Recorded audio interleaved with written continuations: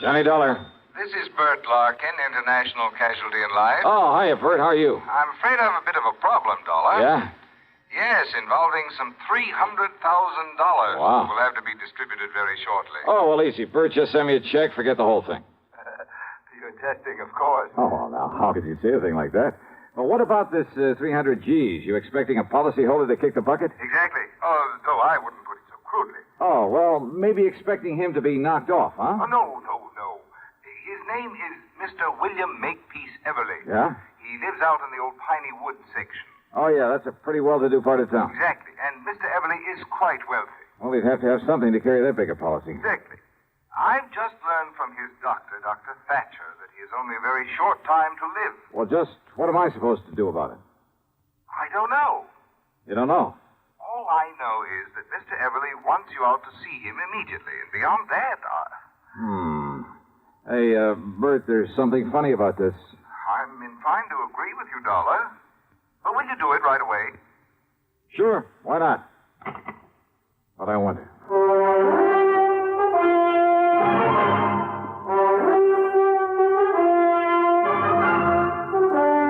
CBS Radio brings you Bob Bailey in the exciting adventures of the man with the action-packed expense account, America's fabulous freelance insurance investigator. Yours truly, Johnny Dollar. Get the really light refreshment. Sociable. This is where I talk, Kay. Get the really light refreshment. That's Pepsi-Cola, of course. I just wanted to say be sociable, Charlie. Of course, Kay. Be sociable. Have a Pepsi on the road or at home. It always refreshes without filling. Charlie. Pick up extra cartons now. Pepsi is so delicious it goes fast. That's why you should keep plenty of Pepsi on hand. Oops. Maybe I'd better sing. Be sure to say keep Pepsi handy. Yes, Charlie. But the song says it sociably. Be sociable. Look smart. Keep up to date with Pepsi. Drink light, refreshing Pepsi. Stay young and fair. Debonair. Be sociable. Have a Pepsi. What Kay means is, get plenty of Pepsi next time you shop. Well, yes. And now, Act One of yours truly, Johnny Dollar.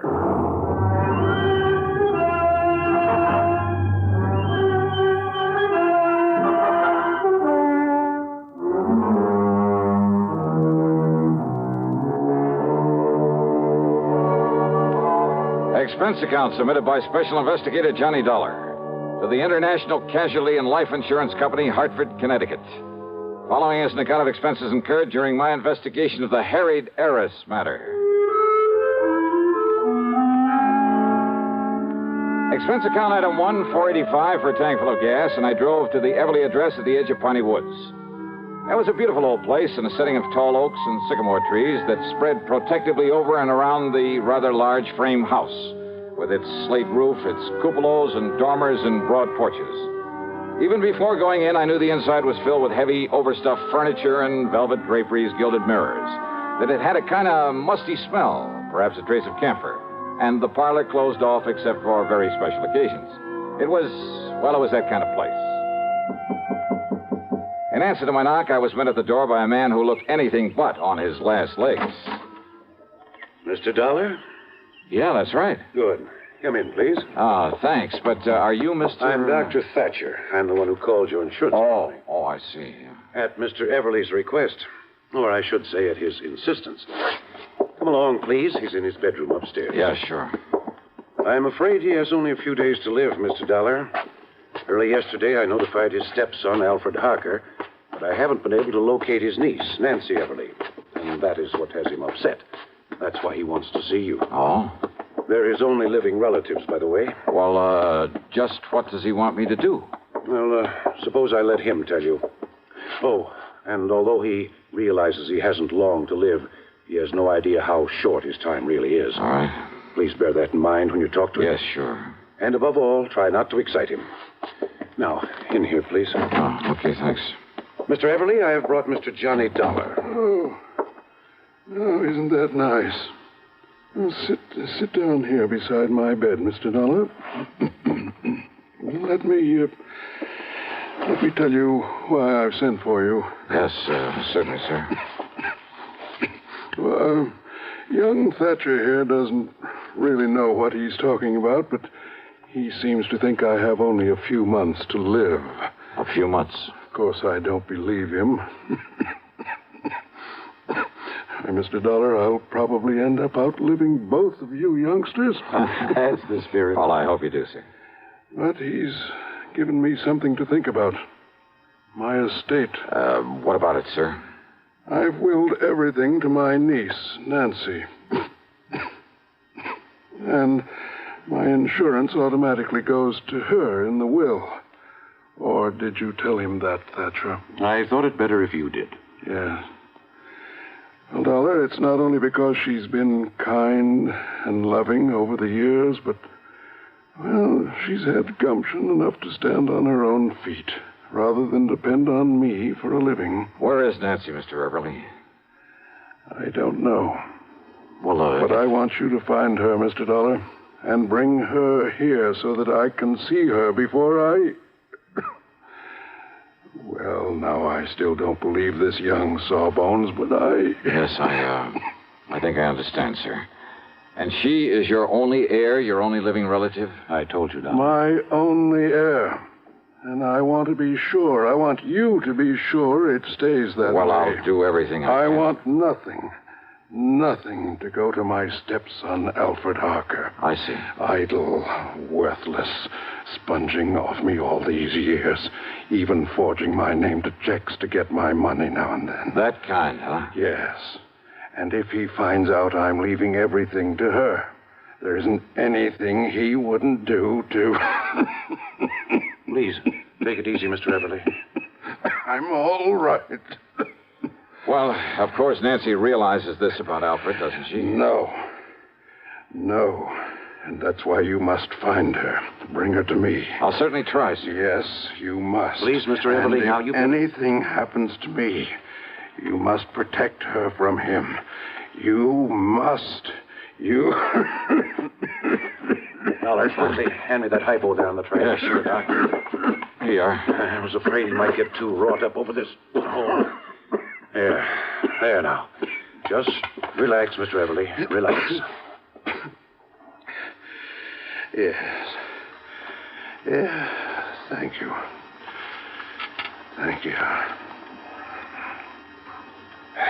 Well, now he'll sleep for a while. I was afraid he might get too excited. Yeah. And it sure looks like I got my work cut out for me. I'm afraid so. At least this Alfred Harker doesn't know that his stepfather's money, his insurance... I'm afraid he does, though. What's that? I didn't realize... Realize what? But when I called him and told him Mr. Everly was You died... told him Nancy is the only heir? Yes, and I shouldn't have. Have you any idea at all where I might start looking for Nancy? No, Dollar, I'm afraid not. But if you don't know and the old man doesn't know, how do I... Oh, great.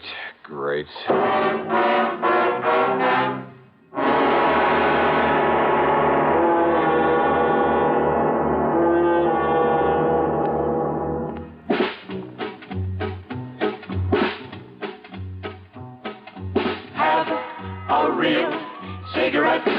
Have a Camel. Have a Camel cigarette. Have a real cigarette. Have a Camel. Have a Camel cigarette. Best tobacco makes the best smoke. Have a Camel cigarette. Best tobacco makes the best smoke. Have a Camel cigarette. If you're smoking more these days, but enjoying it less, change to Camels. The Camel blend of caustic tobaccos has never been equaled for real smoking satisfaction. Have a real cigarette. Have a Camel. Start to really enjoy smoking again. And now, Act Two of yours truly, Johnny Dollar.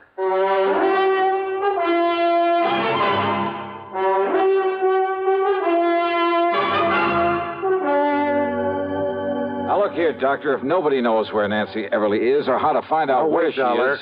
Yeah? Mr. Everly's stepson, Alfred Harker, always kept close tabs on Nancy's whereabouts. Oh, he would. Well, what do you mean? Sure, so that if anything happened to the old man, he could start sponging off of her. Now, look, it's Yes? important. Well, Mr. Everly said she doesn't know what a rotten character Al is. That's true. Because of his sweetness and light attitude, Mr. Everly never told her. Well, if he had, he wouldn't have to be so worried about what Alfred might try to do to her to get the estate. Very true. Unless I can get to Nancy first, she'll be a sitting duck for him. If only I hadn't told Alfred he's not included in the Well, inheritance. you didn't, that's that. Yet, if Mr. Everly's will specifies that Nancy's to be the sole heir... Oh, you never heard of a will being broken? Well, yes. Okay, where can I find Alfred? Well, he lives in a rooming house on the other side of town. Yeah, I'll write the address down for you. Yeah, do that. And remember, Dollar, he's not only bad, but clever. So be careful. Here, remember that. Sure.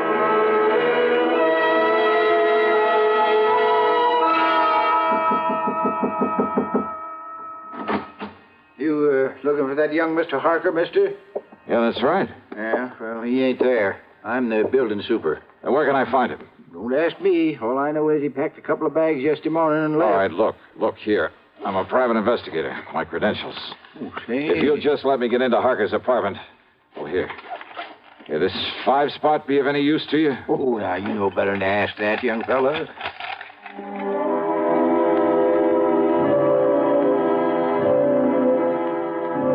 It was pretty obvious Al Harker had left in a hurry. The clothes he hadn't packed were strewn all over the place. But luck was with me. On a desk, I found an airline timetable. One of the flights to Los Angeles had a check mark beside it. More important, I found the address of Nancy Everly, an address in Philadelphia, PA. I drove to the airport and spent item 2, $12.55 on a plane to Philadelphia. Then item 3, $6.25 for a cab to Nancy's address. It was a neat little apartment in the section they call Upper Darby. But instead of finding Nancy there... Why, no, Johnny Dollar. I'm Marianne Hooper. Oh, yeah. Now, Miss Hooper... But I know Nancy Everly from the office where we work together. Well, where can I find her, So Mr. when she moved out of town, I agreed to take over the lease on this nice apartment. Won't you come in? She moved out of town, you say? Mm-hmm. Where? Well, she was transferred. She was a copywriter, you know. For whom? The name of the company you work for? Hardin, Carmen, and Fisher. Oh, yeah, the ad agency. Mm-hmm. And they sent Nancy out to their Los Angeles office just a few weeks ago. Then Alfred must have found that out. Why don't you come in just a minute, Johnny? It's awful chilly out here. Hey, listen, do you have her address in L.A.? Well, no, but maybe at the office. All right, okay, thanks. Thanks very Johnny, much. has she done something wrong? No, she hasn't. What?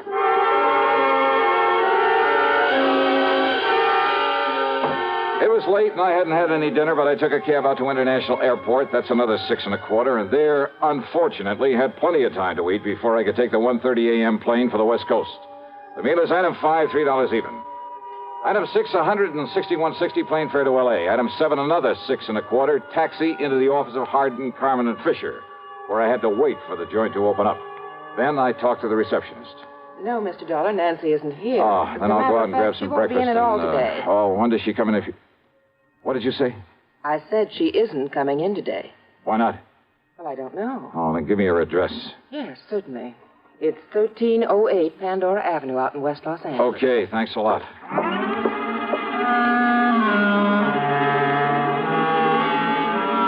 So Nancy was in L.A. Al Harker had come to L.A. And Al knew he'd get none of Mr. Everly's estate unless... Unless what? Oh, I hadn't the least idea. But I knew that he was clever, which meant there was no time to waste in getting hold of Nancy. Item 8, $3.50 for a cab to 1308 Pandora, and there from the landlord... Oh, believe me, this was the one I hadn't anticipated. Oh, she lives here, all right, but she isn't here now. Well, she do you have left any on idea? a little trip a few hours ago. Trip, did you say? That's right. She and a real nice-looking young man. Do you know his name, who he is? No, I can't say that I do, but a real charming, nice-looking Well, look, do you know where they went? man. Oh, I sure do. Well, where? She said they were going over to Las Vegas. Vegas? And you know something? I think they're going over there to get married. Ouch.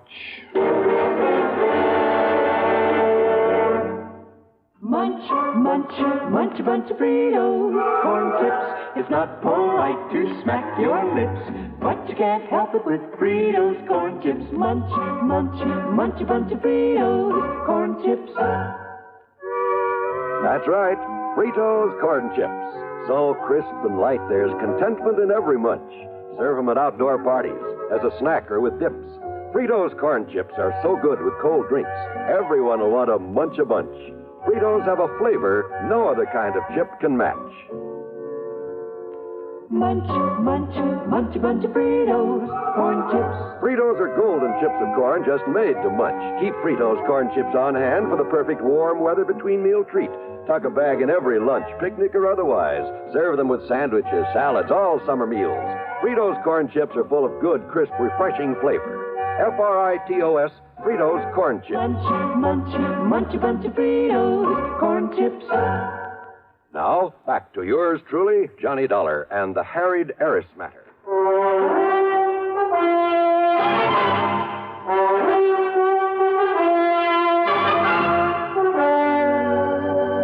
Expense account item 9, 70 cents for a phone call to Las Vegas, Nevada, to that well-known license bureau. Johnny Dollar, the special investigator? Yeah, that's right. Listen. Well, sir, this is a real privilege talking to you this way. Hey, listen, there's a young couple on the way over there to get married. Happens all the time, Johnny. Oh, yeah, sure. Especially here. Yeah, now listen.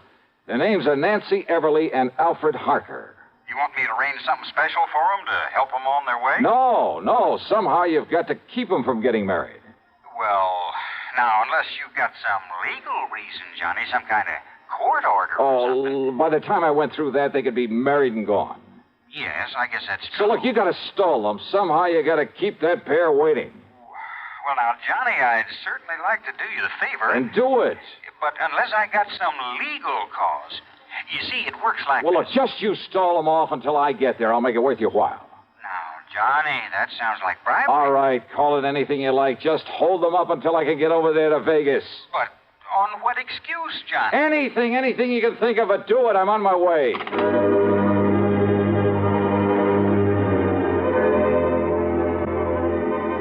Alfred Harker's plan to get hold of the Everly fortune was all too obvious. All he had to do was marry Nancy, and he'd have it automatically.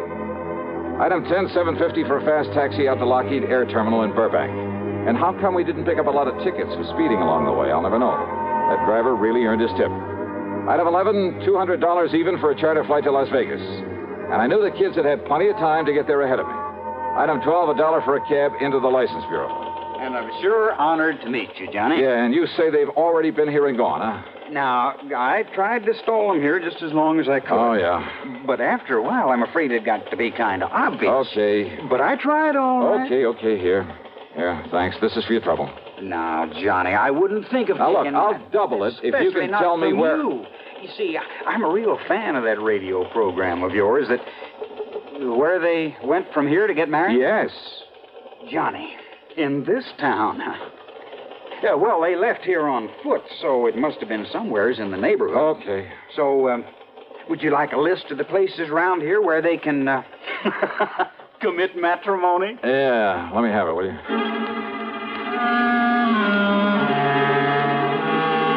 Item 13 is the 10 spot I accidentally left on the counter for him. Then I started checking every place in the area, every person who could seal the bonds of matrimony. Churches, marriage chapels, justices of the peace, even ordinary-looking private homes that were on the list. Hey, you know something? A lot of weddings take place in Vegas. I almost got thrown out of a couple I barged in on, and then finally... Why these excuse me, folks. Holy matrimony. Speak now or forever hold your peace. Excuse me, please. Just wait, young man. I'll take care of your wedding in just a minute. Yeah, well, look... Let us finish the ceremony, please. Yes, of course. Now, do you, Alfred Harker, take this woman... No, he doesn't. I beg your pardon, young man. Yes, what is this? Who's this man, Alfred? Well, I'm sure I don't know. All right, now listen to me, Nancy, and listen to me very Who are carefully. you? The only reason Al Harker is rushing you into this marriage is to get his hands on your money. What? My money? That's right. Now, look But here. you're wrong, because I have no money. That is, not enough. Well, maybe not now, Nancy, but you will have within the next few days when your uncle dies. Uncle Bill is dying? Ask Alfred here. He knows it. What in the world makes you think a thing like that? Because Dr. Thatcher told you he is, and told me that he told you. William Everly's dying, all right, and you know it. Alfred, why didn't quiet, you... darling. Just let me handle And it. Al, you know something else that Nancy doesn't know. That Mr. Everly isn't leaving you 1 cent, that everything goes to her. So the quickest, surest way to get your hands on that estate is to marry her. Now, look here. Alfred, this isn't true, is it? I can explain everything, Nancy. Oh, I'm sure you could, Al. But you won't need to. You just listen to me, Now, mister. Nancy. If what you say is true, why did Uncle Bill write to Alfred and beg him to marry me? That it's the one thing he's always hoped for. Who told you that? I saw the letter myself. Alfred showed it to me. Oh, do you have that letter, Nancy? Alfred? Well, no, I threw it away. Yeah, you would. So not to have any evidence lying around. Evidence? A forgery. Like the checks your darling Alfred forged over the years. Alfred, no, that isn't true, is it, Alfred? It's true, all right. No. Neither this man or anybody else is going to stop this wedding. Come here, Nancy. Young man, now look, pulling that gun is about the most foolish thing you could possibly do, Alfred. Is it? Alfred, listen. No, Nancy. Now let go of me. Please, Alfred, listen to me. Go, I say. Just hang on to him, Nancy. I'll kill you. Sure.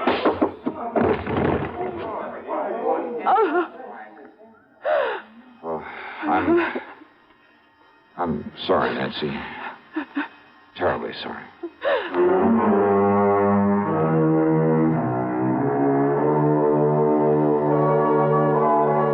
Well, pulling his gun was a big mistake. Yeah, the people there in Vegas, the police, just don't go for that sort of thing. As for any charges the company may care to make against him, well, that's up to the legal department. The main thing is to keep him away from her permanently. Incidentally, I managed to get her home to see her uncle before he died. Expense account total, including the trip back to Hartford, and for Nancy, too, of course, $76,425. Yours truly, Johnny Dollar.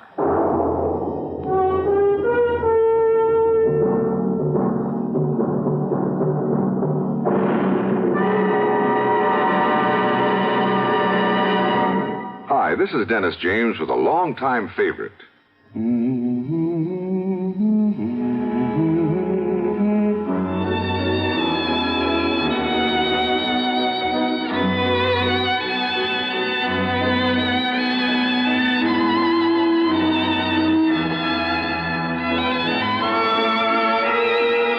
Yes, the longtime favorites are usually the best, aren't they?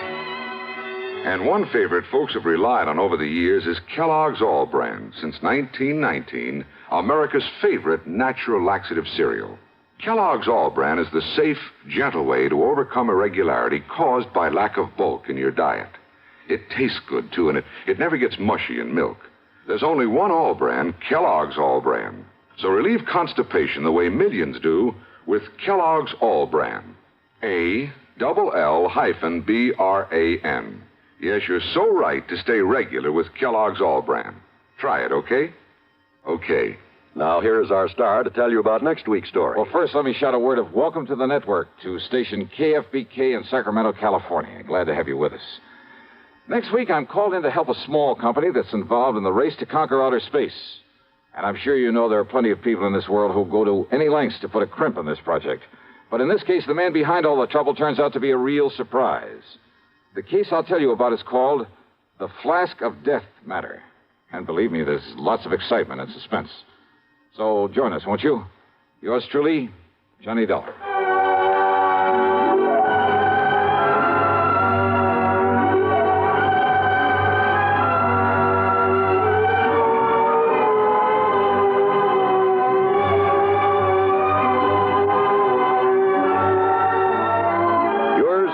Johnny Dollar, starring Bob Bailey, originates in Hollywood and is written, produced, and directed by Jack Johnstone. Heard in our cast were Virginia Gregg, Gene Tatum, Lillian Fife, Marvin Miller, Russell Thorson, Bart Robinson, Forrest Lewis, Sam Edwards, and Harry Bartell. Be sure to join us next week, same time and station, for another exciting story of yours truly, Johnny Dollar. This is John Wall speaking. Suspense follows on the CBS radio network. You know, Dooley, I've been reading up on hypnosis. Come here and let me try it on you. I'm an officer of the law and don't approve of making a man divulge his secrets. However, I'll stand by in case there's criminology involved. I just want to clear up some of his problems, Officer Suds. I haven't got any problems. I'm the soul of contentment. Maybe that's your trouble. You're too contented. Lie down, Dooley. You're going to sleep. I feel so good. He's under my influence. Now, little tyke, get up. Go straight to the beer of your choice. Astounding. He's heading for Utica Club. 'Cause Utica Club will still take the trouble to age beer the natural way. Utica Club, you see.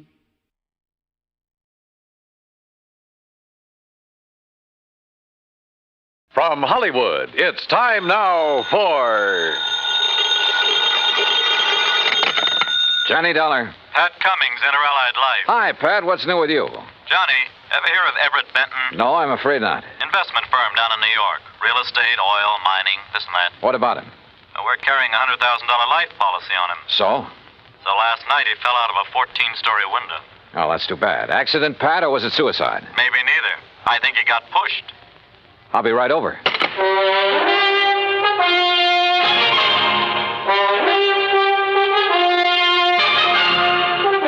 Bob Bailey in the exciting adventures of the man with the action-packed expense account. America's fabulous freelance insurance investigator. Yours truly, Johnny Dollar.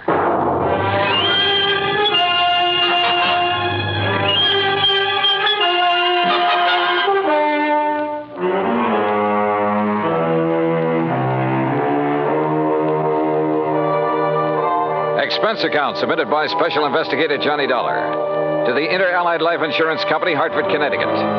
Following is an account of expenses incurred during my investigation of the Killer's List matter.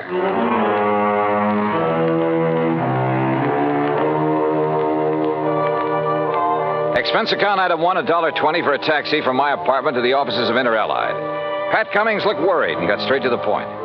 I don't know, Johnny. Maybe Benton wasn't pushed out that window. But there's something about this deal that just doesn't smell right to me. What can you tell me about this man, Benton? Everett Benton, 45 years old, doing very well in business, so far as we know. Last night about 10 o'clock, he fell or jumped or was pushed out of his office window. This policy on him, who's the beneficiary? His wife, Claire. What's she like? About 12 years younger. Redhead. I see. Yeah. Well, what do you think? I think I better have a talk with Mrs. Benton.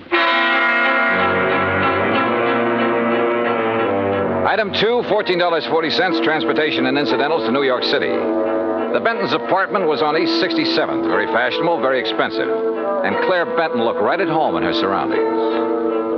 Do you mind if I fix us a drink, Mr. Dollar? Not at all, Mrs. Benton. It's been a pretty wearing day. I imagine it has. Police, questions, reporters. You know. I'm sorry to be throwing more questions at you at a time like this. I'm used to it by now. Here's your drink. Thanks. Cheers. Yeah, cheers. You know, you certainly seem to be bearing up very well. Yes, I suppose so. Mr. Dollar, I think it would save time and embarrassment if we had a few things understood. Such as? You've heard of the ideal marriage. Well, Everett's and mine was not it. Oh. Naturally, I'm very sorry he did what he did, but... Well, we weren't exactly happy together. I take it you think he committed suicide, Mrs. Benton. Is there any doubt about that? Apparently not in your mind. None at all. If it was suicide, why did he do it? I wouldn't know. Everett hadn't confided in me for some time. We haven't been very close recently. Oh, Mrs. Benton, just suppose it wasn't suicide. Everett had no enemies that I knew of. I see. About the insurance policy. Yes, about the insurance policy, Mr. Dollar. $100,000, isn't it? That's right, when you get ready to file a claim. I intend to in the morning. I see. Oh, and one other thing. It just so happens that I have an alibi for last evening. Oh? And it's the nicest kind of alibi there is, Mr. Dollar. What do you mean? It's airtight. And that was Claire Benton. Very calm and collected. And incidentally, anxious to collect. I thought her over all the way to the office of Detective Lieutenant Tovich of Homicide. That's item 3, $1.60 cab fare. Yeah, I talked to her, Johnny. She's a hard one to figure out. Well, what do you think, Tovich? Did he jump or get pushed? You got any ideas? How about financial troubles? He was in the investment business. Have you looked into that? According to his lawyer, his affairs are in good shape. Oh, he'd made his share of poor investments over the years. Wildcat oil leases, stuff like that. But in general, he was doing okay. He was worth a lot of dough, Johnny. Okay, let's assume he was pushed out that window. What was he doing in his office at 10 p.m.? I've wondered about that, too. Any indication anybody was with him? No. The night watchman was in another part of the building when Benton came in. Let himself in with his own key. There could have been somebody else with him, all right. But who? Claire Benton says she has an alibi. Yeah. Don't know as I care for it much, but I haven't been able to break it down. Who is her alibi? Larry Santis. Santis. Runs a supper club over in the East 50s. Yeah. The Ace of Clubs, he calls it. Larry Santis. Thanks, Tovich.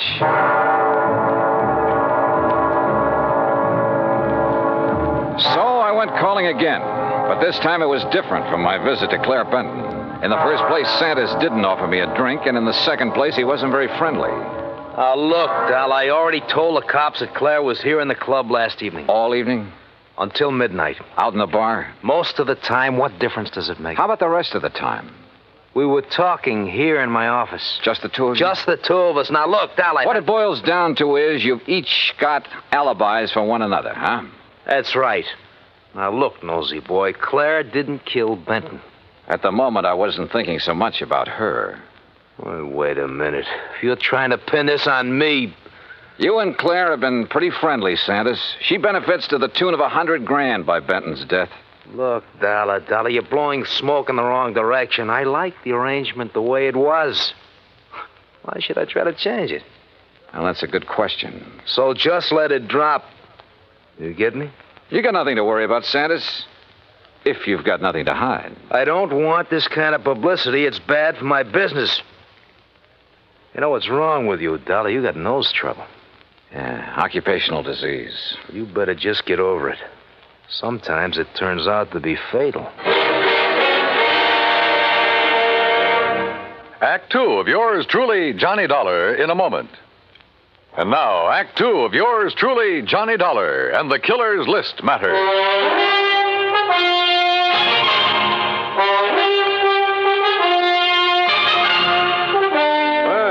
Looks like you didn't get any further with Larry Santis than I did, Johnny. Look, Tovich, both Santis and Claire Benton had a motive for killing her husband. Matter of fact, two motives. Money and getting Benton out of their way. Johnny, I'm with you. But we're not even sure yet it was murder. We do have something that indicates somebody might have been in Benton's office with him, though. Yeah, what is it? We found a cigarette butt in one of the ashtrays. Different brand than Benton smoked. Could it have been left there during the day? Janitor says he cleans out the ashtrays about 7 in the evening. Of course, he could have overlooked one. So I don't know whether it means anything or not. Oh, excuse me. Yeah. Homicide, Tovich. Oh? Where? Okay, I'll be right over. Johnny, looks like we've got ourselves a little epidemic. What do you mean? Ever hear of a guy named Arthur Mayfield, promoter? No, what about him? They just found him in an alley, dead. Wait a minute. Don't tell me. Yeah. Fell out of a 10th floor hotel room.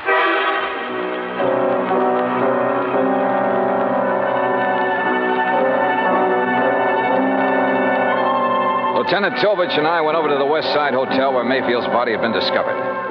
There was nothing in his room to indicate anyone had been there with him. As a matter of fact, there was nothing couriered. Item 4, $1.80 cab fare to Claire Benton's apartment. Mr. Dollar, I really don't see the point of this. I've told you twice that I did not know this Arthur Mayfield. Did you ever hear your husband mention his name? I've never heard the name until now. From you. Mrs. Benton, mind telling me where you were last night around midnight? I take it that's when Mayfield died. Approximately. I suppose you have an alibi. You suppose correctly. You know something?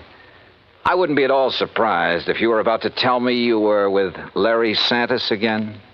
You know something, Mr. Dollar? That's exactly where I was last night. I know, Tovich. I know it could be just a coincidence that two guys fall or jump or get shoved out of windows within 24 hours. But I got a hunch there's some kind of connection between them. Could be, Johnny. But so far, we haven't been able to find it. Well, how about their past? The armed forces, maybe? I've already checked that out. The answer's no. Could they have been involved in any sort of business deal? I asked Benton's attorney about that.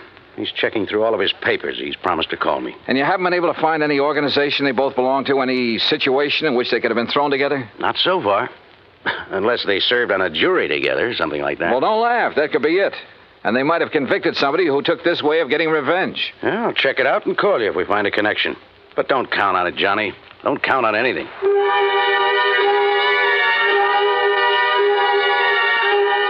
I went back to my hotel room and stretched out on the bed while I rehashed the whole deal in my mind. I thought about Claire Benton and Larry Santis. I didn't trust either of them. But as Tovich had pointed out, it was another thing to prove it. Okay, coming. Yeah? Mr. Dollar? That's right. You're investigating the murders of Benton and Mayfield? Well, I don't think they've been officially described as murders. No, but they are, Mr. Dollar. I'm certain of it. Who are you? My name is Alvin Whiting. I have some information that may be of value to you. May I come in? Come in. Thank you. If you don't mind, I'd like to look out the window a minute. You're being followed? I don't know, but it wouldn't surprise me. What is this information you have, Mr. Whiting? A couple of years ago, 3 men got together and bought an oil lease from a man named Tom Nolan. Did you ever hear of it? No. Well, he was a very eccentric man, hot-tempered, violent. He needed the money badly, so he sold the lease, which then was little better than worthless. Benton and Mayfield were in that deal together. I see. But I still don't understand what that has to do with their murders. I'm convinced their killer is Tom Nolan, getting revenge on them in his own warped way. Revenge? For buying a worthless oil lease from him? Last week, oil was discovered on that property, a lot of it. The property is now worth millions. Ah. I think that Nolan, with his twisted way of looking at things, probably feels that he was cheated out of that property. You're suggesting that this Nolan isn't quite all there, huh? Exactly. That's exactly what I mean. What's your connection with all this, Mr. Whiting? I'll tell you what my connection is, Mr. Dollar. I was in on the deal with Benton and Mayfield. I was the third man. Ah. So, you see, if my suspicions are correct, if Nolan is the killer, then I'm the next man on his list.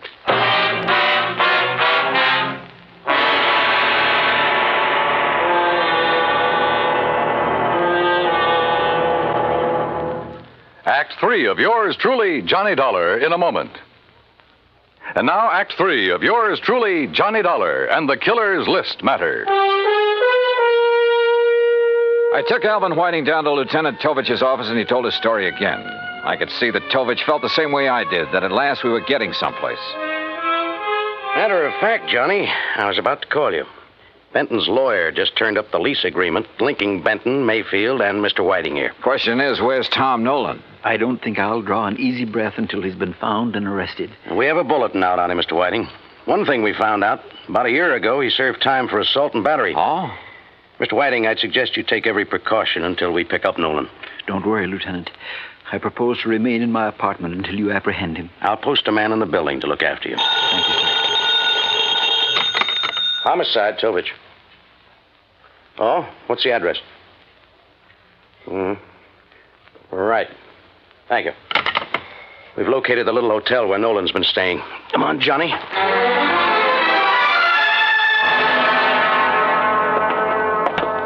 That's Mr. Nolan's room at the end of the hall, Lieutenant. Okay, clerk.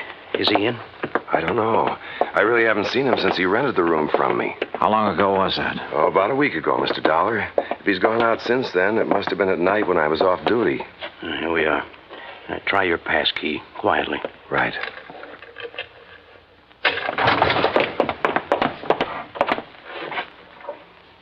Well, gone. Bag and baggage. Yeah. Room's been used recently, though. Hey, in this ashtray, cigarette butt. Same brand we found in Benton's office. Doesn't prove anything, but it might tie in. Yeah, Tom Nolan could be our boy, but where is he? You say he rented the room from you, clerk. What did he look like? Oh, middle-aged, as I remember. Bushy hair, sort of a wild look to him. Fits the general description Alvin Whiting furnished us. And the mugshot I pulled out of the files. Well, all we can do now is rig a stakeout for him here, and then wait. Lieutenant Tovich posted a couple of men in Nolan's room, and we went back to headquarters. While he was getting out another bulletin, I went through Nolan's record. Assault and battery, resisting arrest. There was no doubt he was a violent sort of guy. And with the indication Whiting had given us that Nolan was a little unbalanced, the weird revenge motive might fit. Then something in the records caught my eye. I went back to the office of Larry Santis at his supper club. Oh, look, Dal, I told you the last time you were here. Now, I got a few things to tell you, Santis. The two murder victims, Mayfield and Benton, went in on a business deal with a man named Alvin Whiting. All right, so what? They bought an oil lease from Tom Nolan. All of a sudden, last week, that lease got real valuable. Alvin Whiting figures that Nolan's the killer. Says he's not all there, and he was trying to get his own strange kind of revenge. Look, Dollar, what's all this got to do with me? That's what I want you to tell me. Look, I don't know anything about any of them. Last year, Nolan was arrested for assault and battery. According to the police records, the man who put up bail for him was you. Okay, so I put up bail for him.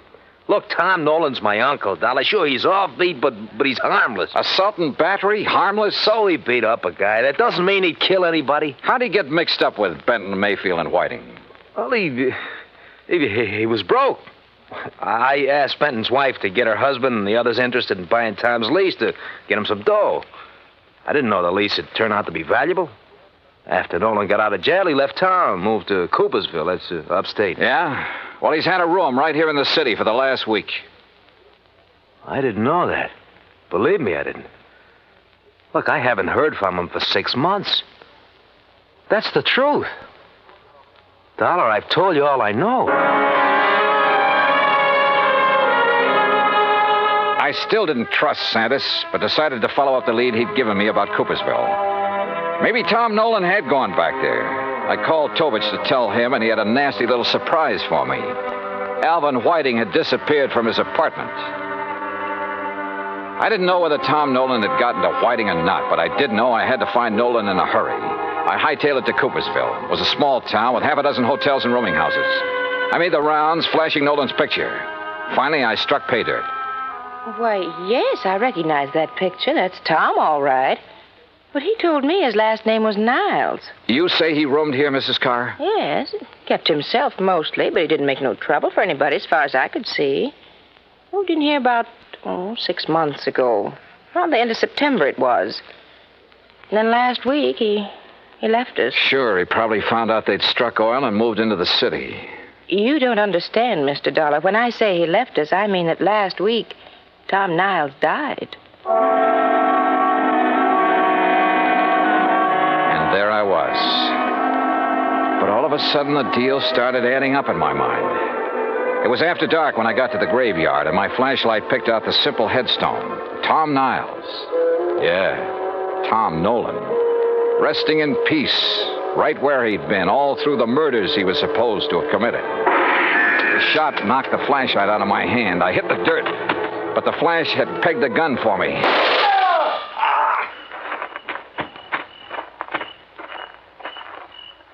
Well, Alvin Whiting.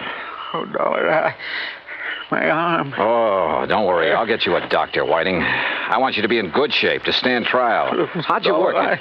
Hire some drifter to rent that room back in New York under Nolan's name? Some character you picked up in the park? No, you've got to understand. I had to have the money. I was in debt. I was desperate. You almost got the money, too, didn't you? Yeah, it almost worked. You rigged the story that Nolan was the killer, that you were on his list of victims. That way you end up in sole possession of the oil lease. If I'd only known he was... Yeah. Never try to frame a guy who's already dead.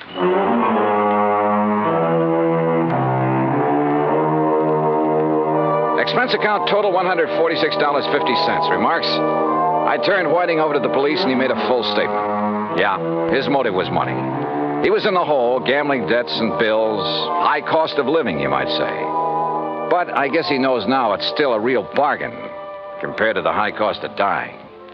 Yours truly, Johnny Dollar.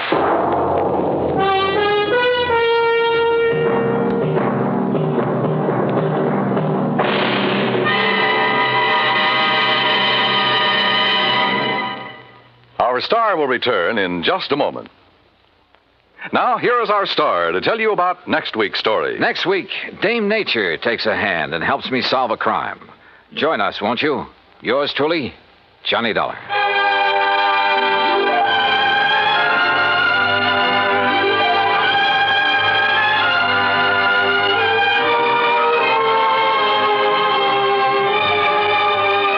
Yours truly, Johnny Dollar, starring Bob Bailey, original originates in Hollywood and is produced and directed by Jack Johnstone. Today's story was written by Robert Wright. Heard in our cast were Virginia Gregg, Lillian Bayef, Jack Edwards, Jack Moyles, Tony Barrett, Parley Bear, and Carlton G. Young. Be sure to join us next week, same time and station, for another exciting story of yours truly, Johnny Dollar. This is Dan Cubberly speaking.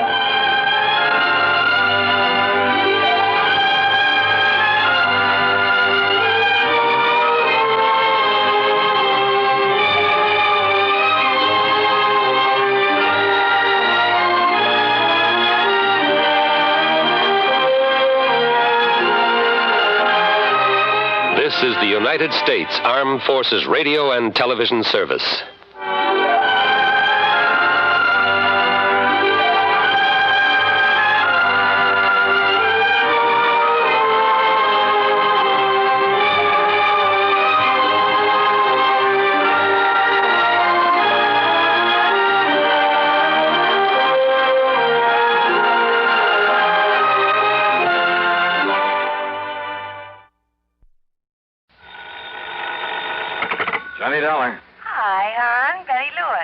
Sweetie. Isn't this the most beautiful Sunday morning you ever saw? Or aren't you up and around yet? Oh, wide awake and full of pep. Then listen, dear, you know about the concert this afternoon at the Memorial Hall. Yeah, sure, I was going to call you, see if you'd like to be among those present. I'd love to. And why don't we make a day of it? Suits me fine. Maybe pick me up for an early lunch, take a walk in the park, then go to the concert, then go somewhere and get married, then have dinner together, and maybe find something to do this evening? Sure, why not? You mean it, Johnny? Sure, just let me put on my best bib and tucker and I'll... Oh. What's the matter? Oh, somewhere along the line. Did I hear you say something about getting married?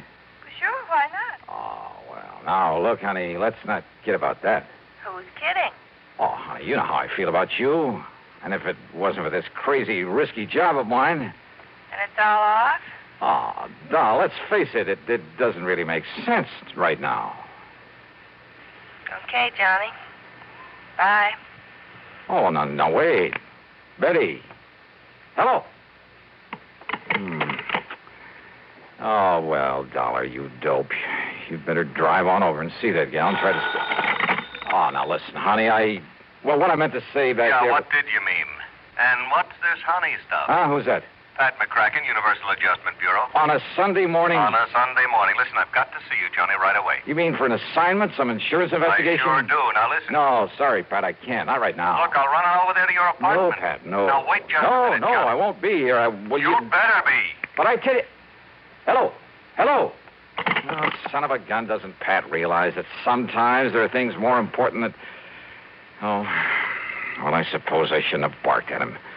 Maybe after I've kind of smoothed things over with Betty, I can... Okay, now listen, Pat. Instead of your coming over here, just give me a couple of hours to take care of something personal, and I'll drive over and see you, and you can tell me... Pat?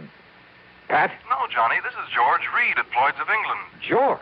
I know this is a Sunday morning, and it's hardly cricket to call you. George, I'm all tied up. This is a real emergency. I'm sorry, George. It involves Alvin Peabody Cartwright. Huh? That old crackpot? Now, you know you really love that old character. All right, so what? It just happens that right now I've got... He's probably responsible for more of the big fancy fees that have been paid you than... George, listen, I'm sorry, but nothing that involves Cartwright or anybody else can possibly be more important at the moment than something personal I have to do, and right away. Nothing, Johnny? Nothing. Not even murder? Huh?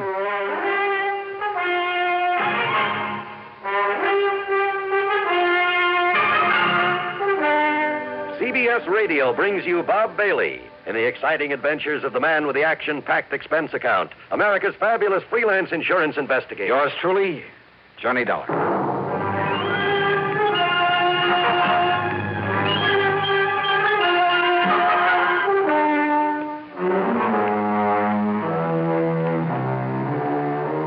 Expense account submitted by Special Investigator Johnny Dollar. To the Universal... No, to Floyd's... Well, now, wait. Before this case was through, there were enough insurance companies involved to... Well, anyhow, it's an account of expenses incurred during my so-called investigation of the 5 Down matter. 3 phone calls, all within a couple of minutes, all demanding my services immediately. And I promised to call them right back. George Reed at Floyd's of England, Pat McCracken of Universal Adjustment Bureau, and frankly, more important to me, the best gal friend, Betty Lewis, on account of maybe I'd left the impression I was trying to give her a brush off or something. And as the people who listen to these reports know very well, that I would never do. Yeah, that's it. First I'd call Betty. But as I reach for the phone again... Johnny Dollar. John, thank goodness I found you in. Who are you? It's vital that I see you at once, immediately. Yeah, I said, who are you? Who am I? Yes. Why, Johnny, this is Harry Branson of Philadelphia Mutual Liability and Casualty Insurance Company. Harry, look, if this call is about business... Well, of course it is. Well, I'm sorry, I'm all tied up. But if it's something that can wait... I'm afraid not. Because I have 2 or 3 other things that I have to attend to first. So what I will do, John, is this. I will give you the address of where you must go. No, sorry. Then you can fly on out there and do it. Harry, no. And I'm sorry. I'm really sorry. I know you said that, but now, John... Look, Well, as soon as I can get these other things cleared away, I'll call you back, huh? Call me back? Yes. But good heavens, John... I'll call you back. John! Holy... What is this, anyhow? You'd think the world was coming to an end. Oh, now, wait. I call back to Betty. Huh? Oh, come on. This is carrying things too far. Johnny Dollar. Earl Foreman, Johnny. Now, look. Tri-State Life and Casualty. Yeah, Earl, it's nice to... But listen, I'm sorry I can't talk to you right now. But, Johnny, I want you to come out here just as quickly... But I can't. That is... What? Now, listen, Johnny. I mean, at least not right away, Earl. Not right this minute, huh? This is very important. Well, something's come up. A lot of things have come up, and I can't even take time to talk to you until I... Listen. Hey, Earl. I'm listening. All right, let me call you back, huh? In a couple of minutes or maybe a couple of hours at the most, okay? Well, as long as I can be sure you'll come on out. But I can't be... Oh, listen, I'll call you back. Oh, brother, nice, peaceful, quiet Sunday, huh? After all these guys, well, they've all been pretty good to me over the years, so if any of them has got a real problem... Oh, no, first I got to call Betty and patch things up. Oh, no, believe me, this is impossible. Yeah, go ahead, ring your head off, go ahead. When you decide there's no one here, I'll make the calls I promised, and oh, well. Johnny Dollar. Johnny, this is Buster. Buster? That's right. Buster Favor, Lake Mojave Resort. Oh, in well, Arizona. hiya, Buster. Now, listen to me, Johnny, please. if you're on your way out to California, I've got to see On my way out to... So if you're taking a plane out to Los Angeles, why don't I drive on over? Hey, did I say anything about going to California? Oh, but I've got to see you, Johnny. Oh, Buster, look, please, believe me. With the crazy way things are going around here, believe me, I'm sorry, but I can't talk to you right now. But this is important, Johnny. I know. So, sure it Johnny... is, but please, just give me a little while. I'll get back to you. Whatever you say, but when you do get out I'll get here... back to you. Oh, telephone, so help me if you ring once more. All right. Hello, listen, whoever you are, this is Johnny Dollar. Nope, not this time. So guess again. What? I said to guess again. What's the matter with you? Don't you hear good? Alvin Peabody Cartwright. Well, of course I'm Alvin Peabody Cartwright. Who do you think I am, anyway? Mr. Cartwright. Johnny, you've got to come out here right away. Yeah, out where? And listen, George Reed called me about you a few minutes ago. He said something about a murder. Me? Murdered? Well, that was the impression I got. He was... I don't think so, Johnny. Wait a minute, I'll see you. Oh, no, listen, Mr. Cartwright. No, you listen. It's vital that I see you right away. Yeah, well, I'm still here at my summer place in Beverly Hills, Johnny. Always did get the seasons mixed up. You remember the place? Oh, yes, I remember it very well. Now, listen. That last time you came here was to prevent a murder. I know, but Mr. Cartwright... This time, believe me, Johnny, it's much worse. It's much more serious. Well, what? What is it, then? Well, I can't... I honestly don't dare tell you over the phone, but Johnny, I plead, I beg of you, come out here right away. What I've already told several people, more serious than murder? Believe me, boy, there is nothing that can possibly be more important than your coming here. You mean that, don't you? Please, Johnny, please. I'll be waiting for you.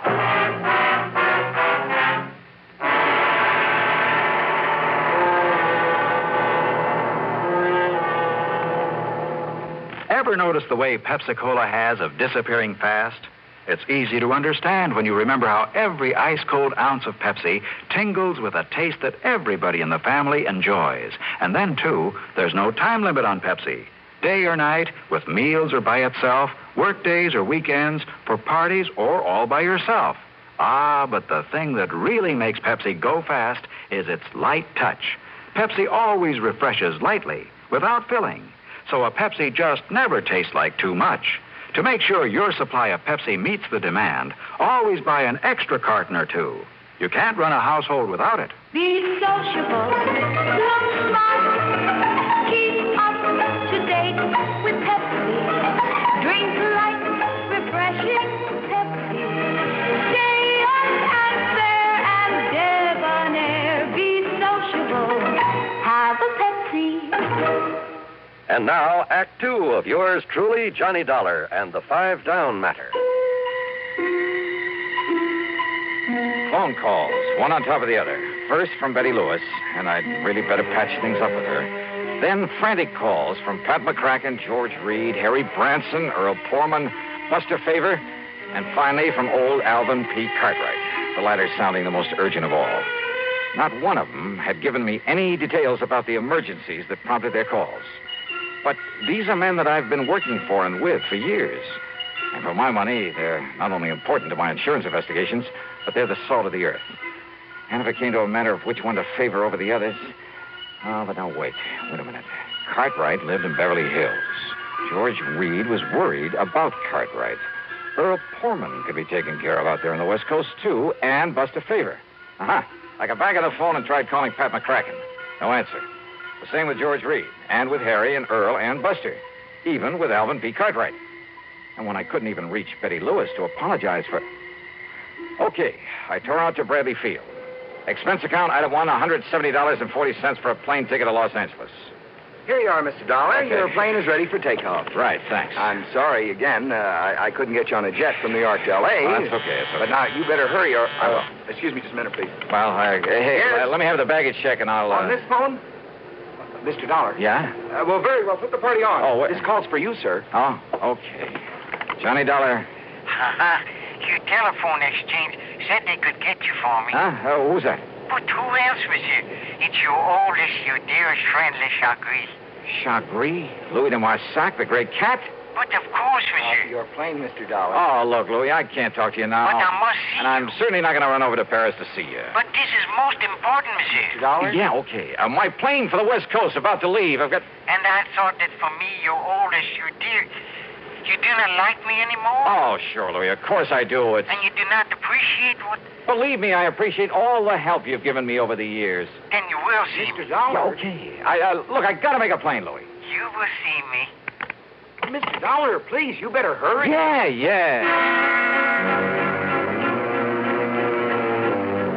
What? The real stopper came in New York when I changed for a plane to the coast, and with barely time to make it.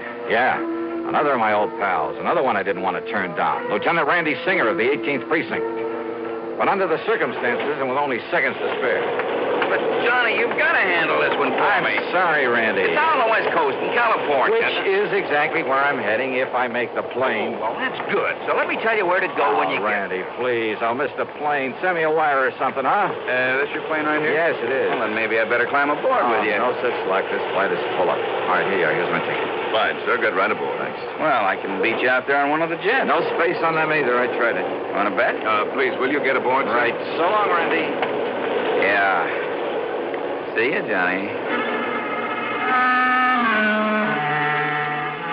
Yeah, pretty shabby, I guess. I mean, the way I treated some of the best friends I had. But what would you have done under the circumstances? Well, during the brief stop in Chicago, I sent telegrams to all concerned, telling them I'd call them the minute I could. Even a very long wire to Betty Lewis, promising just about everything. Short of marriage, that is. Then finally, when I pulled into L.A. and started to pick up my baggage and look for a taxi... Johnny. Couldn't believe it. My old contact from the underworld. Yeah. Smokey. Yeah. Smokey Sullivan. Yeah, I'll take your bag. I got a car right over here. You were expecting me? You? Yeah, and a kind of poor old Cartwright. Oh, hey, what's happened to him? What's this all about? Johnny. Yeah? Johnny, I hate to say this. Yeah? Knowing how much you really care for that old man. Yeah. And after all the pretty awful crimes I've saw before I went straight. Come on, Smokey. But what you'll see at Cartwright's place, oh, Johnny, you'll never believe it. Constipation is something people don't talk about much, but it can be a problem for anyone, even doctors. And when constipation occurs, it's interesting to see just what doctors consider important about a laxative they might use or recommend. while a majority of the doctors we heard from had this to say. A laxative should be effective, gentle, close to natural acting. A medicine that can be used with complete confidence. Now, X-Lax has been popular with many doctors and millions of people over the years because pleasant-tasting chocolated X-Lax is effective. Overnight, it helps you toward your normal regularity.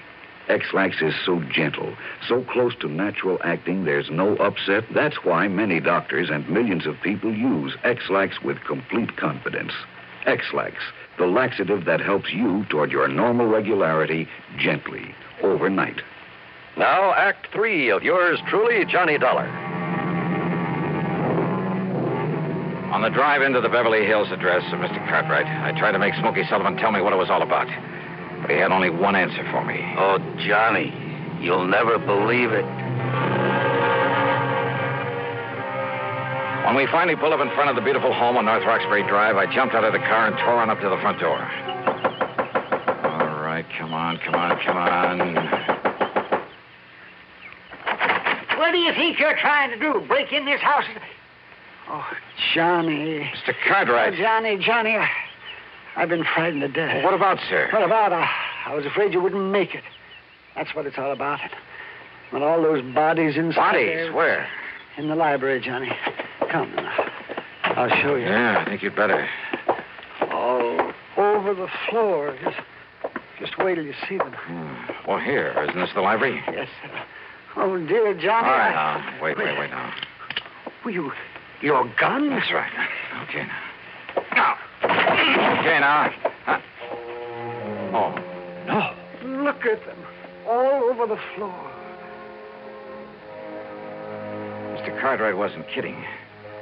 There were bodies there, all right, half a dozen of them, sprawled around in awkward positions, as though some giant hand had suddenly struck them down.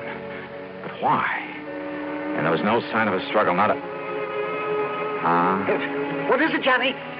Oh, I mean, isn't it terrible? Wait a minute. That's Pat McCracken. I know. And George Reed over here. Well, he's still alive. Shall I call a doctor? Yeah? Or shall I put him out of his misery? What? The gun, yeah. Earl Poorman over here. Buster Favor. And me, Le Chagrin, my dear, my darling friend. All right, you guys. What is all this? What goes here? Johnny. Buster, so help me. All right, now listen. Mr. Cartwright, will you take that gun away from him? Randy. That's right. I told you I could get a jet out here. Sure, we all came out on the same flight. Earl, you son of a gun. How are you, Johnny? Surprised? Are you kidding? And Harry Branson. Glad to Smokey. see you, Don. So this is why you wouldn't tell me anything, Smokey. Yeah. Fooled you, huh? Yeah. But come on now, what's the big idea? Wait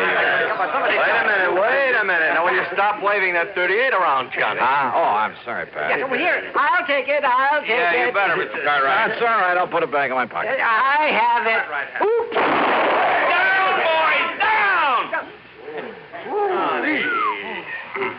Oh, dear. I'm sorry. Yes, you'd better be sorry. Well, Johnny, it looks like we succeeded in getting you out here, all right. Yeah, well, now, look, will somebody please start to make some sense and tell me what this is all about, huh? Why not? Yes, McCracken, why don't you speak for all of us? Yeah, go ahead, Pat. All right, fellas, I don't mind if I do. That's good. It's really pretty simple, Johnny. Today, Sunday, marks the end of 5 years in your present series of investigations for what we like to think is a pretty good lineup of insurance companies. Yes, so happy anniversary, Johnny. Happy anniversary. Oh, thanks. Now, Johnny, it also completes 5 solid years of the broadcasting on CBS of these cases you handled. Handled mighty well, Johnny. And you've performed a service throughout this country. Oh, now don't get soppy. No, shut up a minute, will you? You've done a great service to the insurance companies, no question about it. Your broadcasting has helped to expose a lot of crookedness, fraud, that sort of thing.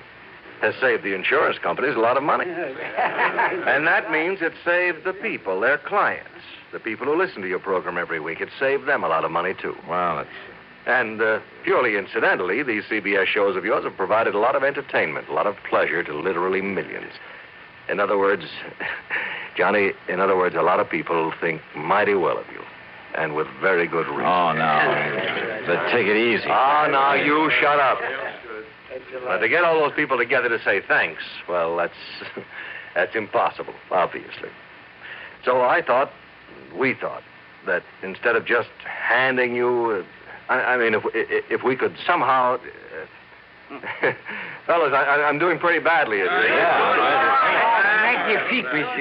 Well, Johnny, I went over all your radio reports. I made a list of the people who've been most involved in your cases these past 5 years.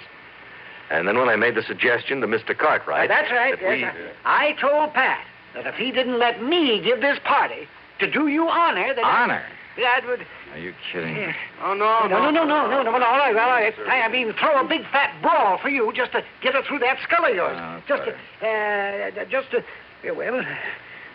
to show you how much we love and appreciate you, Johnny. And that's why we're here. Couldn't think of a better way to tell you. Well, you happy, Johnny? Well, look, if you guys think I want to break up over this. Yeah? Yeah, Johnny? Oh, well, Pat, Mr. Cartwright, Smokey, Harry, Earl, Louie, Randy, Buster, George. Well... To Johnny. Betty. Oh, well, will you look at that? I just really glad to see Weren't they nice to let me in on... And honest, honey, I won't ask you to marry me. Not yet. Rascal, you are...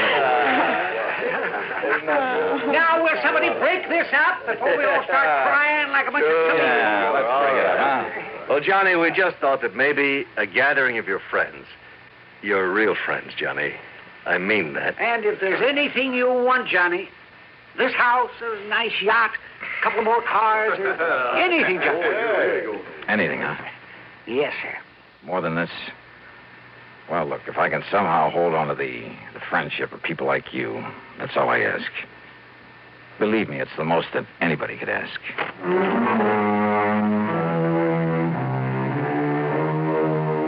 Oh, mighty wonderful people, all of them. Some others, too. I mean, behind the scenes in the job of bringing you these radio reports week after week. The associate directors on the show, Kenny Hodge, Bob Shue, the announcer, Johnny Wall, a mighty wonderful technical crew, Bob Chadwick, Bill James, Tom Hanley, and I mean Jack Johnstone, our producer and director, who, well, he's the guy who makes it... Time is up, Jack? Okay. But give them a lot of credit, huh? Because believe me, they deserve it. Yours truly, Johnny Dollar.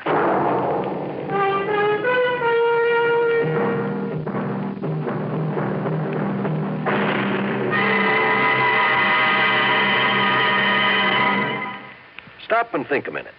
Just how well do you know the two presidential candidates? How fully informed are you on the main issues of their campaigns? Well, you can learn a lot about Vice President Nixon, Senator Kennedy, and what they stand for if you listen to Presidential Countdown, a special series of pre-election broadcasts presented each week by the Public Affairs Department of CBS Radio News. Don't miss this important, informative feature. Listen to Presidential Countdown every Tuesday night on CBS Radio. Now, here is our star to tell you about next week's story. Next week, a yarn about the lust for gold and the things it can do to a man. The story takes place in the famous historical ghost town of Virginia City, Nevada, site of the famous, almost fabulous Comstock Lode, where sudden death was all too often the price of finding a rich vein of gold or silver back in the middle of the late century. Or even today, there's gold to be found, and sometimes murder. I think you'll like this one, especially the switch at the end of it. So join us, won't you? Yours truly, Johnny Dollar.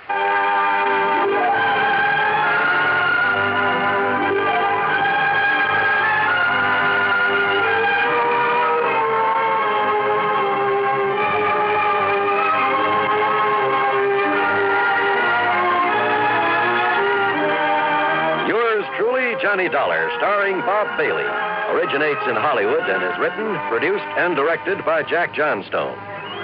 Heard in our cast were Virginia Gregg, Larry Dobkin, G. Stanley Jones, Harry Bartell, Vic Perrin, John Daner, Howard McNear, Marvin Miller, Forrest Lewis, and Herb Vigran. Be sure to join us next week, same time and station, for another exciting story of yours truly, Johnny Dollar. This is John Wald speaking.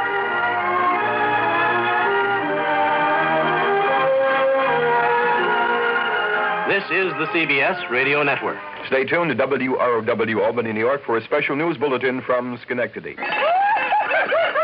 What's all the commotion about, Dooley? We're celebrating your birthday, old boy. By the way, Schultz, how old are you?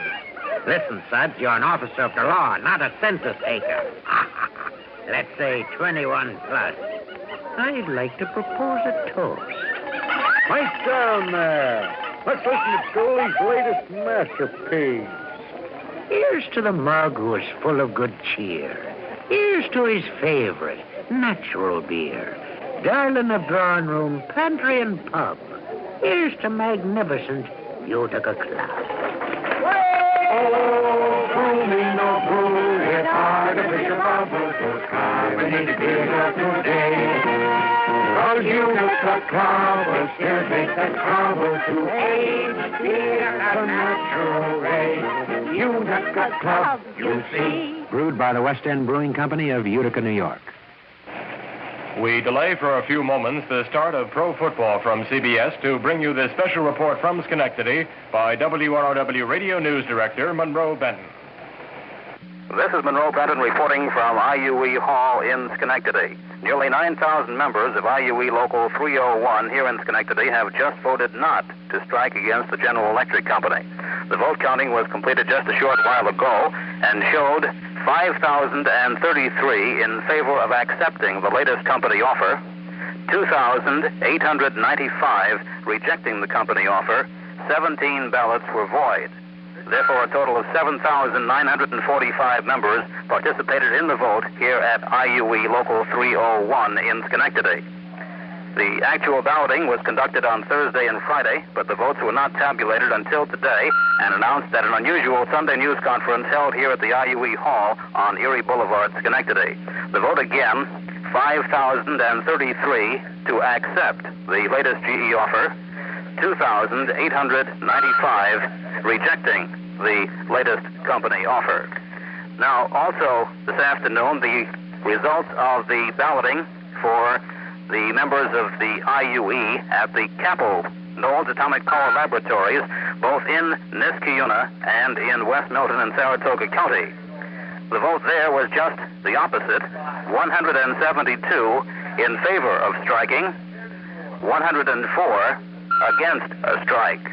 That is the result of Local 301 AE, members at the Knowles Atomic Power Laboratory in both Niskayuna and in West Milton. A total of 276 members voted there out of the total union membership of 368 at Capel.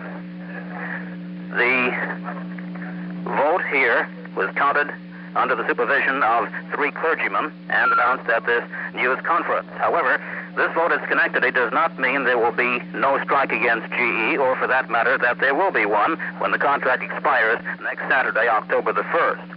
Negotiations will continue in New York for the rest of this week, and on Friday, the IUE GE Conference Board will meet to review the votes taken by all the IUE locals at GE across the country, and on that basis make up its mind on whether to call a walkout. Schenectady IUE, being the largest of all the locals, will naturally carry a lot of weight, but today balloting is also being conducted in at least 2 other key areas, Lynn and Everett, Massachusetts, and Pittsfield, Massachusetts. Earlier this week, employees at Waterford GE voted in favor of a strike, or putting it the other way, rejecting the company offer. Therefore, despite the vote here in Schenectady, the results of the Pittsfield and Everett and Lynn balloting must be reported, plus that of such large locals as the 6,000-member Louisville, Kentucky local, before the conference board makes its decision next Friday. The GE IUE Conference Board is made up of elected delegates from each of the union locals. They are elected on a representative membership basis, but each local is limited to a maximum of 4 board members. These delegates are bound to vote at the conference board meeting the way the locals have instructed them to vote. On this basis, the 3 largest GE plants in the Northeast, Schenectady, Lynn, and Pittsfield, have a total representation of 12 delegates, although they represent about 1/3 of all the IUE members in the GE chain. It also should be noted that the IUE Constitution states that when the conference board determines to strike to obtain national agreement, all union locals are bound by such action. In 1958, Schenectady, Pittsfield, and Lynn voted against a walkout when Louisville, Kentucky voted in favor. Of course, there was no walkout then. Speculation is that with Schenectady voting no strike today, and if Pittsfield and Lynn vote the same way, the National Union is not likely to call a strike, or at least conduct one successfully, without the support of these three major northeastern locals. The coming week will tell, because there are still 5 more days of negotiations in New York. Repeating again the results of this vote here in Schenectady this afternoon, accepting the company offer, 5,033, rejecting the offer, 2,895. The capo vote again, in favor of a strike, 172, against a strike, 104. Leo Jandro, the business agent of Local 301, issued a statement just a few minutes ago, and it says in part, the result of the secret ballot vote shows that a majority of the members of IUE Local 301 have chosen to accept the final offer of GE. However, Jandro continues, the fact that a substantial number of the Schenectady Local 301 members voted to reject the offer reflects strong dissatisfaction caused by a number of reasons. First, the offer did not adequately meet the demands, or rather the needs, of every group of employees. Also, the outside interference of the UE and its misrepresentation of the company's offer spread misunderstanding and confusion amongst many of our members. Unquote from Leo Jandro. That's the report here from Schenectady. Repeating again, IUE Local 301 votes to accept the GE offer. However, the IUE AE local over at Knowles Atomic Power Laboratories, both in Niskayuna and in West Newton, vote to walk out 172 to 104. The vote in Schenectady again, 5,033 accepting, 2,895 rejecting. Monroe Benton from Schenectady, back now to WR. From Hollywood, it's time now for Johnny Dollar. Hi there, Johnny. This is Buster. Buster? Buster Favor, Lake Mojave Resort over on the Colorado River. Oh, well, Buster, how are things? So you never really did get in the fishing we promised you over here. No, but so help me, I'm going to one of these days. Is that what you called me about? No. Johnny, you remember old Mike Kirbey? Kirbey. Oh, sure. The sweet old fella I met down at your boat dock. Guide or something? That's the one. Oh, sure, I remember him. How is he? Well, that's what I'm calling about. He isn't. What? And, Johnny, I think it was murder.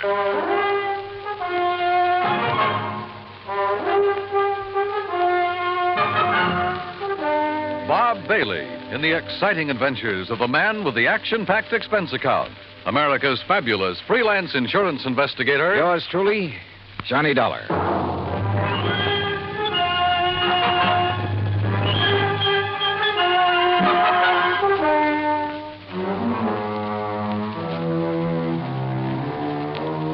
Expense account submitted by Special Investigator Johnny Dollar to the Tri-State Life and Casualty Insurance Company, Home Office, Hartford, Connecticut. Following is an account of expenses incurred during my investigation of the Kirbey Will Matter. As soon as I hung up on Buster, I lost no time in making the necessary plane reservation to Las Vegas and picking up a handful of American Express traveler's checks. That's item 1 on the expense account, a total of $320. Then I packed a bag, was about to take off when the phone rang again. Johnny Dollar. Oh, Johnny, I'm glad I caught you in. It's Danny Newcomb at Tri-State Life and Casualty. Oh, hi, Danny. Johnny, I need you badly, and I need you fast. Now, there's only a $5,000 policy involved. Danny, the circumstances are such I'm sorry, Dan, but I can't handle it. I'm about to catch a plane out of here. No, Johnny, now listen. There may be a killing involved in this case, so we don't dare waste any time. And what's No, more, you listen. There may be a killing involved in what I'm going out What's more, the death of our client occurred at one of your old stamping grounds. Sorry, Dan. At the Lake Mojave Resort. Danny, I told you. What? Yeah, that's right. Mike Kirbey? Yeah. Okay, Danny, I'm on my way.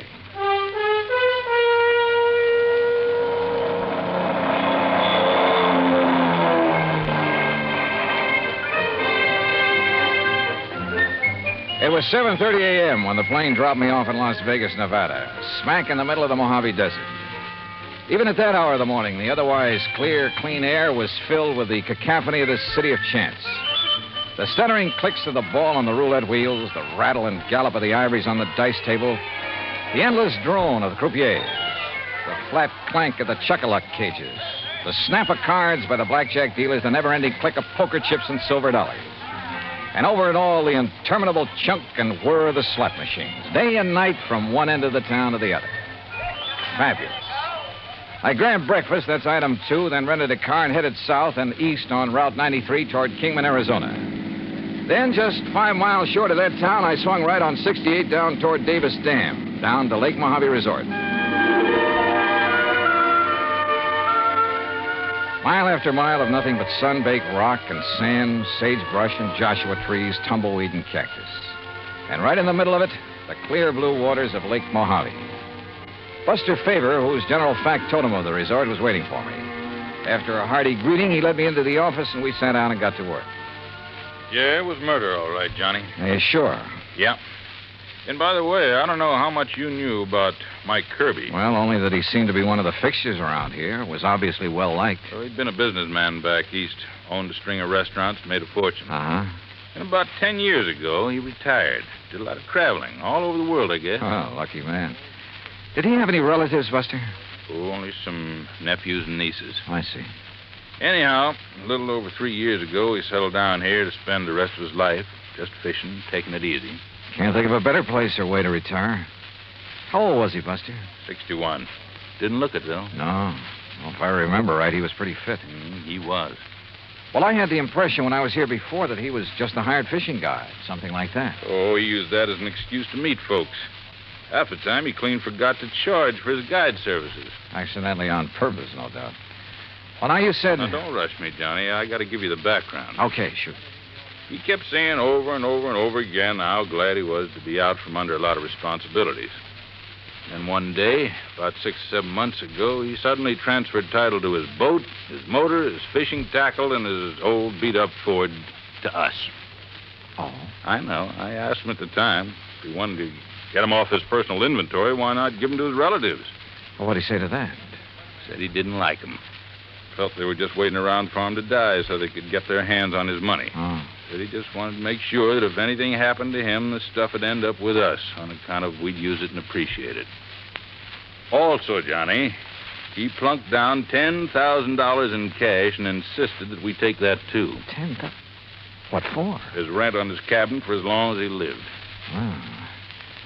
Buster, did he leave a will of any kind? Well, now, I'm getting to that. Anyhow, last Friday afternoon, he went out fishing alone like he often did. And just before dark, one of the rental boats came in with 2 young kids. Yeah. They'd seen old Mike's boat up on the beach in that big cove just above the power line crossing. They found Mike laying on the sand beside it, as still as death. Well, they came tearing in to report it, scared half out of their wits. Well, I sure hope you... Oh, sure. I grabbed Ham Pratt and a big flashlight. You remember Ham. Oh, yeah, the manager of the resort. Yeah. Well? Well, we found him there. And he was gone, the poor old fella. Go on, Buster. Well, Ham took one look at him, and rattlesnake, he said. A rattlesnake did it. Mm-hmm. You could tell by the way Mike looked, laying there. Fang marks? Yeah, on his right leg, just above the ankle. And a big bruise on his head, like he'd hit a rock when he fell. But on the phone, you said you thought it was murder. And a minute ago, you said you're sure of it. Well, we put him in our boat, hitched his on behind, and brought him back here. We phoned Tad Harding of the Kingman Police Department. I remember him. Good man. Yeah, well, Chief Harding took one look, and he agreed with Ham. Poison from a rattler. Well, they took him into Kingman, and I telegraphed the relatives. But, Buster, now look, you... Then I got to thinking. There was something wrong. What do you mean? Well, there are very few rattlers in this part of the country because of the heat. They can't take it. If anybody'd know better than to fool with one, it'd be old Mike. And they always sound a warning before they strike anyhow, don't they? Sure. So early next morning, I went back to the cove. And? Number one, there was no sign of any rock that Mike might have hit his head on when he fell. Go on, Buster, go on. There was no trail from any kind of a snake anywhere around. Well, the sand could have drifted over them. No, sir. The footprints Ham and I and the kids had made were clear as crystal, but no tracks of a snake. All right, go on. Well, then I noticed it, where another boat had been beached. Strange one, not from our landing. It was right next to where Mike's had been, right alongside. Any footprints from it? Well, if there were, we and the kids had mashed them all out. And I remembered the way Mike had been laying there, as though he could have been rolled out of his boat or thrown out right on the sand. Then it looks as though somebody met him out on the lake, banged him over the head, made the fang marks, which isn't hard, then lashed the two boats together, dumped him off at the cove, and left. It sure does, Johnny. I want to see that place. Yeah, and all the excitement, I might have overlooked a lot of things. Oh, that I doubt. Now, Buster, if there's no sign of rattlesnake poison in old Mike's body... Well, right after I called you, I phoned Chief Harding. Coroner's making his autopsy today. He'll call me. Well, now, look. These nephews and nieces of Mike's, how much do you know about them? Oh, I never met them. But according to their answering telegrams, they're going to descend on us like a swarm of locusts. There are a lot of them? Well, no, I was thinking of the way that they... Well, one, there's a woman named of Martha Woodbury who... Excuse me. Mr. Faber? Yeah, I'm Buster Faber. I am Miss Martha Woodbury. Oh, well, Miss Woodbury, we were just at... this is Mr. Johnny Dollar. How do you do? Mr. Faber, I'm a niece of Michael Jonathan Kirbey, and probably the major beneficiary of his estate. I wired you that I would be here, and I am. You got here kind of fast, too, didn't you? I also wired Uncle Michael's attorney in Kingman that I saw no reason why he should delay the reading of Uncle Michael's will. Lawyer Guilford phoned me about that, and I guess you weren't the only one.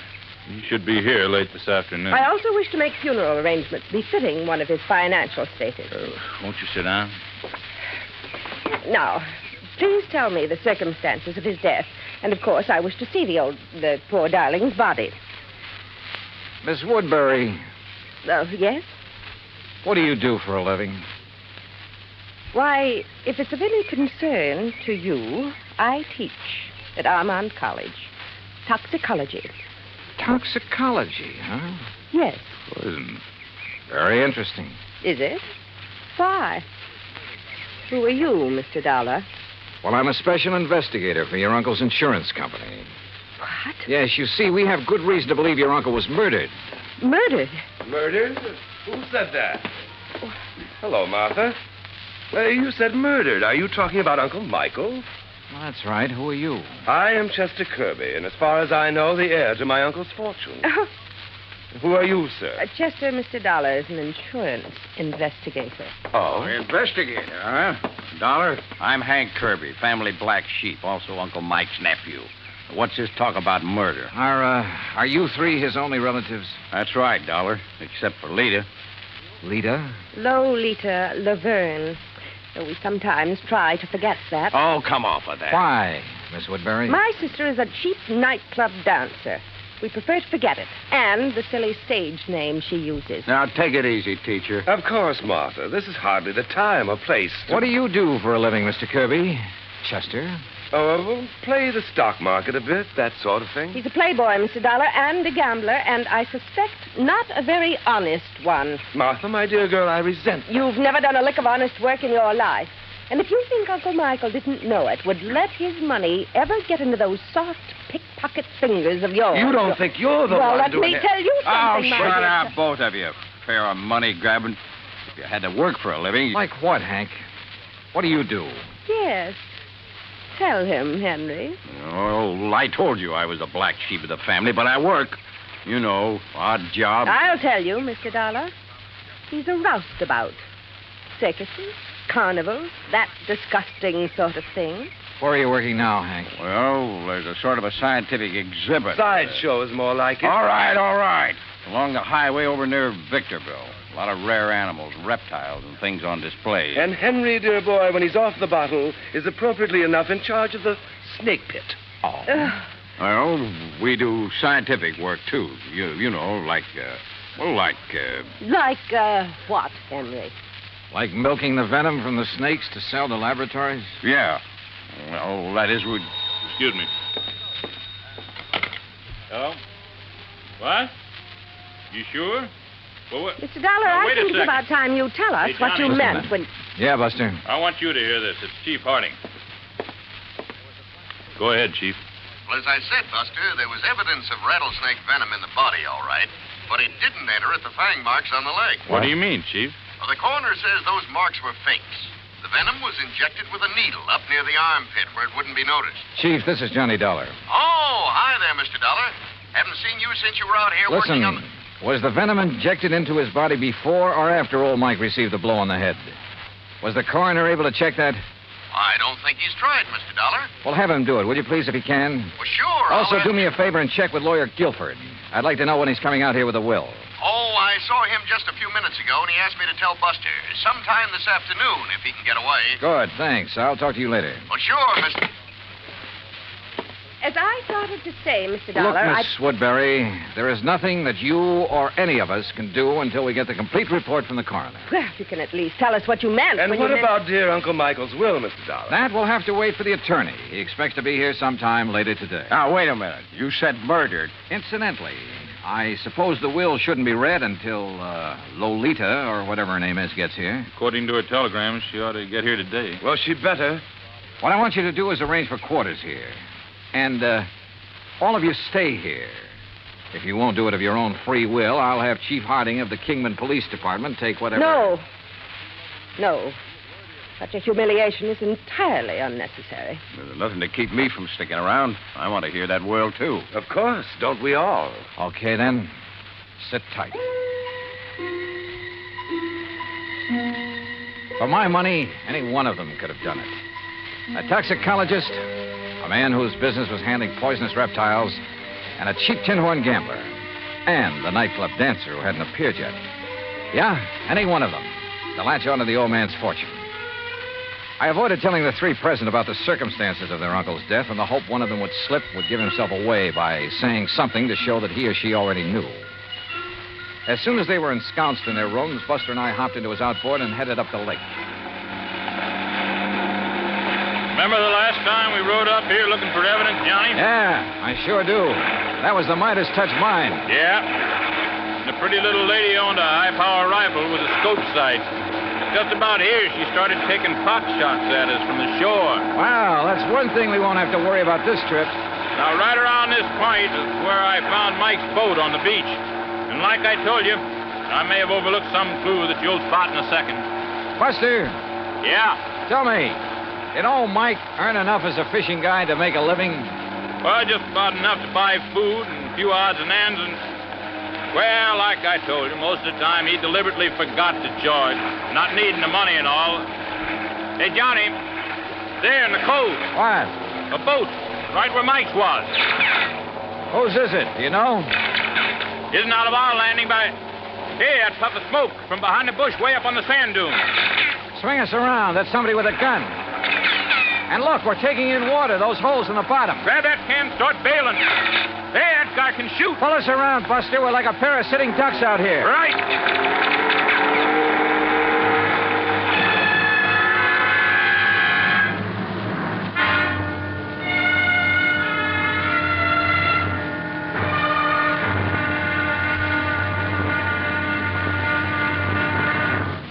Act Two of yours truly, Johnny Dollar, in just a moment.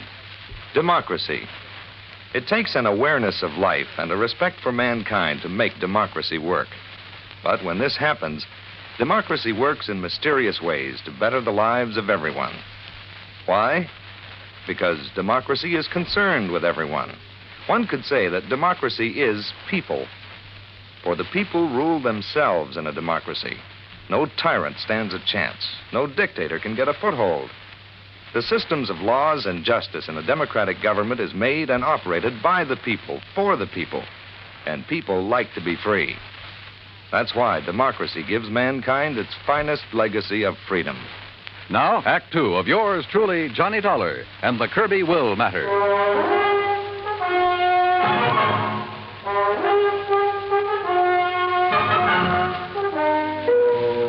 Whoever had been shooting at us from the shore there on Lake Mojave had a good eye. But a 30-mile-an-hour outboard at over 200 yards and swerving like mad can be a pretty tough target. With a hull full of holes, we had no choice but to go back to the landing. There, I made a quick check of the three I suspected of having killed old Mike Kirbey. First, his nephew Chester. Right here in my room, Mr. Dollar, reading. Then a brief walk in the hills. Why? And when is that lawyer coming to read Uncle Michael's will? Then the niece, Martha Woodbury. Gathering a few desert plants, as you must know. Hardly racing about on the lake armed with a gun, as you seem to suspect. Why don't you question Henry? If anyone should know how to handle a gun, he should. So I questioned Hank Kirbey. Patient, that's what. I saw no reason to just sit around waiting for that lawyer to arrive. I was fishing in that first big cove on the right. On the Arizona side? That's right. And I saw you and Buster tearing back here. That's when I come back to see what was up. Now, what is up? Mr. Kirbey? Yeah, Buster? On the payphone, the phone booth next to the cafe. Yeah? Kingman operator just called. Yeah? She still hadn't been able to reach your party on whatever that call was you made. Oh, yeah, thanks. What call, Hank? I've been trying to locate Lita and find out why she hasn't got down here. Maybe she doesn't care about the will. Where is she, Hank? It was to a dive up in Las Vegas that I sent the telegram, Johnny. Yeah, that's where she's been working. Is that where you called earlier, Hank? Earlier?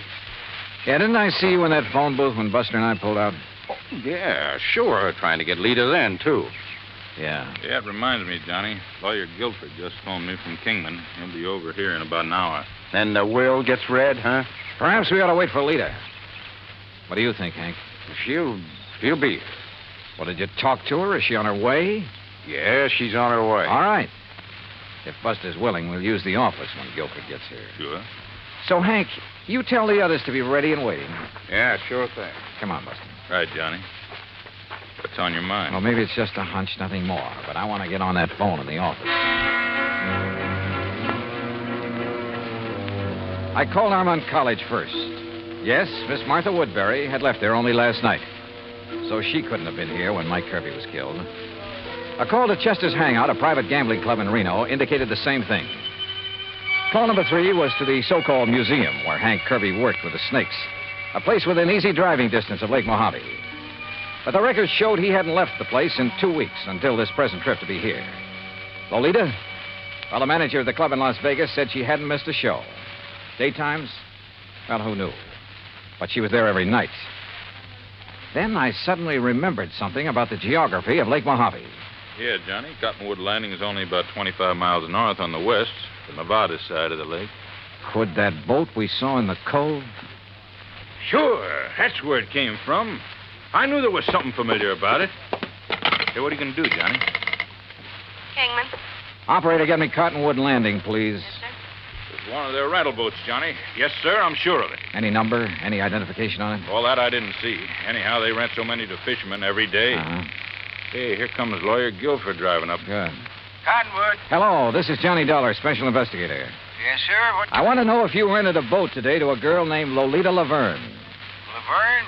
I'll meet him, Johnny, and I'll bring him all in here. Okay. No, sir. Nobody by that name rented today. Well, what about Friday? Friday afternoon? Friday. Yeah, that's right. Well, the only women we rented to on Friday was old lady Newberry, down from Canada for a couple of days. No, this is a young girl. Well, the other was a Miss Hancock. Hancock? Lucy Hancock. Okay. Thanks very much. I've never seen Johnny, this is Lawyer Guilford. Lawyer, Mr. Johnny Dollar. It's a pleasure, Mr. Dollar. How are you, sir? Now, if you'll all please sit down. All right. I'm a little pressed for time, so I'll waste none in getting to the reading of Michael Kirbey's will. Good. Well, you don't think we ought to wait for Lita to get here? It won't be necessary. Now, I possess a full accounting of the net value of Mr. Kirbey's estate. Excellent. It may surprise you, by the way. Fine. This will confirms that valuation. It is dated, by the way, just 5 months ago. Made it out right after. Oh, look, let's get to the will. Now, let's read it. Yes, come on. Please. His real property consisted only of his clothes, then the outboard motorboat, and an old car which he transferred to the Lake Mojave resort, together with a sum of money to provide for his living here. How much? Only $10,000. Oh, well, good. Some years ago, he turned all other of his real property, including some rather important real estate and business holdings, into cash. Well, where is all the cash deposited now? Yes. Surely you aren't considering adding bank robbery to your rather questionable career, Henry. Martha, that is quite uncalled for. Now, why don't we proceed with the will? Yeah. There is one asset specifically set aside that perhaps I should mention since it concerns Mr. Dollar. He is the beneficiary? Oh, no.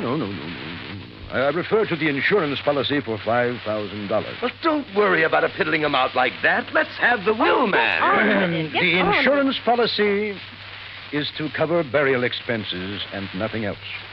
All of it is to be used. Okay. Let's have the rest of the will. Yes. Can't you leave all that out? Very well. I, Michael Jonathan Kirbey, do make, ordain, and declare this instrument to be my last will and testament. Oh, why don't you skip that stuff? Please. Being of sound mind and body, determined to enjoy the fruits of an industrious life to the fullest. The bequests, man. Life to the fullest. And rather than burden others with the responsibility that money demands. What? For these and other reasons, I have carefully spent every dollar I ever owned. What? No, he was out of his mind. I couldn't do that. That is the will of Michael Jonathan Kirbey in its entirety. Good day. Good day. What fools we've made of ourselves. What fools. And it's no less than we deserve. I only wish that Lucy had been here. Wait a minute. Lucy? Yes, Lucy. Her real name, her proper name, not Lolita Laverne. It's Lucy Hancock Woodbury. But as I told you before... Now listen, all of you. You're to stay right here. Stay in your rooms. Oh? What's the point? Now we know the contents of that stupid will. Yeah. By Buster, what right, call Chief Harding? Tell him to stand by in case these people get itchy feet. Right. What little I've done so far in this case was based on nothing but hunches. So when 10, then 11 p.m. came and Lolita, Lucy Hancock Woodbury, hadn't arrived, I acted on another hunch.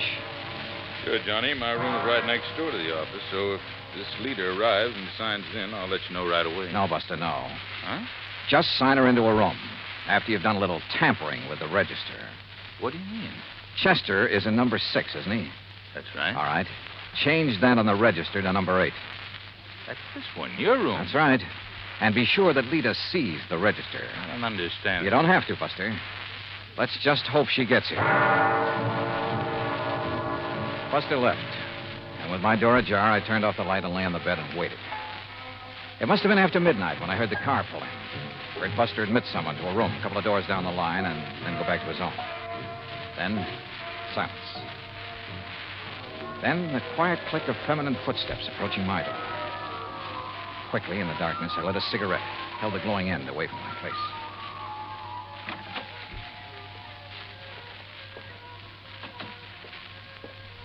Well, darling. Yeah, about time. About time you got some sense, Chet. No, don't turn on the light. The others asleep. Their rooms are dark. Uh-huh. Listen, dear cousin, have you lost your mind? Hmm? Shooting at that boat from over the ridge between the two coves. What were they? Police? Detectives? You should have known you couldn't have hit them that far away, Chet. Should have waited till they got on shore looking for me. Well. Did they fall for the rattlesnake bite we made on the old man? Uh-huh. Well, they'll never find the needle I used. It's at the bottom of the lake. And look, if the cops question you, I hope you had sense enough to remind them what Martha and Hank do for a living. No chance. And what about the will? Would you be surprised? What? Say that again, Chet. Say anything. You sound like somebody else. Yeah, like Johnny Dollar. Let's have some light. Dollar? That's right, special investigator. Oh, no. Let me out of here. Now, where do you think you're going? No, let me go with me. Come on now.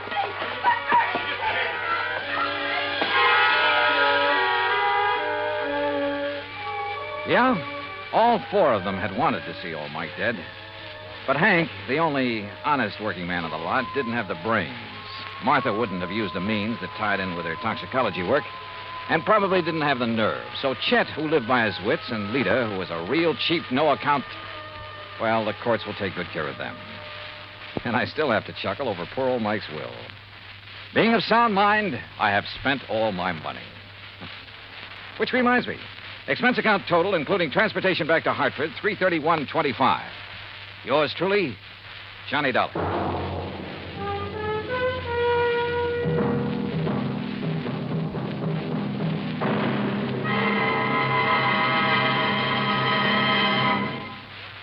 Now, here is our star to tell you about next week's story.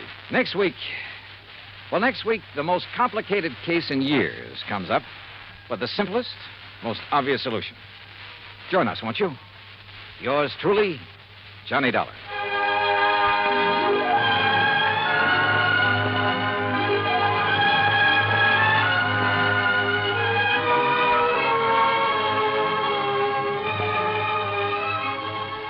Yours truly, Johnny Dollar, starring Bob Bailey, originates in Hollywood. It is produced and directed by Jack Johnstone, who also wrote tonight's story. Heard in our cast were Virginia Gregg, Barney Phillips, Shirley Mitchell, Stacey Harris, Carlton Young, Forrest Lewis, Frank Nelson, and John Boehner. Musical supervision is by Amerigo Marino. Be sure to join us next week, same time and station, for another exciting story of yours truly, Johnny Dollar. Johnny Dollar has come to you through the worldwide facilities of the United States Armed Forces Radio and Television Service.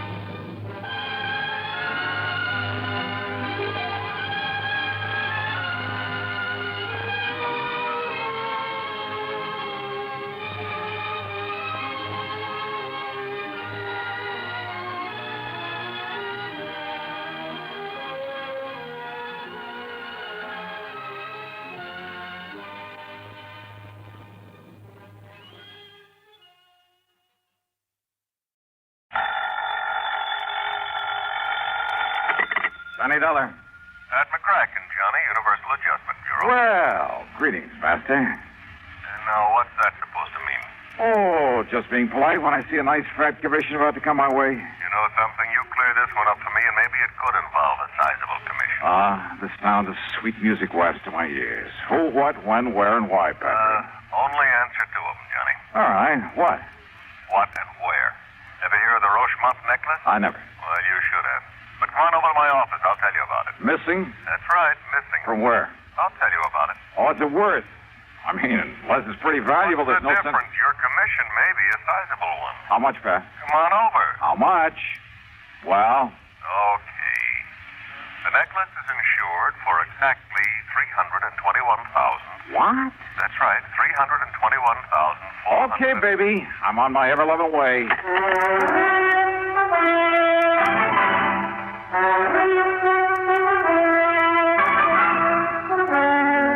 CBS Radio brings you Bob Bailey in the exciting adventures of the man with the action-packed expense account, America's fabulous freelance insurance investigator. Yours truly, Johnny Dollar.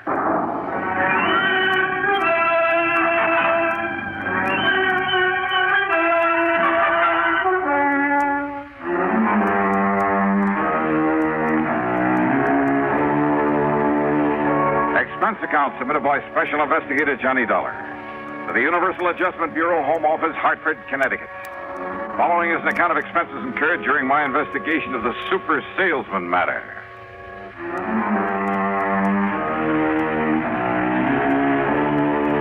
As always, the promise of a big commission did sound like sweet music to me. So, expense account item 1 is $1.25 for a cab to the Office of Universal Adjustment in the Spear Building down on the square where Pat was waiting for me. Oh, come in. Sit down and listen, Johnny. Sure, Pat. Right ahead. Well, the Rochemont necklace, part of some old crown jewels or something, came over from Paris a few years ago. The whole collection was worth a couple of $1 million. Well, various parts of it were sold to various people in various parts of the country, but the ruby and diamond necklace went to Mrs. Liza Rochemont. Now, she's a wealthy widow living out on the edge of town. Except when she was away in Florida, California, Europe, wherever, when she'd put it in a vault at the bank, she kept it in a wall safe at her home, a safe to which she alone has the combination, and nobody's ever broken into it. You're sure of that? I'm sure. There's an automatic device that would show it. Well, did she ever wear that priceless hunk of jewelry? Oh, quite often. Which is why she often had it cleaned and the stones checked in the setting. Go on. So a couple of days ago, she handed it over to that jeweler in the new building just across the square there. You see the shop?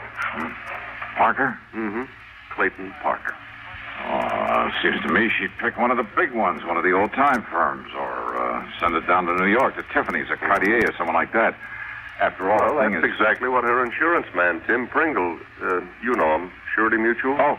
Yeah, well, Tim told her this morning when he found out what's happened. What's happened? Clayton Parker called her up in the middle of the night and then barged in on her looking like he'd seen a ghost or two. He laid the necklace in her lap and promptly fainted away. Parker?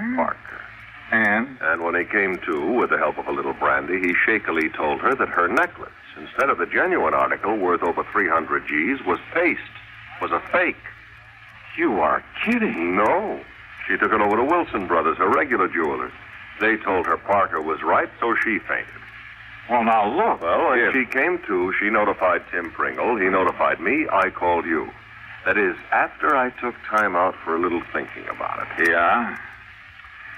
A Universal Adjustment Bureau serves a lot of companies all over the country. I know. We get reports on every client company's problem. Well, something rang a bell. I went through the files. Johnny, this very same kind of thing happened back in 56 out in Chicago, down in Philadelphia, that was in 59. And in each case, the jeweler who discovered the switch answered the description of Mr. Clayton W. Parker. Has anybody been through Parker's shop? Well, now, Johnny, we've got a little problem there. Problem? Like what? Well, if Tim Pringle openly sicks the police or even a private investigator onto Parker. Yeah, I see what you mean. Now, if Tim were to pull a boo-boo, make a wrong charge against his own new client... So, what am I supposed to do? Bust into Parker's shop some dark night? Blow his safe, maybe? Well, Johnny, he does not have a burglar alarm in that little shop of his, nor on the safe inside. So what? And it is easily accessible from a dark alley out in the back. Oh, no. Wait a minute. Well? Are you asking me? Are you suggesting of course not, Johnny. I'm not asking a thing. What kind of a company do you think this is? Well, don't be ridiculous. However, if somebody were to find the genuine necklace in Parker's safe, someone that is unknown to us, What did you say your name is? I didn't. And yours? What's it to you? Okay.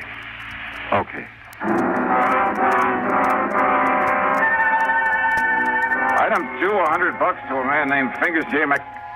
But let's leave his last name out of this. I may have use for his delicate touch again sometime. Well, getting into the back of Parker's store that night was a cinch. And once inside, we could see why he didn't bother with much protection. His stock was small, and most of it was novelty stuff. And he must have been a super salesman to get hold of Mrs. Rochemont's valuable necklace. If it was the real one that he took in for cleaning. While Fingers worked on the old-fashioned safe, I went over to the store with a fine-tooth comb, wearing gloves, of course. No sign of the necklace anywhere, including the safe. So I helped Fingers out of the back window we'd opened, sent him on his way, made a careful check to be sure the place looked the same as it had before, then proceeded to hoist myself out of the window. Now, let's see if I can get this closed again. No, now, wait a minute. Yeah. And this'll keep you here.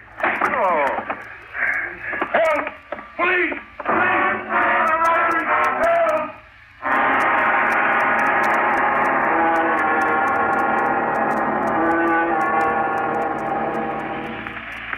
Listen carefully. Get the picture.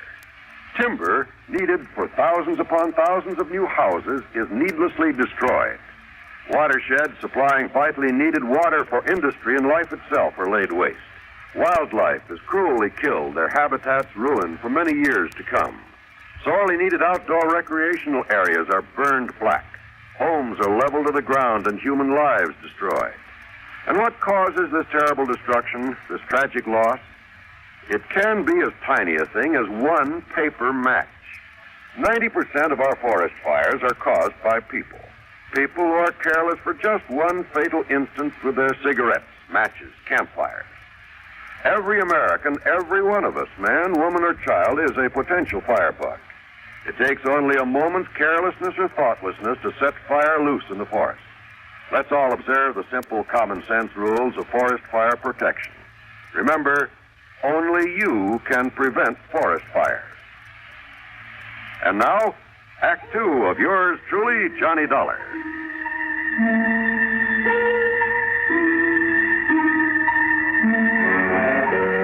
How I managed to get back up on my feet and out of that alley before the police arrived, I'm not quite sure. But I somehow did. I ran a couple of blocks through some other alleys, and then, playing drunk, which wasn't hard after that clout on the head, I grabbed a taxi. That's item 3, $1.50. I went back to my apartment, had a couple of stiff drinks, a couple of aspirins, and soaked my aching head with a wet towel. And after a good night's rest, I was all set to call Pat McCracken and tell him to go jump into the nearest lake. Until I remembered that officially he'd had nothing to do with all this. And then I did some thinking. If what Pat had told me was true, only 2 people could possibly have substituted a phony for the Rochemont necklace. The wealthy Mrs. Rochemont herself, of course. This new small-time jeweler, this Clayton Parker. But it wasn't in the store. Yeah. So maybe hidden around his home someplace. Well, I could try. In the meantime, hope he hadn't recognized me in that alley. No doubt he'd be in a shop this morning. And if he was married.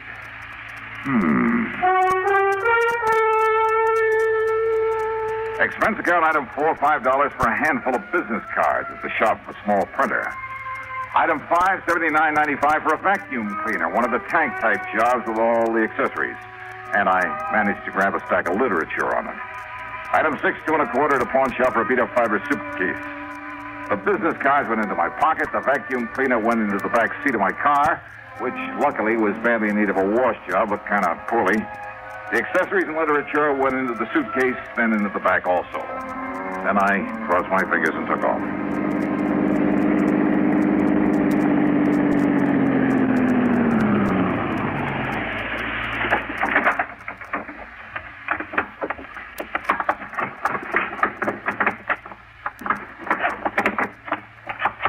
Alrighty, here we are now.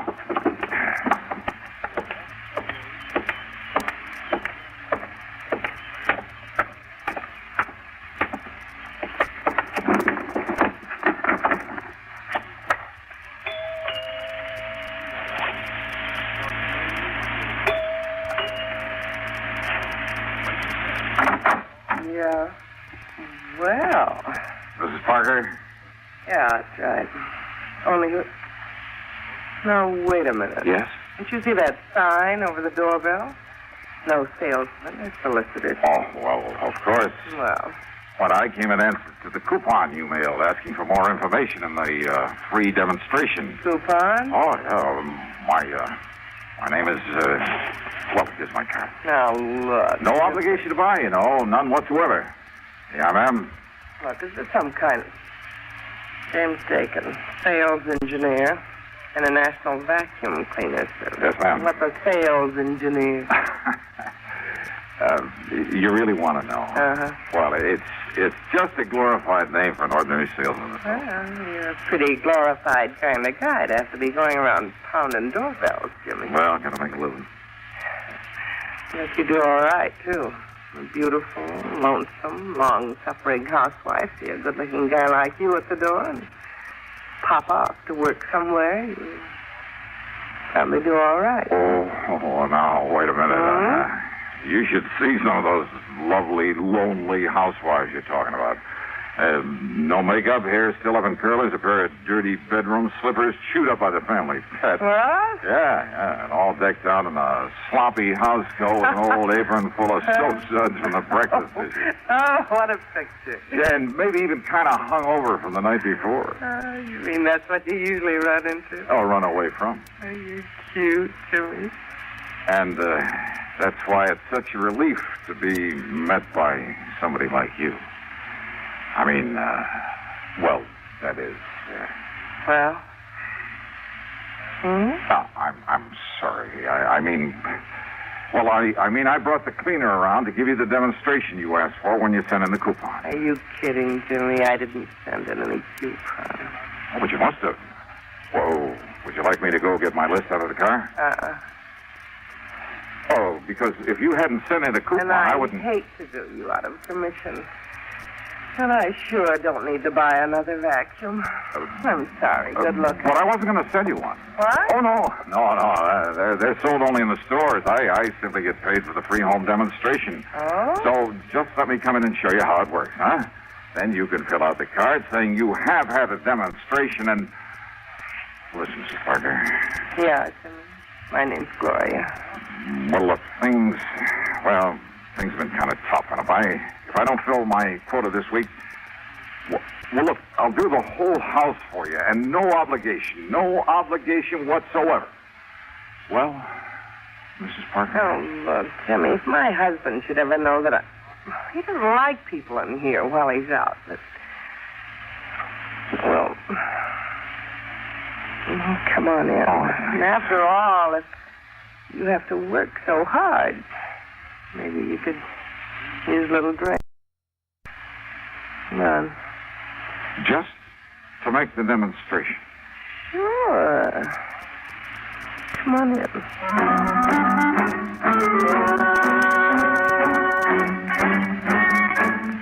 Oh, now just a minute. I'm a man of high principles. I had a job to do. Which is to say that as soon as I got inside, I unpacked the equipment, hooked it up, and went to work vacuum cleaning the whole house. And I'll tell you this, I should have studied the directions a little more carefully before trying this crazy stunt, or maybe made a few practice swings through my own apartment. Now, modern appliances notwithstanding, I now have a great deal of sympathy for the American housewife. I mean, that living room was huge, and so was the dining room. But I didn't want to be obvious by heading into the study first. The study where her husband's desk would be, and where, if I were lucky, she wouldn't leave me alone for a second. Oh, come on, Jimmy. Isn't that enough? No, gotta finish the job. I promised I'd clean the whole place, and I'll do it. Why don't you just sit down, relax, and read a book or something? What about that little drink I promised you? We could have it right here in the den. Hey, look, I know. While you're out the bottle and some ice and soda. Yes, this will be fine. Suits me, too. See? We have the same taste. Yeah, well, while you're getting it, I'll finish up the study here, then we can sit down and relax a minute before I start. Relax, What? What did you say? Nothing. So I'll go get the drinks.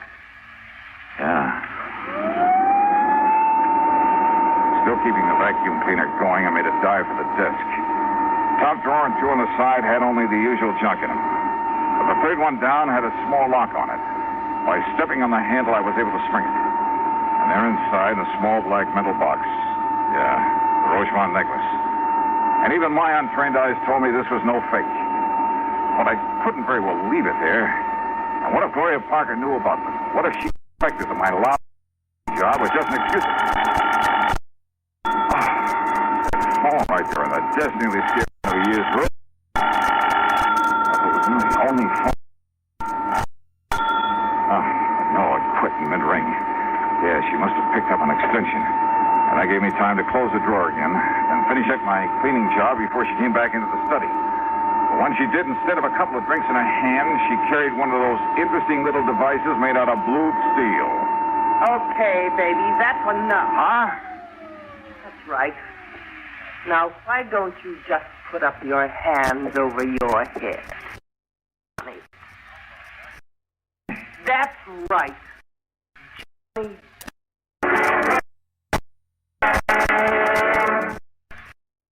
You're one of those people who newsmen are on the move all the time, always in the direction of developments of the day. Schedule practical understanding of the value listeners put upon their services. They know you rely on them for accuracy at all times. And they have a first-hand appreciation of the importance of clarity and brevity as well. That all of these standards are kept in mind by our highly skilled, highly experienced men.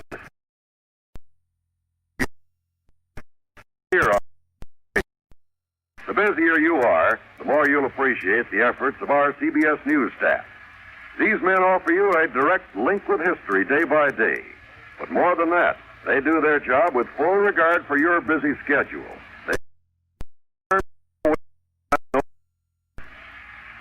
accuracy, brevity, and clarity in news reports. For news at frequent intervals at the most time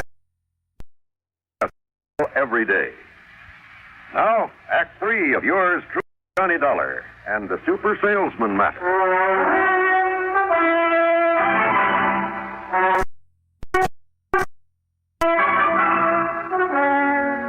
Smart, huh? Making like a famous salesman to get in here. Now, why don't you put the thing down? Oh, no. But you should have been smart, Johnny. That was Clayton, my husband. Thought you might come here. You... Johnny, Mrs. Parker. That's right. Johnny Dollar, the famous dick. You stupid. You think Clay didn't recognize me from the store last night? Oh? Then why didn't the police pick me up this morning? Police find out you were checking on him, they might think he had something to do with that phony necklace that... That what, Mrs. Parker? You know, that rich Mrs. Rochemont asked to know his phone. Gonna prove otherwise? Maybe. Oh, no. Got some crazy ideas. Well, I don't think anybody's gonna hear them. Because when Clay gets... Ideas? What? What if I have some proof? Any... Oh,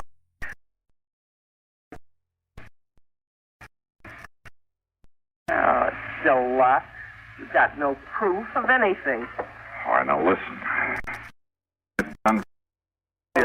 So, you got you my record. Gloria... Shut up!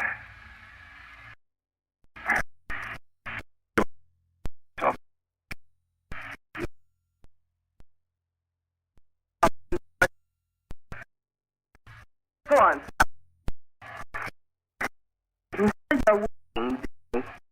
You better pray.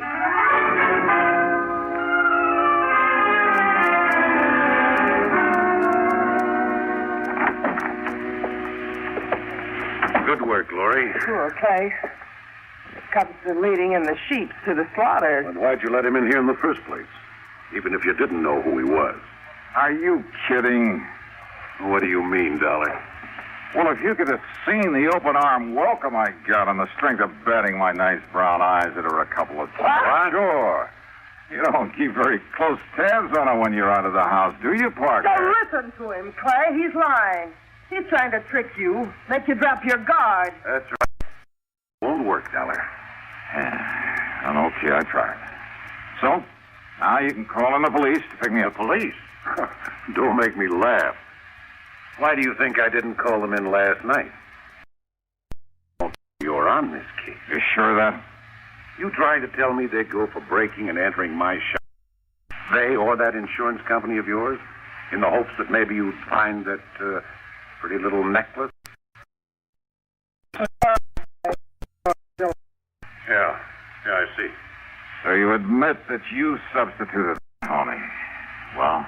Keep that gun on him, Glory, while I make sure it's still okay. Don't worry. He doesn't have a chance. Where to look. Up until you called, I kept him busy. I kept the great John busy pushing a vacuum. No, it isn't here. All right, Dollar. Give me the gun, Glory. Sure. Now frisk him. Yeah, sure.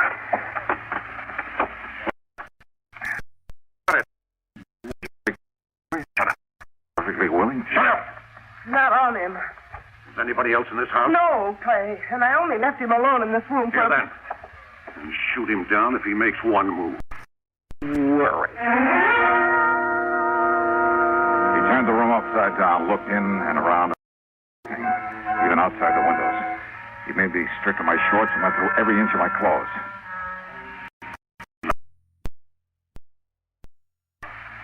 Glory, are you sure? Yeah, I'm sure. Well, then, if I'll leave you two to figure out what might have happened. Dollar, you don't leave this room alive.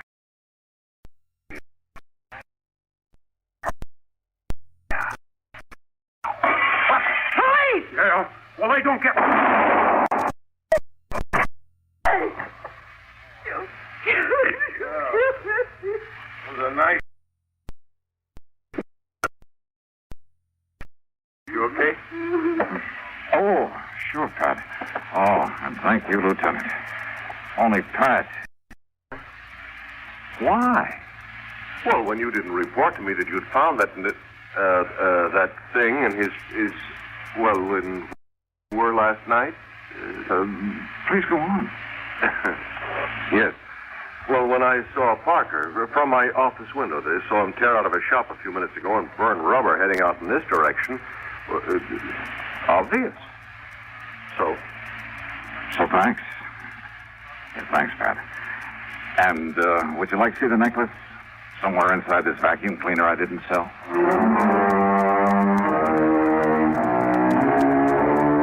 Parker is dead.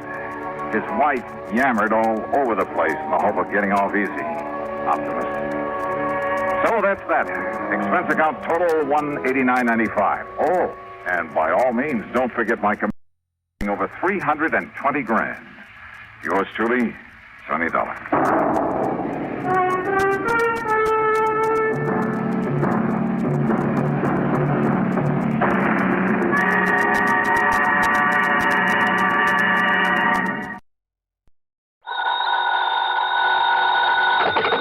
Johnny Dollar. Well, now that's nice. What can I do for you? I beg your pardon? Oh, it's quite all right, and it's granted. Granted. And now that's all you have to say. No, wait a minute. Who are you? Wait a minute. Well, what for? I'm busy. I'm a busy man. Alvin Peabody Cartwright. Who? You. That's right. Cartwright. Well, what are you calling about, Mr. Cartwright? Calling who? Me. Well, who are you? Johnny Dollar. Listen. Oh, well, Johnny, what a fortunate coincidence. You're just the man I want to talk to. Coincidence? Of course, that you happen to call me this way. Well, I'm afraid it was the other way around. What's on your mind, Mr. Cartwright? Johnny, I'm being threatened. Oops, again? Yes, sir. And since my life is insured by the Continental Insurance and Trust Company, well, that makes it an insurance matter. Yeah, well, now look. And I refuse to let anybody but you look into such matters. So, Johnny, I want you to come over here to Lakewood and see me right away. Yeah, well, Mr. Cartwright, you're sure this isn't just some... Yes? Well, you know, a couple of times in the past, that is, these emergency calls of yours. You think I'm joking? Well, I'm not. You failed to come here and protect me against this threat. And only two things can happen. First, I can be murdered. And? And second, I'll cancel all the rest of the insurance I have with that company. After you've been murdered. And so you get yourself on over here right away. Mr. Hello? Well, here we go again. And yet, I wonder.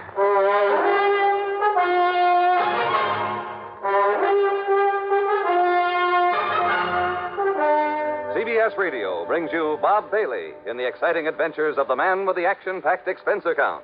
America's fabulous freelance insurance investigator. Yours truly, Johnny Dollar.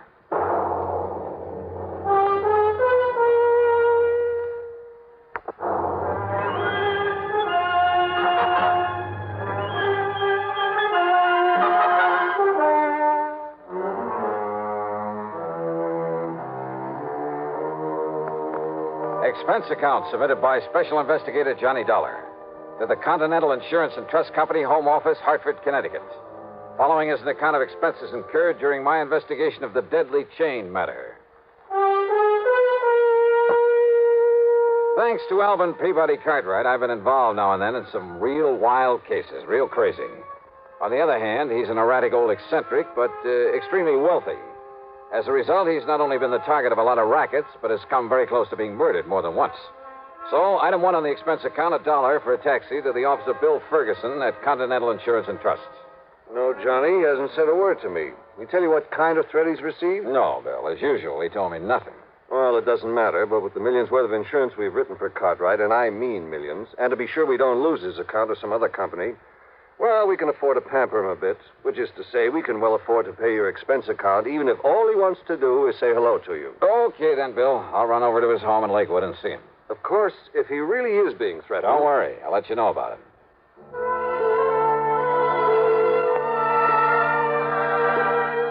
Expense account item 2, $570 mileage on my car to Lakewood. For my money, it's one of the prettiest little towns in all of New England, home of a lot of wealthy retired people. The Cartwright place, where the old man lives alone, sits on top of a low hill at one side of the lake, with 2 or 3 acres surrounding the fine old house. Hi, Mr. Cartwright. Johnny Dollar. Oh, well, this is an unexpected pleasure. Unexpected? Come in, boy. Come in.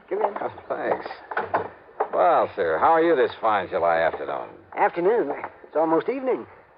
Can't you see that? Well, how are you anyway? Oh, I'm terrible, John. Oh, I'm just terrible. That rainy weather the past couple of days, I've hardly been able to talk. Well, there's been nothing wrong with today. A lot of nice warm sunshine. Today I've been feeling fine. Whatever made you think otherwise? Oh, and tell me, whatever brought you here to Lakewood? A phone call, Mr. Cartwright. Oh? Yeah, from you. You said you wanted to see me right away. I said I wanted to see... Oh, yeah. Oh, of course I did. And you know why? Why, sir? Because I refuse to do anything foolish, that's why. And yet if I don't, Johnny, I'll get myself killed. Just like Hector Kenworthy and Alpheus J. Perham. If you don't what, Mr. Cartwright? Carry on the chain letter I received. Oh, now, wait a minute. That's a fact. Look here. Like this. Yeah, I read. You see what it says? Continue this chain, it says. And you will not only receive a lot of money when your name reaches the top of the list, but in exactly a dozen hours... A dozen hours is exactly 6 days, John. I figured that one out. Yeah. Well, go on reading. Yes, now here. In exactly a dozen hours, you will have unexpected great good luck. Oh. But if you break the chain, in a dozen hours, dire disaster will overtake you. Oh, now, look. Surely you don't believe that kind of junk. This very same letter was received by the 2 friends of mine I mentioned, Perriman out in Chicago and Kenworthy out in Los Angeles. They broke the chain. In exactly 6 days, they were both dead. Coincidence? Oh, no, sir. This is a vicious, murderous racket. Well, I'm sure of it. Why do you say that, Mr. Carter? Because of the way they died, Johnny. Oh? Yes. Then maybe you'd better tell me about it.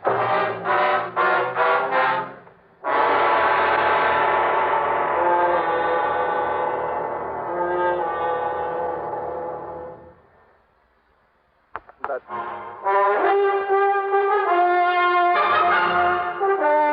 Johnny, my good friend Kenworthy, out in Los Angeles, died exactly 6 days after he broke the chain of these letters.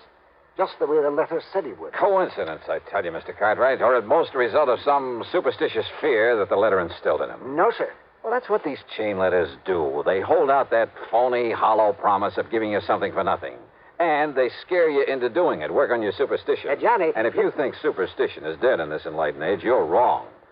Why, some of these chain letters even include a religious-sounding prayer for good luck. Let me explain. And you know the only people who profit by the letters that ask to send money? The people who start them, or maybe 1 or 2 others out of the millions who send them along. Millions of suckers, that is. But, Johnny, that isn't... Look, ask anybody you know, anybody who's ever carried on the chain, how much did they get out of it? Nothing. Well, now, this one is only for an exclusive group of wealthy, retired people. So listen... Oh, sure, but take my word for it, it's worthless. But don't you see... Even if it's one of those that doesn't require sending any money, you can be sure the crook who got it going either has some ulterior purpose or he's just a plain crackpot. Anybody who gets scared into going on with it ought to have his head examined. Johnny, will you listen to me? And if they want you to send money... Oh, I'm sorry, Mr. Cartwright. Go ahead. Just how did your friend in Los Angeles die after the dozen hours had passed? Yes, well, now, the same as my other friend, Alpheus Perriman in Chicago. Yeah, well? They were both of them run over by a hit-and-run driver at exactly the time the chain letter said disaster would overtake them. You know they're against the law, don't you? Chain letters for any purpose. Of course they are, and they should be. But you just listen to this, and this is why I'm worried. Yeah? A dozen hours after he received this letter and carried on the chain, Admiral Parley Barron came into a great fortune. Oh, sure. Yeah, you see. Now, and this one, Adjutant General Frederick Melchior was suddenly and miraculously cured of cancer. Same old junk. No, listen. But a dozen hours after Hector Kenworthy of Los Angeles broke the chain, that's my friend, Johnny, that Hector. Yes, I know. And after A.J. Perriman of Chicago broke the chain, they were both dead. There, you see that? Right here. Let me see. And if you break the chain, beware. The same thing can happen to you. It will happen to you. Yeah, I know. You see, Johnny? Well, I think maybe you're right. This is the same kind of scare stuff, but it goes a little bit too far. Yeah, and it isn't the $100 I'm supposed to send. $100? Yes, $100 in cash to the name at the top of the list. Exclusive list of honest, wealthy, retired people. Exactly. And do you know who else has received one? Here in Lakewood? Who? Mrs. Templeman, the rich widow who lives over at Piney Woods, and Wilfred W. Winterbottom, the retired oil millionaire. This name at the top, the one who gets the $100, Mr. Daniel Stringer. Yes, here's the address, care of Post Office Box 101, New York, Zone 84, New York. I don't know what part of New York that postal zone is, but believe me, I'm going to find out. You are? What do you mean you're not going to leave me? I'm not just going to sit here. But don't you see, the dozen times a dozen hours are over for me.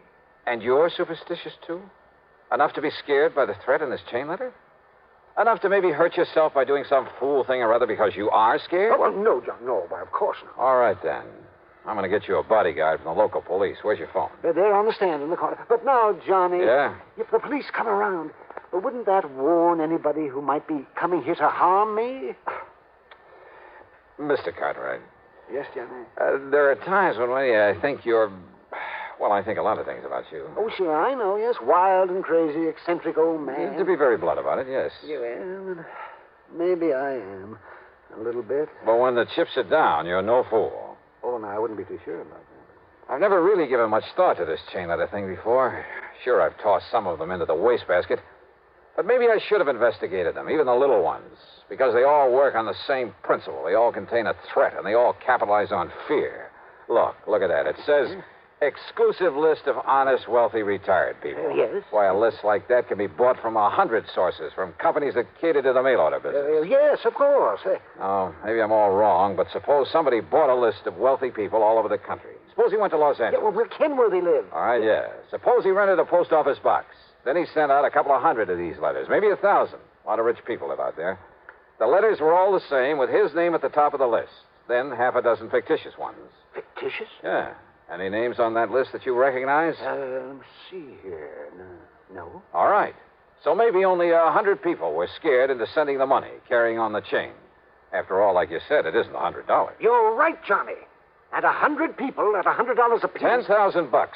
Even half of that would make it worth sending out those letters. By the time the 6 days are up, he's collected enough, so he skips town. And people like Kenworthy and Perriman, you think he killed them to carry out the warning? Well, frankly, I doubt it. Just the same, I think I'll call the Lakewood police and have somebody sent out here to look after you.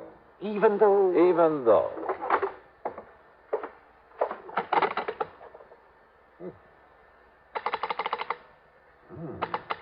What is it, Johnny? Maybe I was wrong, Mr. Cartwright. Your phone wire has been cut.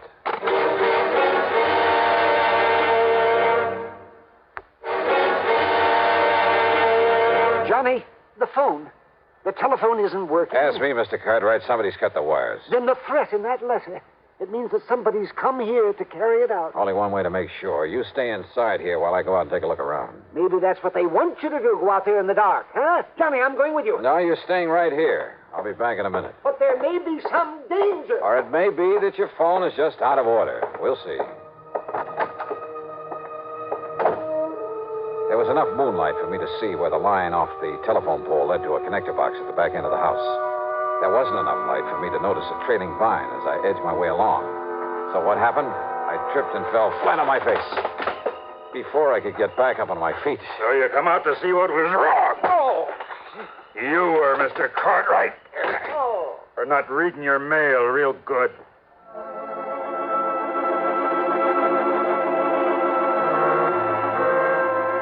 When I finally came to, I found myself on a big leather sofa in one corner of Mr. Cartwright's library. My head felt like it had been the target for a bolt of lightning, and the lightning hadn't missed. A familiar face slowly came into focus. That's right, Johnny. Another little sip of this brandy, and you feel much better. Mr. Cartwright. Here you are. Thanks. Thanks. I was afraid there might be somebody out there, so I sneaked on out after you. Yeah? Yes. And I took along an old cricket bat. Oh, no. Yes. And when I saw what he was doing to you, I let him have it. Oh, yes, it was all I had. Oh, I slayed him. Well, who is he? Where is he? I had an awful time dragging him into the house, but I did it, Johnny. Yes, indeed, I did it. And I locked him up in the broom closet, too. I locked him up tight. Good. I told you you're okay when the chips are down. Oh, it's just that I caught him off guard. Oh, sure. But now if I can get up on my feet. Yes, the boy. Yeah, I think I'd like to talk to him.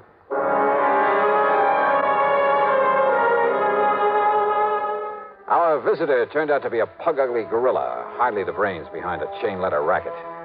Except for admitting he'd been hired by somebody in New York to come up here and give Mr. Cartwright a beating, then make it look like a burglary job, he refused to talk. So we locked him up again, and I laid my splitting head on a pillow for some much-needed rest.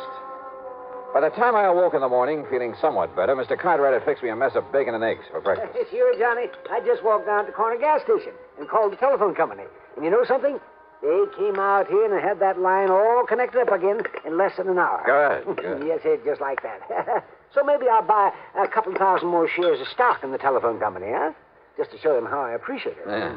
What about our little pal? I mean, the one who slugged me last night. You know, Sir Johnny, I decided that after the way he behaved last night, he doesn't deserve any breakfast.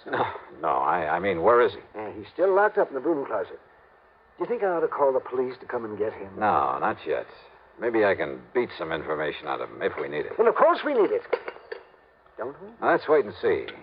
First, I'd like to make a phone call.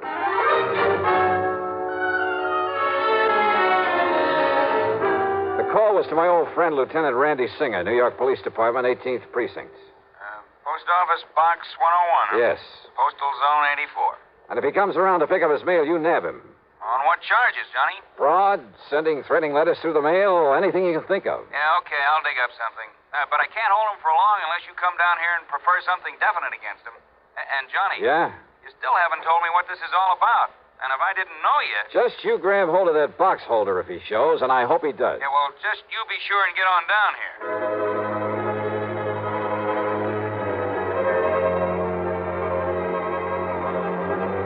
Mr. Cartwright and I piled into my car. We drove over to call on first the wealthy widow Templeman, then the retired millionaire, Mr. Winterbottom. Why, yes, Mr. Dollar, I was just about to mail in the $100 to the name at the top of the list. Don't. Then later I'd mail out the other letters to some of my friends. Don't do it. But if I don't, something terrible might happen to me. The chain letter said so. If you do, it'll be a violation of federal law. What? That's right. And you could end up in prison for it. Prison? Well, Mrs. Templeman? Is Mr. Dollar? Yes, sir. Yes. Better do as he says, Mr. Winterbottom. But I didn't realize. I didn't know You do now, sir. Then back to Mr. Cartwright's home on the hill, just in time to answer the telephone. Johnny Dollar. Johnny, I've got him. And what a find. Yeah, Randy? Daniel Stringer, alias Danny McKay, alias Willie Daniels, and half a dozen other things. I watched him unload the post office box myself, Johnny. Then I tailed him to a cheap rooming house. Go on. When I nabbed him, he was opening, must have been 50, 60 letters he'd got. Chain letters. And, Johnny? Yeah? You know what he was taking out of them? I can guess, Randy. Thousands. Enough money to hold him on suspicion of almost anything.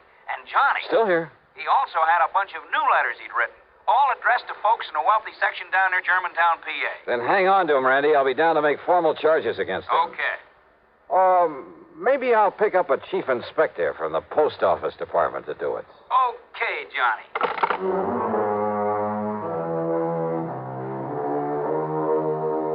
Yeah. Maybe some of those chain letters, the little ones, are harmless. But again, maybe they're not. And they're all against the law. But there's only one thing to do. Avoid them like the plague. Or better still, if you get one, take it right down to your local postmaster. He'll know how to go about helping to stamp out this racket. And believe me, that's all it is, a racket. Expense account total, including mileage on my car and the trip to New York and back, $27.35. Yours truly, Johnny Dollar.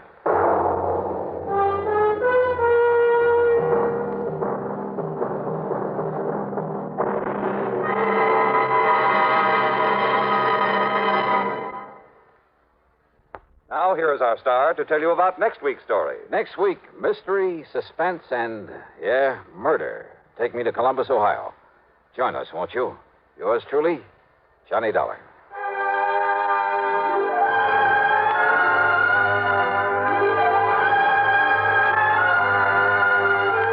Yours truly, Johnny Dollar, starring Bob Bailey, originates in Hollywood and is written, produced, and directed by Jack Johnstone. Heard in our cast were Virginia Gregg, Howard McNear, Paul Dubov, Frank Ursel, and Herb Vigran. Be sure to join us next week, same time and station, for another exciting story of Yours truly, Johnny Dollar. This is Jim Matthews speaking. From Hollywood, it's time now for Johnny Dollar. Earl Poorman here. Poorman? Tri-State Life and Casualty. I'm the branch office manager down here. Oh, sorry, Mr. Poorman, but the answer is no. Well, this is an arson case, Dollar, and we're already having to make one payoff on I'm it. sorry, but it'll have to wait. I'm going to get as far away from this New England winter as I can. Well, for that, I don't blame you, but there's no reason you shouldn't come Look, down. I've had a rough year of it. I'm tired and I'm cold. And unless I can get down to where the warm, balmy breezes waft in... Dollar, I have got to have you on this case. There's a lot at stake. Now, my office is down here No, sir, I'm sorry. You down see... here in Sarasota. I just can't do it, Mr. Poorman. I've already made a plane reservation for Sarasota, Florida. And this is one time I'm going to... Where did you say your branch office is? Sarasota, Florida.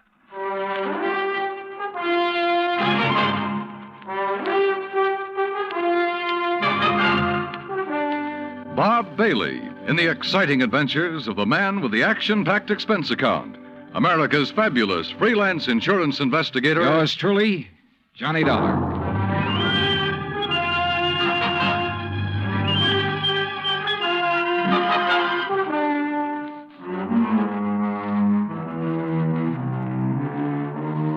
Expense account submitted by Special Investigator Johnny Dollar to the Tri-State Life and Casualty Insurance Company, Home Office, Hartford, Connecticut. Following is an account of expenses incurred during my investigation of the Burning Carr Matter. Expense account item 1, which I'd thought I was going to have to absorb myself. $129, transportation and incidentals to Sarasota, Florida. It was nearly 5 p.m. when I got there, so instead of checking into a hotel, I taxied, that's item 2, $1 even. I taxied to Earl Poorman's office in the Conroy building. He turned out to be a tall, lanky, easygoing fellow with clear blue eyes and a ready smile. Sit in an office and talk business this time of day? You're in Florida now, Johnny. Well, I thought from your call this was a pretty urgent matter, Mr. Poorman. It is. Arson, you said. Yeah, probably, but here's no reason we can't go out to my little shack on the quay and be comfortable while we talk about it. Besides, Michael wants you for dinner. Mike? My wife, Gertrude. Oh. Come on, my jalopy's right out at the curb. Come on, Johnny. Poor man was a misnomer for this man because his jalopy turned out to be a spanking new Cadillac, complete with air conditioning and all the fixings. And the shack, anything but. It was on St. Armand's Key across Sarasota Bay from the mainland, a beautiful 2-story concrete and stucco job. The big yard backed on a quiet bayou, and there, tied up at a private dock, was a 24-foot lap strake speedboat, ideal for fishing the Gulf of Mexico. After all, as long as you're down here on expense account. Yeah, but it's charged to your company, remember? Oh. Hey, there she is at the door. Huh? The big, fat, overbearing broad I'm married to. This was another switch. For Earl's wife, standing in the doorway, was the cutest little trick I'd seen in a long time. Petite, pretty, and blonde, and with eyes that you noticed right away because they were almost green. Eyes that suddenly narrowed as she looked at me. And I wondered why. Johnny Dollar, did you say? That's right. Insurance investigator down here to look into those fires. Oh. Any objections? No. No, of course not. Just set your bags here in the hall, Johnny. All right, thanks. And wouldn't you like a drink after your long trip? Yeah, and you can get me one, too. Scotch, Johnny? Martin's VVO. Oh, great. Well, soda, please. Sit down, sit down. Thanks. I take it Mike isn't too interested in the insurance business, huh? You know, she used to be a singer, dancer. Oh, well, this is a little different. But now, tell me all. Well, actually, I guess we ought to wait until Arnold Carr gets back. Carr? Carr Brothers, Lumber Enterprises. Arnold runs the business, and his brother Edward...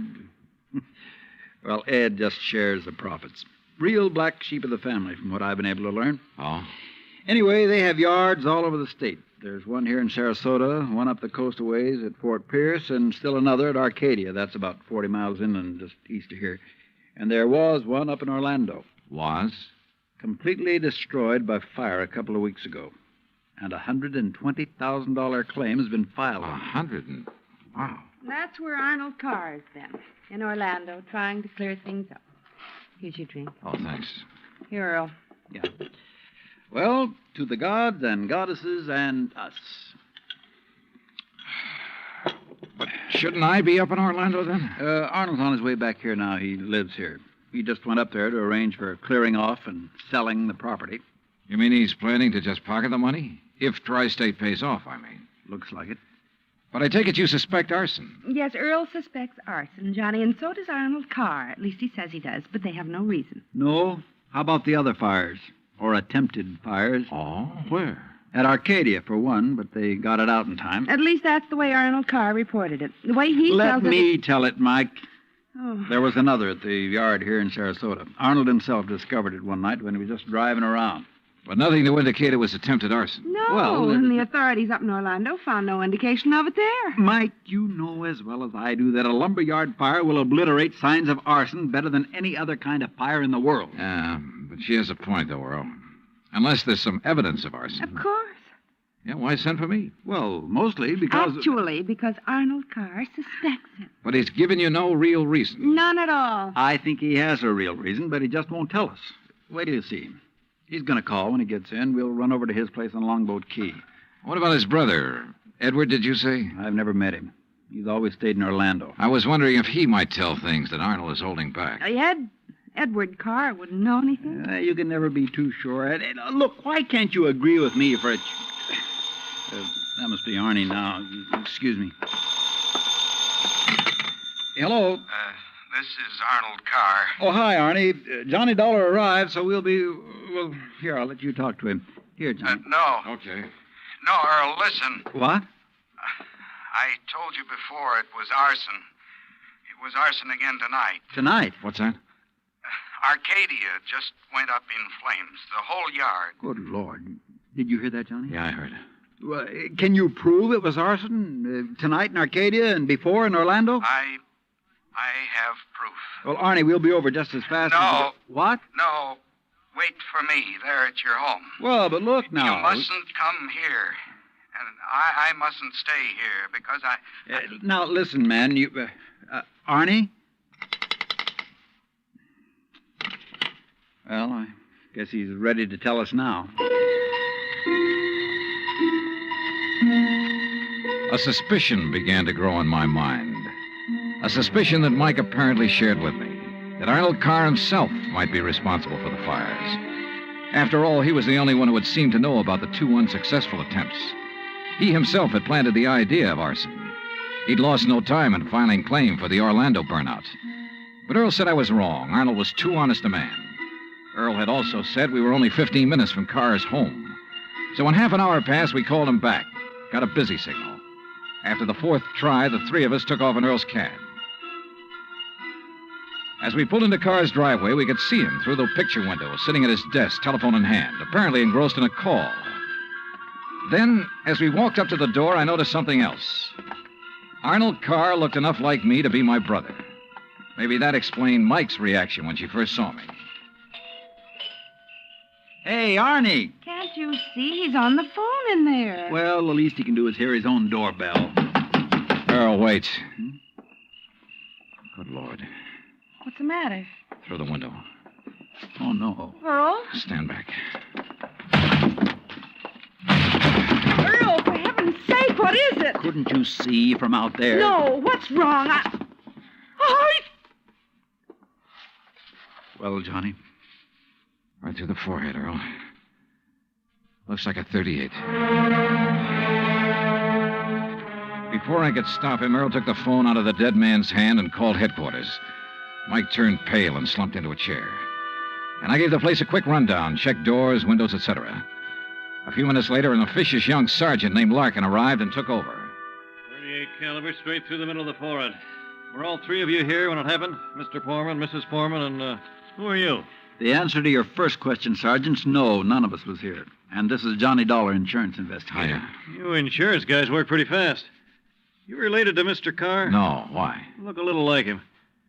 Who busted in the front door? The killer? I did. When we drove up, we saw Mr. Carr sitting there at his desk. We rang the doorbell and knocked, but... And when he didn't move, you took things in your own hands and busted in, huh? That's right. You haven't moved anything, have you? No. Except I took the phone out of his hand to call you. Dollar, if you're any kind of investigator, you should have known better than let him touch anything. Now, let's see. The shot must have come from somewhere near this window by the fire. Sure, here we are. Bullet hole right through the pane. Bullet was fired from outside. You're sure, Sergeant? Sure, I'm sure. Look for yourself. You call yourself an investigator? Hey, Cummings, Woolway, check the area around that window beside the chimney out there for footprints. Maybe an empty cartridge case. Now, you folks get out of here so I can call Doc Hanley over and get on with my investigation. And no, Dollar, I don't need any of your help. Well, thank you, Sergeant. Your job is fires, not... Hey, where did Mrs. Porman go? Out to the car. Why? Who told her she could leave? Who told her she had to sit here looking at a corpse? All right, Dollar, all right. Just be sure the three of you stick around town in case I decide to question you further. Oh, of course, Sergeant. Yeah.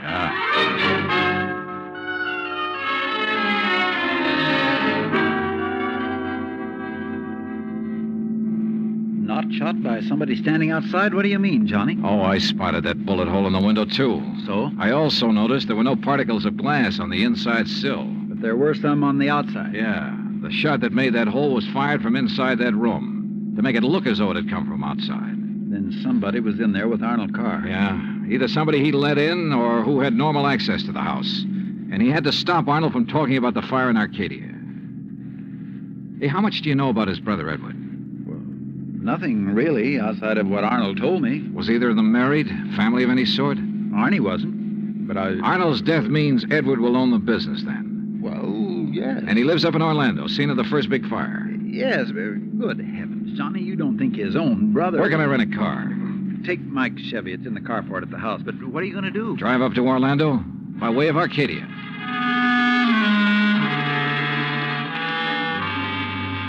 When I got to Arcadia, only a few people were standing around the remains of the fire. One hose company was still working on it, and a couple of police were poking about in the embers.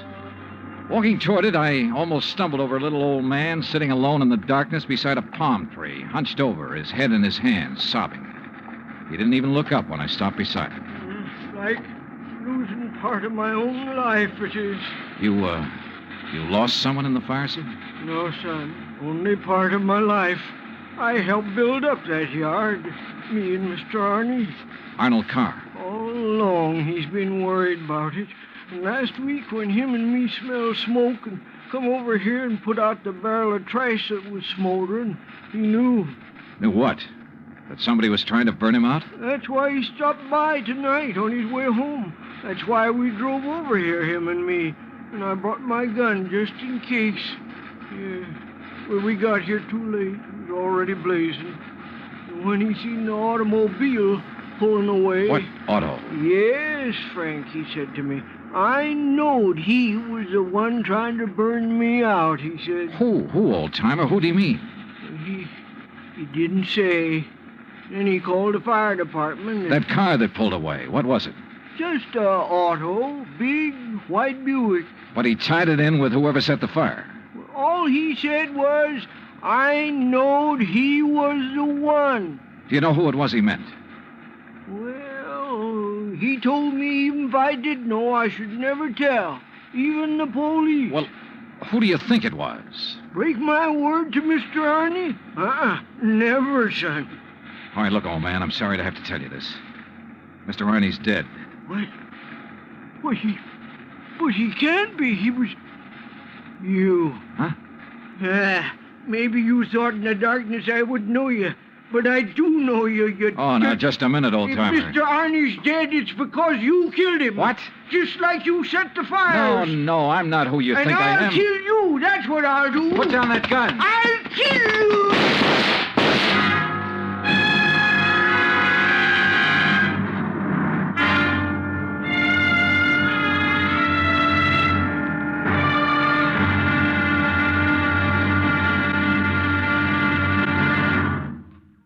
Act Two of yours truly, Johnny Dollar, in just a moment. Back in the old days, the very old days, that is, a girl named Cassandra had a corner on the oracle market. But nowadays, you can do some foretelling yourself. On Jukebox Jury, for example, you can help decide which of Tin Pan Alley's new recordings are destined for the hit brackets and which ones are likely to spiral all the way down to oblivion. Remember, Jukebox Jury is yours to hear on most of these same stations every Sunday. Now, Act Two of yours truly, Johnny Dollar, and the Burning Carr Matter.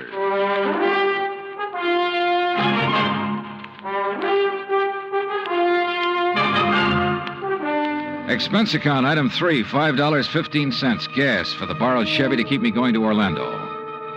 Either the old man's eyesight was bad or he was just a lousy shot. Either way, it was okay by me. I hated to slap him down, but there was no point hanging around Arcadia trying to explain things to the local authorities. So after making sure I hadn't really hurt him, I appropriated his gun and took off fast. He'd thought I was someone else. Even I had noticed a family-type resemblance to myself and Arnold Carr. Sergeant Larkin had asked me if I was related to him. And now the old man at the fire had apparently thought I was the one who... Oh, well, I'm afraid I made the rest of the trip to Orlando in somewhat less than legal time. And at police headquarters, I barged into the office of Lieutenant Cal Hudson without bothering to be announced. So early in the morning? Sit down while I finish up a report, Mr. Carr. Thanks. I was trying to reach you, but we got no answer to the phone at your house. Well, that's very interesting, Lieutenant. I'm afraid I have the painful duty of notifying you that your brother Arnold down in Sarasota last night... Why did you say very interesting, Mr. Carr? Or had you already learned... Well, I'll be doggone. Yeah. You're not the first one. Who are you? Johnny Dollar, insurance investigator. I can't believe it. Dollar, you look enough like Edward Carr to be his twin. You even sound a lot like him. I take it you haven't located Edward yet? Well, no. Lieutenant, I think Edward Carr is the firebug we're after. And the killer. Wait a minute. Briefly as possible, I told him of Arnold Carr's phone call to Earl Poorman. His emotional upset just before he was killed. I told him Arnold had been murdered by someone inside the house, someone close to him. And that everything indicated that someone could very well be Edward Carr.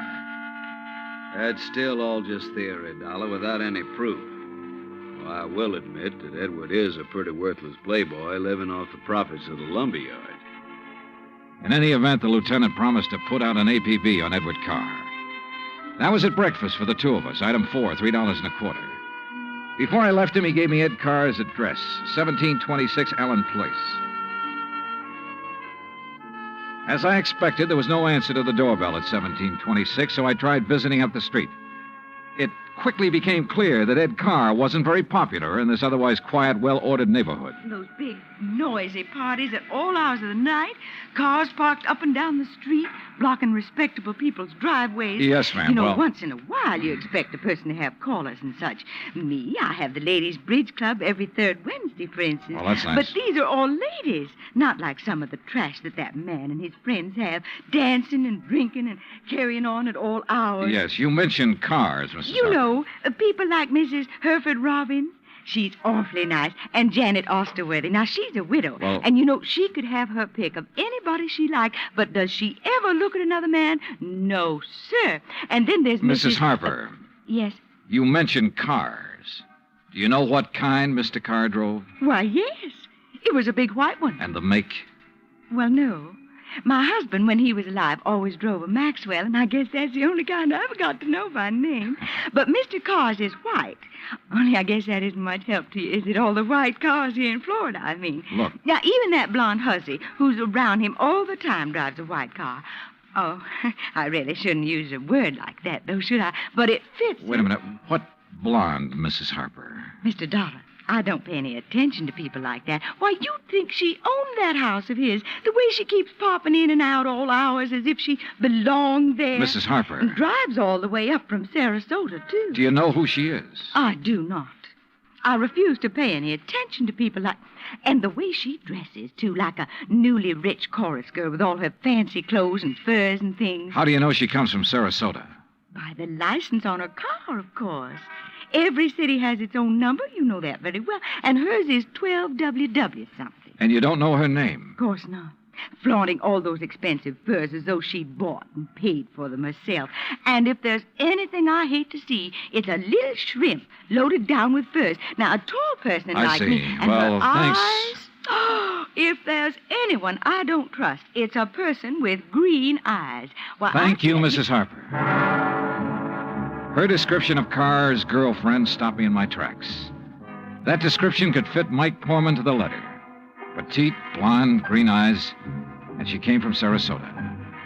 And then I remembered Mike's reaction when she first saw me. Her dismissal of Edward as a possible suspect. There was obvious friction between Earl and Mike, too. I figured it was just normal in a couple who'd been married for a while. But now... Item 5, a $1.30 phone call from the nearest booth I could find to Earl Poorman at his office in Sarasota. No, she isn't, Johnny. Why? Well, do you know where Mike is? When I woke up this morning, I could hear her talking to her girlfriend, Betty, on the phone downstairs. Betty? Betty lives here in Sarasota. They used to be on the stage together, sister act, you know. Yeah, well, Well, then when I went down for breakfast, she was gone. Took my car, too. I had to come here to the office in a taxi. Yeah, well, okay, Earl. Thanks a lot. Hey, now, wait a minute. How are you doing? You found out anything I ought to know about this arson and murder business? No, Earl, nothing that you need to worry about. Liar. I sat down at a corner drugstore. That's item 5, 80 cents, over a sandwich and a Coke to try to think things out. But I'm afraid I didn't like anything that I thought. Finally, I drove over to Allen Place again. I parked a couple of blocks away and walked to 1726. I rang the front doorbell, knocked a couple of times. Then I slipped around to the back door, finagled a lock on it with a little celluloid pocket calendar, finally got it open. I left it open for the sake of a quick exit if such became necessary. But I guess that was a mistake. For a couple of minutes later, as I rounded a corner from the den into the living room, I felt the barrel of a gun poked into my back. Out of town, huh, Ed? Now, wait a minute. Don't move, Eddie boy. Trying to stall off pay me the $5,000 by saying you're going to be out of town, huh? Okay, so you think I'm Edward Carr? You kidding? Don't you know what happens when somebody tries to stall me? I don't know exactly how long I was out, but when I came to, it was dark.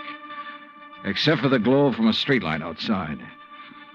And what roused me was the sound of footsteps, feminine steps, cautiously entering the back door. Then, briefly, silhouetted against a window, I saw a trim, petite figure that was all too familiar coming toward me. And she saw me, too. Darling, you're hurt. What happened? What do you think? Who did this? Who struck you? You don't know? Yes, of course. It was Tony. Because you didn't pay him soon enough for the Arcadia job. Here, Eddie, let me help you. No, just let me rest for a minute. I thought that was Tony I passed on the road in from Sarasota.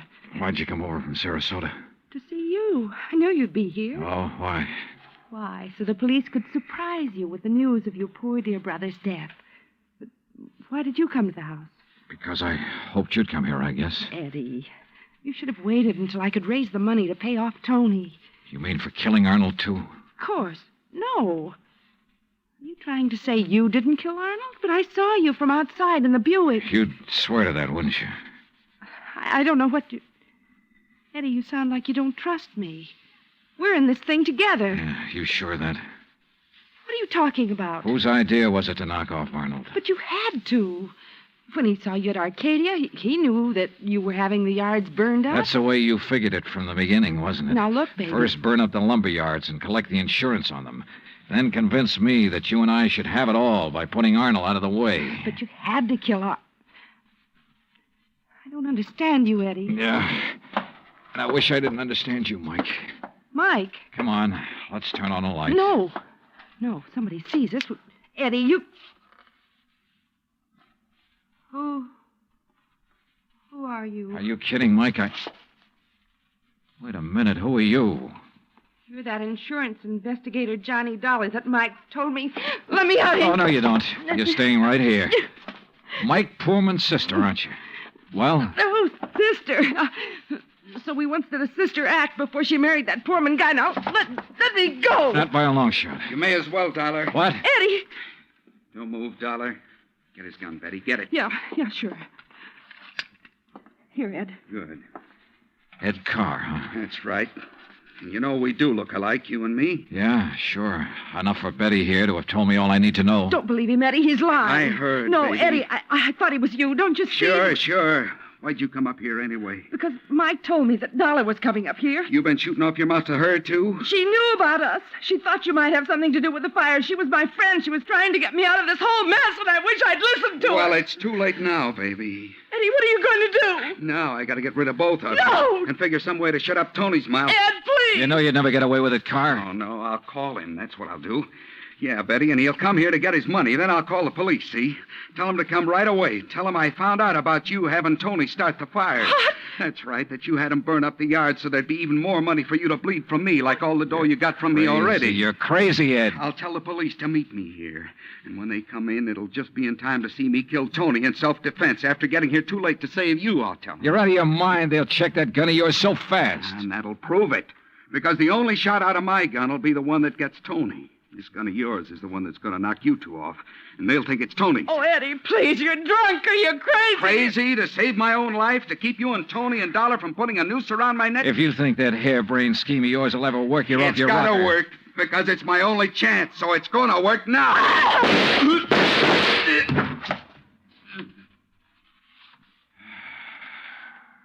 Thanks, Lieutenant. I'm afraid I was too late to save her, Johnny. Mm-hmm. Yeah. But Eddie Carr will live to face a jury. What brought you here, anyhow? I did, Johnny. Mike, stay there.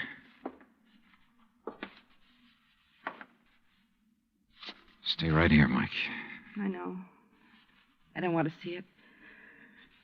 She was my friend. Where's Earl? I came alone. When I talked to Betty this morning, I knew your suspicions about Ed were right because, you see, I knew Betty and Ed were going together. Earl didn't know.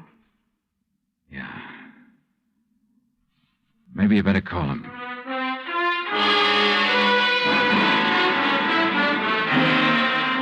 Expense account item 6, $9.80, gas and incidentals for the drive for the two of us back to Sarasota. Remarks? Betty, of course, has already paid for her part in the deal, and I guess it's pretty obvious what'll happen to Ed Carr and Tony Ricardo. The insurance money in the Carr estates will be distributed according to Florida law. Further remarks, the apparent friction between Earl and Mike was only part of a normal married life. They're a pretty nice pair. Oh, and I thoroughly enjoyed 3 days of fishing in the Gulf, thanks to Earl. Expense account total, including all the incidentals I could think of, $385.26. Yours truly, Johnny Dollar.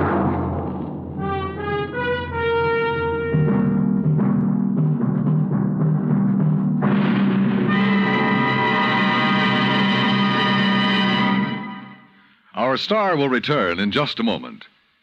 You don't have to be an efficiency expert to figure out that it's easier to lend your support to several worthwhile fundraising campaigns all at once than it would be helping one campaign at a time. That kind of efficiency is yours to enjoy through the United Community Campaigns. CBS Radio hopes that when the United Community Campaigns are underway in your town, that you'll remember how much good you can accomplish with one gesture of support. Now, here is our star to tell you about next week's story. Next week, a case with a real twist. One that I think will just about tear your heart out. Join us, won't you? Yours truly, Johnny Dollar.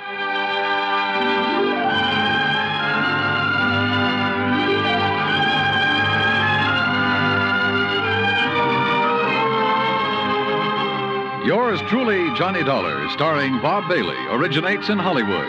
It is produced and directed by Jack Johnstone, who also wrote tonight's story. Heard in our cast were Virginia Gregg, Harley Bear, Victor Perrin, Bob Bruce, Harry Bartell, Vivi Janis, Tony Barrett, and Junius Matthews. Musical supervision is by Amerigo Marino. Be sure to join us next week, same time and station, for another exciting story of yours truly, Johnny Dollar. Dan Cubberly speaking.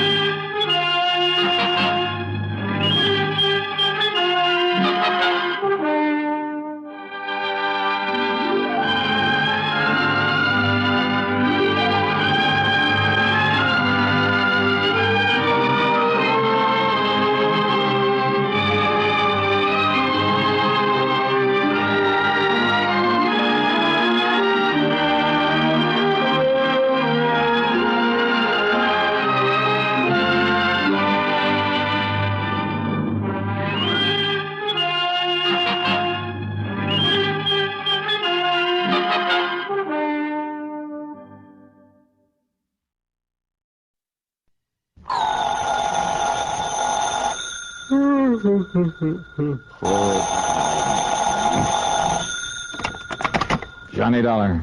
Johnny, listen. I've just looked up the plane schedule. Huh? Yes. Now listen. If you hop into your car and drive on out to Bradley Field, you can just make the plane to New York. New York? At this ungodly hour? Listen, will you? It'll get you there just in time to catch the morning 707 out here to the coast. Whoa. Hold everything, will you? Get going, will you, Johnny, while this thing is still hot? Wait a minute, I tell you. Who are you? What's this all about? Oh, I'm sorry. This is Art Bascom, Western Life and Trust Insurance here in Los Angeles. Arthur, in the middle of the night. It's morning. And, Johnny, you've got to make that jet flight out of New York. Leaves here at 8:45. Why do I? Because this may be a case of murder. Yeah, what may be a case of murder? Johnny. Make some sense, will you? Hurry up or you'll miss that plane. Art, hello. Okay, here we go again.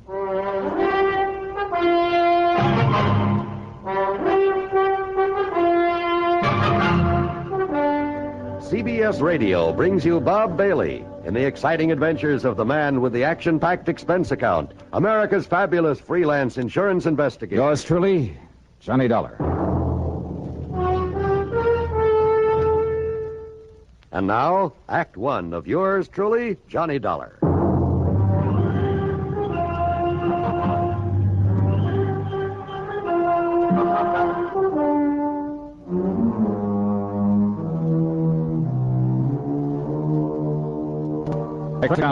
Dollar to the Western Life and Trust Insurance Company, Los Angeles office. Following is an account of expenses incurred during my investigation of the fatal switch matter. Expense account item 1, $8 for the flight to New York. Item 2, $176.25, the jet flight to Los Angeles. It was shortly after 11 a.m. Pacific time when Art Bascom met me at the L.A. International Airport. We took off in his car and headed south. Balboa, Johnny. It's about 50 miles down the coast. Very successful. Based on Freebairn's exclusive rights to the patent on a radio control device. Securing rights, that is. Uh-huh. Big government order, that sort of thing. I see.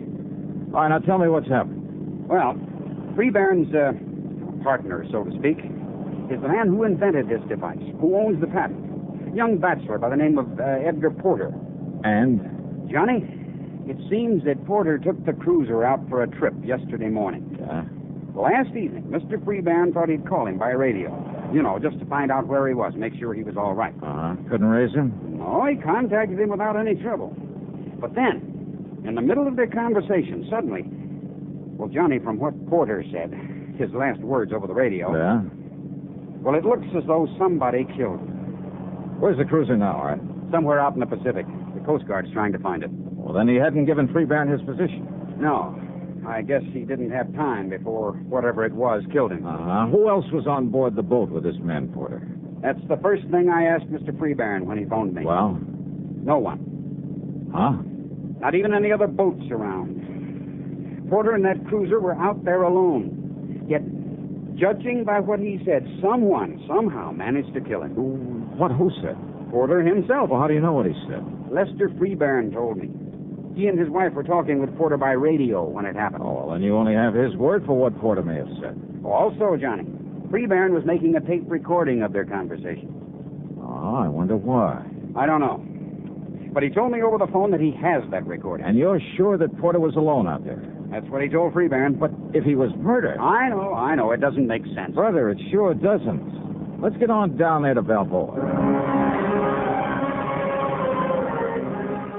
The Freebairn home on Newport Bay was small compared to some of those around it, but nice nevertheless.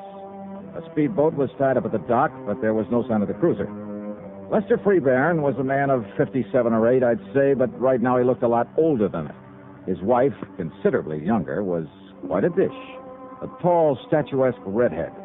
She wore an expensive silk housecoat with an ermine collar. A real careful makeup job, too. Her eyes especially were, well, let's say she knew how to use them. And Art Bascom had said that Edgar Porter was a young bachelor.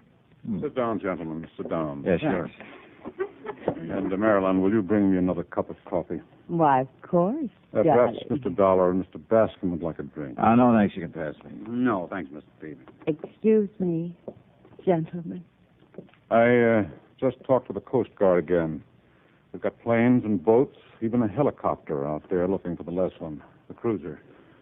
No sign of her. Mr. Freebairn, Art tells me you're certain that your partner, Edgar Porter, was alone out there on that yacht. Because he told me that he was. Now, let me play the tape recording of our brief radio conversation with him. By all means. Just give this thing a few seconds to warm up. How'd you happen to record your conversation with him? I just made some modifications in this machine, and I thought I'd check it out. I'm so glad now I did. Oh. Well, that's a make I don't think I've ever seen before. Oh, I made it myself, Dollar. Like this receiver here, the transmitter. Make all these things myself. That's the reason I'm in the business I am. And it's a lot better than that old chemical plant he started out with. Here you are, darling. Thank you, my dear. Now, let's start the tape. You'll hear both our voices on it, Mr. Dollar. Listen. Lester, you would spoil my little trip by calling me up this way. Just wanted to see how you're doing, boy. Is everything okay? Okay, it's great. I'm having myself a ball out here. Hello, Edgar. Hi, Marilyn. What's your position, Ed? Oh, 50, 60 miles out. And believe me, it's great to be away from people and things for a change. You're all alone? Nobody within miles. Oh, you're sure of that? Why, of course I am. Not even a girlfriend along? Nah, you know better than that, Marilyn. Nope, there isn't even another boat in sight. Hey, it's kind of chilly out here. Edgar, put on the cabin heater, the gas heater. I put it on just a minute ago. Good. Only, Ed, be sure the ceiling vent is wide open. Oh, yes, Edgar. Be careful. Now, don't worry. I know this old tub just as... What? No. You wouldn't do it. Good heavens, man, you can't do this to... No. Edgar, hello. Johnny, that was a pistol shot. Yeah, that's all there was to the recording? That's all, Dollar. We kept trying to call him back, but got no answer. But he said he was certain he was all alone. Yes. Well, Dollar? Impossible, huh? Impossible. Except for one thing. Yes? The fact it happened.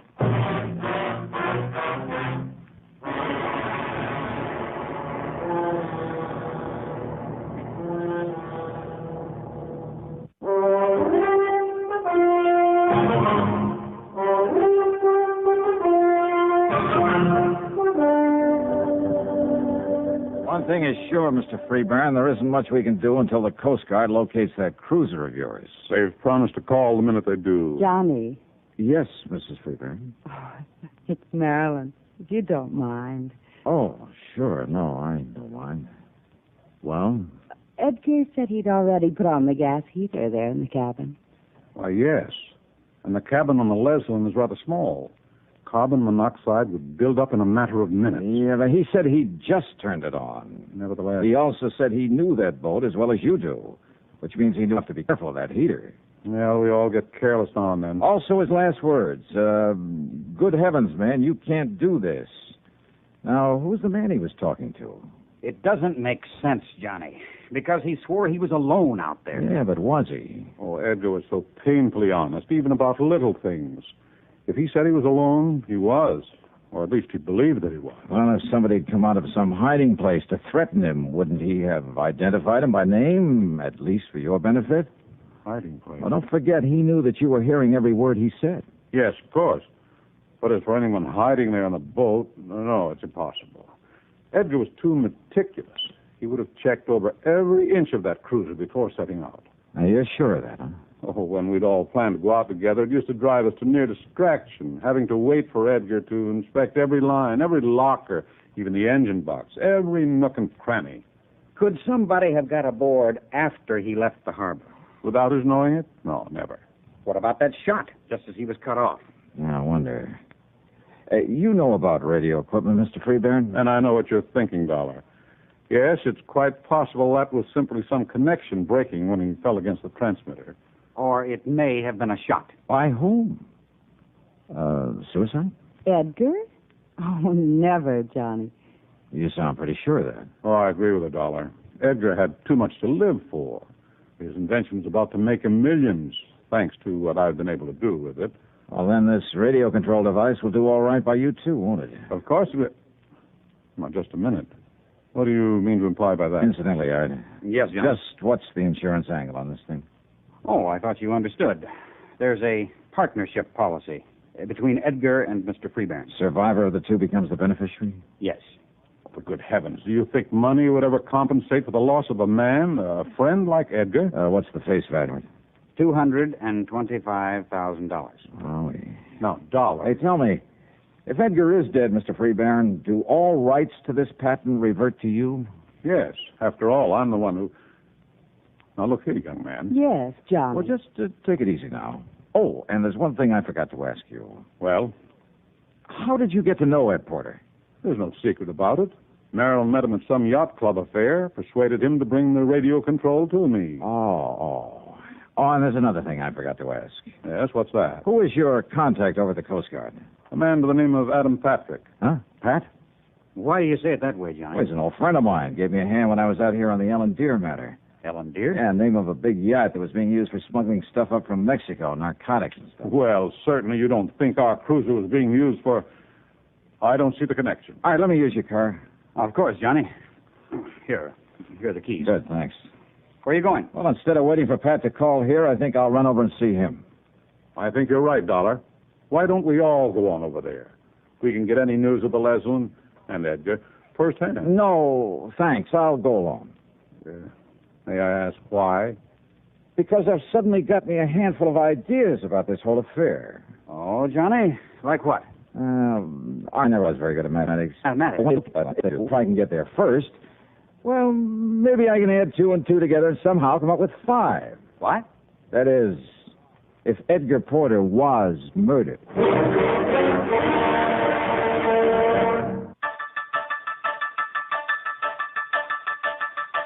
All you need to know, KNX is 7 million years radio.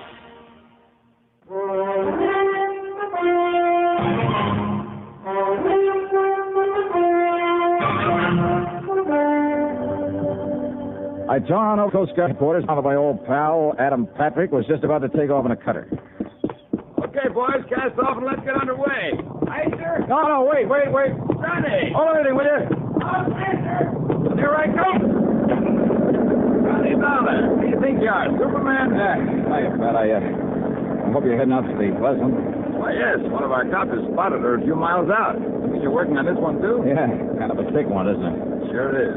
Now, a man completely alone out there could be murdered. And there couldn't possibly have been anyone with him. At least with old man Freeburn has been telling me the truth. Oh, I think he has, Pat. At least as far as he's gone. What do you mean by that? Well, does he know you've located the Leslin? Sure. When I got word, I phoned him, then grabbed Dr. Wilson. See him up aboard there. Hey, wait a minute. You gave Freeburn the position of the Leslin? Sure, why not? Hey, listen, can you get a few more knots out of this barge? We're up on top right now. What do you mean, Johnny? How much do you know about Lester Freeburn and his wife? Oh, man, that Marilyn. Huh? Greatest business asset a promoter like Freeburn could possibly have. Oh. How else do you think he got his paws on that radio control he makes? Yeah, I know about her connections. Why not? Why shouldn't she? It's that kind of monkey shines that keeps her in furs and expensive cars and everything else she likes. Yeah, I see. Then the Freeburns are quite a team, huh? Understatement of the week. And I understand he does pretty well for himself. Look, when that government contract gets rolling, and if his partner's dead, well, man, he'll be back in the black so fast. Oh, you think he's in the red now? Look, after all that dough he spent on that plant, Johnny. A couple of $100,000 might come in handy, huh? Even $1,000 or two. What are you getting at? Let's get on out to the Leslin, huh?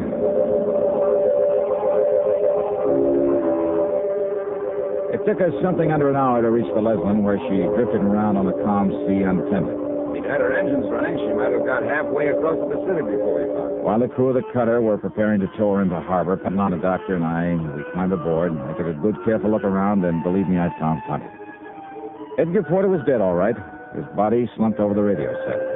Carbon monoxide, the doctor said. At least that's what my preliminary examination shows, Mr. Dollar. But then, before we could get her underway, sure enough, Lester Freeburn rolled up in his speedboat. He came aboard, joined us in the cabin, took a look at the body of Edgar Porter, and then... Then it was carbon monoxide poisoning. And I told him by radio to be sure that this vent was open. Too late, Mr. Freeburn. What, Mr. Dollar? Well, that fast little boat of yours didn't get you here soon enough. That vent was wide open. Yeah, the first thing I looked at. Well, then I don't understand. If it was carbon monoxide poisoning... Yes, John. Oh, sure it was. But not from this gas heater. You mean maybe some leak in the exhaust system? Not even that would have done it, Pat. This cabin door was wide open when we came aboard. Well, even so... Alive, Edgar was pretty valuable to you, Mr. Freeburn. Of course. As my partner with his invention... And your wife, with an eye for the dollar sign, roped him in very nicely for you. I guess he really had a case on her.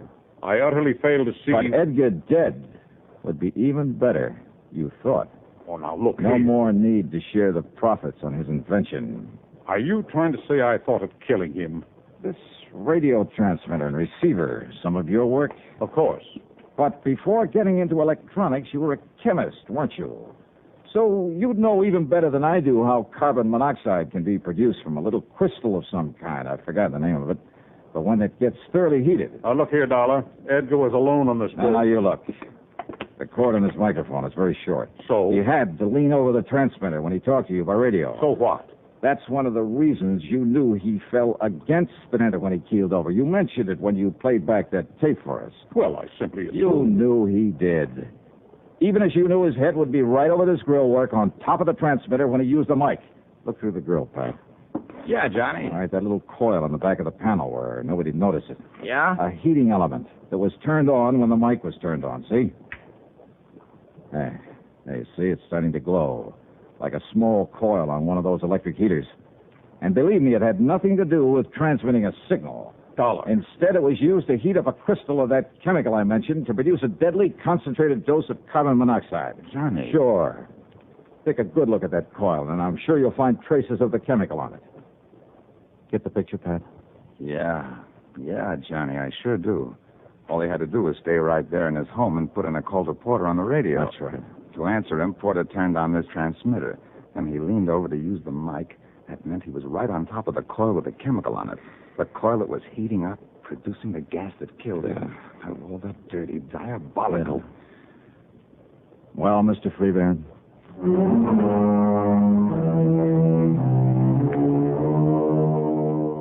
Yep. Lester Freeburn had suddenly run out of answers. And I'm willing to bet that the best lawyer in the country can't get him out of this one. Best of all, of course, he won't collect a penny of the insurance on the partner that he murdered. Expense account total, including all the incidentals I could think of, and the plane fare back to Hartford, $386.21. And cheap at half the price. Yours truly, Johnny Dollar.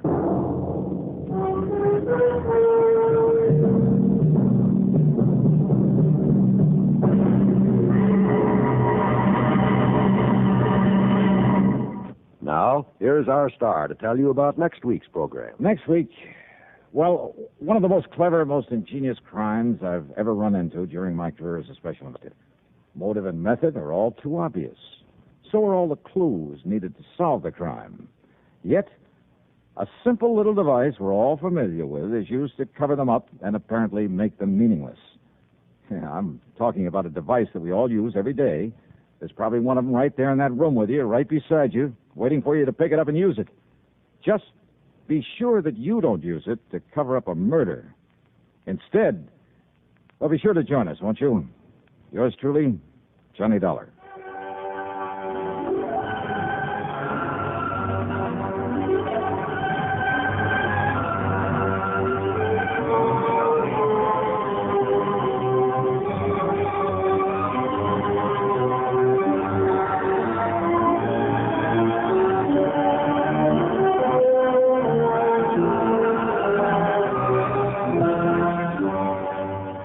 Yours truly, Johnny Dollar, starring Bob Bailey, originates in Hollywood and is written, produced, and directed by Jack Johnstone. Heard in our cast were Virginia Gregg, Olin Soule, Sam Edwards, Will Wright, and Herschel Bernard. Be sure to join us next week, same time and station, for another exciting story of yours truly, Johnny Dollar.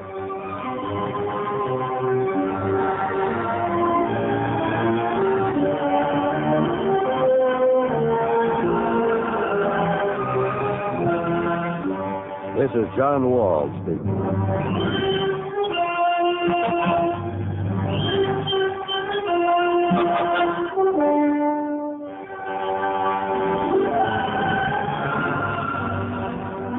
Johnny Dollar has come to you through the worldwide facilities of the United States Armed Forces Radio and Television Service.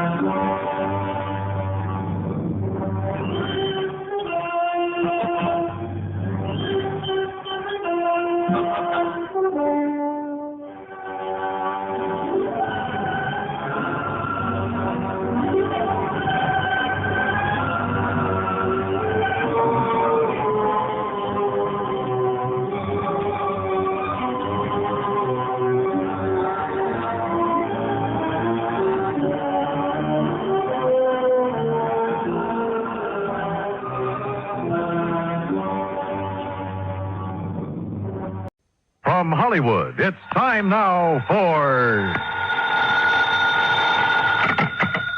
Johnny Dollar. You smell smoke, Johnny? What'd you say?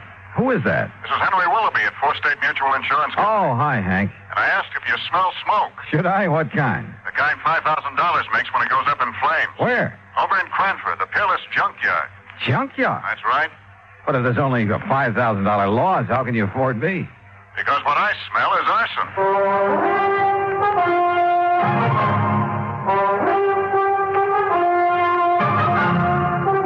Bob Bailey in the exciting adventures of the man with the action-packed expense account. America's fabulous freelance insurance investigator. Yours truly, Johnny Dollar.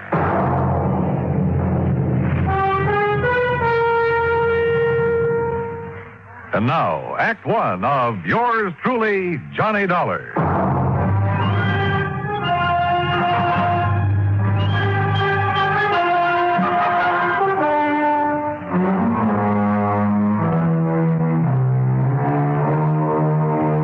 Expense account submitted by Special Investigator Johnny Dollar to the Fourth State Mutual Insurance Company, Hartford, Connecticut. Following is an account of expenses incurred during my investigation of the Peerless Fire Matter.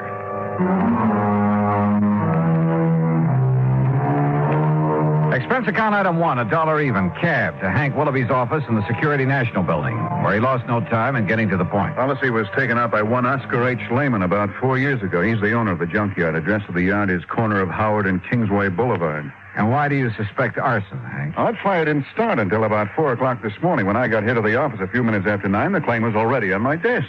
Almost as though he'd had it filled out and waiting, even before the fire occurred, huh? Precisely. How much do you know about this man, Lehman? Well, nothing really outside of the data on the policy. His home address is 232 East 4th Street. Also in Cranford. Yeah. Okay, Hank. I'll see what I can see.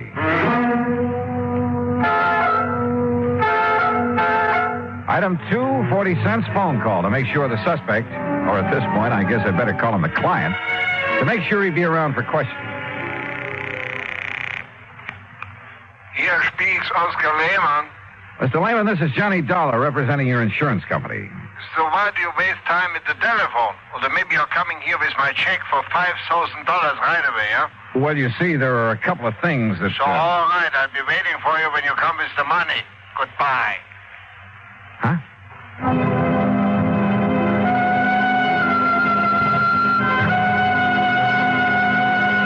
Item 3, $1.20 for a train ticket to Cranford. Item 4, $2 for an old rattle-trap taxi when I got there. Cranford is a new town, or rather a new one built on what was left of the old. When the big clock company folded up at the end of World War II, Cranford kind of fell to pieces. But situated as it was, just a few miles above the busy city of New Haven, a bunch of smart New York operators had stepped in and were busy making a nice modern residential community out of it. New stores, new homes, and all the fixings. You see there in the block up there ahead? Huh? You had a big fire there this AM, big junkyard. Yeah, I see. Man, it was really hot. Thought it was going to take the 3 houses there on Howard Street along with it. You know, flying embers and the heat and all. But the wind swung around. They didn't even get touched. Yeah, well, pull up, will you? I want to look it over. Okay, mister, you're the boss. Hey, you want me to keep the meter running? No, I'll leave you here. Okay. That's 85 cents. But it would have been $1.50 to where you first wanted to go. Okay. Hey, Hey, thanks. Boy, how I hate to see that junkyard gone. Oh? Why? Oh, well, that's where I've been buying my parts to keep this old crate tied together. You know something? It looks it. Now that Peerless is gone, I'll probably either have to get a new cab or either try and fix this one up right, you know, and that costs dough. Yeah, well, happy fixing. Yeah, like I say, though, out of something bad always comes something good. Sure. And I not only mean my taxi, mister, but them houses there, too. Well, what about that? Oh, they're on Howard Street. They've been beefing their heads off ever since the yard got its license. So now, no more junkyard. Now the whole place can be residential like it ought to. Like I always say, out of something bad, always something good, yeah. Yeah. Now, I got to get going. Hey, you know something? Maybe that fire gives me a good idea. Like, maybe I should burn up this old wreck of mine and the insurance company would have to give me a new one. Hey, how about that? Maybe you'd better be careful who you say that to. Oh, sure. Especially not to an insurance investigator Yeah, like well, me. don't you worry, bud. I'm too smart. You? You? That's right. Oh, happy day. In spite of the valiant efforts of Fire Chief Dale Marley and his crew, the Peerless junkyard was just that, junk. And he agreed with the cab driver. The other property owners were probably glad to see the eyesore go up in flames. Well, you wouldn't like it either, Dollar, having a place like that in your front yard. And just take a look at those folks standing around. You'll see what I mean. Yeah, I must admit they don't look very unhappy about it. So the fire started in the shed that stood right here, huh? That's right, yeah. It was a big shed that Peerless used to store a lot of old furniture and stuff like that. Hey, Peters, hit that corner over there with some more foam. Okay, sir. Yeah, a fellow runs a grocery store on the caddy corner, and he sleeps upstairs over it. Said it woke him up. Went off with a boom, like a small explosion. Have you considered the possibility of arson, Chief? Yeah, I have. That's why I called New Haven and asked them to send up a couple of men from their special squad. But you found no trace? Nothing I could put my finger on. You got any ideas? Yeah? Yeah, I think maybe I have. I learned a long time ago that a lumber yard or furniture factory were about the worst places in the world to look for signs of arson. The wood goes up so hot and so fast. And the remains of this shed wouldn't be much better. So I walked over to the little grocery store and spent item 5, 21 cents, for a loaf of white bread. Then I rejoined Chief Marley at the ruins of the shed. The arson experts can come up from it. Hey, what's the matter, Dollar? You get to eat breakfast? Oh, something like that. Hey, you want a chunk? Not without strawberry jam and a cup of coffee. Hey, Herb, take it easy over there. Hey. Stomping around like that, you wipe out all the clues. Now, like I told you, Dollar, the fire started somewhere right around here. Uh-huh. And the quick shift in the wind moved it over that way. Uh-huh. Chief. Yeah. Here, chew a piece of this fresh bread. What? That's right, chew it. Get the taste of it in your mouth. What for? Just do it, will you please? Here. Well, you got an idea, son? You bet I have. Here. You mean chewing on a hunk of bread is going... He's going to what? Now swallow it. What is this, a gag or something? No, not by a long shot. Now watch. Well, don't throw it away. Now you got my appetite up. I'll have some more. Here now. Chew on this piece. What? After you dropped it in the ashes? That's right. Chew on it. Oh, now Go wait. ahead, do it. I'm serious. Holy kerosene. That's right. Well, I'll be doggone. Yeah. Fresh bread will pick up even the slightest trace. Even after the fire? Even after a fire. That means kerosene was brought in and poured over the floor of this furniture shed to set it off. And, Dollar, I'm going to get in the police and have them lock up old Oscar Lehman so No, fast. no, wait. What for? Until I can talk to Lehman. Well, now, look. You look. This isn't any absolute proof of arson. Well, it's good enough for me. It's good enough for a suspicion charge.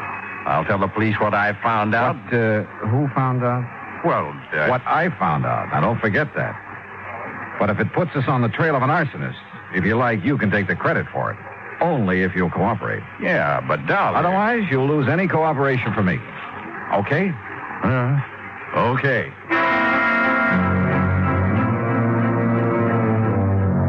Item 680 cents cab to the address on East 4th Street where Oscar Lehman lived. Like the Howard Street address, this was a has-been section. Lehman's home reminded me of some of those on the other side of the town, next to the junkyard. When the old character let me in, I wasted no time in getting to the point. You ask why I should be staying here in my home instead of at the yard? And I'm asking you why not? What good can I do over there? My lovely junkyard is gone. There's nothing I can do, so I'm waiting here to collect the money your company owes me. So are you going to pay me or not? Well, now, that depends. As I started to say... I tell you, I didn't even know about the fire till I went down there to open up the gate and start the day. What time did you go down there, Mr. Lehman? 11 o'clock, like always. Well, you sure didn't waste any time getting your claim into the office in Hartford, did you? Of course not. So soon as I see what happened, I sign up the claim and take it to Hartford. And the office is closed, so I leave it under the door. Yeah, well... What else could I do? Sit around and wait to think about it while the money's coming to me? It's my money, so I should have it. You know how much merchandise I have in that yard? $25,000. Retail? Yeah. Then why'd you burn it up? You think I'm crazy I should do such a thing? Don't you understand now I'm out of business for God? Oh, what do you mean? My license for the yard on condition, you know. A conditional license? Yeah, that's right. If I'm not in business, every day I lose the license. I lose the lease on the land. And then they make houses, little stores. It's a big development company. So you're crazy to come and talk to me, tell me I should set fire. Maybe I've suddenly changed my mind, Mr. Lehman. Maybe I've already met the arsonist. Huh? And I was just too blind to see him.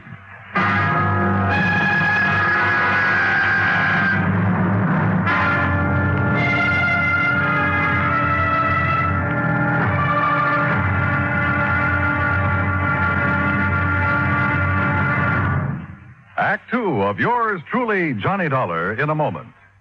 Our flag now numbers 50 stars. And behind each star there stands yet another flag representing one of the 50 states. Missouri's state flag is a horizontal tricolor of red, white, and blue. In the center is a circular device bearing the state coat of arms. An eagle, symbolizing the superior authority of the nation. A grizzly bear representing Missouri, chosen for his size, strength, and valor. And a crescent moon, symbolic of the shield carried by the second sun. Missouri being the second state carved out of the Louisiana Territory. A belt encircles the coat of arms with a motto inscribed, "United we stand, divided we fall." Atop the flag is a cluster of stars representing the Union, with a larger star for Missouri as she surmounts her difficulties and assumes her rank among the states. The state motto is also inscribed on the flag, Salus Populi Suprema Lex Esto. The welfare of the people shall be the supreme law. Surrounding the device is a group of 24 stars. Missouri's state flag, the flag of the 24th state to enter the Union, was adopted on March 22nd, 1913. And now, Act two of yours truly, Johnny Dollar, and the Peerless Fire Matter.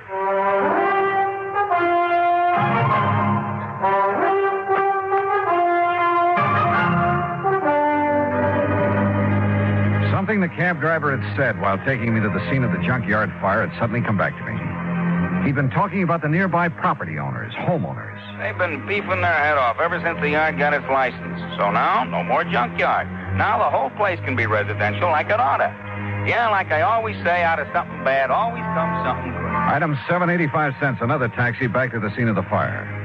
The men from the department were still busy cleaning up.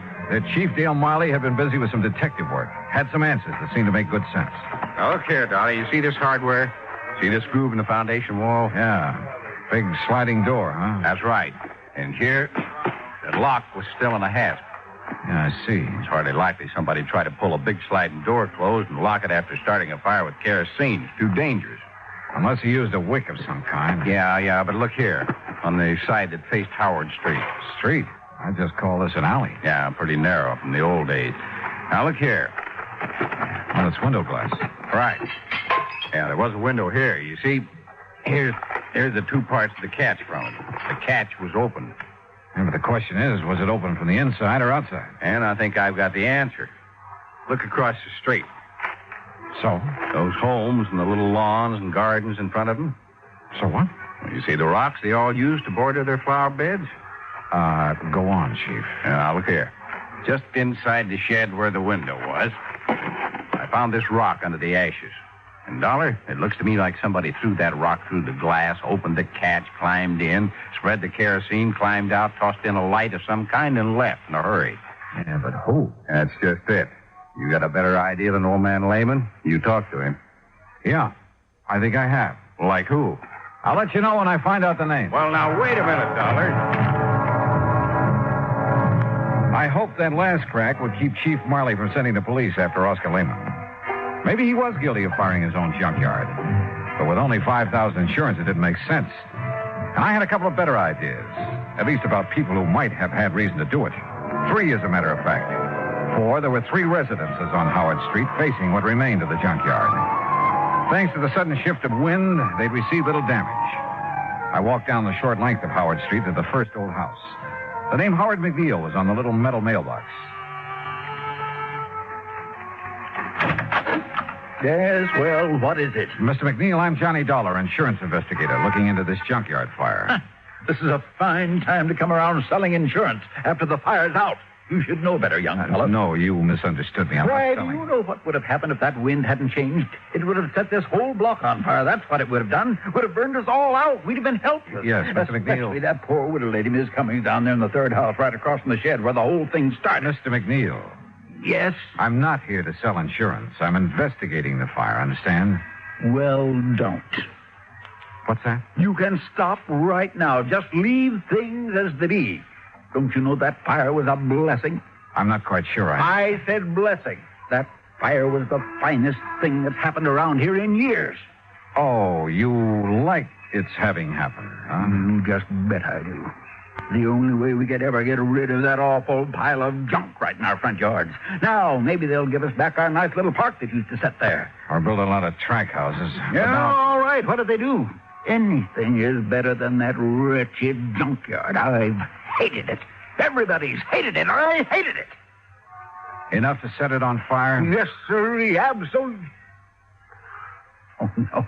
Was it me? Well? Mr. Dollar. A quiet, peace-loving person like me? Oh, no. Why, I wouldn't even think of such a thing. Especially since that fire might have got out of control and burned me out. Well, you carry insurance, of course. I do not. I don't believe in it. No, so don't you try to tell me anything. I told you I'm an investigator. Well, why don't you ask that Nazi if he had insurance? Nazi? Yes, that Oscar Lehman that owned that dirty junkyard. Why do you call him that? Well, he's a German, isn't he? Well, that doesn't make him a Nazi. Well, it does to me. Anybody who'd wangle a license to put up a filthy place like that on our beautiful street, especially if he's a German, well, to me, he's a Nazi of the worst kind, the very worst kind. Thinks he's a ladies' man, too. All right, now, have you any idea who, besides you, would have liked to see that place burned out? I certainly have. Oh. Why don't you ask the police? They were here at dawn asking us all questions. You said asking us all. Of course, I mentioned the widow Cummings that lives in the third house, and then there's Miss Gertrude Mary Anastasia Conroy, the nice spinster lady who lives next door, and it's a very charming lady, Miss Conroy. Yeah, well, now would you mind? Oh, and what spirit she has. Now, that's the way I like them, Mr. Dollar. Ladies with spirit. And do you know something? One of these days, I'm going to ask her for a date in spite of the competition. You never have? No, sir. No. I'm not the bold type like some people I know, but I've been working up to it. And how long have you been a neighbor? 16 years, and you mark my word, one of these days I'm going to march right up on her front porch, and Miss Conroy, I'm going to say... Yeah, well, thank you very much, Mr. McNeil. Yes, but I was going to tell you, but... oh, dear, I must have said something wrong.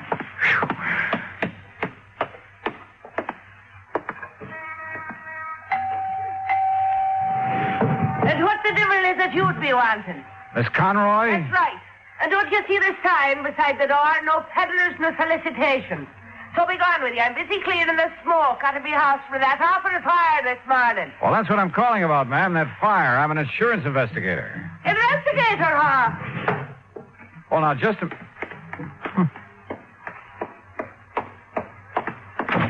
If you're an investigator, young man, let me see your badge. Badge? That's right. If you're an investigator, you're a detective. And if you're one of them, you're with the police force. No, And if you are, you can go right back and tell your chief I've had me filled right up to here with answering fool questions about that fire. As if I myself did it, huh?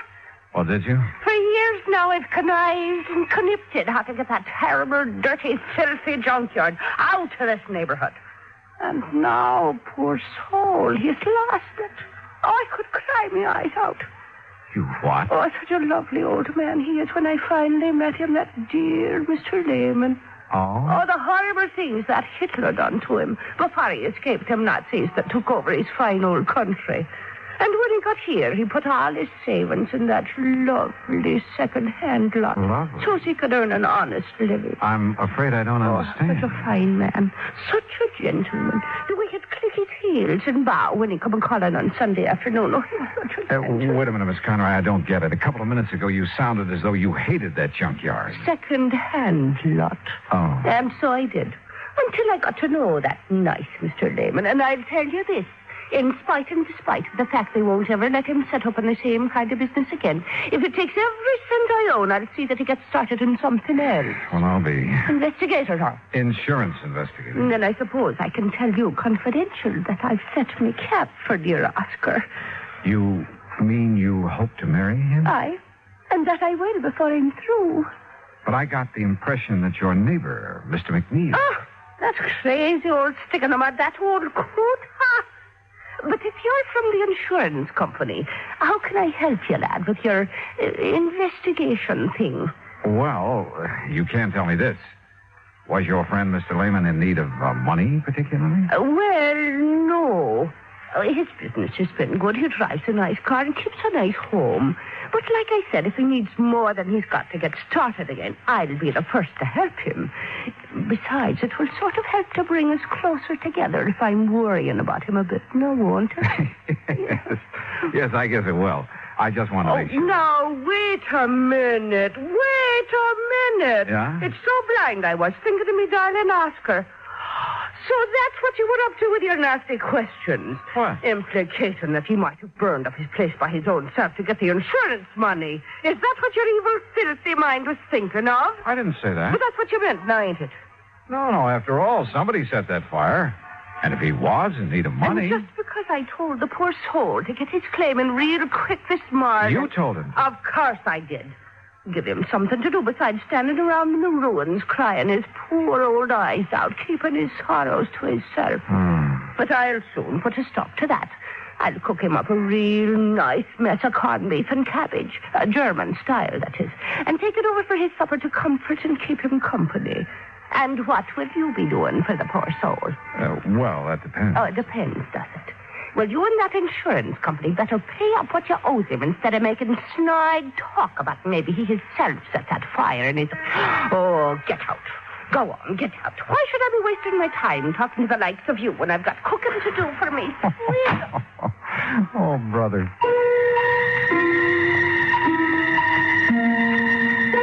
This was turning out to be the most offbeat insurance matter I ever handled. Well, there was only one suspect left. The woman living in the third house opposite the shed where the fire had started. The widow Cummings, McNeil had called her. I went up on the porch, rang the doorbell. And again.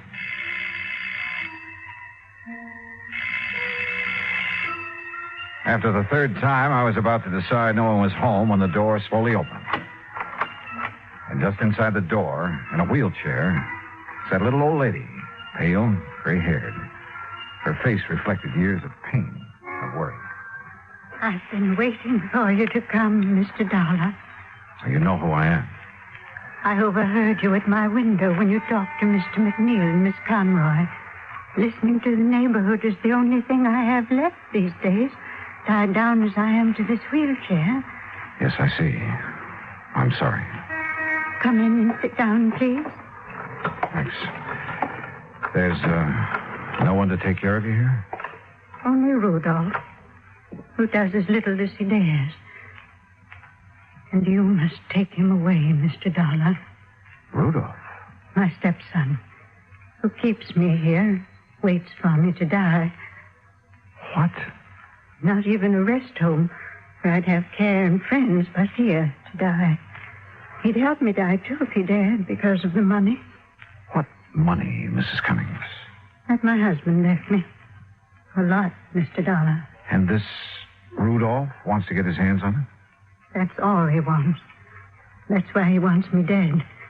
But he hasn't dared kill me, because everybody knows that we're alone here together. And if I should die from his neglect, they'd know he did it.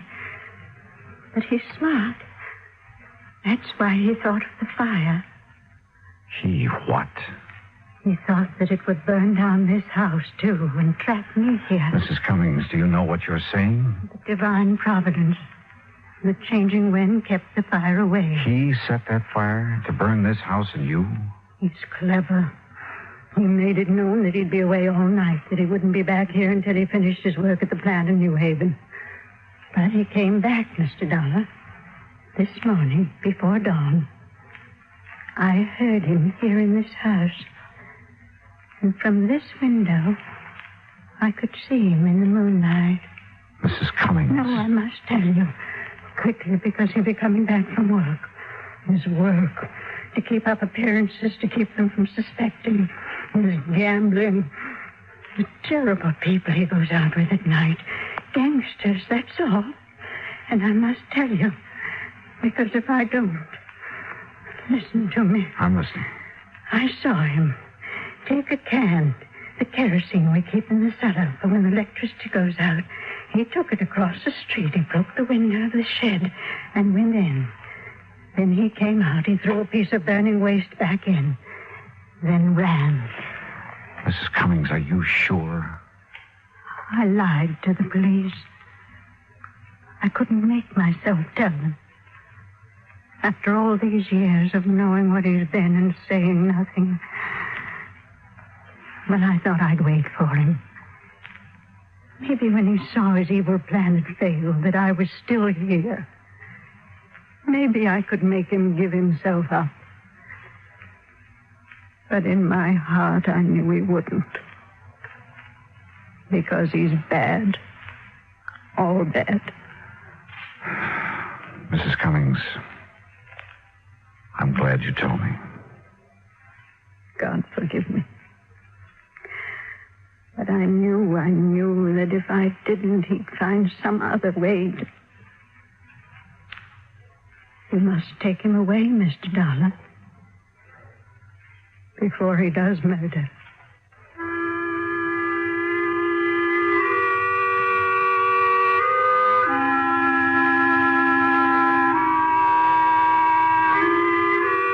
Expense account item 8, $10, board and room. I've stayed an extra day in Cranford to clear things up. For while I waited for Rudolph to return, I found the kerosene can he'd used down in the cellar. Chief Marley found the top from it in the ashes. The police have since found only his prints on it. Rudolph is in the city jail. And I'm sure Mrs. Cummings will testify against him. After all, her life is at stake.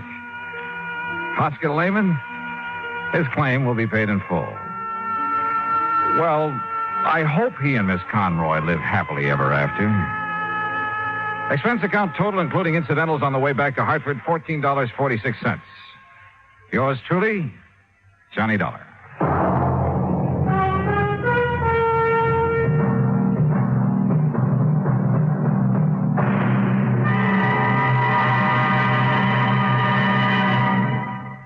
Now, here's our star to tell you about next week's story. Next week, exploration in the high Sierra country of California. And at the end of the trail lies death. Join us, won't you? Yours truly, Johnny Dollar.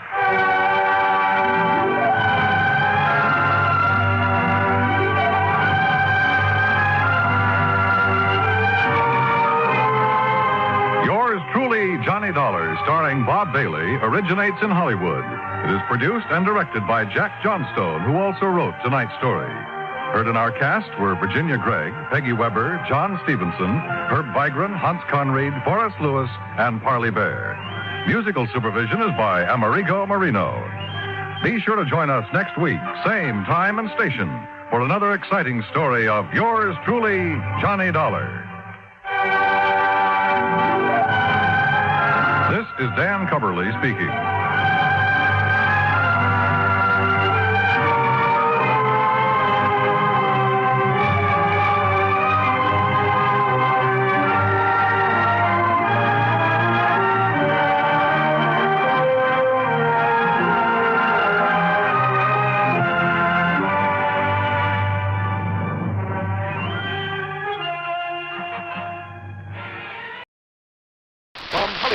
It's time now for Johnny Dollar. Crutcher, Mr. Dollar. Lester Crutcher at Continental Insurance Company. Oh, how are you, Mr. Crutcher? Tell me, are you familiar with the Priest Expedition collection? Priest Expedition? Some of the relics, artifacts of considerable archaeological import that were excavated from the ruins of the city of Ur in the valley of the Euphrates. What? Findings from the temple erected to the god Baal, which proved of such historical value to students of the ancient Babylonian civilization. You know. Yeah, I certainly don't know. But what about it? We carry some special insurance on that collection. And what's happened to it? Nothing yet. But I think you'd better come over and see me. Right away. Okay, Mr. Crutcher. Why not?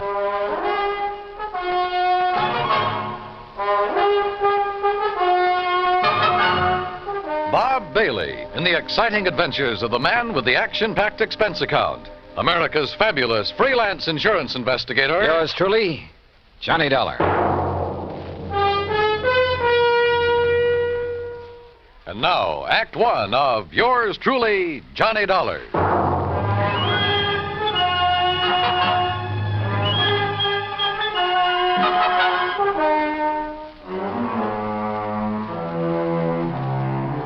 Expense account submitted by Special Investigator Johnny Dollar to the Continental Insurance Company, Hartford, Connecticut. Following is an account of expenses incurred during my investigation of the loss of memory matter.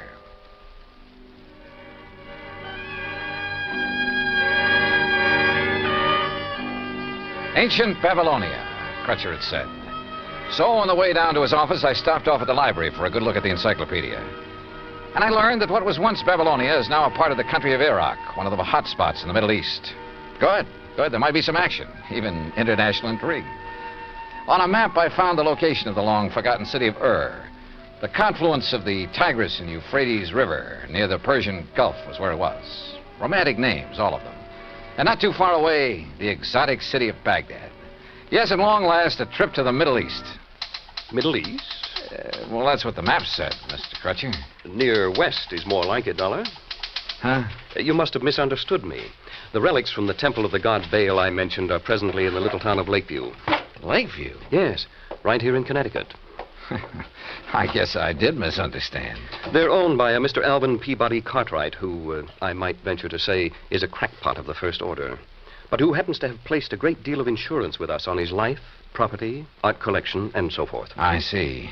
You mentioned a priest's expedition collection. Of rare scrolls and tablets, principally, taken from excavations along the bank of the Euphrates River. Some of them over 4,000 years old, all of them of great historical and archaeological value. Here, this is a relatively unimportant piece that Mr. Cartwright gave to me some years ago. Well, what is it? What does it look like? Well, like a tiny sort of sofa pillow. Only it's made out of dried mud or some... Hey, wait a minute. There are a lot of tiny marks on it. Hieroglyphics, Dollar. Those are a perfect example of the cuneiform writing that was used by the ancients. Oh, what's it say? Has anybody deciphered it? It's a receipt for 24 fat sheep, 12 oxen, and 12 goats that were taken to the temple for sacrifice to the great god Baal. Well, how about that? Does the whole collection consist of stuff like this? Yes, and of priceless scrolls made of papyrus and leather. You've heard of the Dead Sea Scrolls? Oh, yeah, sure. That throw so much light on biblical times. Yeah, they've had a lot of publicity in time and life and so on. Yes. Those in the priest collection cover much of the history of the Canaanites and Phoenicians. And you've insured the collection? It's this way. Mr. Cartwright has decided to sell it to the museum here in Hartford. Has promised them that his stepson, Alfred Hocking, who lives with him, would deliver it to them today. But now he's suddenly worried to death that something will happen to it en route. So? So, to keep him happy, we've issued a $20,000 transit policy. Well, then what's he worried about? Now he demands a guard for it, too. Well, doesn't he trust his stepson, this Alfred? Who knows? Who knows what old Cartwright thinks, whom he trusts? Well, now look, And after all, $250 plus whatever expense account you can dream up for a couple of hours' drive in the country. But of his own... Oh? Well, sure, why not?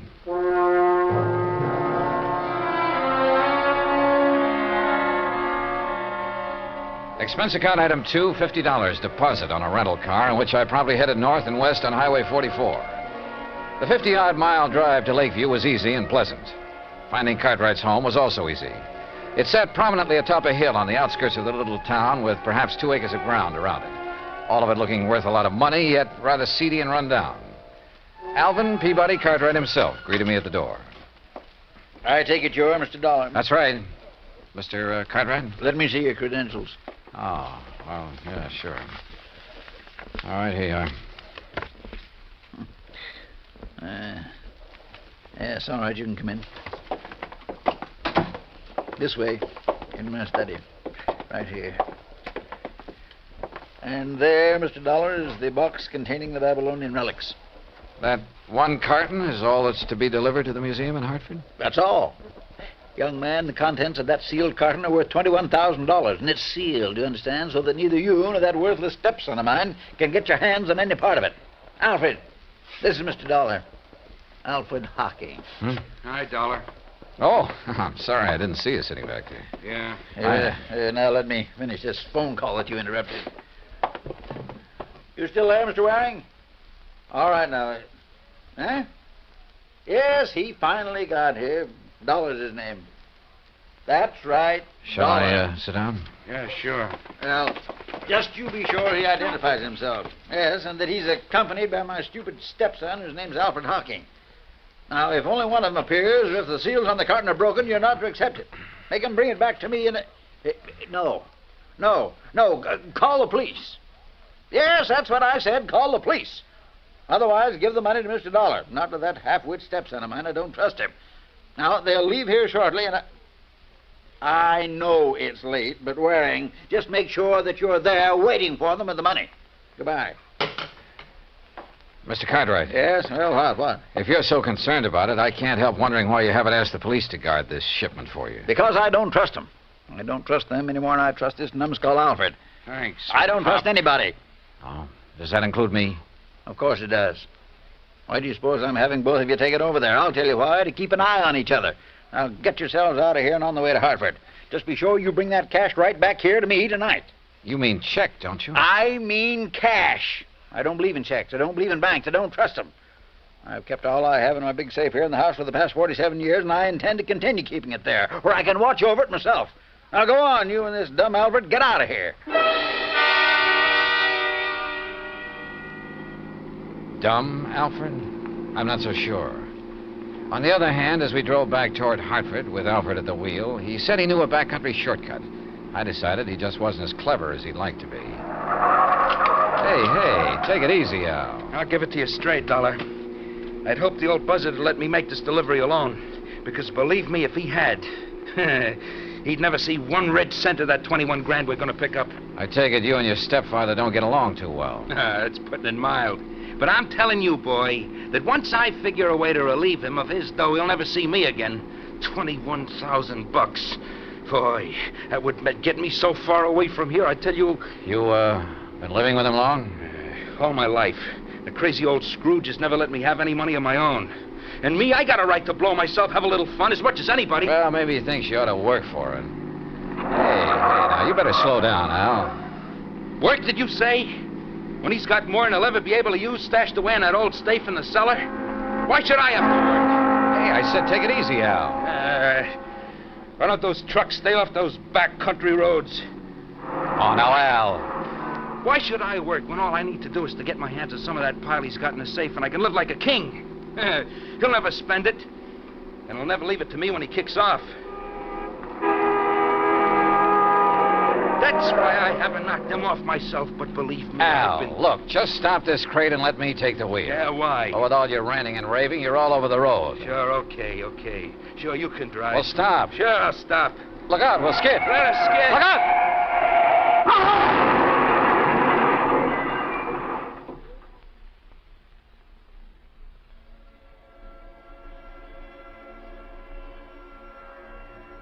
was a long, long period of deep, dull blackness.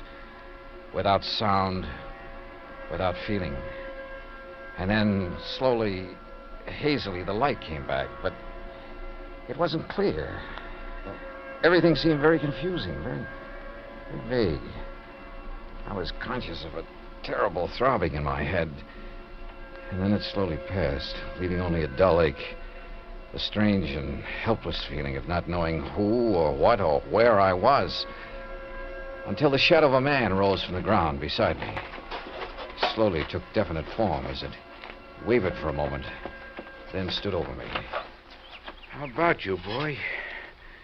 Back to the world again? World? Yeah, you really hit that windshield frame. Here, let me help you sit up. I'll lean you up against what's left of the car. There now. Car? Sure. Yeah, this is the wreck we cracked up in. There you are. Nothing busted. You were just knocked out. Cracked up? Sure. On our way to Hartford. Hartford? Hey. What's the matter with you? I don't know. I can't seem to remember anything. What do you mean? Not anything. I can't remember. My mind is all blank. Well, you know who we are, don't you? No. What? No, and my head, it's Look. Are you kidding, Bud? Car? Sure. Hartford, to deliver some stuff and collect the big wad of... You're sure you don't remember? I don't remember. Not even who you are? I don't remember. I'm trying to, but... Well, I'll be... Okay, now, listen. Everything's going to be okay, real okay. You want to know who you are, huh? Yeah, who I am. Sure you do, and I'll tell you. Your name is Hocking. Alfred Hocking. Alfred? That's right, yeah. You're Alfred Hocking. We were driving along here in the car. See, I was. You were keeping me company, you get it? Yeah, I guess so. Sure you do, sure. You see, I have to deliver some stuff in Hartford. It's in this box here in the car. There, you see it? Box? Oh, yeah. Yeah, you just came along for the ride. The ride to Hartford, see? Oh. Yeah, and after I deliver this stuff and pick up make a little pickup, that is, why, then you and me will part and go our merry way, you see? I don't know, I guess so. Sure you do, sure you do. Yeah, sure I do. You feel better now, huh? Yeah, much. If only my head would clear. If only I could remember something, anything. Look, you're going to be okay. Al?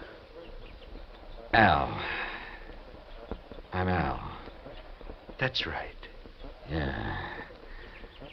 But you... I can't remember. Huh? Who are you? Me? My name is Johnny Dollar. Dollar? Yeah, remember that. Johnny Dollar. That's right. Yeah.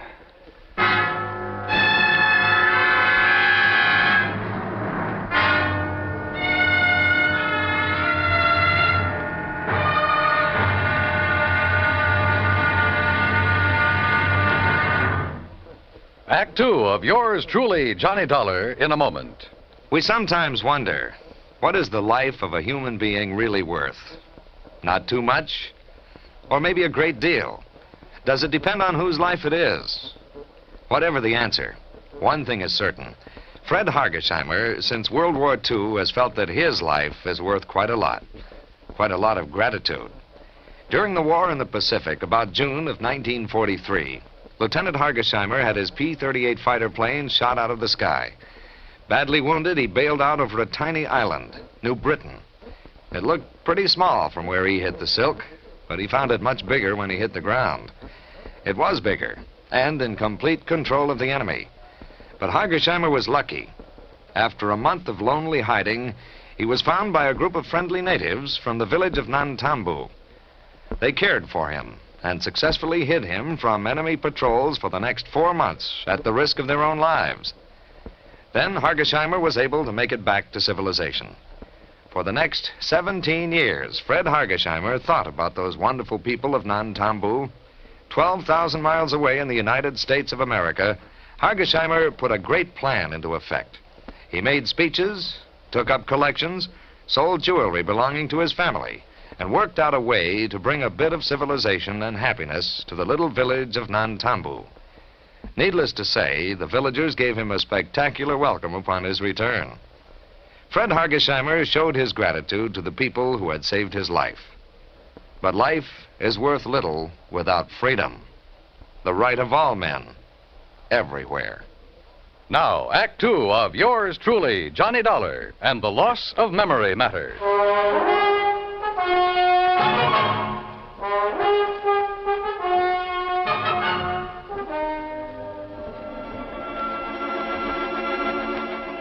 Amnesia.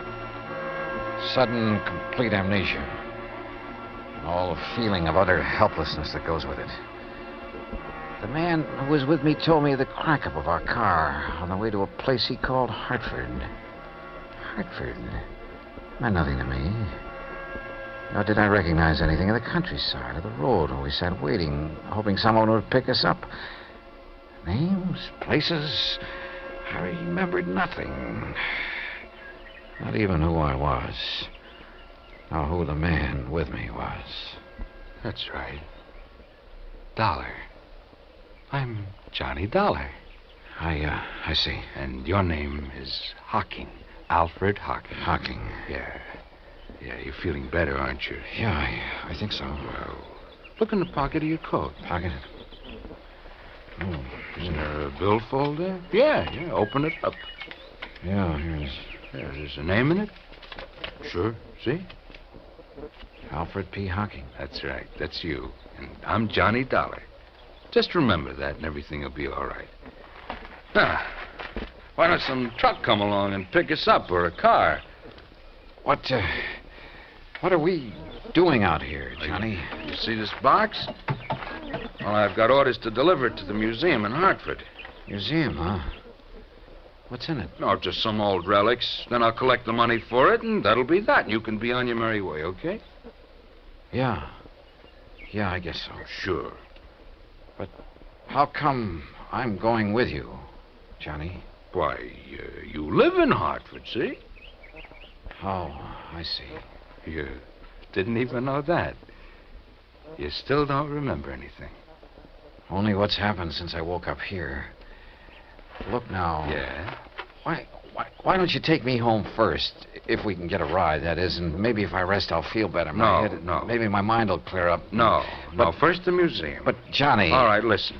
The crazy old coot I'm delivering this stuff for, well, he phoned ahead that there'd be two of us, see, so you've got to come along to the museum. Museum? Yeah, the museum, the one in Hartford, like I told you. Oh, yes, Hartford. But once I get the money for it, I'll take care of you. Yeah, I'll take care of you. You've done pretty good as it is, I guess. Sure I have, Al. I've pulled you out of the wreck and all. Hey, look, here comes a big moving van, and if I know those boys, who'll pick us up. Come on, get up on your feet, and we'll flag him down.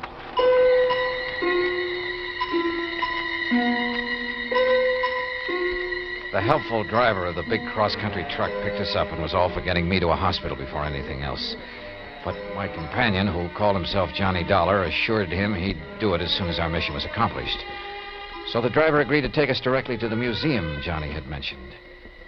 Johnny Dollar.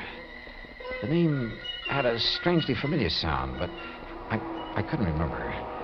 Finally, in the city, they told me it was Hartford. We pulled up in front of a large, rather imposing granite building. You sure somebody will still be there waiting to meet you, mister? It's getting pretty late. Don't worry, driver. There'll be somebody, all right. Okay, but you sure you don't want me to wait and take your friend Al to a hospital? Like I told you, the minute we're through here, I'll take care of him. Come on, Al. Sure. Thanks, driver. Yeah, thanks. Okay, boys. If I couldn't give somebody in trouble a hand, I'd have no business driving this rig. 20. Here's your package. Oh, thanks again. Now, come on, Al. Okay, Johnny. I'll do all the talking, and you just remember who you are. Sure. Let me help you carry that. You just push the bell button there beside... Well, it's about time. Which of you is Mr. Dollar? That's me. Hi, Mr. Waring. Here's my credentials. Oh, yes. Then you... Al Hocking. Oh, yes. Just as Mr. Cartwright said on the phone. But what happened to you? I had a little car accident on the way. Oh, yes. Are you feeling all right, Mr. Hocking?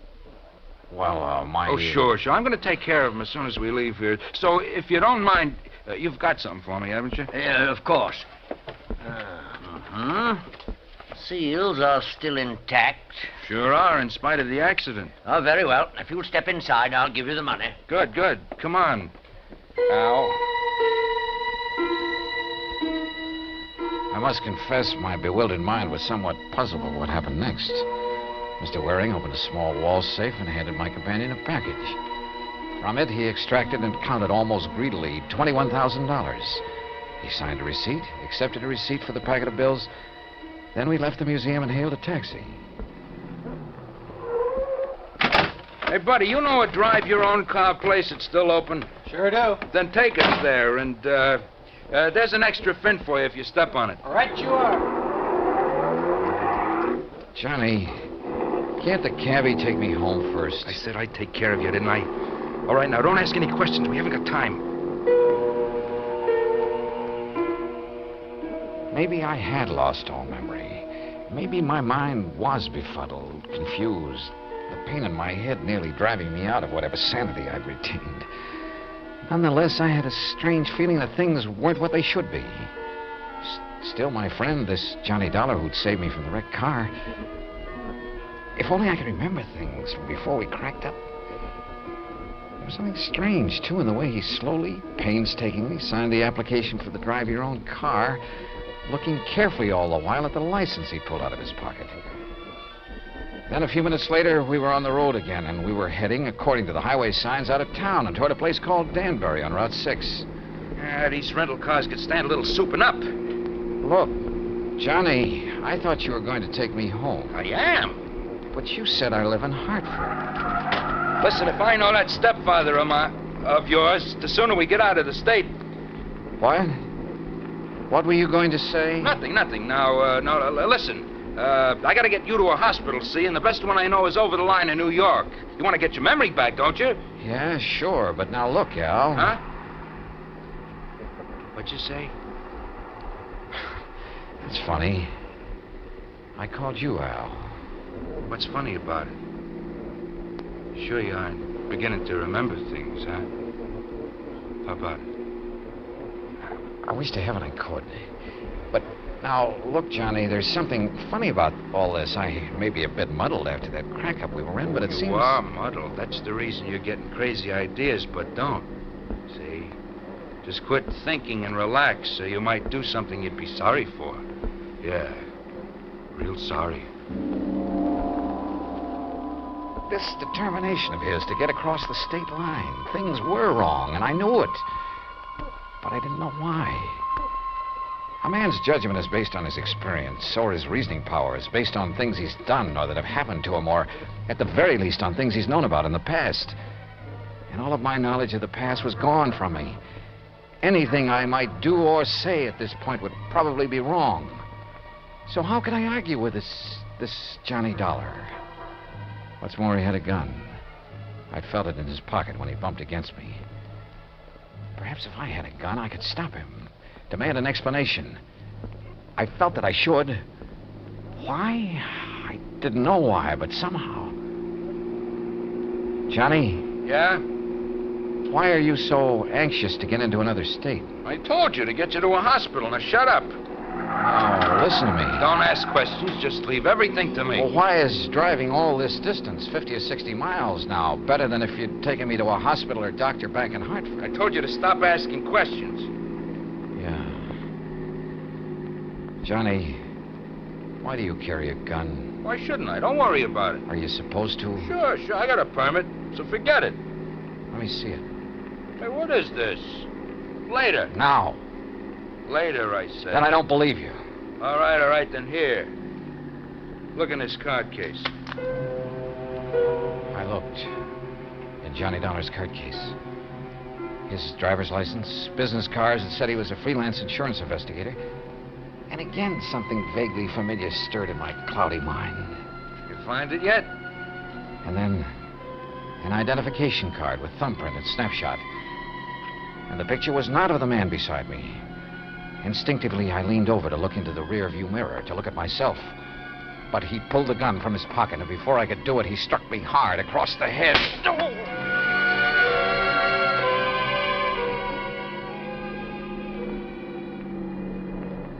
All right now, Al.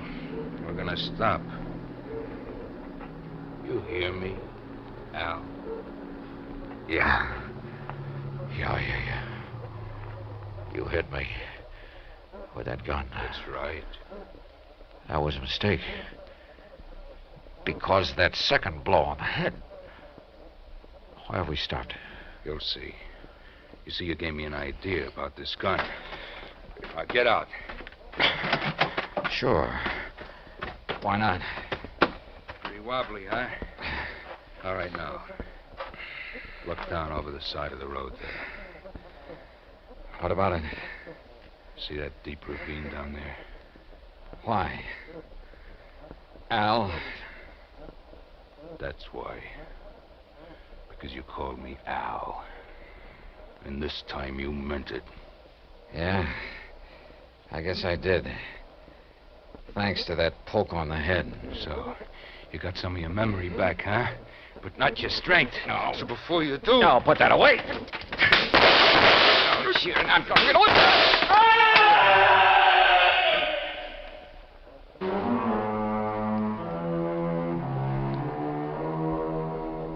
Expense account total so far, $95 even, including doctor bills.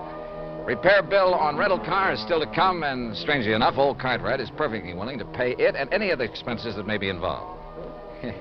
He's a changed man with his chiseling stepson out from underfoot. Also, I'll be required to appear in court against Alfred Hocking, and there'll be expenses involved there, too. The extra $500 Cartwright insisted I take doesn't go in this account since it came out of his own pocket. Not bad for just a couple of wallops on the head, huh? Yours truly, Johnny Dollar.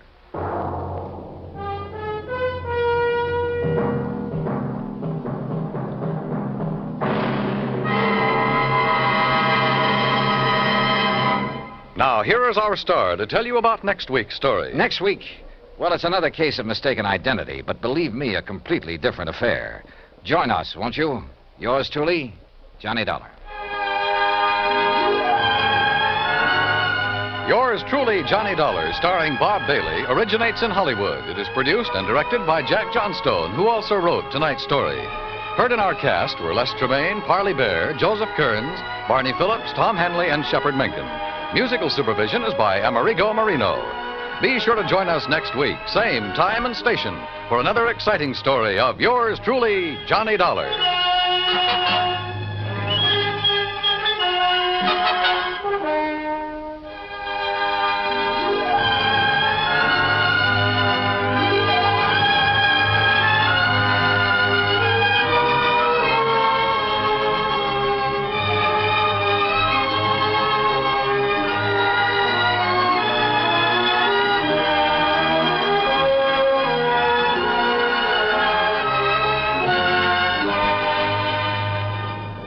This is the United States Armed Forces Radio and Television Service.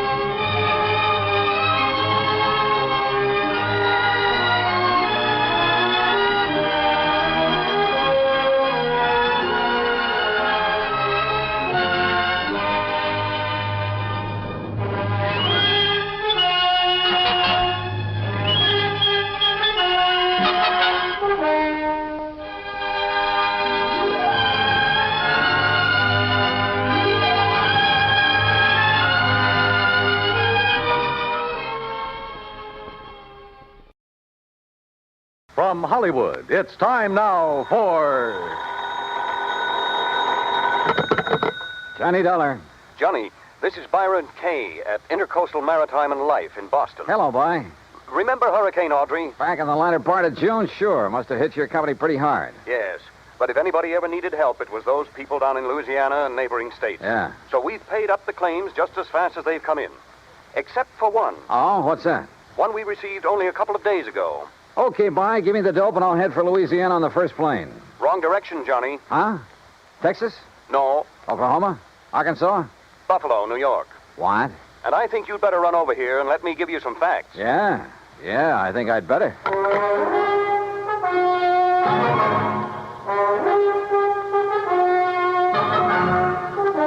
Bob Bailey in the exciting adventures of the man with the action-packed expense account, America's fabulous freelance insurance investigator. Yours truly, Johnny Dollar.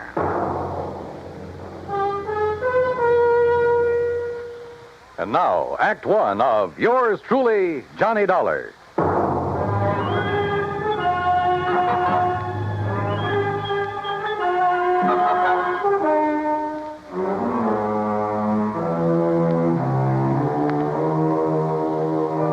Expense account submitted by Special Investigator Johnny Dollar to the Intercoastal Maritime and Life Insurance Company, Boston, Massachusetts.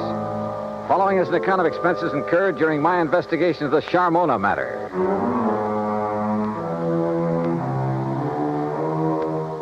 Expense account item 1, 1845. Plane fare and incidentals, Hartford to Boston, and a cab to Byron Kay's office in the Little Building.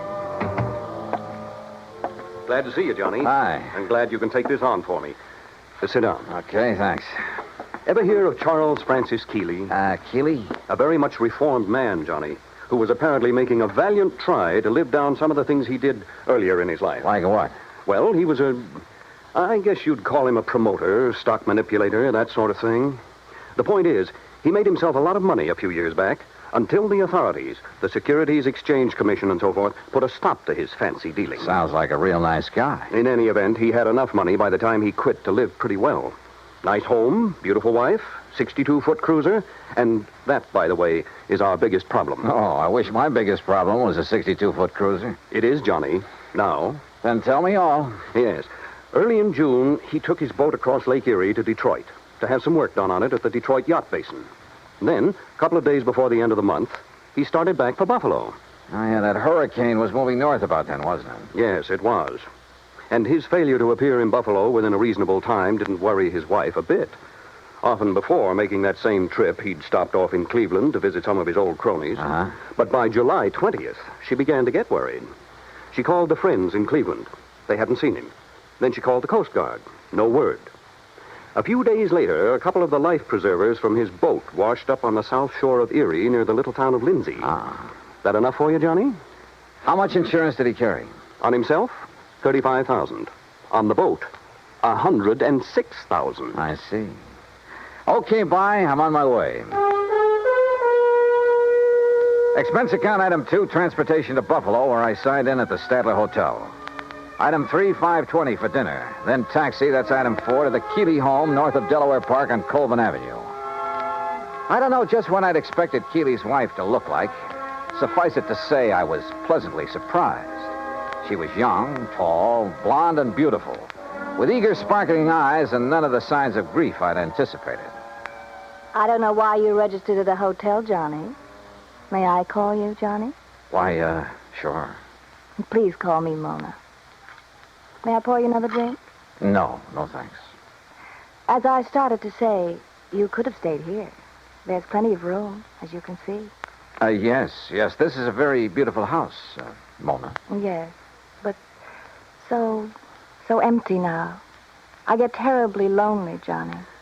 Well, of course, I don't blame you.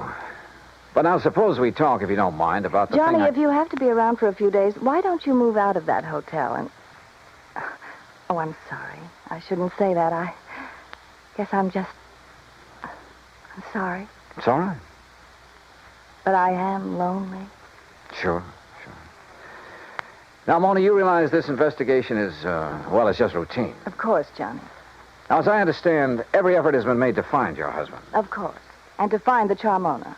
Charmona? The cruiser. Oh, yes. It was a beautiful thing, Johnny. But now it's gone. And Paul. Paul? Yes, Paul Matthews was the pilot. Only he was more than that. He was very nice. Yeah. Well, now, as I... Oh, excuse me. Every time that phone rings, I hope it's some word, some news that perhaps... Well, you know. I'm not sure that I do. What? But by all means, answer it. Yes, excuse me. There was something distinctly wrong with this whole setup, that was for sure. The Coast Guard, yes. Yes, this is she. This is Mona Keeley. Perhaps Charles Keeley wasn't the only one in this family to arouse suspicion. What? Say that again. Especially now, with nearly $150,000 involved. Yes, well, how about Paul? I said, how about Paul? Then, when she finally finished with the phone call, came a couple of other surprises. Thank you. Johnny, he's all right. Huh? That was the Coast Guard. They found him. He's all right. Isn't it wonderful? That was the real surprise. Not what she said. Isn't it wonderful? Or even the way she said it. But something deep back in her eyes that gave her away, that told me beyond the shadow of a doubt that she was lying through her teeth.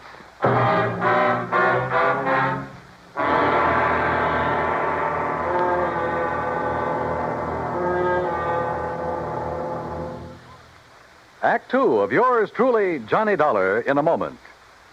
It is a rare event when a young man decides to leave civilization behind and hide himself away in the steaming jungle, just so he can help his fellow humans in a remote corner of the world.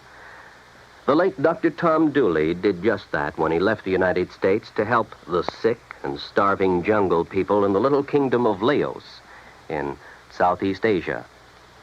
Dr. Dooley's story is well known to nearly everyone.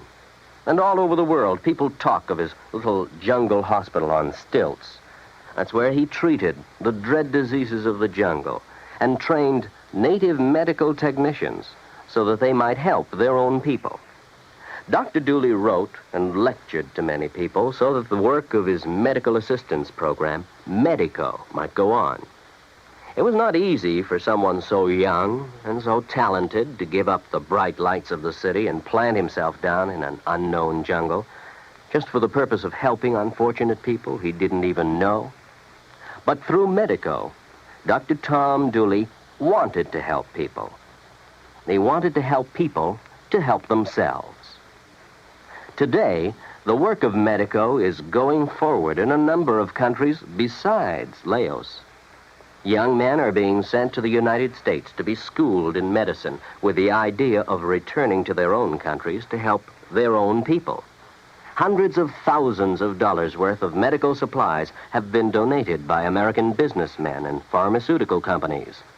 Today, Dr. Tom Dooley's work is being continued for him. It is helping to create better understanding. It is an injection of the spirit of freedom. The right of all men everywhere. And now, Act two of yours truly, Johnny Dollar, and the Charmona Matter.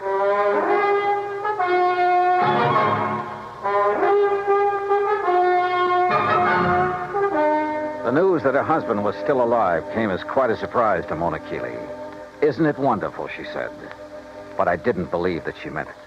On the south shore of the lake, Johnny, near the little town of Lindsay, west of Cleveland. He was picked up on the beach by a farmer who's been caring for him ever since. Isn't it kind of funny that you haven't heard from him before? That hurricane was a couple of months ago. Well, he was out of his mind from the shock of what happened to him. Did the Coast Guard say anything about the yacht? No, Johnny, I'm afraid that Charmona is at the bottom of Lake Erie. Well, where is he now? In Cleveland, in a small private hospital. Well, hadn't you better go over there and get him, bring him back here? I told the Coast Guard we would. Mona, you're not really glad that he's been found, that he's still alive, are you? No, I'm not. I guess I never really loved Charles. I'm not sure he really loved me. He was a big shot, always out in the town, doing a lot of entertaining, that sort of thing. I was very pretty then. Kind of a business asset for him. When were you and Charles married, Mona? 9 years ago. It looks as though he's done pretty well by you. I never had any reason to complain. About that, I mean. But the things he did to make his money, it was, well, I guess it was legal, but it wasn't right. It was almost like stealing, the way he promoted a lot of worthless inventions, penny stocks, worthless real estate, that sort of thing. But he always did all right. And you. Well, who worries about conscience when things are going well? A lot of people, Mona. But then they made him stop the things he was doing. And Charles became very strange. He took up religion like a fanatic. Oh? Kept giving his money away to a lot of crazy charities, money I could have used. And he got moody. He'd go off alone for weeks at a time, pay no attention to me. That's what I meant when I said I was lonely, Johnny. Not just since the accident that lost the boat and Paul. Paul again, huh? Don't you understand? These crazy things have been going on for over a year now. That's why I'm not jumping with joy that Charles is alive. Do you blame me? Hadn't we better drive on over to Cleveland and get him? All right. I'll run upstairs and change my clothes. Excuse me. I'll be ready in a minute. Maybe I should have felt a bit more sympathetic, but I didn't. Maybe Charles Keeley did marry her simply because he could afford to keep a smart, pretty ornament around at his beck and call. Yeah, but the chances were she'd married him solely for the things his money could buy her. She took a long time changing her clothes, which didn't surprise me, so I poured myself a drink. I glanced over some of the magazines on the coffee table. I got up and stared out of the window for want of something better to do. Wandered about the room. Wandered into the oak-paneled den. I looked over the shelves of fine books, the gun collection, and the cabinet in the corner. And almost idly, I reached out toward the leather-topped desk to shove back a slip of paper that stuck out of one of the drawers. Until I saw what it was. It was an unpaid bill, several months old, from an exclusive New York shop for some very expensive gowns. And inside, the drawer was packed with unpaid bills, thousands of dollars worth of them, and statements bearing a polite, firm warning to pay up or else.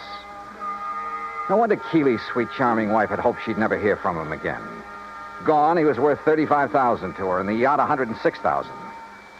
Perhaps somehow Mona Keeley had even had a hand in the wrecking of that yacht. I wondered, and I decided I didn't care much for people like this. But my meditations were suddenly interrupted by a sound from the doorway, and there she stood, a pretty little pearl-handled .25 caliber Colt in a dainty gloved hand. I'm ready, Johnny. Are you? So I see. Ready for what, Mona? I guess that depends, doesn't it?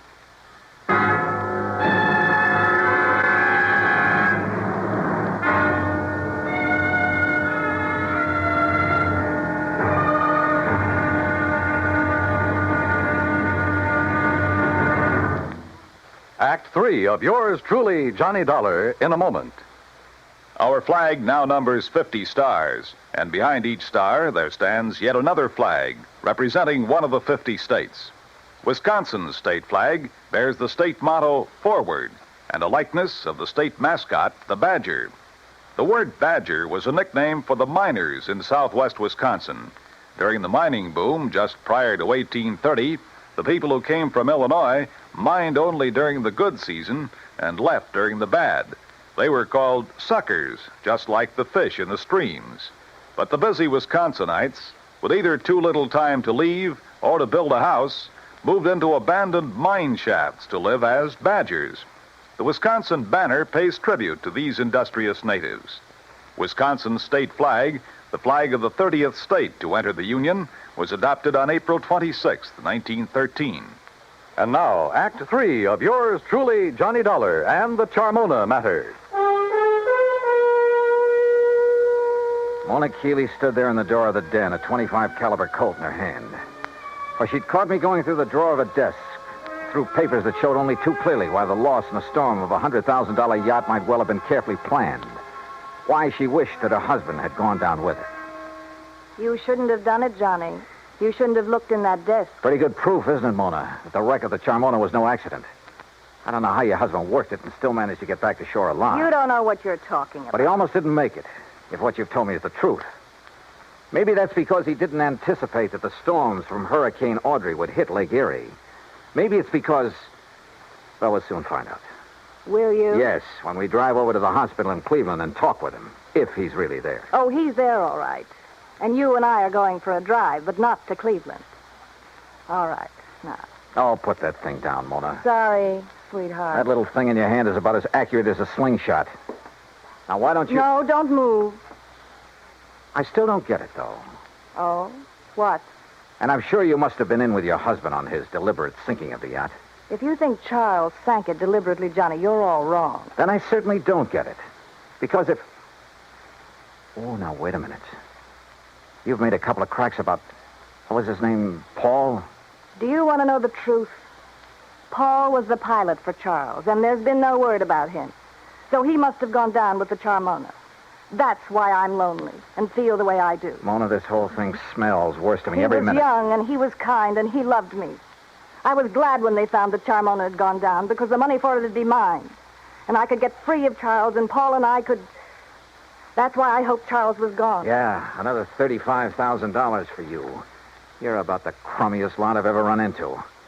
Look at this, Mona, here on the desk. What? This solid gold table lamp. What about And it? there beside you, that expensive mirror. What are you talking about? Well, look. Why did you do that? To get this gun away from you. No, you... Oh, you... A lot of good this would have done you with the safety on. I'll kill you for this, Johnny. No, I don't think so. And I don't think the police would like it if you try. Oh, no. Do you think they'd blame me for trying to stop you from going through the papers in my desk? For shooting you? No. Wait. I didn't mean that. I couldn't have shot you, Johnny. Johnny? Before we go, is there anything you'd like to tell me? Go? Where? Is there anything you'd like to tell me about why Charles really sank the Charmona? No. And I don't think you'll ever know how and why the Charmona went down. Want to bet? No, stay right there. Now I've got the gun, remember? Hello? What? Charlie? No. This is a friend of the family. Oh, well, this is Harry Nelson. You gave me a real start. I thought Charlie'd come back from his watery grave. He has, Mr. Nelson. What? Yes, he's in a Cleveland hospital. He's okay. Oh. Well, then I'll talk to him when he gets back. You see, I'm the man who was going to give him $98,000 for the Charmona when he got her back from Detroit. Oh? Oh, yeah, sure. But since the Coast Guard tells me she was a complete loss, well, naturally, I think I ought to have my deposit back. I'm sure you'll get it, Mr. Nelson. Yeah, okay, Mr. What did you say your name is? Bye. Who was that? Someone who threw some very interesting light on this whole matter. Come on. Where? Our little drive, remember? To Cleveland. During the 5-hour drive to Grace Hospital on the outskirts of Cleveland, I questioned her, using every trick I could, but she refused to talk. The theory that Charles Keeley had deliberately sunk his yacht had gone up in smoke. If he had a buyer for it, he wouldn't need to try to collect the insurance on it. But I still knew the whole case was anything but lily white, and hoped that Keeley could explain a few things. When we arrived at the hospital, there was a police lieutenant in Keeley's room and a stenographer. When she saw them, Mona gasped slightly and sank into a chair, to which the lieutenant promptly handcuffed her. As Charles Keeley talked, the whole case became crystal clear, and at the same time about as sordid as anything I'd ever heard. I should have realized what was up when Paul Matthews suddenly refused to make the trip back to Buffalo with me. He was my pilot, Lieutenant. I phoned the Coast Guard about him as soon Yes, sir. It was on the Coast Guard's tip that we ordered Paul Matthews picked up. Picked up. Then he's all right. Shut her up, Lieutenant, or get her out of here. As I started to say, they not only picked him up, but found where he bought the various parts for the little device he used. Good. Device? What are you talking about, Lieutenant? Let me tell him. Sure, go ahead, Mr. Keeley. Then this stenographer will have it all down on the record. I should have known what was up when Paul suddenly decided not to go back with me just before sailing time. You see, I've suspected for some months that he and my wife behind my back... Charles. Shut up, you rotten little... Go on, Mrs. Keeley. I should have known then, but I had to get the cruiser back to Buffalo to a friend who'd offered me cash for it. Harry Nelson. Yes. Enough to get me back on my feet again. And I didn't know why Paul had left me to make the trip alone until the explosion about 5 hours out. What? Yes, Mr. Dollar, up forward, where there couldn't possibly have been anything explosive. A bomb of some sort? What else, Dollar? It was luck, sheer luck, that I was sailing in close, that I'd put on a life preserver because of the storm. That was the tail end of the hurricane down south, you understand? Yes, and it was luck that she went down right off Palace Rock. Yeah, that's exactly where the Coast Guard divers found her early this morning. A hole as big as a house blown out of her front end. Yes, that storm, that hurricane may have taken a lot of lives, but it saved mine.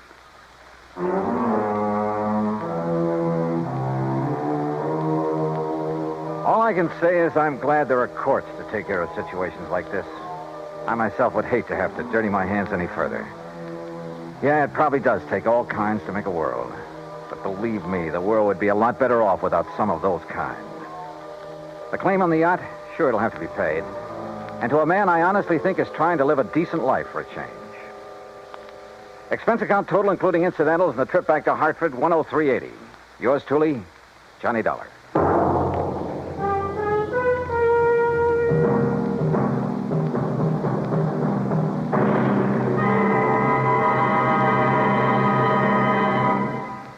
Our star will return in just a moment. An old English proverb states that a friend in need is a friend indeed. We've all heard it before, but how many of us have realized the full import of its meaning? When Jose Lara Valverde, an 8-year-old Spanish boy, was in need, he found out what real friendship could be. Stricken by a rare glandular disease, little Jose began to lose his fight for survival when his vital supply of drugs ran out. In a desperate call for help, an amateur radio operator named Conte broadcast a weak signal over the European airwaves. The plea was picked up by a ham operator, Hans Ketterle, in Germany, who relayed the urgent message to a nearby United States Air Force unit. The American airmen quickly dug up the only available drugs of the kind needed. They flew the Mercy package by jet to Madrid. From there, an ambulance screamed its urgent way 190 miles to Andújar, Jose's hometown. The medicine saved his life, but only temporarily. Another source had to be found, and it was, again, in Germany. The two rare drugs were again rushed by American jet fighter pilots, by helicopter, and by Air Force staff car through high winds and thunderstorms to the bedside of the stricken boy. The medicine was given to Jose, and again he responded. This same life and death drama was repeated elsewhere in Spain when men of the United States Air Force came to the rescue of another young Spanish boy in need of another rare drug. People-to-people giving is more than a program. It is an act of friendship. It is a fight for freedom, the right of all men, everywhere.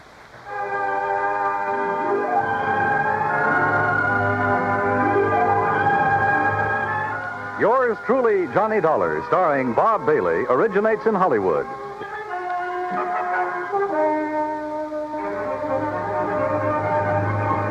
This is Dan Cumberly speaking.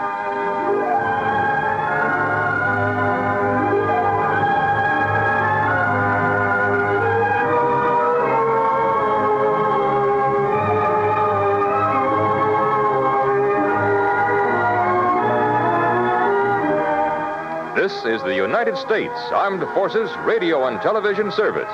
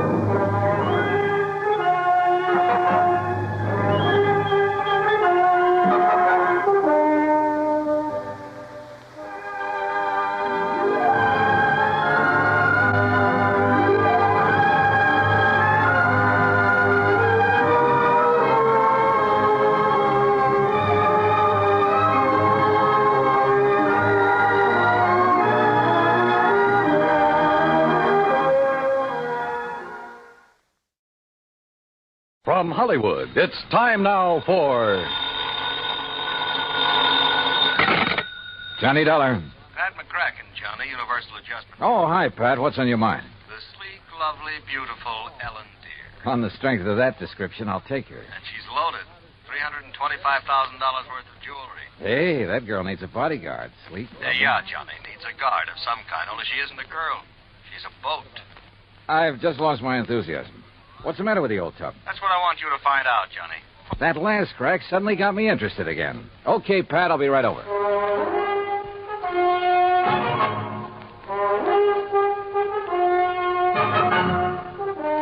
Bob Bailey in the exciting adventures of the man with the action-packed expense account. America's fabulous freelance insurance investigator. Yours truly, Johnny Dollar.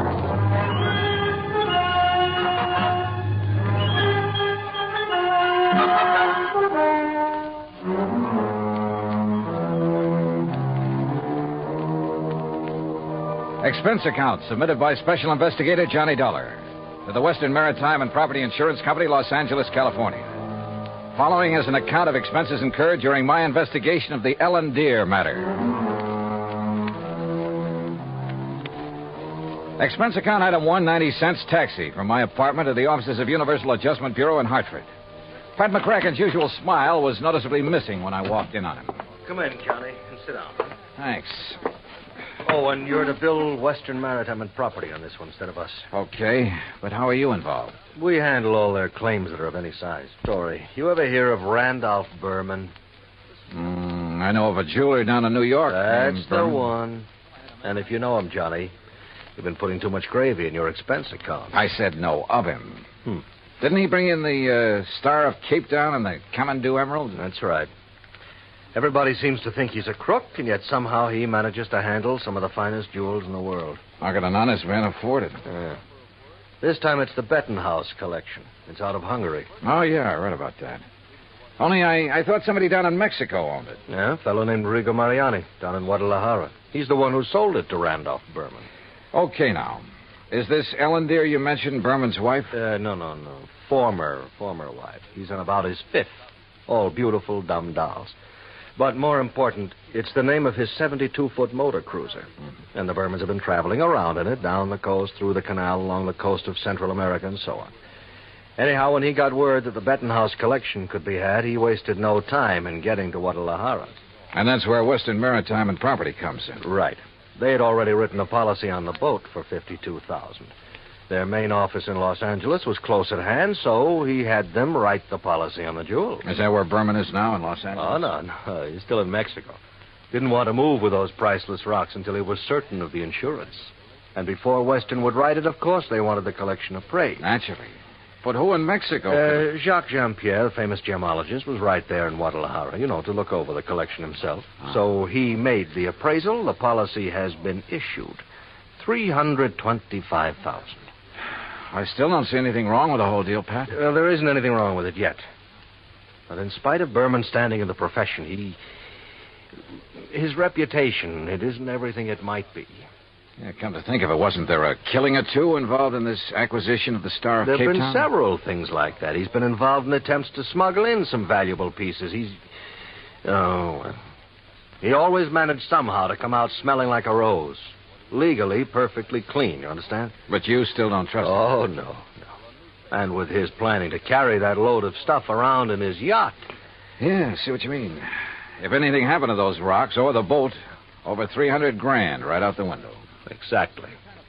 Now, belatedly, Western is worried about it. And they'll pay good money to have you assuage their worries.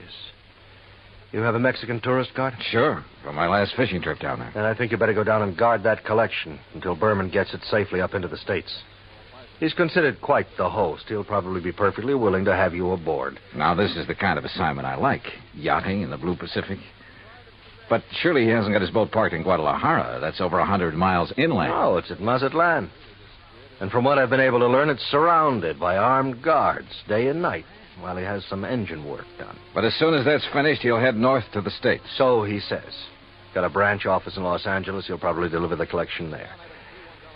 I just want to be sure he gets there, Johnny. Okay, Pat. You can wire the boys at Weston that I'm on my way. Item 2, $191.40, plane fare and incidentals, Hartford to Mazatlan via Los Angeles. The first leg of the flight to L.A. was uneventful. Except for a good-looking young blonde from Santa Barbara, whom I promised to look up as soon as this case is... Well, that's not for the expense account. When we arrived at the Los Angeles International Airport, I learned that I'd have a three-quarter-hour wait for my plane to Mazatlan. So I grabbed a magazine, that's item 3, 35 cents, when I heard my name being called on the PA system. Johnny Dollar, report to Pan American Airways desk. With the thought in mind that perhaps my little friend from the plane might have decided to stay over in L.A. Her name was Rita, by the way. I lost no time in getting over to the Pan Am desk. Mr. Dollar? Yeah? Johnny Dollar? That's right. I'm Arthur, Western Maritime and Property Insurance Company. Oh, yeah. How do, Mr. Arthur? Planning to go on down to Mazatlan with me? No. But meet Monsieur Jacques Jean-Pierre. Monsieur Dollar, I am honored. How are you, Mr. Jean-Pierre? This is the gentleman who appraised the Bettenhouse collection for us. Oh, yes. I am an expert. So issue the policy on it to Mr. Berman. Oh, yes. Yes, he's done this sort of thing for us many times. Oh, I do not have I'm many. afraid that he's brought us rather bad news. Something's already happened to the collection? Well, not exactly. Not for the whole collection. No, not the whole... please. That is, I'm not quite sure. What I mean is... Yeah, just what do you mean, Mr. Arthur? Perhaps I should explain to Monsieur Dollar, eh? Well, I think somebody better. Yes, you go ahead, Jacques. Yeah, very well.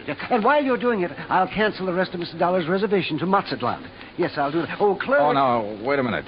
First, let me find out what this is all about. Oui. Oh, very well. Jacques here was in Guadalajara when the Bettenhouse collection became available for purchase. Yes, Monsieur Dollar. I had gone there in the hope that some of the pieces might be purchased separately. So? Alas, such was not the case. The Mariani firm decided to dispose of the collection only as a whole. I see. Well, what's this bad news you have? I am getting to that. Yes, you see, it's this way. Please. Well, then go ahead, Jacques. Thank you. Monsieur Dollar, interested as I was, I looked over the collection very carefully, each individual piece. And you must believe me, to an expert like myself, every facet of every gem has a character all its own. A precious stone is like a face to me, always to be remembered. Yeah. Well, go on, please. I simply wish to make it clear to you, monsieur, that every item in the Bettenhouse collection is completely familiar to me. Oh, it is? As are many other important gems throughout the world. You know, each is like a friend. And each stone in them is like a face. Precisely. Always to be remembered. Yes. Look, well, the collection is purchased by Monsieur Randolph Berman. Yes, Mr. Berman. Please. He wishes to insure it in Monsieur Arthur's company. Yeah, I know all that. Well, Monsieur Arthur requests by telephone that I appraise it. $325,000. Then you know. I know. So I stay at Guadalajara a few days to wait Monsieur Arthur's check for my service. You want to be sure the check please. I visit some of my old friends among the jewel setters. And then, on the third day, what do you think happens? You tell me. Johnny, this is it.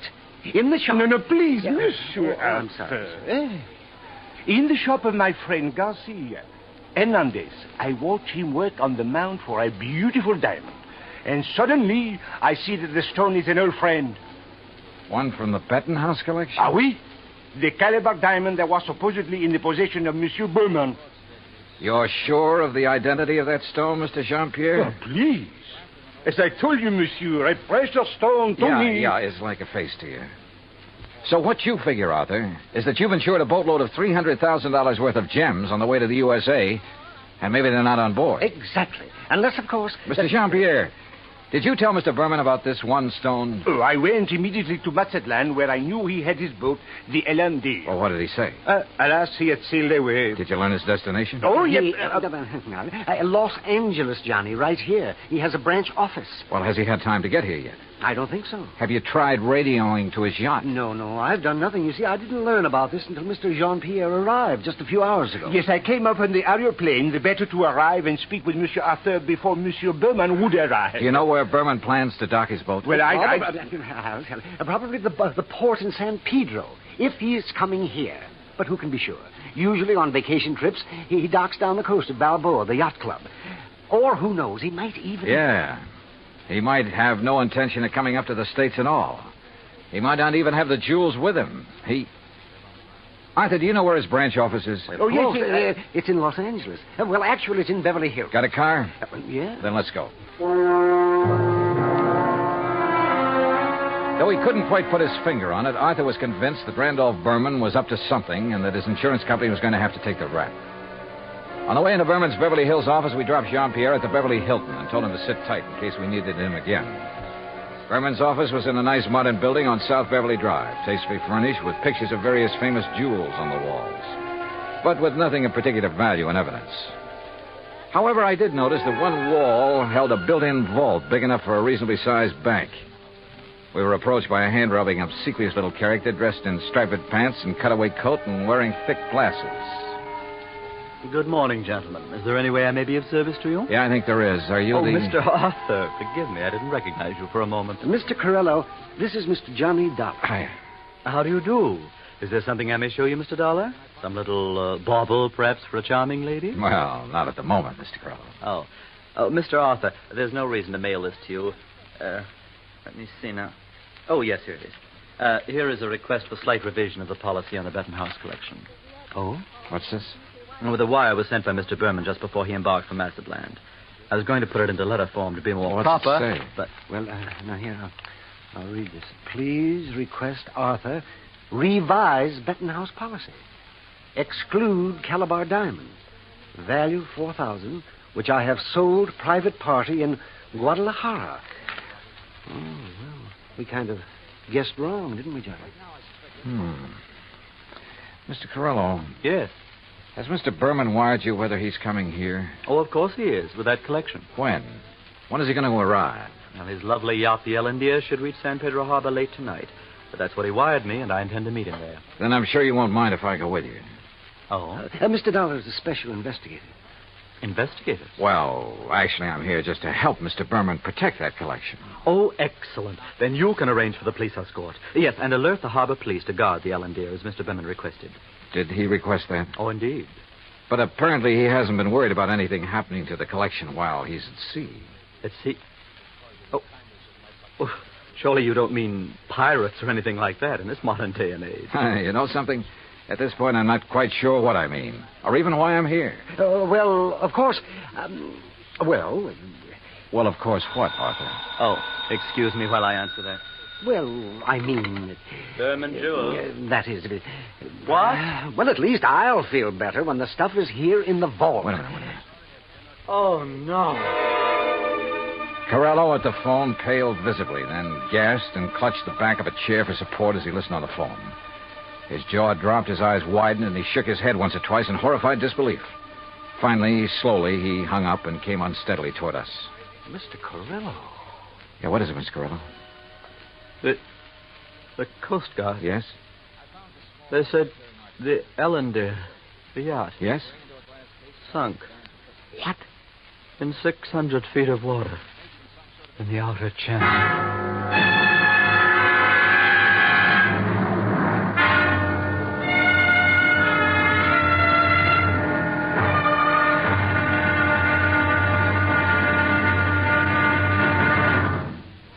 Act two of yours truly, Johnny Dollar, in just a moment. Democracy. What has it to do with money, the medium of exchange of mankind? A couple of thousand years ago, it was said that money alone sets the world in motion. That's one way of saying that money and economy are virtually one and the same thing. The economy of a nation depends on its commerce. Commerce depends on manufacturing and services. It has been proven that those nations which practice democracy have the greatest economics. That means money, more money for more people, and a greater freedom of opportunity to earn a higher standard of living. That's why democracy provides mankind with its richest legacy of freedom. Now, Act two of yours truly, Johnny Dollar, and the Ellendeer Matter.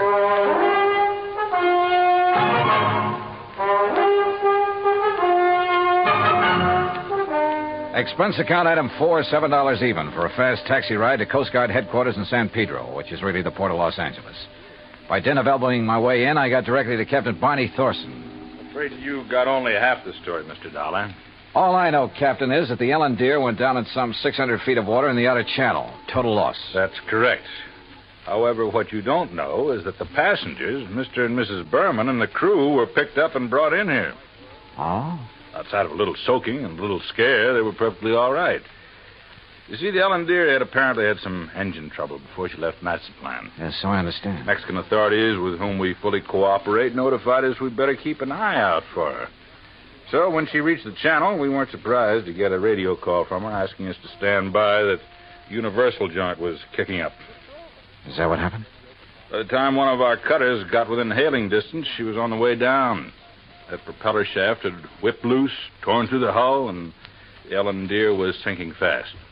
Ask me, that boat was overpowered, Dolly. How do you mean?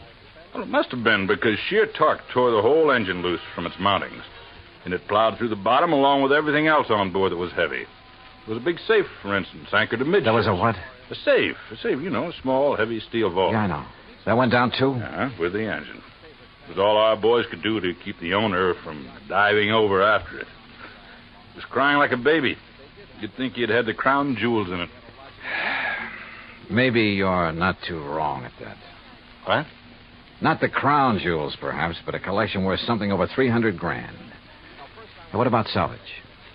Salvage operations in 600 feet of water in that channel? Oh, yeah. No, Dolly. Salvage, even if it were possible, it'd cost a couple of times the worth of that stuff at least. The only passengers were the Burmans, huh? That's right. Prove 3. And they weren't able to save anything? Nothing. Not of any consequence, that is. One of the crew didn't even have his shoes and shirt on. What about Berman and his wife? It's funny what people will do in an emergency sometimes. What do you mean? Well, you've heard about the man whose house catches fire. He gets panicky, throws all the china and the glassware out the window, and carries out the mattress. What are you getting at, Captain? The only thing that Berman saved in his excitement was 2 beat-up old hats and a fishing rod. Oh, yeah, I see what you mean. And all his wife brought along was a handful of nylon stockings. She was hanging on to them for dear life. Oh, yeah, a big hat box with an evening dress half hanging out of it. And that's all? That's all. Hey, you know, that Mrs. Berman's quite a dish. Not too bright, but a real looker. Where are they now, Captain? They're headed for Beverly Hills. Beverly, Wilshire was the hotel, I think. In any event, Dollar, I'm afraid your company is going to have a big, fat claim to pay. On the yacht, yes. What's that mean? What do you think? Item 5, 320, long-distance call to the police in Mazatlan.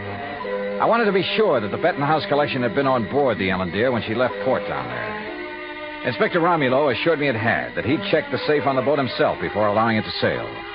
Furthermore, he had insisted his own maritime service keep tabs on it up to the point where it made contact with the U.S. Coast Guard. In other words, the loot couldn't very well have been passed to someone else at sea. Item 6, 580 cab fare to Beverly Hills, where I dropped in at Berman's office. No, Mr. Dollar. He and Mrs. Berman are at the Beverly Wilshire. I'm sure you understand it's been necessary for them to buy a lot of clothes and things. Yeah, but he will come here. Oh, yes, indeed. From his last phone call, I'd say he'll be here within the hour. All right, then I'll come back. Please ask him to stick around and wait for me if he doesn't mind. Of course, Mr. Dollar, I shall be glad to. Oh, incidentally, he has had me phone Mr. Arthur and ask that claim forms for both the Bettenhouse collection and the loss of the cruiser be brought here to the office just as quickly as possible. Yeah, I'd figured as much.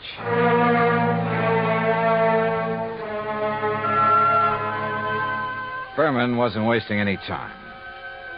Oh, I know there still wasn't any concrete evidence that Berman was trying to pull a fast one. Ostensibly, the only reason for my trip out here was to watch over that fabulous jewel collection. A lot of good I'd been. He'd lost the collection and his boat, and the company'd have to pay. Then a wild idea hit me. I suddenly remembered something that had happened months ago. Last July, to be exact, when a big passenger liner, the Andrea Doria, had sunk off the Atlantic coast. According to the papers, when the survivors were brought into the port, the usual customs inspection was waived. And it occurred to me at the time that every one of those people could have easily smuggled in anything he could carry or conceal in his clothing. I'm not saying it did happen. I'm sure it didn't. But it could have. And if such an idea occurred to me, why not to a man like Berman, who was already pretty well known for his tricks to evade customs? Item 6, 20 cents, phone call to the Coast Guard and Captain Thorson. Thorson speaking. Johnny Dollar, Captain. Answer me just one question, will you? Sure, what? When you brought them in, were the Bermans required to pass through customs? Well, no, of course not. There'd hardly be any reason to... Thank you very much.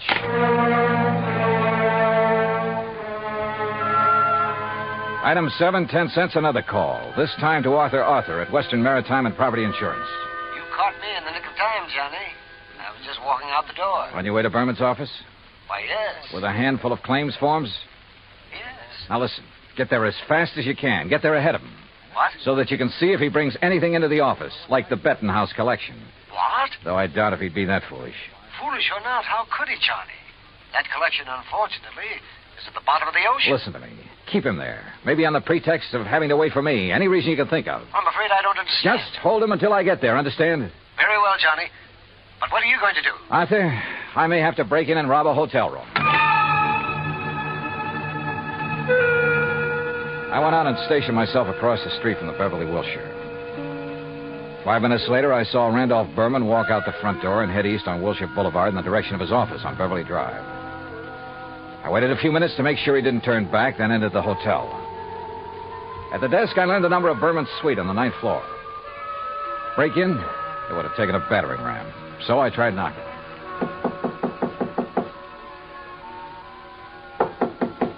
All right. You don't have to bust down the door. What's the matter? You forget your key and... No. Get out of here, buddy. Randy said not to let anybody in. He's out buying us clothes. Oh, he'd tell you to let me in, baby. Hey, who are you? Hernandez sent me up here from Guadalajara. Oh, well, then come in. Oh, you are in? Yeah. Well, have a drink then. No, thanks. A girl's entitled to a couple of drinks after that dousing in the ocean, and you might as well... What about Hernandez? Your husband sold him the wrong stone from that collection. Sold? Oh, he gave it to him. Oh, then you know about it. Oh, sure. So he could make a legit-looking change in the insurance and convince everybody he was on the up and... You sure you're from Hernandez? You kidding? How else would I know about the whole deal? I don't know. Hey, Randy said not to let anybody in here or he'd kill me. Dumb blonde, he called me. You? A smart, beautiful girl like you? Oh, hey, you're okay.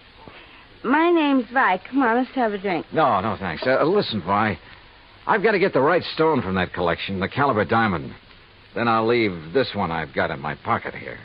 Which one you got? Let me see it. Oh, no, only Mr. Berman. And only when he gives me the caliber. Well, which one you got there, huh? Well, never mind. I'll show it to Mr. Berman. I just want to see it. Not until I get the caliber from the collection. So, if he isn't here, if he's taken it to the office, I'll just... You think he's crazy? Let everybody know he... Let me see the one you have, huh? Look, I just told you. Anyway, how do I know I can trust you? I didn't even see you in Guadalajara. Oh, now you sound like Randy. Dumb blonde, he said. Keep the door locked. But I let the bellboy in with the drinks, and I let you in, didn't I? Well, let me see the one you got. Will you, if I get you the other one? From the hat box that didn't have to go through customs? How did you know? Hey, you're a cutie. I bet you read about the Andrew Dorsey, just like Randy did. Well, now let's have Where a is look. the hat box, Vi? Now, wait a minute. Maybe I am dumb. Who did you say you are? Where's the hat box? No, I won't tell you. You get out of here. Now, without the collection, Vi. No, you can't. Randy would kill me. He'd kill me if he even knew I let you in here. Who are you? Johnny Dollar, insurance investigator. Oh, please, Johnny, get out of here. The stuff in the bedroom? You can't go in there. I mean it. He'd kill me. Sorry, but that's your worry. Oh, no. Stop it or I'll set your eyes out. Now Hey, you pull in those claws, baby. No, you... Well, I hate to do this, but... No, help! Oh, yeah, that's right. Get the manager up here. Get the police up here. Police? Oh, no. Oh, yes. Then you'd really be in trouble. You'd be better off if Berman tried to kill you. Now, where's the stuff? It's in the closet, on the floor, in the hat box. Thanks.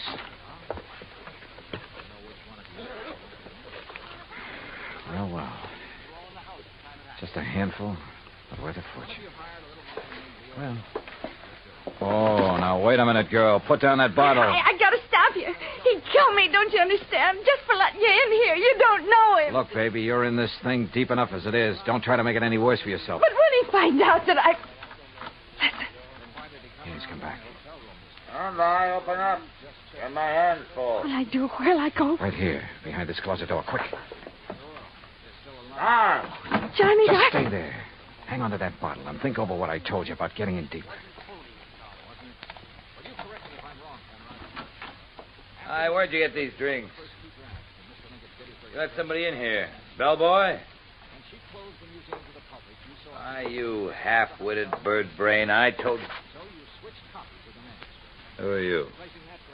The name is Dollar, Mr. Berman. Insurance dick? I just dropped by to pick up the Bettenhouse collection. Put it down, Dollar. I'm a good shot with this thing. Yeah. And it wouldn't be the first time you killed over a handful of jewelry, would it? That's right. Won't be the last. But you'll never know about it. Now, where's Vi? How should I know? She let you in here? I'll murder that dizzy blonde. That dizzy blonde is a lot smarter than you think. Where is she? What do you mean? By helping me, she has a chance of getting out of this mess you've involved her in, of getting out clean. That dirty two-timing... Dollar, I'm going to kill you. You'd even like to involve her in that, too, wouldn't you? Thanks for the idea. I'll make it look like she killed you. Oh, no, you...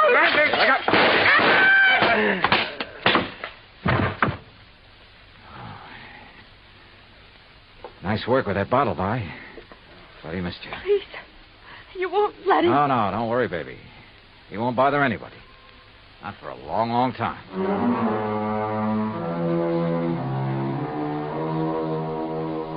Item 8, $245 even. Incidentals during a couple of days of relaxation under the California sun and transportation back to Hartford. Expense account total, $453.95. Remarks? By way of getting off as easily as possible, Vi sang like a canary, and incidentally cleared up a couple of other of his shady deals. Result? By the time his prison term runs out, he'll be too long dead to collect the insurance on his yacht. End of remarks, end of report. Yours truly, Johnny Dollar.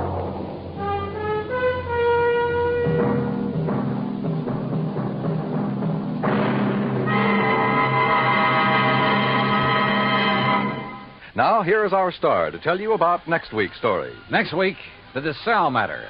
And I promise you a double-barrel thrill in it. Join us, won't you? Yours truly, Johnny Dollar. Yours truly, Johnny Dollar, starring Bob Bailey, originates in Hollywood. It is produced and directed by Jack Johnstone, who also wrote tonight's story. Heard in our cast were Virginia Gregg, Lawrence Dobkin, Howard McNear, Jay Novello, Jack Edwards, Barney Phillips, and Raymond Burr. Musical supervision is by Amerigo Marino. Be sure to join us next week, same time and station, for another exciting story of yours truly, Johnny Dollar. Dan Coverly speaking.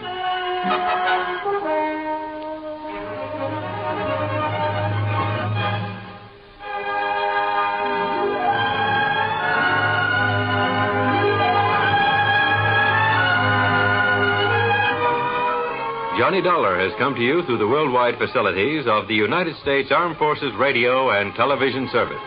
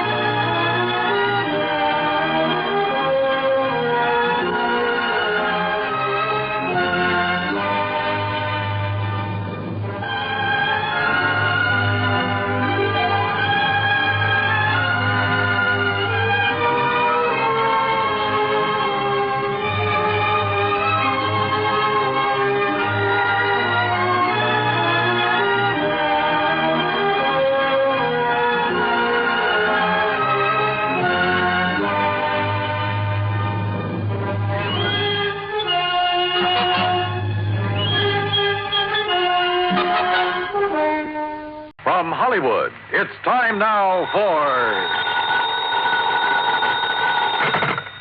Johnny Dollar. Pat McCracken, Johnny, Universal Adjustment Bureau. Oh, hi, Pat. Hey, I thought you were on vacation. I was. I got called back right in the middle of it on account of Ned Grant. You know him? Grant, the Broadway columnist? That's the one. Well, what's he got to do with your vacation? He's heavily insured by one of the companies we represent, and right now he's taking his vacation. Well? Well, Ned has made a lot of enemies in his time. I know. I read his column. Yeah, and it looks like one of those enemies is trying to make Ned's vacation permanent. Savvy? I'll be right over, Pat.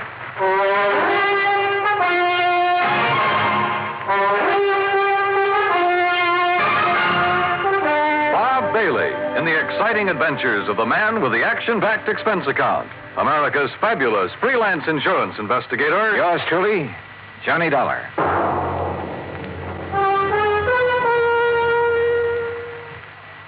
And now, Act One of yours truly, Johnny Dollar.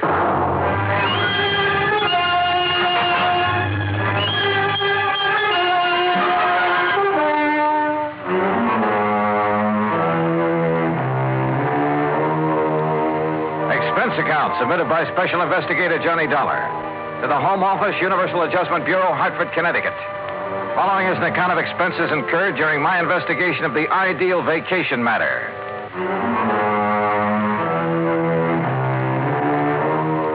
Expense account item one, $1.20 for a taxi from my apartment to the office of Universal Adjustment Bureau, where Pat McCracken was waiting for me, his face covered with sunburn and worry. Just when I was beginning to relax and enjoy my vacation. Sit down, Johnny. Thanks.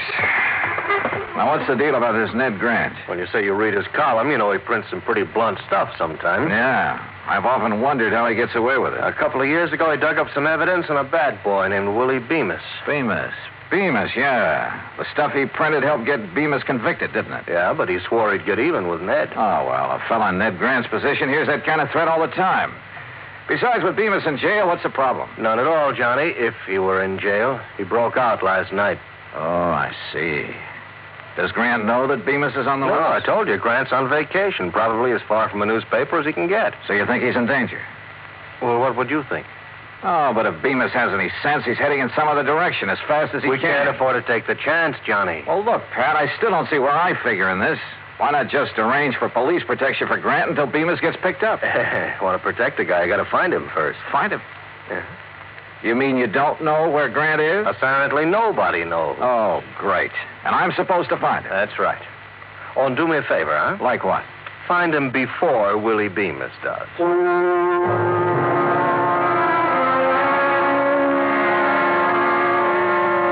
I knew enough about Bemis to realize he wouldn't hesitate to gun down anybody who got in his way, including me. So I headed for New York. That's item 2, $23.40. I located the apartment house where Ned Grant lived and had a talk with the manager in his office at the rear of the first floor. I'm sorry, Mr. Dollar, but I really don't have the slightest idea where Mr. Grant went on his vacation. Well, didn't he leave a forwarding address? No, he just told me to hold all his mail for him here until he got back. And he didn't say anything at all that would give you a clue as to where he might have gone? None at all. Oh, great. I don't know if you know Mr. Grant very Not well, personally. but, well, he's unpredictable, let's put it that way.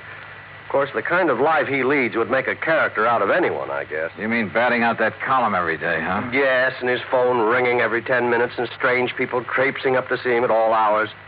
Really, I can understand his not telling anyone where he went on his vacation. He just wanted to get away from it all.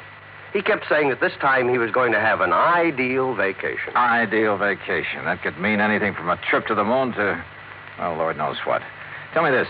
Did he take much luggage? Oh, I don't even know, but he hadn't been gone 10 minutes before my phone started ringing with calls for it. Your phone? Oh, yes, Mr. Grant had his disconnected before he left. Tell me, Mr. Dollar, what's so urgent about finding Mr. Grant? There's an escaped convict named Willie Bemis who has it in for him. Oh? He could be looking for Grant.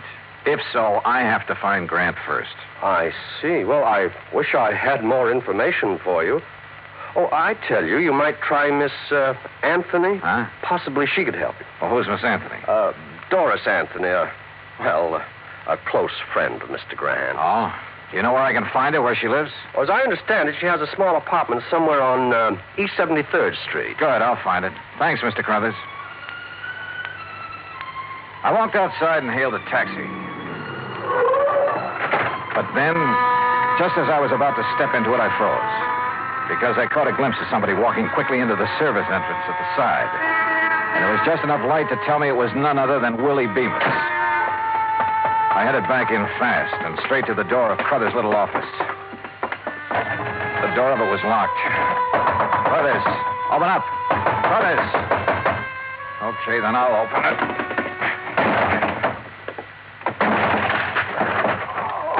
Hey, Crothers, what happened to you? Mr. Dollar. That's right, what happened? This man, right after you left, he came barging in. That was Willie Bemis. What did you tell him, Crothers? Only what I told you. And it looks like he and I are starting out even. Huh? But this is one race I don't want to end up in what you'd call a dead heat.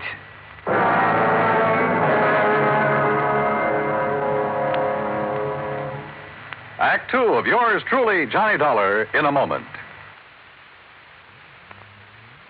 And now, Act two of yours truly, Johnny Dollar, and the ideal vacation matter. I looked up Doris Anthony's address on East 73rd and took a cab. That's item 3, $1.75 to her apartment. She was tall, rangy, dark hair. And somewhere along the line, I'd seen her before, but I couldn't remember where. Ned Grant? How would I know where he is? He isn't exactly the sort of guy that lets you in on his plan. Hey, listen, Doris, this may be the oldest line in the book, and I know it, but haven't I seen you somewhere before? Could be. I've been around a while. Like where? Oh, I used to sing in a couple clubs around town. That's where I met Ned. He liked me, so he helped me. In his column, that what you mean? Yeah, that's what I mean. His apartment manager says you're a very good friend of Ned's. He has a lot of girlfriends. My main claim to fame is I'm always handy. Well, look, Grant told the apartment manager he was going to take an ideal vacation. Any idea what that would mean? Or where? Sure. Wherever there are girls. What do you want him for? Somebody's out to get him. What do you mean? Who? Willie Bemis. That name mean anything to you? Bemis is in prison. He was. He's out now. What? When? You didn't know? I haven't read the papers today. Does that change your mind any about helping me find him? Look, really, I don't know where he is, honest. There is one thing that might help, though. Yeah, what? Well, a week or so ago, while I was out with Ned, he stopped in at a travel agency. Davis, I think the agent's name was, on 51st Street, around there. Okay, I'll follow it up. Johnny, if Ned doesn't know, Bemis... Yeah, and if I don't get to him first, he's in for a real nasty surprise. There was still something about Doris that stuck in my mind, but I couldn't quite peg it. So I decided to do a little quick research on her. I dropped in to see an old friend who worked in one of the newspapers. We dug through a lot of clippings in the morgue. Doris had sung at half a dozen spots around town, and there were a lot of pictures on her. Then I came to one that rang a large-sized bell. It was a shot of her sitting at a nightclub table. And the man sitting there with her was Willie Bemis. I headed back to her apartment fast. But she was gone. The manager told me she'd left in a hurry and with a suitcase. Now I didn't know where I stood. If Doris was still friendly with Bemis, it could very well be that she knew where Grant was and was helping Willie Bemis find him. In that case, the lead she gave me on the travel agent was only a bum steer to throw me off the trail. But the way things stood, I didn't have anything else to go on at the moment, so I had to take a chance she'd been on the level.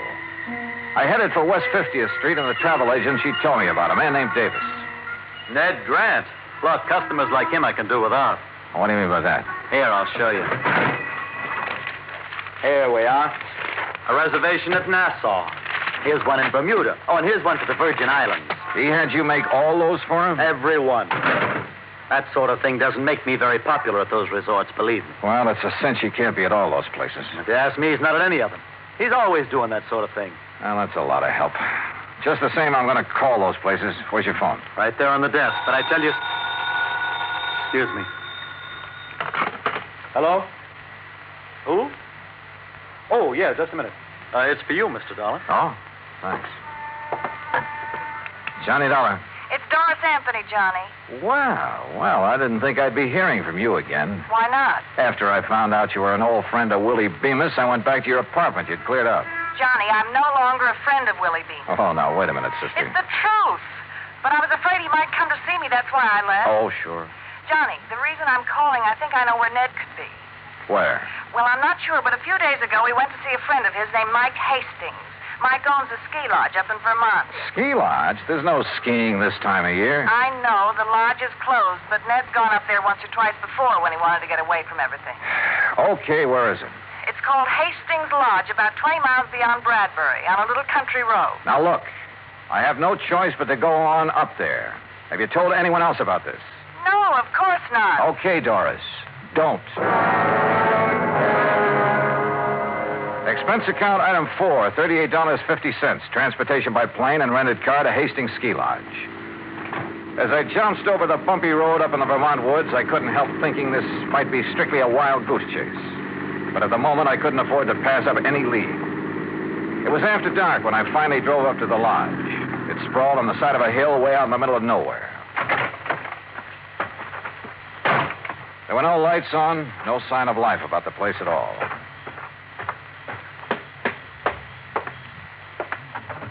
The door was unlocked.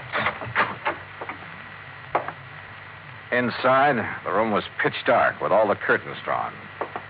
I couldn't find the light switch, but I had a real funny feeling. Like maybe there was somebody else in the room with me. Grant? Grant? Sorry, buddy. You got the wrong party. Bemis. That's right. Willie Bemis. Just hold it right where you are, boy. How'd you find out about this place? What difference does it make? Yeah, I guess you got a point there. Except I have a nasty little idea who might have tipped you off. Well, where's Ned Grant? He hasn't shown up yet. So what happens now? So I'll wait for him. What about me? I'll give you 3 guesses about you, but I figure you're only going to need one of them.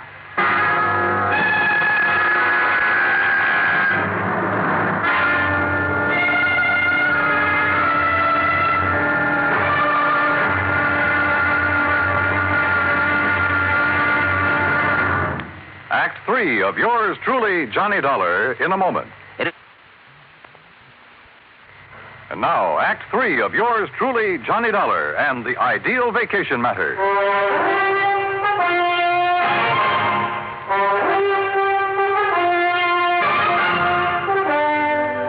Stand still, Dollar. My gun is on the left, if that's what you're looking for, Bemis. Oh, thanks. So Doris tipped you off, huh? I had a little talk with her. And I thought she was a friend of Grant's. You never know, do you? I guess you're right. Dollar, I'm afraid you're in my way around here, and that means... Well, you get the message, don't you?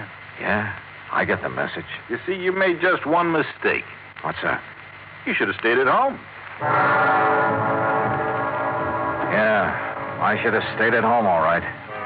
And if it weren't for Ned Grant, I could have. And then it hit me. Sure.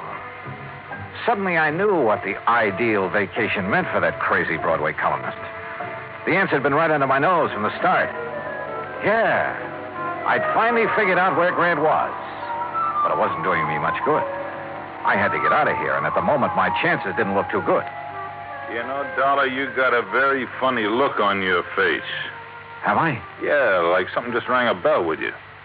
Oh, sorry, Bemis. It's just my normal delirious expression. Okay, funny boy. Play it your way. Over against the wall. Move. Hold it. Listen. There's a car outside. Friend of yours? I don't know. I'm not taking any chances. Now, you answer the door, Dollar. I'll be right behind it, and this gun will be staring at your back. It could be Ned Grant who'd driven up, in which case I'd have to warn him somehow. Or it could be somebody else, in which case I had to grab their car and get out of here. One thing sure, whoever it was, I had to move fast.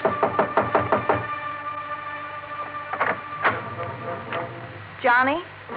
I pulled the door open wide, then threw my weight against it. It slammed into Bemis and flattened him against the wall. He was off balance, so I He sprawled and his gun went flying. But I couldn't see where, and I couldn't take time to look. I grabbed Doris. Johnny! Come on, now, into the car. Now, you're going to help me for a change. That was Bemis. Don't tell me you're surprised. You're the one who tipped him off about the ski lodge. But, Johnny, I had no choice. He pushed me around. Yeah, sure. Johnny, where are we going? New York. You think Ned's there? Doris, I think he's been there right from the start.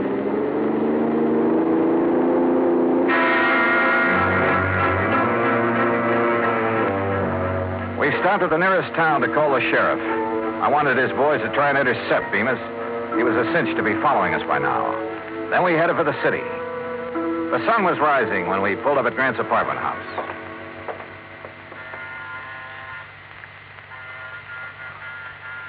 The manager didn't answer. Maybe he's still asleep. Looks like I have to take another chance on you, Doris. I tell you, I'm on the level, Johnny. I sure hope so. I got to get up to Grant's apartment fast. Now, there's a payphone over there in the lobby. Call the police and then meet me upstairs. Go on. Okay, Johnny. I went upstairs and pounded on Grant's door, but no answer. I went to the end of the hall and out onto the fire escape. Yeah, there was a ledge. Carefully, I worked my way along it to a window. It was Grant's bedroom, all right. And there he was, sound asleep, with an empty bottle on the bed table. So my hunch had been right. Sure, it was the ideal vacation for a guy who was pestered by everybody in town. Tell everyone you're leaving the city, then disconnect your phone and hole up in your apartment for some real peace and quiet. I went to the front door. Doris? Yes, Johnny, let me in. Okay, just a sec. Well, Doris, I was... Well. Well. If it ain't Johnny Dollar. Hello, Bemis. Now, ain't this nice? So you did it again, Doris. Honest, Johnny, I couldn't help it. He has a gun. He made me. Yeah, sure. Pretty smart, huh, Dollar? Finding Ned Grant for me? You know, I don't think I'd ever thought of looking for him here. But you did, so you're a smart boy. Okay, now look, Bemis. Don't interrupt me while I'm talking. Like I was saying, I'm much obliged to you for helping me find Grant. Now that I got him, okay. So I don't need you around anymore. No, don't! Slowly and with a smirk on his face, Bemis raised his gun until it pointed straight at my head. It flew out of his hand. The shot had come from outside, down the hall. The cops! Suddenly, the corridor was swarming with police. Bemis dove for his gun. Well, you don't get me! Instead, he collected the butt of one over his left ear. Thank goodness they got here. So you did call the police after all? You bet I did. Now, do you believe I'm on the level? Yeah, Doris, I guess I do. And you took a mighty good way to prove it. What's going on here? Ned. So you finally woke up. Or sobered up. Hey, that's Willie Bemis they're carting away. It sure is. Well, what's he doing here? What's going on, huh? Hey, look, Bright Eyes, you better go on back to bed. But I don't understand. Just write the whole deal off as a bad dream, huh?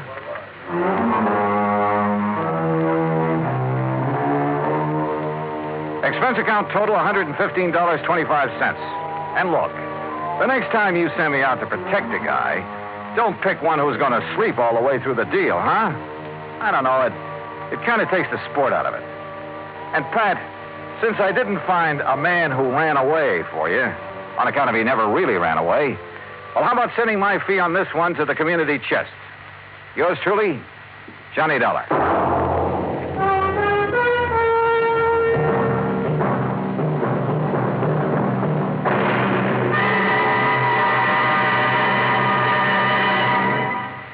Our star will return in just a moment. And now, here is our star to tell you about next week's story. Next week, an old racket comes to light and nearly cost me my life. Join us, won't you? Yours truly, Johnny Dollar.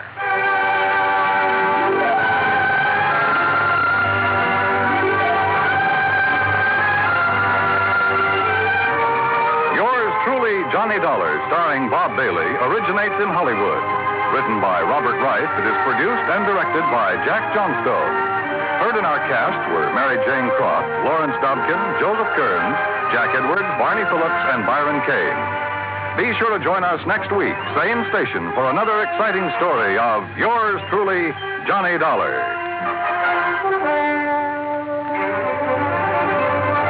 This is Dan Cubberly speaking.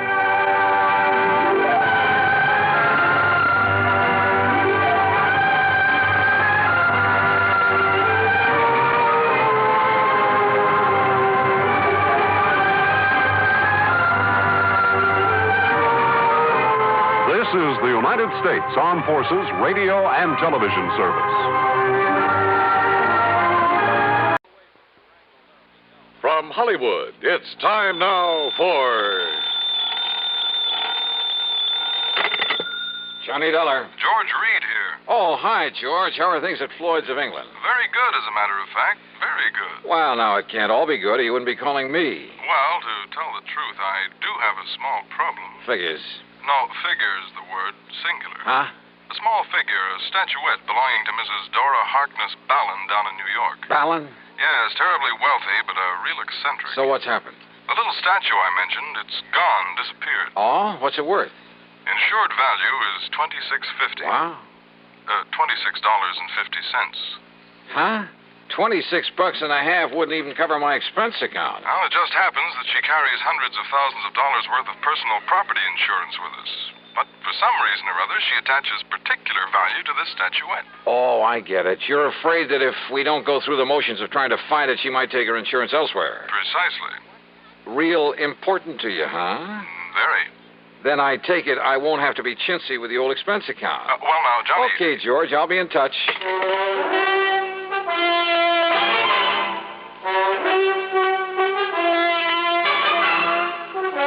Bob Bailey in the intriguing adventures of the man with the action-packed expense account. America's fabulous freelance insurance investigator. Yours truly, Johnny Dollar.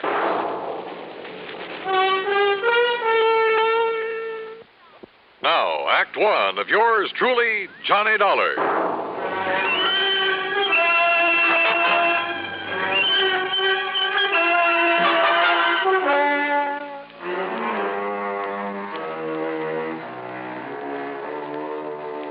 Expense account submitted by Special Investigator Johnny Dollar to Floyd's of England, North American Office, Hartford, Connecticut. Following is an account of expenses incurred during my investigation of the Doting Dowager Matter.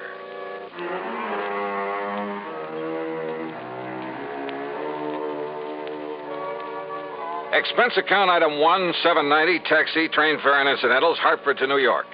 Item 2, $1 even for a cab from Grand Central Station to the address of Mrs. Dora Harkness Ballin over on East 73rd Street. It turned out to be one of New York's famous old brownstone houses, well preserved and reeking of an era long gone by. A uniformed butler ushered me into a large, high-ceilinged drawing room, and I could hardly believe my eyes. Ornate pre-Victorian furnishings, heavy red velvet draperies, huge lamps and crystal chandeliers, oil paintings all over the place, and gilded mirrors. Pretty fabulous.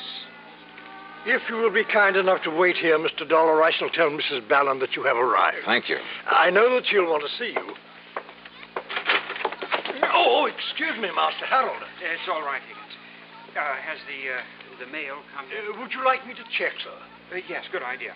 You know how Aunt Dora likes to see it the minute it gets here. Yes, sir. Yes, the mail. The dear old common everyday page. You're here to see Mrs. Ballin? That's right. I'm Johnny Dollar. I'm Hal Winters, her nephew. Hi. Say, tell me something. Yes? About this little statue that's missing. You mean that little chunk of pot metal that's disappeared? Oh, is that what it is? Oh, yes, just a piece of junk. But a couple of months ago, Aunt Dora decided it looked like her grandfather when he was a general back in the Civil War. Oh? Why does she value it so highly? I expect the general was the only Ballin who had guts enough to do anything on his own. What do you mean? I mean, instead of just living off the family shipping fortune. So when she suddenly decided the statue looked like the general, Johnny Dollar, did you say? That's right. The insurance investigator? Yes. Well, now, why should she bother you with it? I don't know. Truly, Mr. Dollar, it's not worth it. If I were you, I'd forget it. Now, if you'll excuse me, I'd better see if the morning mail has arrived. Hal, just when did the statue disappear and from where? Tana discovered it missing from the reception room yesterday morning. Now, if you'll pardon me... Was the house broken into? Possibly. But there was no sign of it. How about guests? No, we haven't had guests for a week or more. How many servants are there? Mr. Dollar, perhaps there's something I'd better tell you about that statue. The statue of the general? I tell you, Mr. Dollar, you are Mr. Dollar, aren't you? Yes, ma'am. I tell you that if you don't find out who stole it and get it back, I'll cancel every bit of my insurance. Sit down. Thank you. Harold, my dear, ring for Higgins and have him see if the morning mail has come. I was about to go out and look for it myself, Tana. Let Higgins do it. It's quite all right. I don't mind. I said let Higgins do it. Well, all right. But if you'll excuse me now. Oh? Why? why I'd like to go up to my room for a moment. To call up that girlfriend of yours again? Sit down. Yes, Tonto. You and that girl, that Nancy Gavin. She'd like to take you away from me, wouldn't she? Aunt Dora. Where would you go? What would you live on? And what would I do? Darling, I hardly think this is the Much proper as I time. like Nancy Gavin, I see no reason why I should let her take you away from me. Do you? Mrs. Ballin, about the statue. Yes, of course. Mr. Dollar, you are to leave no stone unturned. Wow, now tell me... I beg your pardon, ma'am. Oh, Higgins, why do you sneak in on us this way? Well, what is it? The mail just arrived, and knowing you'd want to see it. Give it to Harold. Yes, here, I'll take care of it. Well? What letter? No postmark. But?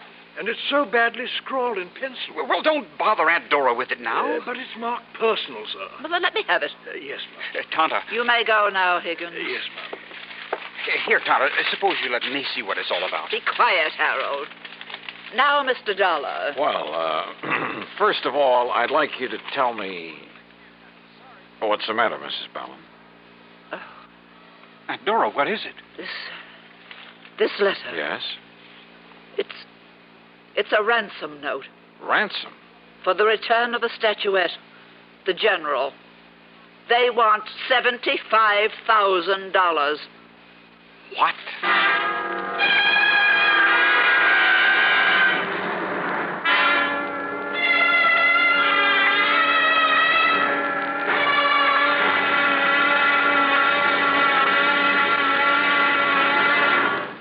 Act 2 of yours truly, Johnny Dollar, in a moment.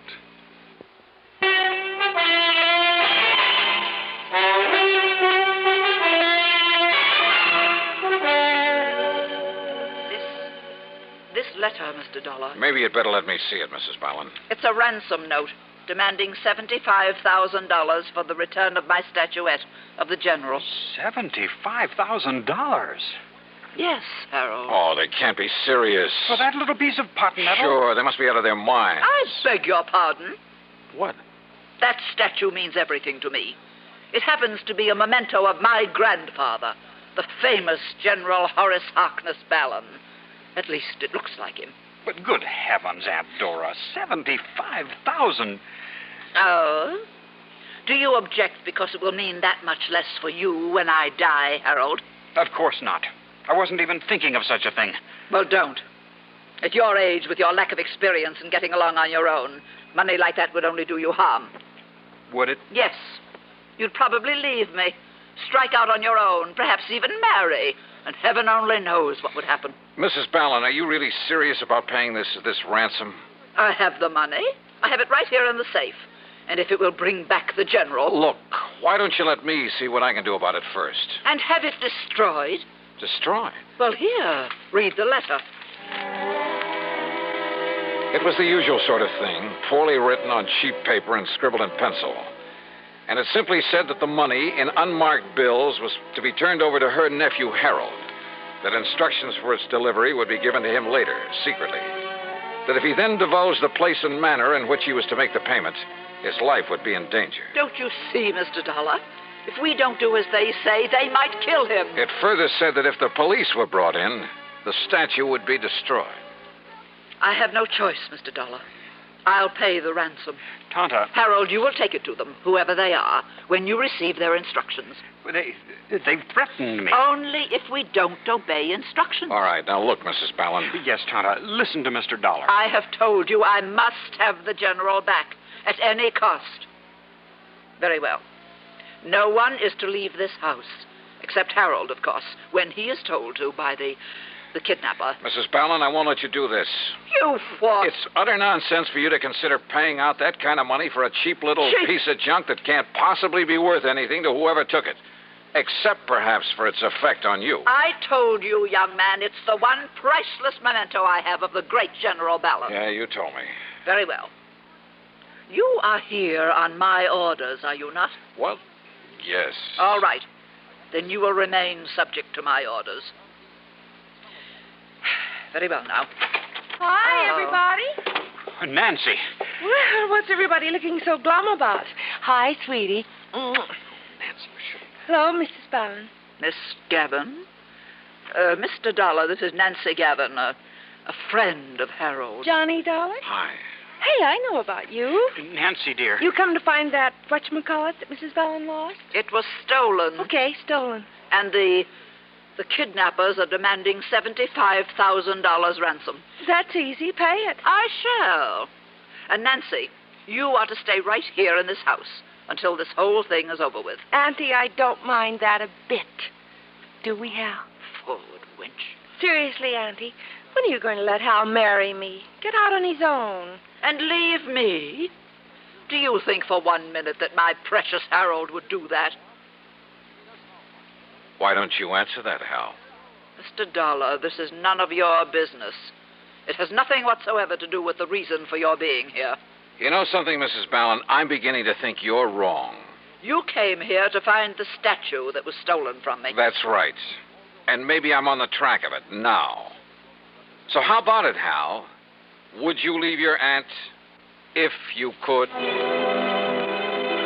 was a wild guess, but the more I thought about it, the more I decided that Harold Winter's answer might solve this case for me. Yeah? And that Mrs. Ballin would be pretty shocked when I put my finger on the thief, the writer of that ransom note. But you know something? I was dead wrong.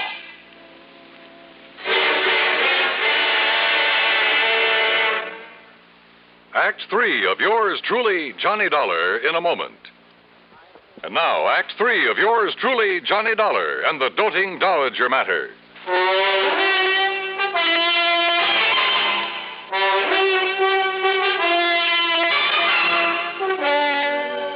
Mr. Dollar, this is none of your business. It has nothing whatsoever to do with the reason for your being here. You know something, Mrs. Ballin? I'm beginning to think you're wrong. So answer the question, Hal. Would you leave your aunt if you could? Yes. Yes, I would. What? You bet he would, Aunt Dora.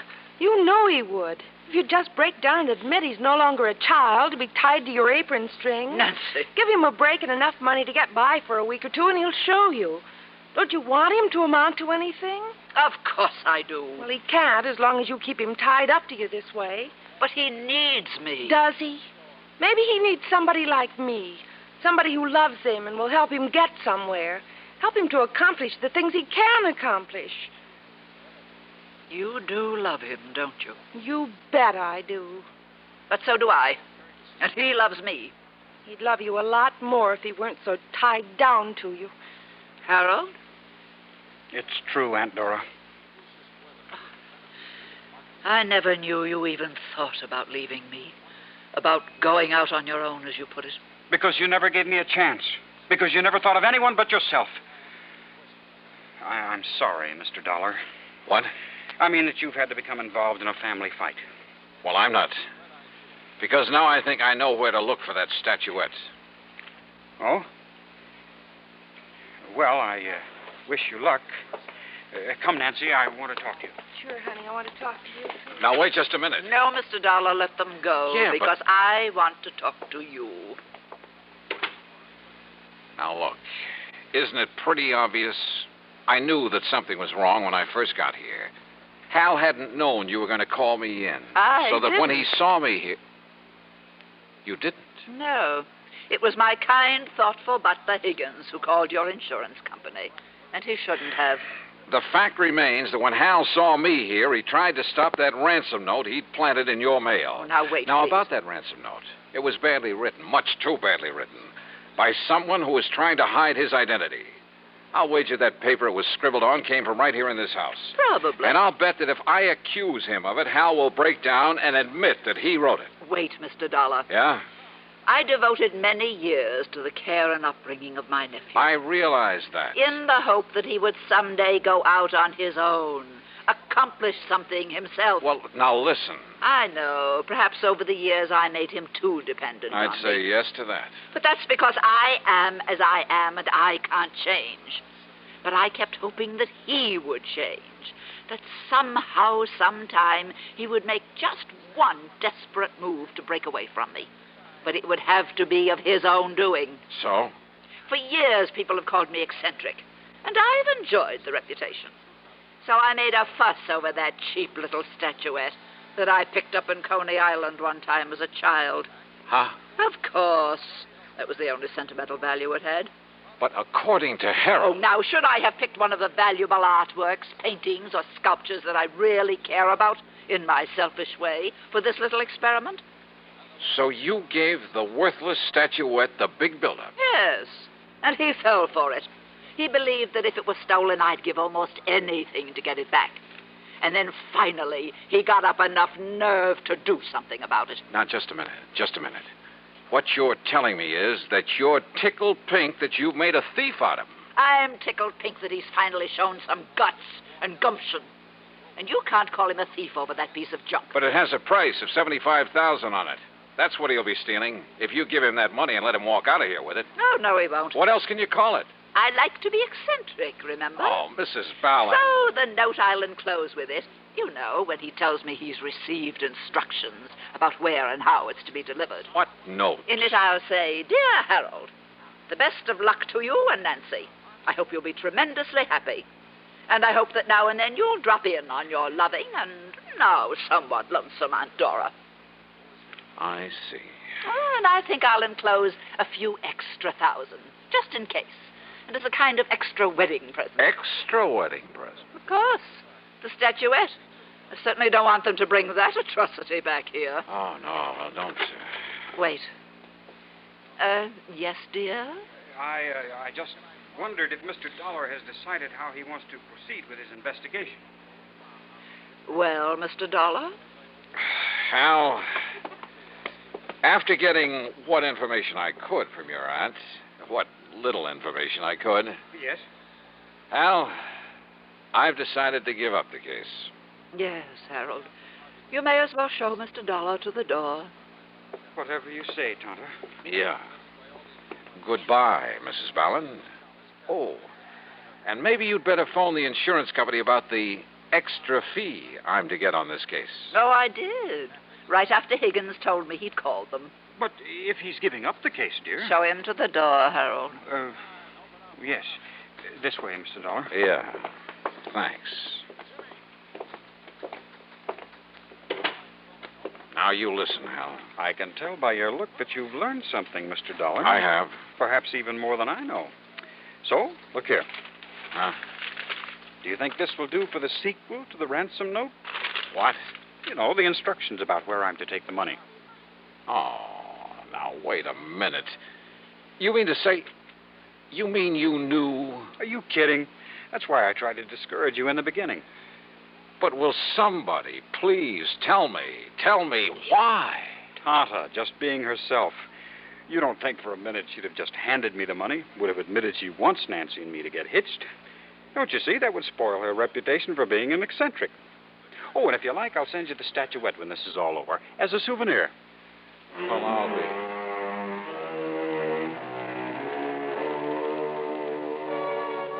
Believe me, I've handled some pretty wanky cases over the years. But this was by long odds the wankiest. And yet, why complain when it's a good living?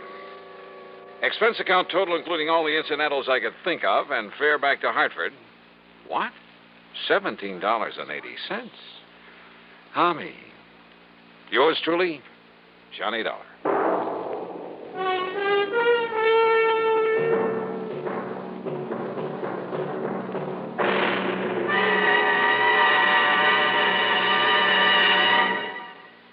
Our star will return in just a moment.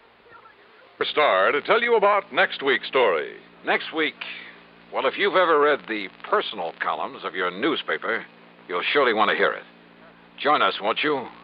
Yours truly, Johnny Dollar.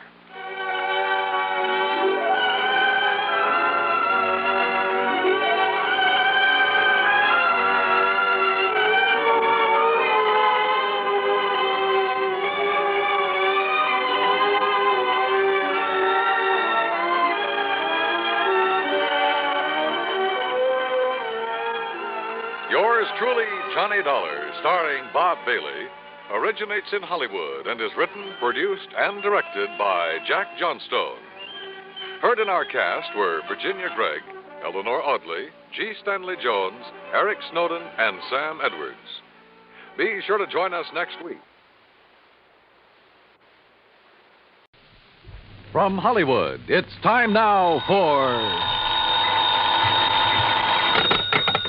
Johnny Dollar. Dave Lawler, Johnny, over at Surety Mutual and Trust Company. Oh, hi, Dave. Long time. Yeah, I know. Listen, do you own a pair of dark sunglasses and some real loud sports shirts? Mine are so loud I have to keep them in a soundproof drawer. Great.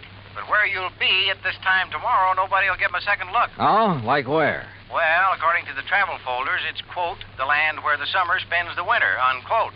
In other words... Palm Springs, California. Dave, you're on. Good. But don't forget, this can be pretty expensive for your company. Oh, more than you know, Johnny. $75,000 hard cash. Ah, oui. Unless you're able to prove the bracelet Dan Galloway gave to his child bride wasn't really stolen. For a trip to Palm Springs at this time of year, I think I could prove anything.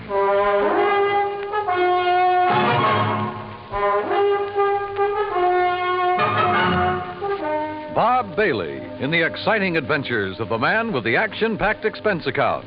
America's fabulous freelance insurance investigator. Yours truly, Johnny Dollar.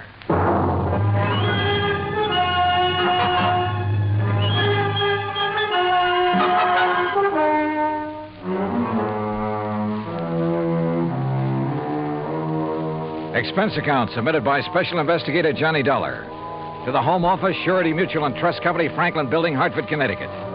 Following is an account of expenses incurred during my investigation of the Suntan Oil Matter.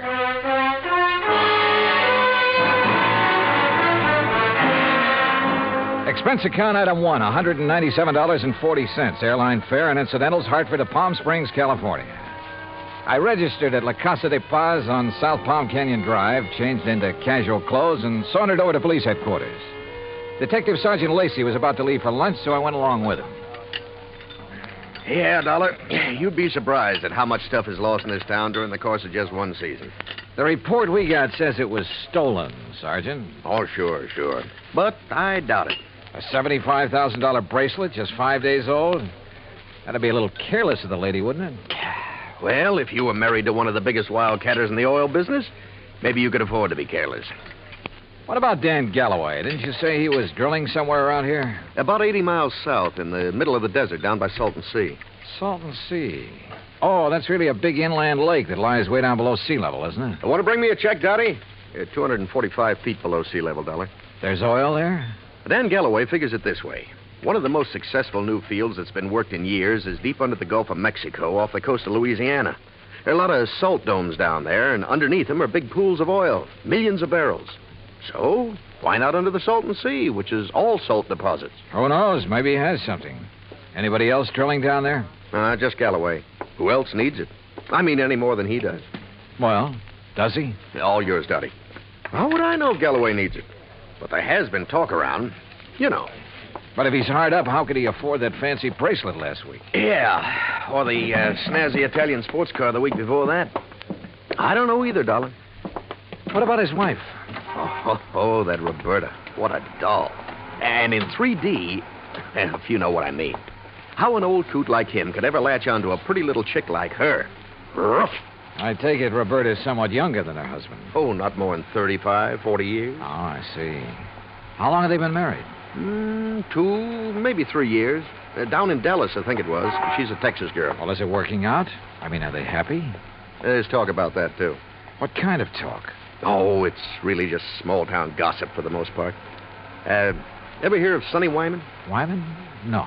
Well, Sonny's around Roberta's age. One of those kids who came up from nothing, but all the time knew exactly where he was going. You know, made a point of meeting the right people, shaking the right hands. Real nice kid, too. What's he do? Well, when the season's over here, he works Pasadena, Beverly Hills, and L.A. Always has something that'll intrigue his wealthy friends. This season, it's Italian sports cars. Cosmo Romas, I think they are. And he's the one who sold the Galloways theirs, huh? He sold Roberta hers. Any angle there in connection with the bracelet? There is. You let me know. Well, if there isn't, what have you been working up to? Well, actually, nothing.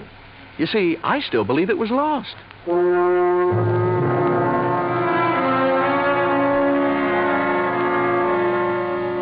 Expense account item 2, $35 for rental of a drive-your-own car. I found the Galloway place about 2 miles out north and east of town. As I parked in the broad U-shaped driveway, I noticed a low, shiny suntan color sports car standing in the shade of a date palm back by the garage. I started over to take a look at it, but the front door of the house opened, a Filipino boy appeared, took my name, and showed me into the living room. Through the solid wall of picture windows, I could see that the whole place was built around a kidney-shaped swimming pool. Mighty inviting. And so was Roberta, Mrs. Galloway, when she stepped into the room a minute or two later. Hi there, Mr. Dollar. My, it's nice of you to come all the way out here. Yeah, Sergeant Lacey was right. Roberta was a living doll. 22 or 3, trim, petite, and with a figure that... Well, let's not go into that. She said it would be more comfortable out on the lanai beside the pool. I just wish there was something I could tell you about that bracelet that'd help you find it, Mr. Dollar, but... Well, just must have been stolen. Well, it makes no difference insofar as your claim is concerned, Mrs. Galloway. The company will still have to pay up, you know, unless, of course, it's found. Oh, I know that. How do you go about your investigation? I mean, do you offer a reward or something? Usually, yes. Of course, it depends on... How much have they offered for my bracelet? Well, frankly, I haven't checked on that yet. But now, Mrs. Galloway... How much would you guess, Johnny? Well, claim this size, probably somewhere between 10 and 30%. What's the matter, Johnny? Your ear's out a mile. Nothing. I just thought I heard... Now, that's funny. I didn't hear a thing. But I had. Quick footsteps somewhere in the house. Then a door open and close. Then a few seconds later, the unmistakable growl of a high-powered engine thundering out through twin straight pipes. Oh, that. Probably some hot rod fan in the neighborhood just drove by. Aren't they She prattled on for another hour or so and again asked about possibilities of a reward for her bracelet. But so far as helpful information was concerned, she came up with nothing. So I excused myself and drove back to town. I wanted to talk to the driver of that sports car. I also wanted to check with Wilhoit Van Hook, the jeweler who had sold the bracelet. I found his shop on Palm Canyon Drive, a small place, but very ultra. As I was about to enter the door... Hey, Mr. Dollar, got a minute? Oh, yeah, sure. 2 or 3 minutes. And I like your car. Mr. Wyman, isn't it? That's right. How'd you know? How'd you know mine? Yeah, real cloak and dagger stuff, huh? You knew I was out at Berta's house, didn't you? Well, it seemed pretty obvious when I heard you hot-footed for the door, then heard this pint-sized monster of yours barrel off. Hey, you wouldn't like to buy a Cosmo Roma, would you? It's a real dilly. Oh, I'd like nothing better, but I'm out here on a job. Yeah, I know. That's what I wanted to talk to you about. Well, you know anything that'll help me? Not much, I'm afraid. But I'll be glad to tell you anything I can. You going in to see Willie? Willie? Yeah, you know, Wilhoit Van Hook, the jeweler. I was, yeah. Why? Do you know him? Know him. I sold him one of these. One exactly like mine. And we're both going to be in the rally they're holding next Sunday. You ever see a good sports car race? No, I'm afraid not. Well, we'll soon fix that. And look, after you've talked to Willie, if you want to go down to where Dan Galloway is drilling his new well, I'll be glad to give you a lift. Good idea. But I don't want to take you out of your way. Oh, not at all. I was going that way anyhow. Besides, I thought it might give us a chance to talk a little. Sure, Wyman. Why not?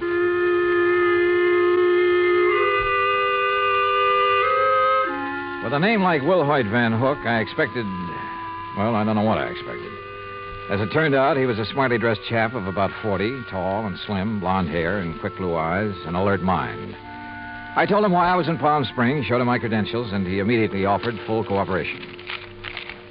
Now, here we are, Mr. Dollar. Here's a copy of the appraisal. A duplicate of the statement I sent Dan Galloway. And here, yes, here's a sketch of the bracelet. Ah, very good. Diamonds here, emeralds, and the mounting is yellow gold.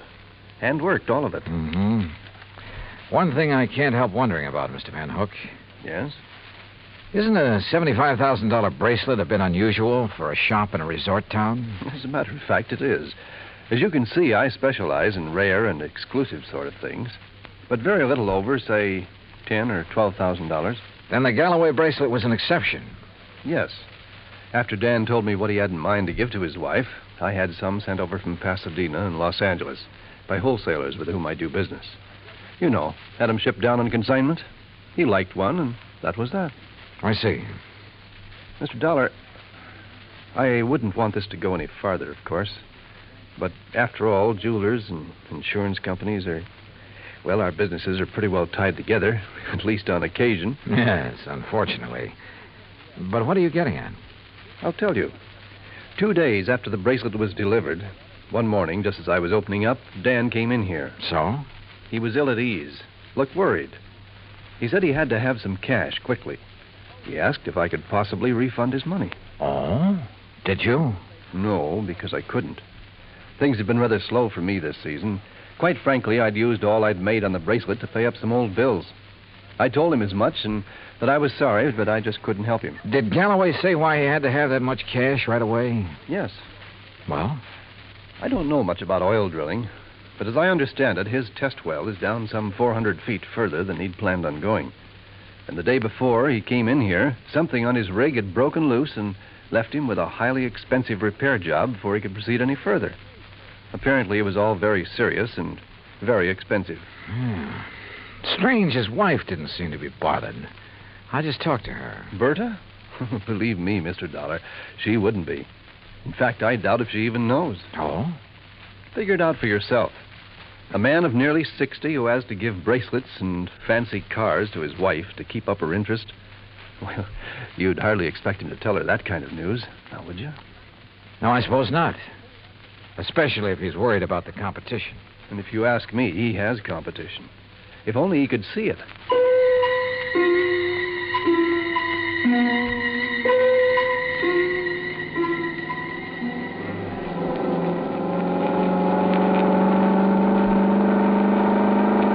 That suntan and chrome Cosmorama was all Sonny Wyman claimed it was. It purred like a kitten, performed beautifully. But I was more interested at the moment in what Sonny wanted to talk about. Johnny, I'm going to be perfectly blunt with you. I'll go along with that.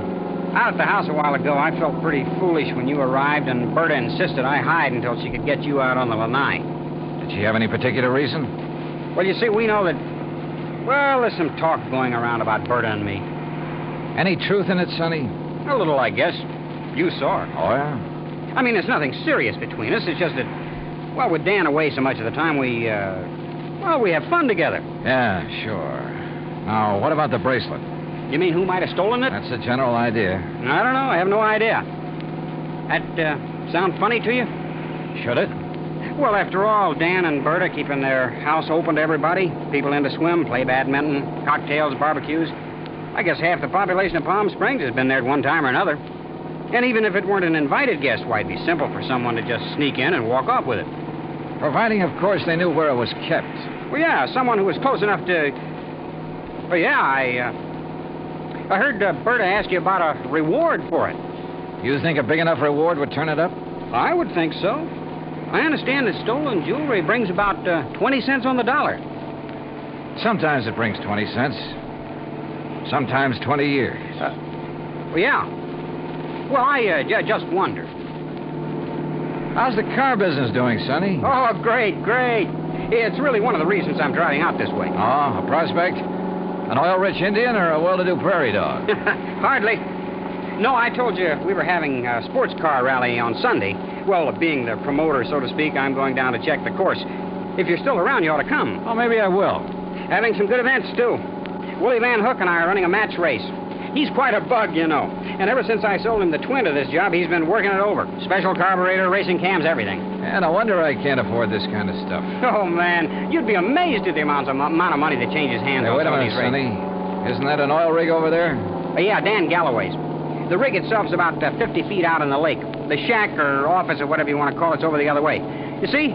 About a quarter of a mile beyond those Joshua trees. I'll drive you over. He did. There was an old car parked near the shack, so we figured Dan Galloway must be inside.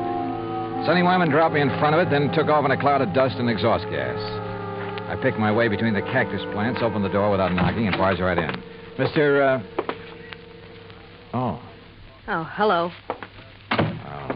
No use asking. If Mr. Galloway is here, I can see he isn't. No, he isn't. Is it all right if I wait? I'm Johnny Dollar. I'm Mrs. Galloway, Mr. Dollar. Huh? Hell, that is, I'm the first Mrs. Galloway. The former.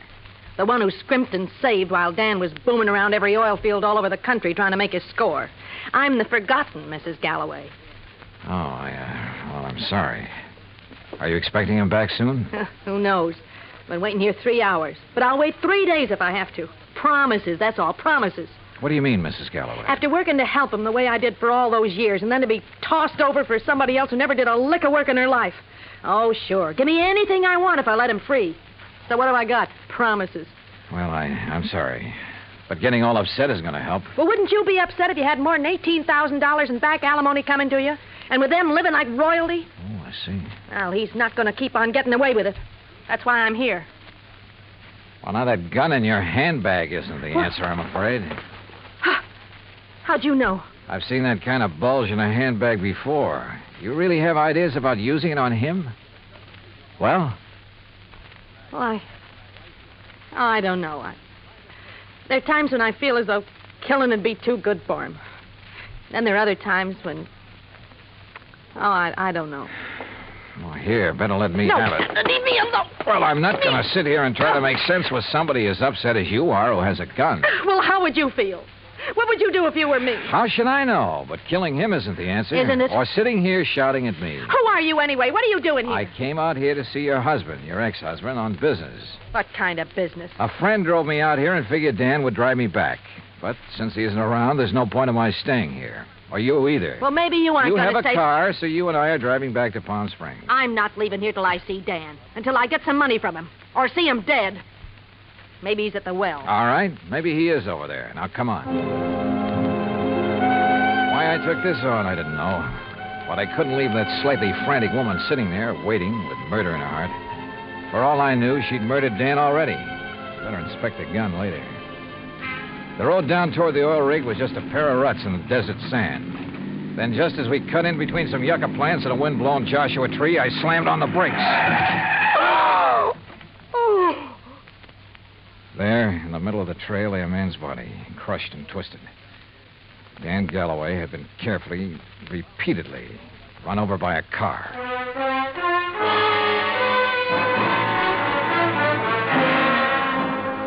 Expense account item 3, $1.19 for a quick phone call to Sergeant Lacey in Palm Springs and smelling salts and a bromide for Florida, the ex-Mrs. Galloway. Then I dropped her off at the Galloway house. She and Roberta ended up consoling each other while I huddled with Lacey in his office at headquarters. Some of the boys are still out there, Dollar, checking tire prints, taking pictures, and so on. No clue as to who ran Galloway down? Not yet. Looked to me as though Galloway stepped out of his own car to see whoever had pulled up in the other and was run down for his trouble. The car that did it ran around in a circle over and over him. Any suspects, Sergeant? You found his ex-wife, Flora, waiting for him in the field office, you said. That's right. And she was pretty nervous, on edge, you said. So? Also, she was carrying a gun. Whoa, now, wait a minute. Any reason why she couldn't have run him down earlier, then gone back and just waited for somebody like you to come along? Somebody with whom she could then discover the body? Only one hitch. You told me yourself, Dollar, that she was pretty insistent about your going over there to look for Galloway. Yeah, I know. But, Sergeant, you're off on the wrong foot. Why? Because of the tracks left by the killer's car. They didn't match the tires on Flora's car. You checked? I checked. And if I were you, I'd have your boys find out whose car did make those tracks. I'm way ahead of you. Well, if you know, then what do you... Hey, wait a second. Yeah? Levine, Sergeant. I got news for you. Hey, listen to this, Dollar. About those tire tracks at the scene of the killing. Well, right on cue. They're the same make and size as the tires on Sonny Wyman's Cosmo Roma. You sure? Well, I told you at the scene I thought it was a sports car by the small size of the circle the tracks made. Yeah?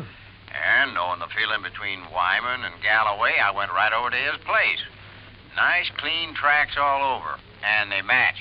You holding Wyman? Oh, well, I don't know where he is, Sergeant. He wasn't at his place, and there was no answer to the phone at his showroom. Well, then get after him. Put out a flash on him. With that car, he shouldn't be too hard to find. Let me know when he's picked up. Yes, sir.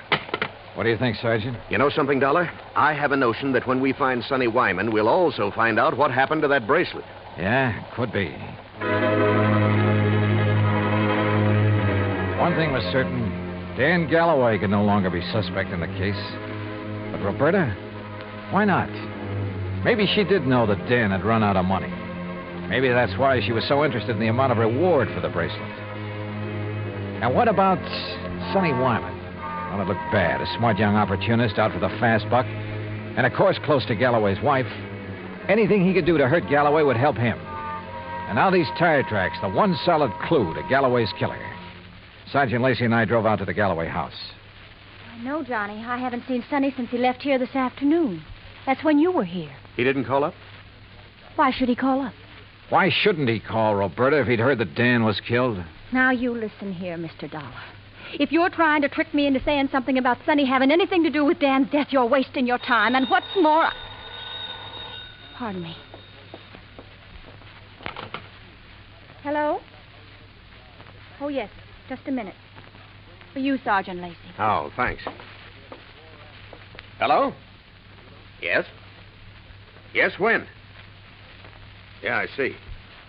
Okay, Levine, thanks. Has he found Sonny Wyman? He sure has. And if you want to see him, you'll have to go to the coroner's office.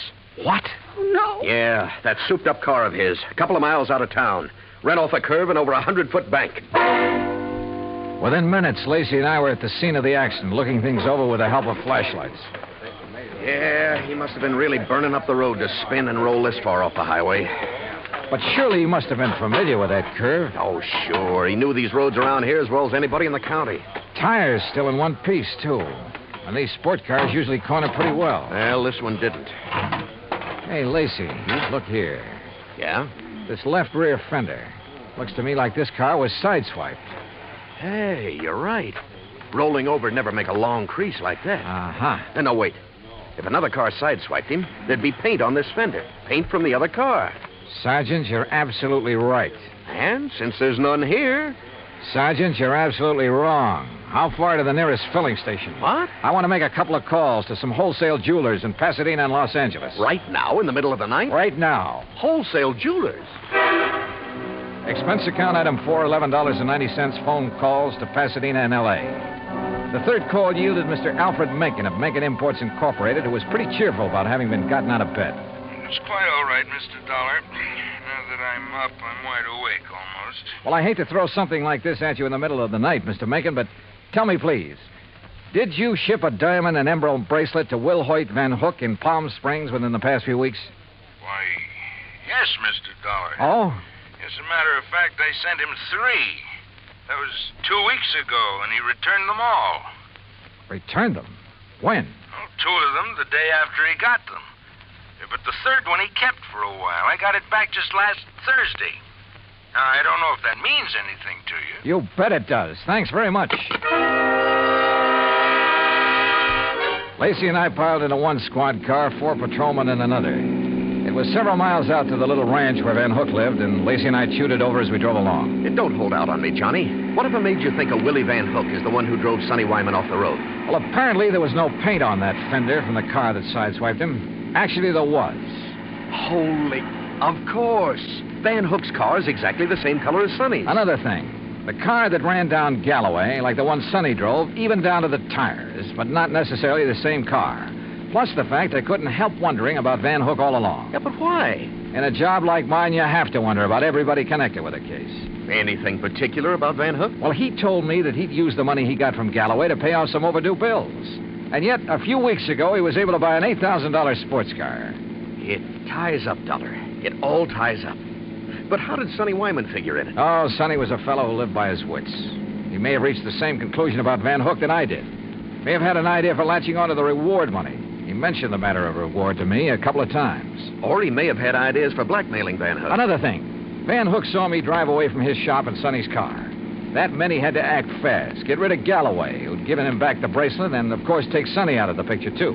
Yeah, it all seems to add up very nicely. And when we face Van Hook, well, there's his place now. Yeah, here's his driveway. Well, either he's skipped out or he's asleep. No lights on in the place. Well, if you ask me, he's far... No, wait. Yeah? That third window on the right. The blind was pulled away for a second or two. Well, then let's get out of this car. We're sitting ducks in here. Well, how about it, Sergeant? What do we do? You boys split up. Cover the back and sides of the house. He's in there? Yeah. Okay, boys. Come on. Johnny, maybe you better keep out of this. Are you kidding? Hey, listen. That car door, I'm sure of it. Yeah, I know. Holy... What's he up to? Gonna lock himself in and take the monoxide route? Come on. Are there back doors in that garage? Not that I know of. Here, wait a minute. Van Hook! This is the police! We've got men all around this place. Turn off that engine and come out of there with your hands over your head. Don't be a fool, Van Hook. You haven't got a chance. Come out of that garage. Hey, did you see that? He drove right through the door of his garage. Come on, Lacey, the car. Get after him, you guys. Get moving. Yeah, come on, boys.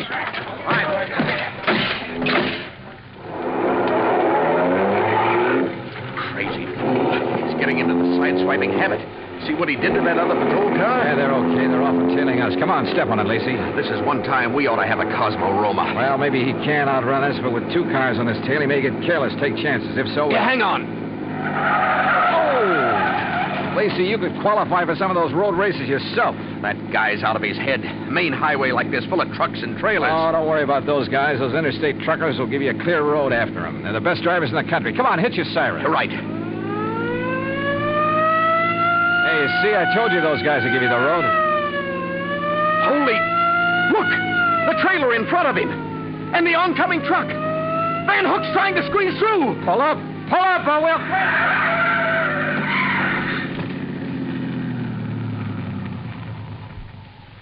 Well, he squeezed through all right. Squeezed right through the pearly gates.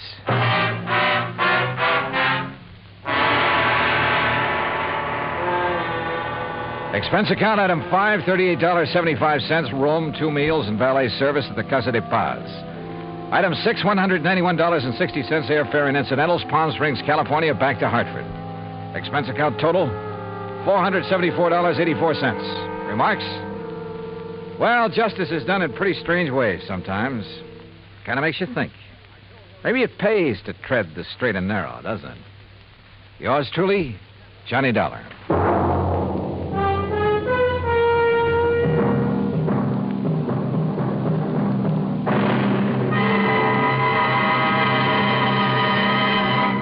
Now, here is our star to tell you about next week's story. Next week, international intrigue. A beautiful girl and a very clever chemist. Join us, won't you? Yours truly, Johnny Dollar.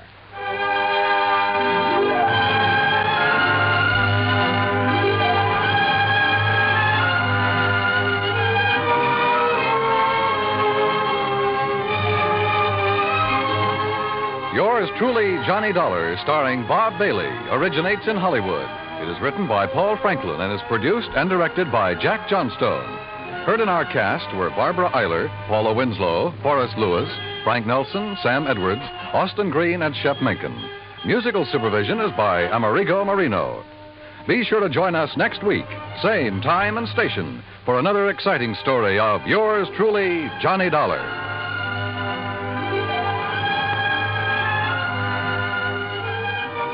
This is Dan Cubberly speaking.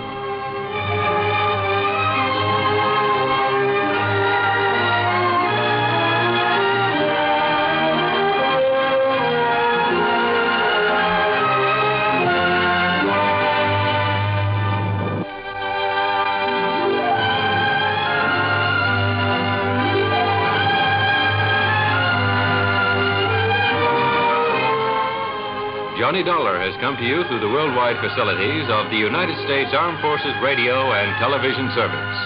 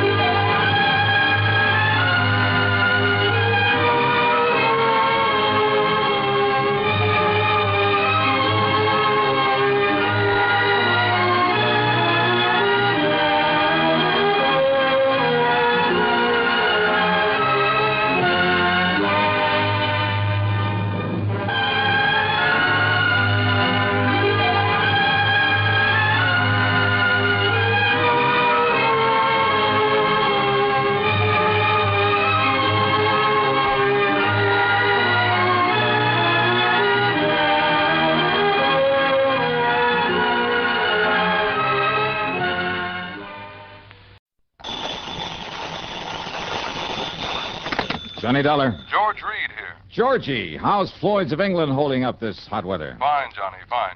Tell me, does the name Franklin P. Franklin mean anything to you? No, I can't say that. Oh, no, wait. You mean the World War I fighter pilot who made such a name for himself came from right here in Hartford? That's the one. Oh, sure. One of my boyhood heroes. Yeah. Frankie the Flying Fool, they called him. Yes. Big plaque over at the library about the couple of dozen enemy planes he brought down. Yes. Which was quite a record in those days. Yes, Johnny. Something of a legend, too, because he'd get shot down one day, be right back in the air the next. Yes. Just didn't know when to quit. Well, he isn't still alive, is he? No. Well, I didn't think so. No, Johnny, Mr. Franklin died a few days ago. Only a few leaving days? a considerable amount of life insurance. With our company, of course. Oh, I see. Over $110,000 that's to be divided equally between his two sons, Randolph and Philip. Or, of course, the survivor. Uh-huh. Well, what's your problem? Well, Randolph is no problem. He lives right here in Hartford. As a matter of fact, he buried his father. But we need to find Philip. If that is, if he can be found. Now, what do you mean by that? Well, suppose you come on over here to the office and I'll tell you what I know. Sure, why not?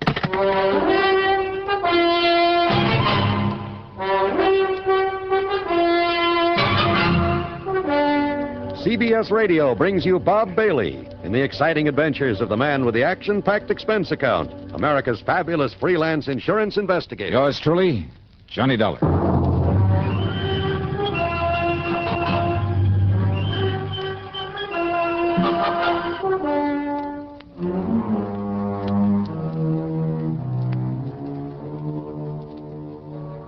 Expense account submitted by Special Investigator Johnny Dollar to Floyd's of England, North American Office, Hartford, Connecticut. Following is an account of expenses incurred during my investigation of the Twisted Twin Matter.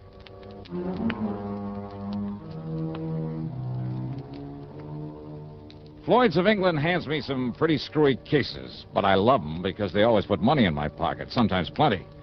So, expense account item 1, $1.10 for a taxi over to George Reed's office in the big new building on the square.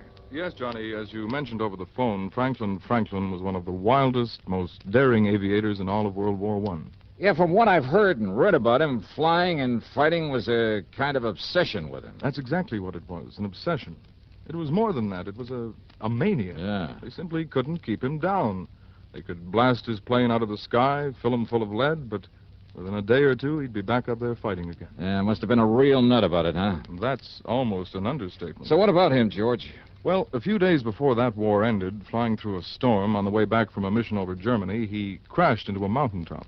Not from enemy fire, mind you. He'd shot down 3 Fokkers that day single-handed, but because of his own wild miscalculation. Yeah, but it didn't kill him. No, but he was badly injured. Very badly. Didn't regain consciousness for days. When he did, when they told him he'd never be allowed to fly again, well, Johnny, the man literally went out of his mind. No kidding. Well, if it hadn't been for his family's money, Franklin would probably have spent the rest of his days in a mental hospital. Kind of a shame for a man like that. Well, you must remember that even from childhood he was a pretty erratic... Well, anyway, after a few years of expensive medical and psychiatric care, he apparently recovered, both physically and mentally. Good. He was able to manage the estate his parents left him and marry and raise the 2 sons I mentioned, the twins, Randolph and Philip, now his sole heirs. Mm-hmm. What about his wife? Their mother, Grace Franklin, died when they were born. Oh, I see. Twins, you say? Yes. Identical? Absolutely identical, in appearance. What do you mean by that? Well, Johnny, they both inherited some of their father's instability. Now, you'll see what I mean when you meet them. That is, if you do meet them both. Yeah? Now, Randolph, living here in Hartford, is a salesman. He's on the road for a big machine tool manufacturer, and so far as we know, doing all right. And Philip? Well, from what little we know about him, Philip, the stupid one, well, the last we heard, he was a henchman, I guess you'd call it, of a man named Carlo Fazzetti. Fazzetti? Yes. The mobster out Yes. in Chicago? Yes. I had some mighty unpleasant dealings with Fazzetti one time. Well, have you contacted him, ask him what he knows about Phil? No. Gee, Carlo Fazzetti. Yes. Oh, that's bad medicine. I realize that. But if the company's willing to pay good money for it, I'll try to make contact with him, see if I can enlist his help for a change. So? It may not be necessary. Oh? And your important contact will be Randolph. Okay. Because according to him, Philip died about a year ago. Okay, then I'll... Oh? Yes. Well, in that case, George... But he hasn't been able to give us any proof. And that, of course, is what we must have, proof, one way or the other. Well, Johnny? There's a fee on this one? I mean, after all, if I should end up having a tangle with Carlo Vazzetti. Your usual commission on the face value of the policy. And expenses? And reasonable expenses. Okay, Georgie, here we go again.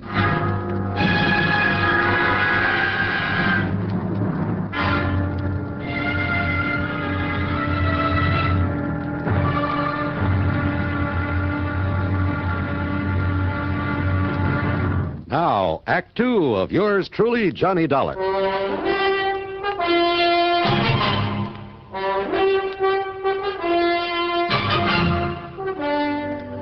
Charlie, the doorman at Randy Franklin's apartment, might better have been named Gimpy because of his mental limp. Is that Mr. Franklin? Geez, I don't know. You don't know? Well, how should I? Well, he does live here, doesn't he? Sure, part of the time. Huh? Sure, he's a traveling salesman, some tool company. Yeah, we'll ring his apartment. Mister, he's out of town just as much as in. Sometimes a couple of days, sometimes a month away. Yeah, okay, now will you please... Man, what a life. That's what ought to get me, a job like that, traveling all around. Ring his apartment, please. You See if think he's I in... like this standing around this fancy dump in this hot uniform? You think it ain't hot this kind of weather? I'm sure it is. Now, please, Boy, if you'll just... When I think how I could be traveling around all over, seeing the sights, meeting a lot of good-looking dames, showing them all a big time... Charlie, would you ring Mr. Franklin's apartment and see if he's in? You think I ain't responsible enough to get as good a job as Mr. Franklin or anybody else? Huh? Ring up his apartment? That's right. I can't do it. Can't do it. What do you mean you can't? A phone got busted a couple of days ago, and I forgot to call the repairman. But like What's I was the number saying, of his apartment? 4A on the 4th floor. But like I started to Okay, say... thanks. Yeah, well, like I was saying, me, I could be... Wow. Wait.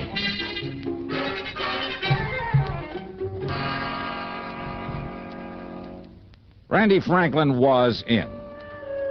He was mid-30s, maybe, tall, rather good-looking, with black hair, gray eyes. But there was something about the way he used those eyes, a funny shiftiness about them.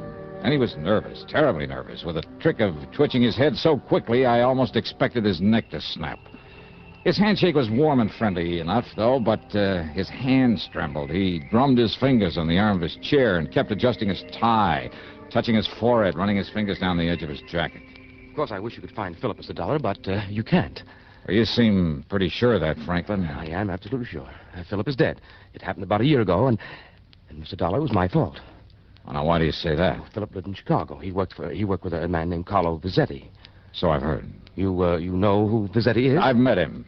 Oh. I see. Yeah. Then you can understand why Dad was very disappointed in Philip. And when he became sick and Philip couldn't come here to see me, well, it was about that time I had to go to Chicago on business. I ran into Philip, and I told him, Mr. Dollar, I told him that unless he came back here and squared things with Dad, got himself a legitimate job and settled down, Dad would cut him out of his will, out of the insurance. Oh, is this true? Yes, I believe Dad might have cut him off. Well, now, it seems to me that would have been to your advantage. Thank you, but I prefer to get along on my own, which is why I wish you could find Philip now. But you can't. Yeah, you said that before. Of course, a share in Dad's estate, of course, I'd welcome that. But not all of it, if it meant cutting off my own brother, and... You look as though you don't believe me. Well, just keep talking, Randy. The point is, the threat of losing some of the estate persuaded Philip to fly back here with me to see Dad. But then, Mr. Dollar... Yeah? Well? Mr. Dollar, Look, are you always this nervous, Randy? No, it's just when I think about what happened, that it was such a frightening, such a terrible, such a shock to me. I don't think I'll ever get over it. Well, what happened? Probably accounts for these lapses, these blackouts that occur when I can't remember things, lose track of things weeks at a time. When what happened, Randy? The airplane, unscheduled. We ran into a storm over the Alleghenies. We crashed into a mountaintop. Oh, I see. Do you? Do you really? Do you know what it meant? The same kind of a crash that years ago caused my dad. Yeah, to lose his sanity for a while? No! You mustn't say that. He was as sane as you and I. It was just the fear, the terrible, uncontrollable fear and the shock at... Only 3 of us, so far as we know, managed to crawl away from the wreckage. The pilot, a little girl, and myself. Even we were badly injured, we didn't know about each other until much later, because we'd all crawled away in different directions. When I was found, I'd been unconscious for several days. Like your father after his crash during the war. No. Please, don't. Please. All right, I'm sorry. They found Phil's remains in the wreckage? The wreckage of that plane burned completely. That is why the morbid-minded men at your insurance company can never have the sort of proof they seem to want. Poor Philip's body. Oh, I see. In any event, though, it looks as though you're the sole beneficiary of your father's insurance.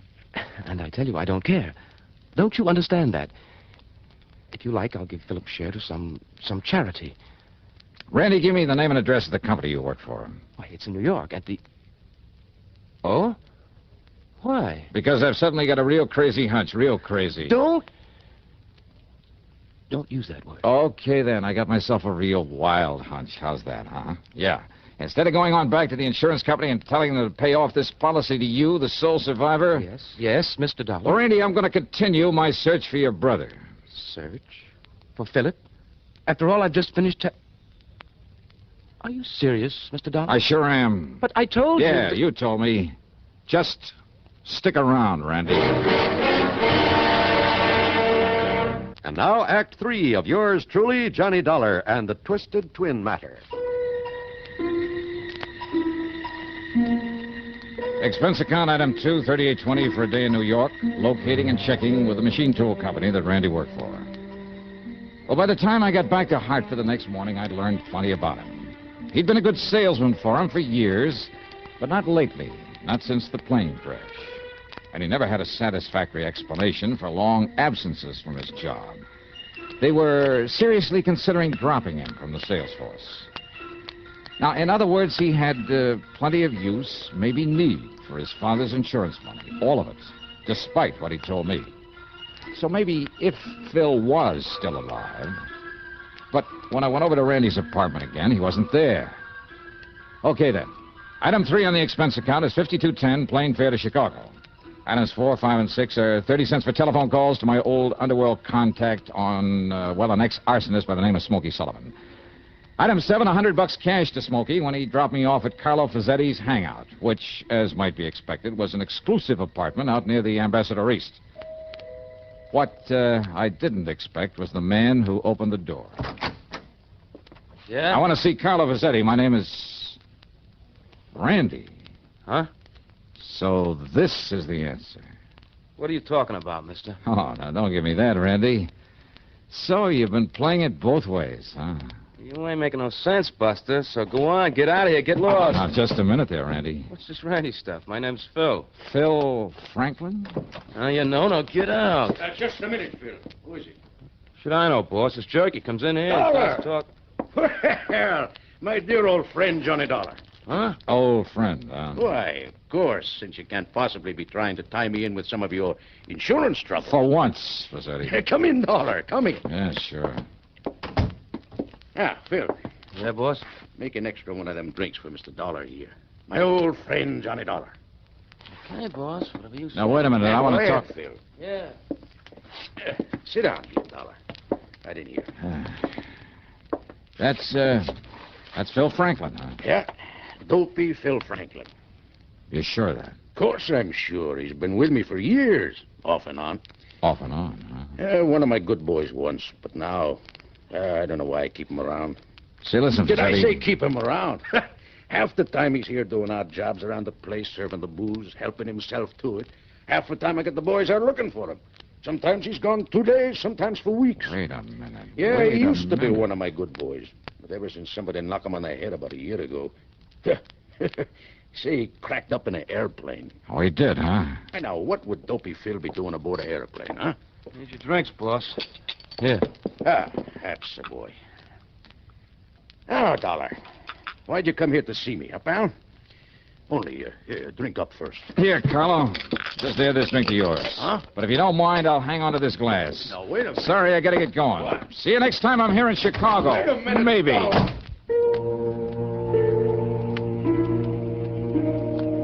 I wrapped the highball glass carefully in my handkerchief, stuffed it into my pocket, then spent item 8, $4.90 for a taxi. Item 9, another $52.10 for a plane ticket back to Hartford. Item 10, $1.50 for a cab to my apartment. Well, there I picked up my car and drove over to Randy's place. He wasn't there. Item 11, $10 to the doorman, Charlie, to keep his eyes open for once and to phone me when Randy came in. And to keep his mouth shut. Well, as I might have expected, Charlie's call didn't come until 5 days later. Item 12, $4.85 for a tank full of gas. At police headquarters, I picked up Lieutenant Tim Waverly, who spends most of his time in the lab, not in uniform. I gave him the highball glass, some instructions. Then together we drove over to Randy's apartment.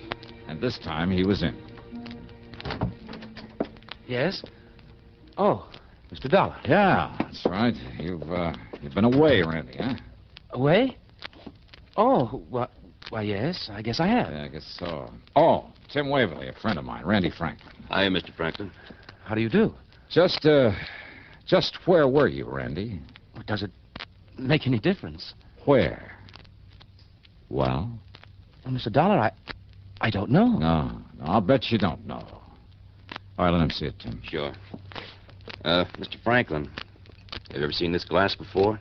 Here, take it. What? I said take it, here. All right. Well, have you?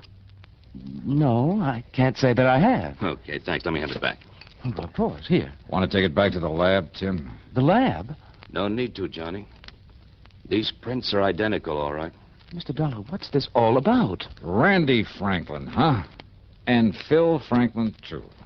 What? Yeah, so ever since that plane crash, huh? Please, don't talk about that again. Oh, sorry. Afraid you'll get all nervous, all upset again? Yes, don't you see? This last blackout was right after you were here before. Blackout, huh? Yes. You expect me to believe you don't know where you went, where you've been ever since then? It's true, Mr. Dollar. Are you kidding? I saw you in Chicago posing as Phil. No. What do you mean, no? It's not true. It can't be Those true. identical fingerprints on this highball glass prove it. I don't know what you're talking about. But why? What kind of a racket were you trying to pull? Dollar. Did you have some crazy idea that maybe, just don't maybe... talk like that. I told you not to talk like that. Do you hear me? All right, now, you just keep your hands to yourself, No, Randy. because you're trying to upset me again, but I won't let you get out. Get out Now, of here. just a minute, Watch you. it, Johnny. I'll show you. Coming here this way. You hear me? No, you... Don't. Oh. All right, now, Randy. No. Please. Take it easy, Johnny. You hit him pretty hard. And that isn't all, Tim. Let me have your gun. My gun? Yeah, give me. No, wait a minute. Thanks. All right, now, Randy. Johnny, you're out of your mind. Am I? Stand back. No, Johnny. No, please. No. No.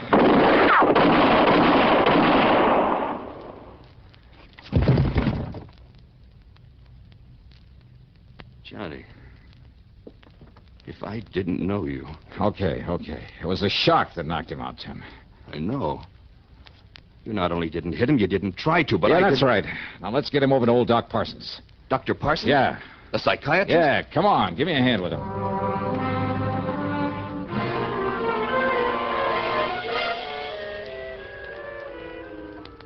Then, Doctor, it was a guilt complex that brought it all about, huh?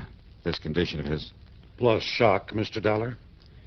You see, Randolph had built up this complex as a result of his brother's death in the plane crash. Mm-hmm. And you must remember that Randolph felt responsible for Philip's death. And afterward, during his blackouts, he really thought that he was Phil, huh? Exactly. Of course, you were taking a big chance, Mr. Dollar. This new shock might have killed him. Oh, brother, don't I know it, Doc. But, when I suddenly realized what it was all about, Well, fortunately, it worked. His intense excitement, which ordinarily might have resulted in another one of his blackouts, sent him back into the Phil personality. Well, that excitement, plus the shock and pain when you struck him, then his overpowering fear when you stood over him, pulling that trigger, apparently trying to kill him. Well, Dollar, they were a perfect match for the pain and the terror that existed during the plane crash that made him the way he was. But now, Doctor? Well, I'm convinced that with proper care, Randolph will now be all right. Will be himself, entirely. Good. Just, don't you ever try anything like this again, young man.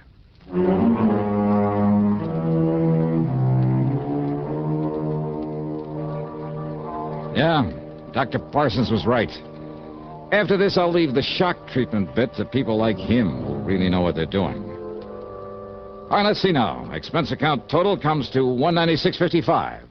They'll be no fee on this one. Yours truly, Johnny Dollar.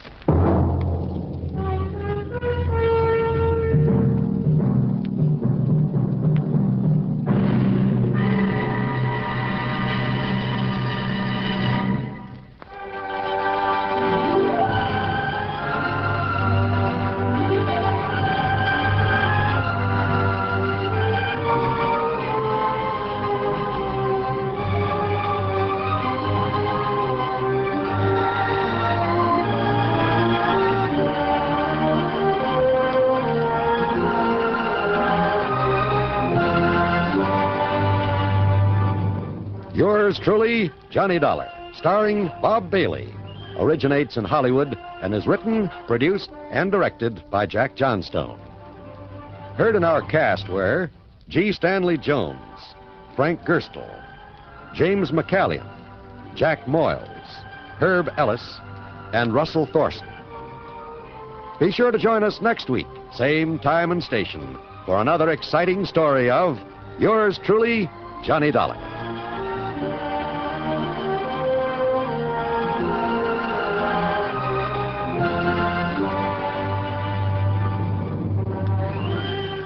This is John Wald speaking. Johnny Dollar has come to you through the worldwide facilities of the United States Armed Forces Radio and Television Service.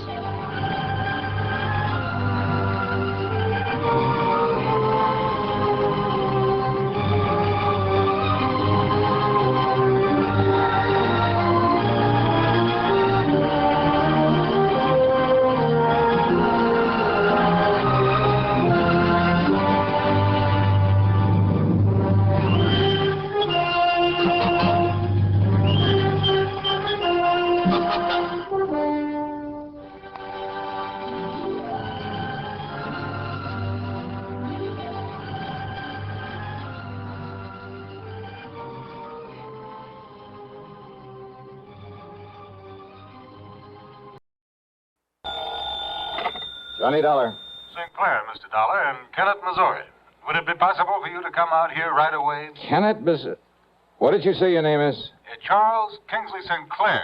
I'm... Oh, yeah, with Providential Assurance Company. Yes, that's right. Yeah, now, wait a minute. I thought you were leaving the company. If you're such a gentleman, you just couldn't stand doing business with the poor, wretched clients you inherited. Mr. Dollar, I am a changed man. Well, good for you. It is true that some of the people that I've been sent down here to deal with, well, I consider them nothing more than poor white trash, ignorant, illiterate. Well, I'll say this for them. They sure know how to make some pretty powerful moonshine. Very true. Yeah, if one of those characters hadn't poured some of that white mule down my gullet, I doubt if I'd have been crazy enough to go out after that killer. But thanks to you, Dade Wupperman was indicted, tried, found guilty, and has been incarcerated. Yeah, that was the one, Dade Wupperman. Unfortunately, Mr. Dollar, Dade has a brother. His name is Daniel. I beg your pardon. Daniel. He's been making trouble, very serious trouble. Oh? Like what? Murders. I see. So if you take a plane to Memphis, I shall be more than glad to meet you there. Oh, now look, mister, I was lucky once. Got out of that swamp country alive. But I'd be nuts to stick my neck out again. And since those people already know who I am, what my job is... Okay, St. Clair, I'll grab a plane.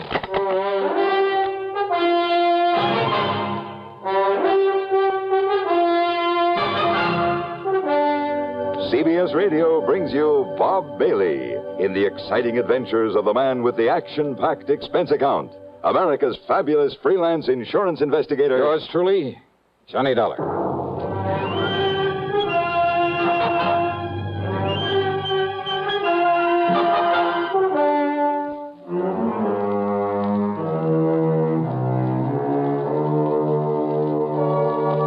Expense account submitted by Special Investigator Johnny Dollar to the Providential Assurance Company office in Kennett, Missouri.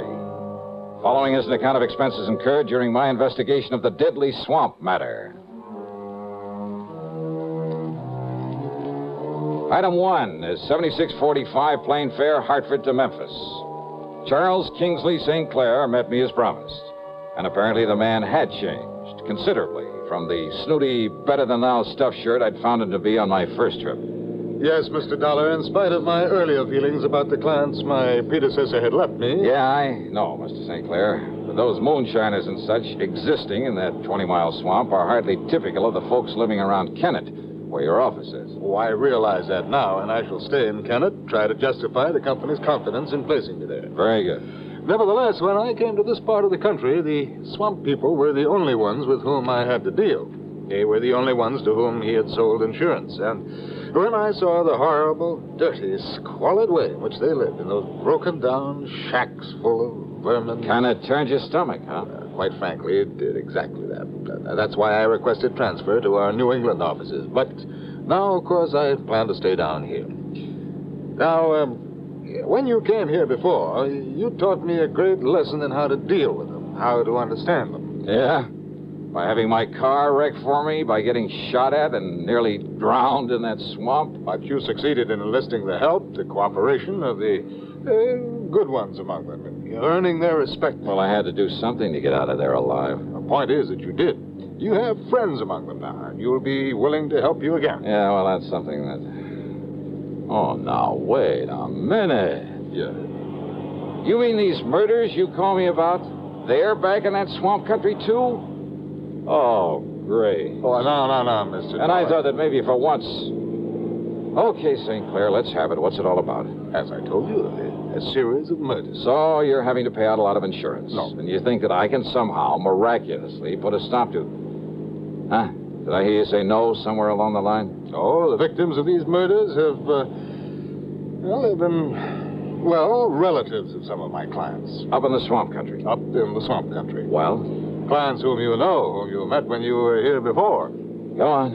And thanks to you and what you did for them, they regard the company, and therefore me, and you, as a kind of, as a protective agency. A protection for them, with only their best interests at heart. That sort of thing is very good for the company. Yeah. Shall we stop for some lunch? Yeah, sure, go ahead. Stop if you like. But if you think you can talk me into meddling into these murders when it's a job for the law... but it's not for the law.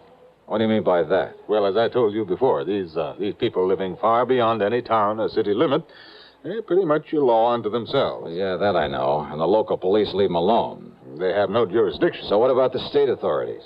Well, that region of the big swamp pretty much straddles the state line. Oh? Neither state wants it. And I can't blame them.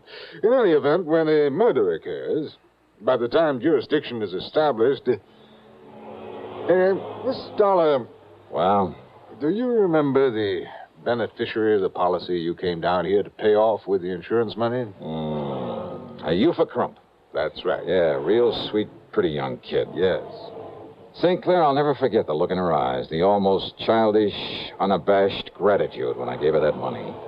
Yes. Now she can have pretty clothes for a change, good food on the table. Oh, she can fix up that little house she and her kids live in, buy some lace curtains for the windows, and... Oh, what do you mean, no? Eupha was the latest victim of this killing. Well? Come on, St. Clair. Tell me what you know so I can get to work on this thing.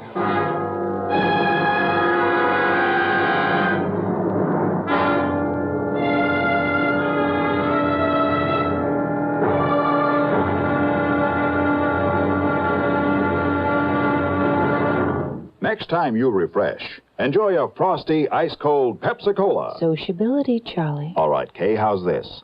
Pepsi is light, refreshes without filling. You like to refresh? Have a Pepsi right now. Well, offer it to everybody, Charlie. I will. Enjoy Pepsi at the fountain.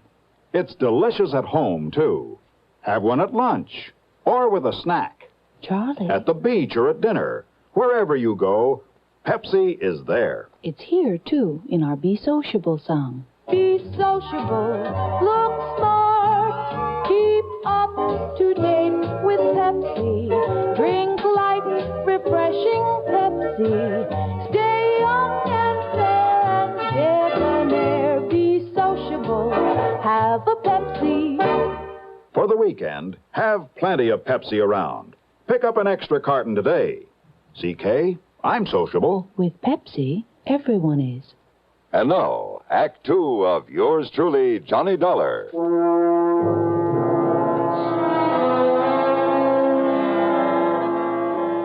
Eufa Crump. Yeah, what a name. But that cute, intelligent little girl, really out of place in the swamp country. Well, regardless of how you or I or the law might feel about it, her inheriting that moonshine still, when her husband was killed a while back, had meant something to provide for both her and her children. And the insurance she received on top of it. And she planned to marry Cass Dingle, the character who'd befriended me, who'd helped me run down her husband's killer. Cass, who was going to leave this desolate country, get out in the world and make an honest living for her. Yeah, but it was Cass who'd sacrificed his life out there in the swamp in order to save mine. No, Mr. Dollar. What? Cass Dingle is still alive. But I myself saw Dade Wupperman shoot him in the back. Eufa somehow nursed him back to health. They were married according to whatever rites the swamp people observe, and they were very happy. And then she was murdered. Yes, that was Cass who asked me to call on you again. And since you know him, you know these people. Okay, stop wasting time, St. Clair. Get me on up to Kennett where I can rent a car and get on this thing. Now, if you'll drop me at my office, I'll be more than glad to let you have this one. But about some lunch. Lunch? Forget it. Let's get going. Item 2, 470 for a tank full of gas there in Kennett. And I headed west a few miles, then due north into the swamp country. Well, as I said before, the 20-mile swamp is one of the most dismal, uninviting places I've ever seen. The road, after a while, wasn't even a road, just a set of muddy wagon tracks. More than once, driving slowly and carefully along, I held my breath, hoping St. Clair's car wouldn't bog down in some mud hole. I passed a couple of shacks, falling apart and apparently vacant. But the distinctive smell of moonshine whiskey in the air told me otherwise, that a still was in full operation. If Cass Dingle had married Eufa, he'd gone to her place to live, so I headed that way. But a mile or so before I got there, edging the car around a thicket of wild blackberries, I had learned the last time I was here that when somebody starts shooting, the only thing to do is stop whatever you're in, whatever you're doing. So I did, fast. I ducked down under the wheel on the floorboards, and I pulled out my gun, and I waited.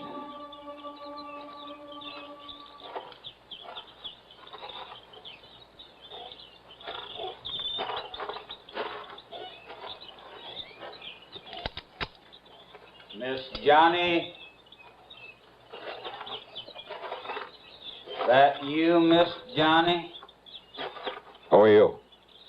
It's Cass, Miss Johnny. Cass Dingle. Oh, good.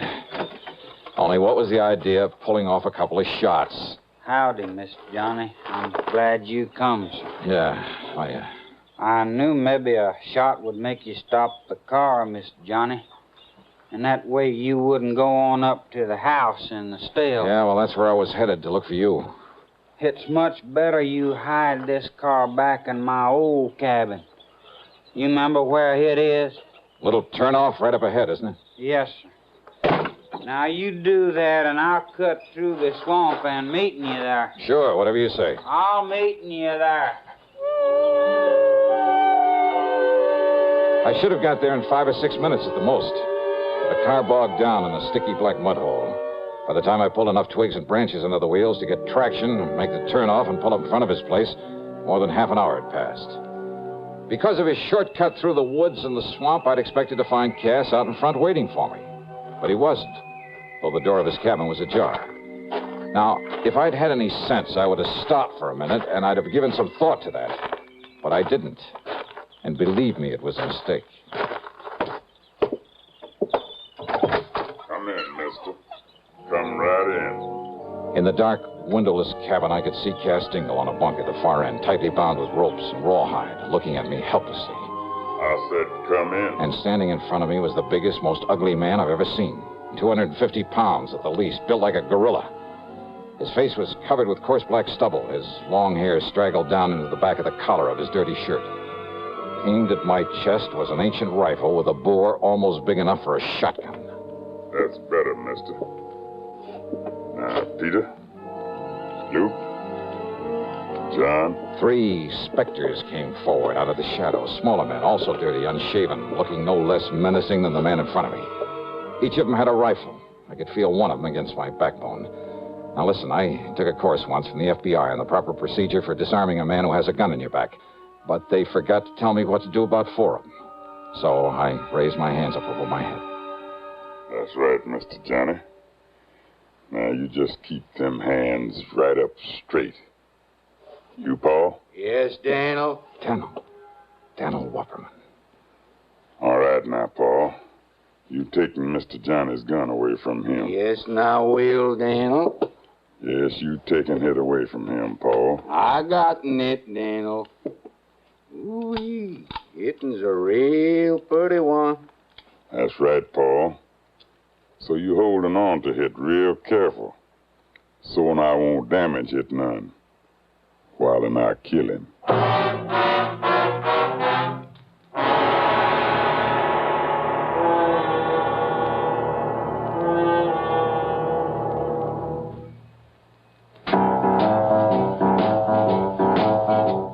Talk about best-selling records.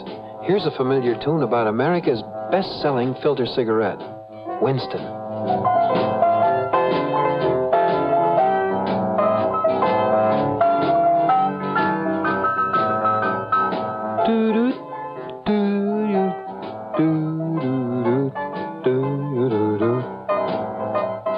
Winston gives you real flavor, full, rich tobacco flavor. And you know, that's because only Winston has filter blend up front. Choice, flavorful tobaccos, specially selected and specially processed for filter smoking. No wonder Winston tastes good, like a cigarette should. Smoke Winston. And now, Act 3 of yours truly, Johnny Dollar and the Deadly Swamp Matter.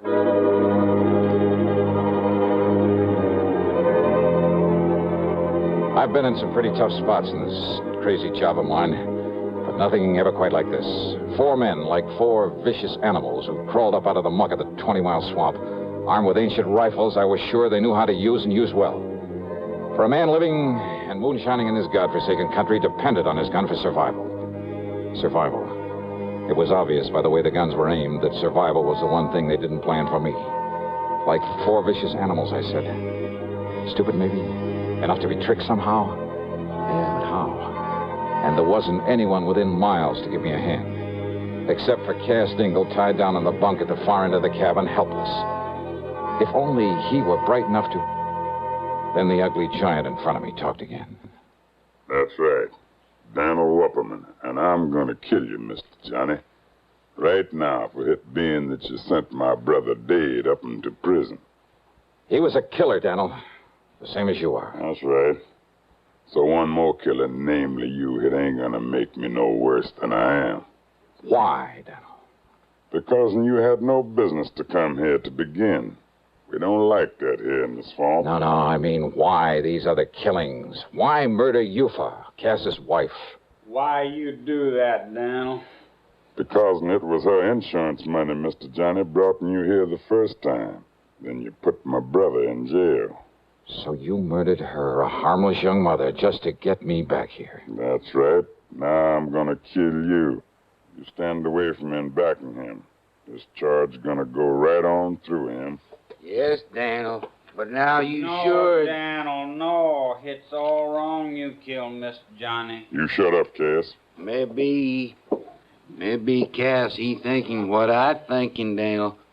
Mr. Johnny, he from the outside. You kill an outside man. Maybe the police, they moving in on us. They coming here in the swamp because he from the outside. You stop thinking, Paul. Move away now so I can kill him. No, Daniel. Shut up, Cass. Now, Mr. Johnny. No, Daniel, you kill me instead. Now you kill my wife, I don't care. You kill me instead, Daniel. I'll kill you, Cass. Soon I kill Miss Johnny. Miss Johnny? It's all right, Cass. No, Miss Johnny, that ain't... What? I mean, I talked long enough. What can you say, Cass? Must be nearing to 5 o'clock by now, Miss Johnny. 5? Shut up, Cass, and what do you mean by that? Miss Johnny, no. Oh, yeah, you're right. What do you mean about 5 o'clock? Yeah, Cass, they ought to... I mean, it's about time. What do you mean, Mr. Johnny? What, nothing, not a thing, Daniel. I just whistled. That's all. I mean, what do you mean about 5 o'clock? You tell me. Tell me. Tell me. Because it's nothing you can do anything about. Because if it is 5 o'clock, then by the time you can pull that trigger... You tell me. All right. If I'm not safely out of this swamp by 5 o'clock, this place will be so full of state police. Well, would you like to look at my watch? No, you keeping your hands up over your head. Oh, sure. Because you lying, Mr. Johnny. Am I? You lying to me. Just keep on talking, Daniel. It'll give more time. But if I were you... I said I gonna kill you, Mr. Johnny. And no scheming words out in your mouth gonna... You, Paul. I ain't heard nobody out there, Daniel. You go look out along the slough and the bayou. Yes, Daniel. You see anybody, any boat, you shoot off that gun. You, Peter, you go on back the road and look. And you, John, you go look up by Cass Still. You don't see no one, you come back here and help me bury Cass and Miss Johnny in the ground. Now you go. Yes, Daniel, come on, you. And the three of them, like so many shadows, slipped off into the growing darkness. Cass Dingle's stalling, his talking as though something would happen at 5 o'clock, had gained time for us. And more important, had reduced the immediate enemy to 1. But Daniel's rifle was still aimed at my midsection. Then, after plenty of time for the others to have looked around. You see, Miss Johnny, you trying to bluff me is all. But that's no good. Because you haven't heard from them, Daniel?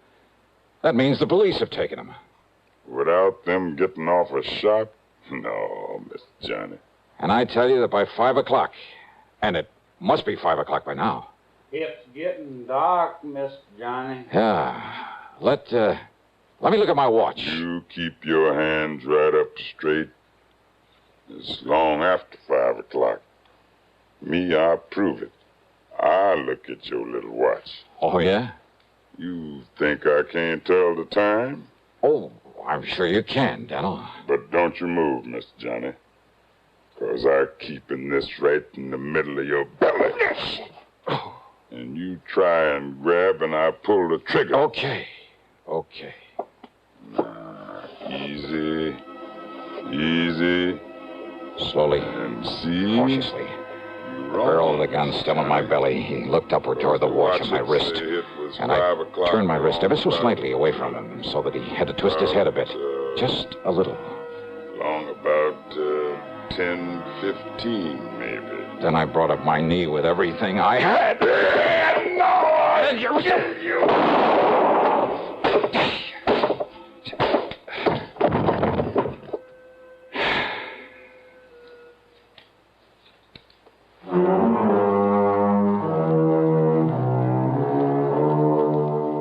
I knew the sound of the gunshot would bring the others back to the cabin. After all, they certainly hadn't found any sign of those mythical state police out there. So after setting Cass free, I lay down just inside the door looking very dead. And then when Paul and John and Peter came in one at a time, Cass, who was standing back at the door, quietly and carefully took care of them with the help of the butt of Daniel's gun. So now 4 more of the swampers have left that region to spend a long, long time behind the bars. Expense account total, including the trip back to Hartford, $161.60. Yours truly, Johnny Dollar.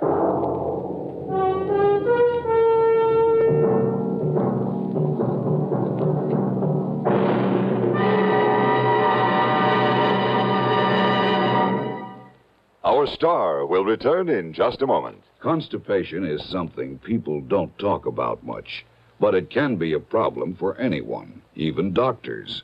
And when constipation occurs, it's interesting to see just what doctors consider important about a laxative they might use or recommend. Well, a majority of the doctors we heard from had this to say. A laxative should be effective, gentle, close to natural acting. A medicine that can be used with complete confidence. Now, X-Lax has been popular with many doctors and millions of people over the years because pleasant-tasting chocolated X-Lax is effective. Overnight, it helps you toward your normal regularity. X-Lax is so gentle, so close to natural acting, there's no upset. That's why many doctors and millions of people use X-Lax with complete confidence. X-Lax, the laxative that helps you toward your normal regularity gently, overnight. Now, here is our star to tell you about next week's program. Next week, a thrilling, hair-raising chase out on the open sea. Join us, won't you? Yours truly, Johnny Dollar.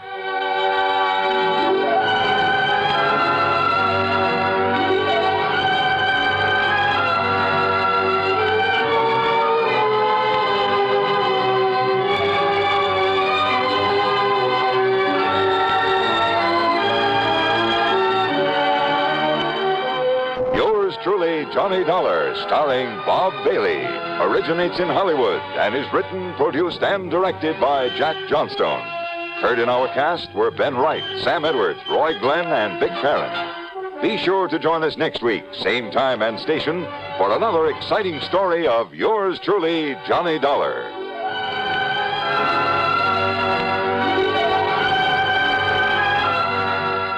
This is Hugh Douglas speaking. Another gripping drama of suspense, next on the CBS Radio Network. Who was the first to conquer space? It's incontrovertible that the first to conquer living space is the Castro convertible, who conquers space with fine design, who saves you money all the time, who tops in the convertible line. Castro convertibles. If you'd like furniture that combines beauty, comfort, and utility at an amazingly low price, then the place for you to go is Castro. At Castro, Route 9, a half mile south of the Latham Circle, you'll see the world's largest and most beautiful display of convertible furniture. There are hundreds of exquisite sofas, love seats, and sectionals, ranging from early American and French provincial to ultra-modern. Each converts to the most comfortable bed, and each is priced amazingly low because Castro is America's largest manufacturer of convertible furniture, selling direct to you.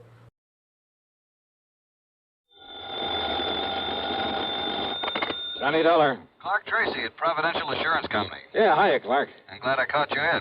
Are you free to take an assignment? Sure, why not? Did you ever hear of Kennett, Missouri? No. It's a small town about 100 miles south of Memphis, Tennessee. So what goes? We have a little office in Kennett, only it's become pretty obvious that we put the wrong man in charge of it a few months ago. What do you mean? His name is Charles Kingsley St. Clair. Lived in Boston most of his life, and he's a Harvard man. So? He doesn't have the least idea how to deal with those people when it comes to any problems or adjustments. In other words, he simply doesn't belong. Well, the answer to that ought to be easy enough. Transfer him. Give him a job somewhere up here in New England. Exactly what we plan to do, and close up the office there in Kennett. Okay, then why call on me? Because of the death of one of the few remaining policyholders down there, a man named Casper Crump. Yeah? His widow, Eupha Crump, has to be paid the $5,000 is due her and, of course, signed for it. Well, what's so tough about that? St. Clair says that he can't do it. Why not? If you must know the truth, he sounded somewhat scared of the whole idea. Oh, now listen. So, Johnny, will you go on out there and take care of this thing for us and get us off the hook? But on the strength of what little you've told me. I know, but I'm sure St. Clair will be able to make it all perfectly clear to you. So I'll wire to him that you're on your way, okay? Oh, now, look. Johnny, I promise I'll okay your expense account without question, even tack on some kind of a fee. Well, now you're talking a language I understand. If the fee is big enough? Then you'll do it, fine. Now take it easy until we settle I'll wire him right away. Clark! Then wait to get your report. Wait a minute, will you? Thanks a million, Johnny. Bye. Clark! Hello!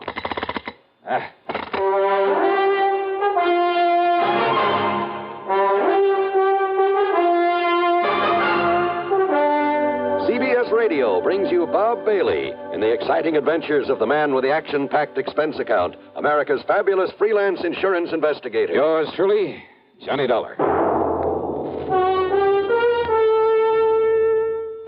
Next time you refresh, enjoy a frosty, ice-cold Pepsi-Cola. Sociability, Charlie. All right, Kay, how's this? Pepsi is light, refreshes without filling. You like to refresh? Have a Pepsi right now. Well, offer it to everybody, Charlie. I will. Enjoy Pepsi at the fountain. It's delicious at home, too. Have one at lunch or with a snack. Charlie. At the beach or at dinner. Wherever you go, wherever you're thirsty, Pepsi is there. It's here, too, in our Be Sociable song. Be sociable, look smart, keep up to date with Pepsi. Drink light, refreshing Pepsi. Stay young and fair and debonair. Be sociable, have a Pepsi. For the weekend, have plenty of Pepsi around. Pick up an extra carton today. CK, I'm sociable. With Pepsi, everyone is. And now, Act One of yours truly, Johnny Dollar.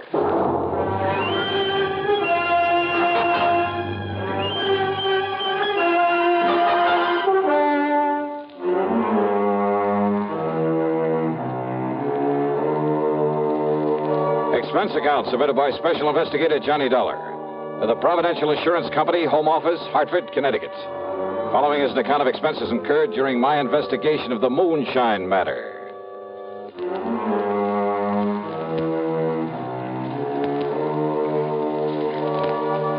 Expense account item 1, $75.45 plane ticket from Hartford to New York to Memphis, Tennessee. Item 2, $301 for a bus to Kennett, Missouri. I arrived shortly after noon. Yes, Mr. Dollar, I shall be glad to get away from here and get back to civilized country again, where I won't be looked at askance because I choose to dress for dinner. I see. I must admit that some of the natives living here in town are fine people, intelligent people. Oh, I'm sure they must be. This looks like a nice town. But the ones out in the country to whom my predecessor sold insurance, life insurance. Yeah, what about them, Sinclair? Poor white trash is all they are, ignorant, illiterate. Moonshiners, for the most part. Oh? Only half a dozen of the policies he issued even have signatures on them. The rest are signed with an X.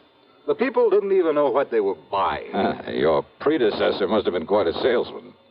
Hardly a fit representative for a large insurance company, which, of course, is why the company got rid of him. Yes, Mr. Dollar, I shall be glad to get away from this, but until the insurance payment can be made to Mrs. Euphor Crump. Well, any reason why you just can't call her in here and hand her a check? Call her? How? What do you mean? She lives in the swamp, Mr. Dollar.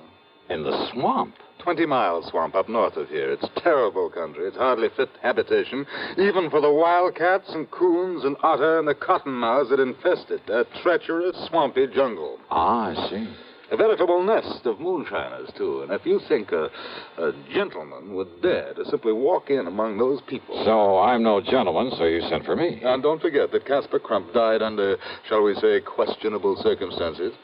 Oh, now, what do you mean by that? The natives all said it was murder. What do the police say? The police have sense enough to leave these people alone. They stay away from them. Oh, great. But, Mr. Dollar, if you can somehow clear up this one remaining account, get this money in to Mrs. Euphor Crump, and I have it here in cash all ready for you. Stick my neck out to save yours, huh? To be honest about it, yes. Okay. Let's say I'll try. How do I get to this 20-mile swamp?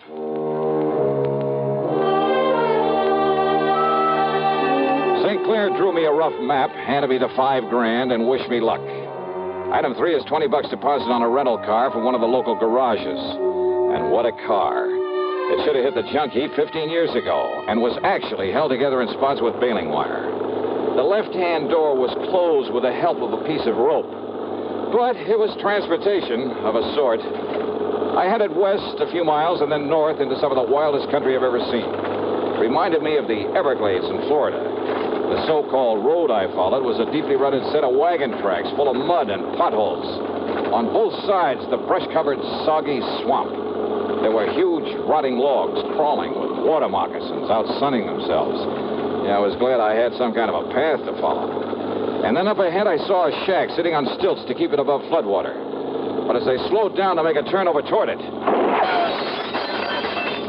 the gunshot from over by the cabin smashed into the windshield. I stepped on it and spun the wheel to get away. But the second shot caught a front tire. The car went into a skid.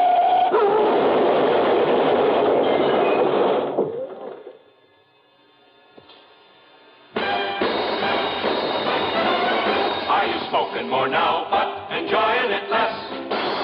Have a real cigarette, have a Camel. The best tobacco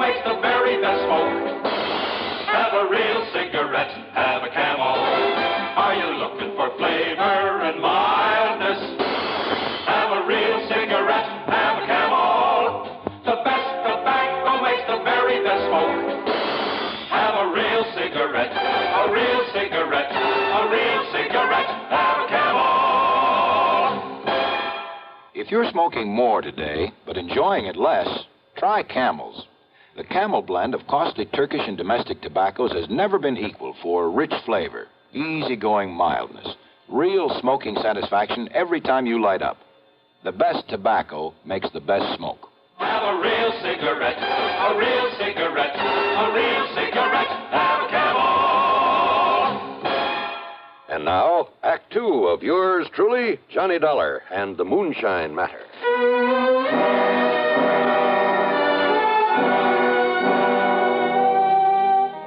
When I came to, I was lying beside the car at the edge of the muddy wagon tracks. As for my gun, well, it must have been thrown out of the holster into the swamp. I started to rise to see how much damage had been done to the car. But then I saw them. Two lanky, hard-faced men, dressed in tattered jeans. One of them, the taller of the two, carried a long rifle, a vintage I'd seen only in museums. The other had picked up a piece of a tree limb for a club. And so as they came warily over to where I lay, I decided wisdom is the better part of valor. I played possum. I tell you, you made a mistake, Morphy. He ain't no revenue. Can't you see that? Maybe cash and maybe not. Of course he ain't. I know every revenue in these parts, Morphy, and he ain't one of them. You think I killed him, Cass? He didn't hit that there tree hard enough to hurt his car none serious. And who is he, Cass? First we finds out if he's still alive or if he's dead. Well, I'm keeping this here gun onto him. You still alive, mister? See that, Morphy? Ian's still alive. What happened? Now, you watch him, Cass. Who are you? Me. My name's Cass Dingle, and this here is Morphy Teed. Now, you put down that gun, Morphy. You ask him who he is, Cass. Who are you, mister? Name is Dollar. Johnny Dollar.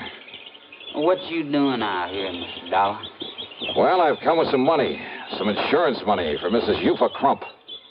What's that mean, Cass? It mean that Miss Eufa gets some money on account of Casper was killed. She's a mighty fine woman, Mr. Dollar. She's a mighty fine woman, Mr. Johnny. You shut up, Morphy. Just 'cause I got a fancy for taking care of Miss Eufa now that Casper's gone, it's none of your business. Now, how much you got for Miss Eufa, Mr. Johnny? $5,000. What's the matter, you, Cass? Can't you see we got to get Miss Johnny and all that money over to Miss Eufa? Now, come on now. If he be all right. You all right, Mr. Johnny? Well, give me a hand and we'll find out. Yes, sir. There you are, Mr. Johnny. Why, Mr. Johnny. What's the matter? That now holster. Ain't you got a gun for hit? I'm afraid my gun is somewhere out in that swamp. Now, that's too bad, ain't it, Cap? Morphy's right, Mr. Johnny. There's some folks around here liable they'd shoot first and find out about you after. Some folks, huh? Now, I made a mistake, Mr. Johnny, and I'm real sorry. But Cass, he meant somebody like Dade Whopper. Who's Dade Whopper? Why, he's the one that killed off Casper Crump. You sure of that? Yes, sir. Dade Whopper. But no matter who you are, you better look out for him, Mr. Johnny. Why do you say that? No matter who you are, he ain't gonna believe it. He's gonna think you come in here after him. Even if you tell him different? Even if the good Lord himself told him different. But now I got a jug in that cabin, Mr. Johnny. It'll fix you up real good. Then me and you can take the money to Miss Eufa. And then you better come back here and find your gun in case Dade Whopper shows up. Oh, don't worry about it.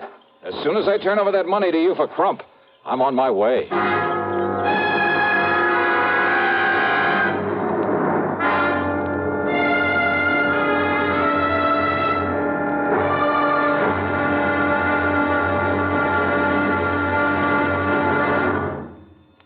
Hollywood star Mona Freeman. Who feels like acting with a miserable cold? I relieve cold distress the fast way with 4-way cold tablets. Yes, tests of all the leading cold tablets proved 4-way fastest acting. Amazing 4-Way starts in minutes to relieve muscular pains and headache, reduce fever, calm upset stomach, also overcomes irregularity. When a cold strikes, do what I do. Take 4-Way cold tablets. It's the fast way to relieve nasty cold distress and feel better quickly. 4-Way, only 29 cents. And now here's a word about another fine product of Grove Laboratories. To get rid of embarrassing dandruff in 3 minutes, change to Fitch Dandruff Remover Shampoo. 3 minutes with Fitch regularly is guaranteed to keep unsightly dandruff away forever. Apply Fitch before wetting hair. Rub in 1 minute. Add water, lather 1 minute. Then rinse 1 minute. Every trace of dandruff goes down the drain. 3 minutes with Fitch and embarrassing dandruff's gone. At the same time, Fitch can brighten hair up to 35%. Get Fitch Dandruff Remover Shampoo today. And now, Act 3 of yours truly, Johnny Dollar.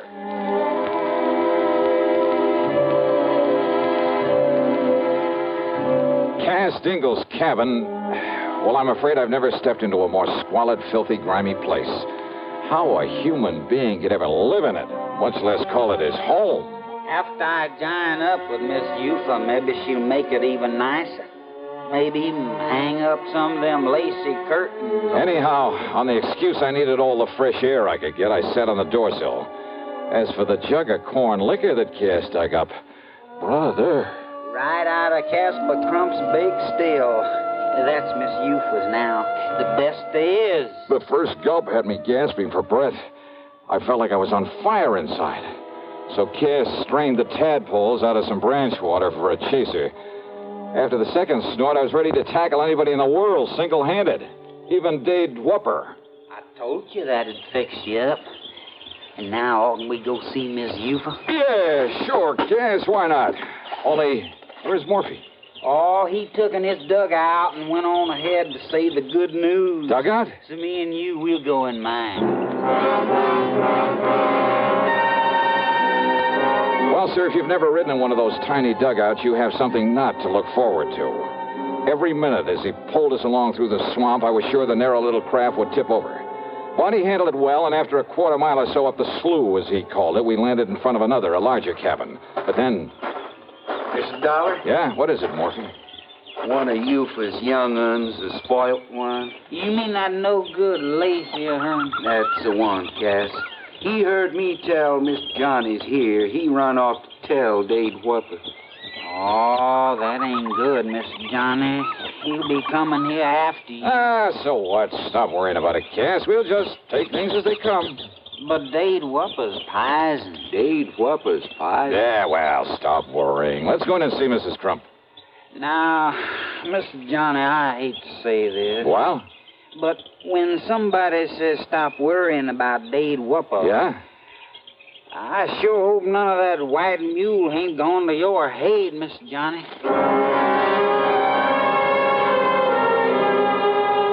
Mrs. Eufa Crump, much to my surprise, turned out to be a rather nice-looking girl of about 20, despite the fact she was the mother of 4 kids. Her cabin boasted 4 separate rooms, a couple of worn-out rugs on the floor, some lace curtains. With almost childish delight, she put her ex on the receipt for the insurance and stuffed the money into a hiding place under the floor, then made no bones about the fact that most of it would go to improving the moonshine still her husband had left her with. And with Cass, you're helping me. It's going to be the best still in all these here now parts. Well, good for you, Mrs. Crump. And, Cass, I'm going to see that you get yourself a nice suit of clothes, a whole suit. Oh, now, Eufa. And, Mr. Johnny, I thank you very much, sir. My pleasure, Eufa. Only now, you two better get on your way. If that brat of mine, that Lacey, has found Dade Whopper and told him... Dade Whopper. What, Morphy? Dade Whopper. He's a-coming down the slough in his dugout.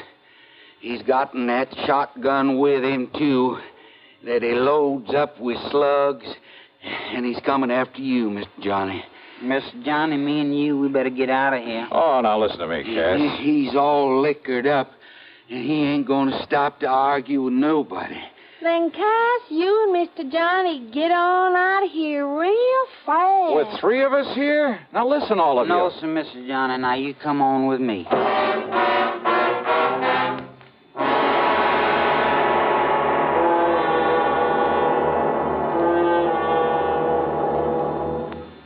Munch, munch, munch a bunch of Fritos, corn chips. It's not polite to smack your lips, but you can't help it with Fritos corn chips. Munch, munch, munch a bunch of Fritos, corn chips.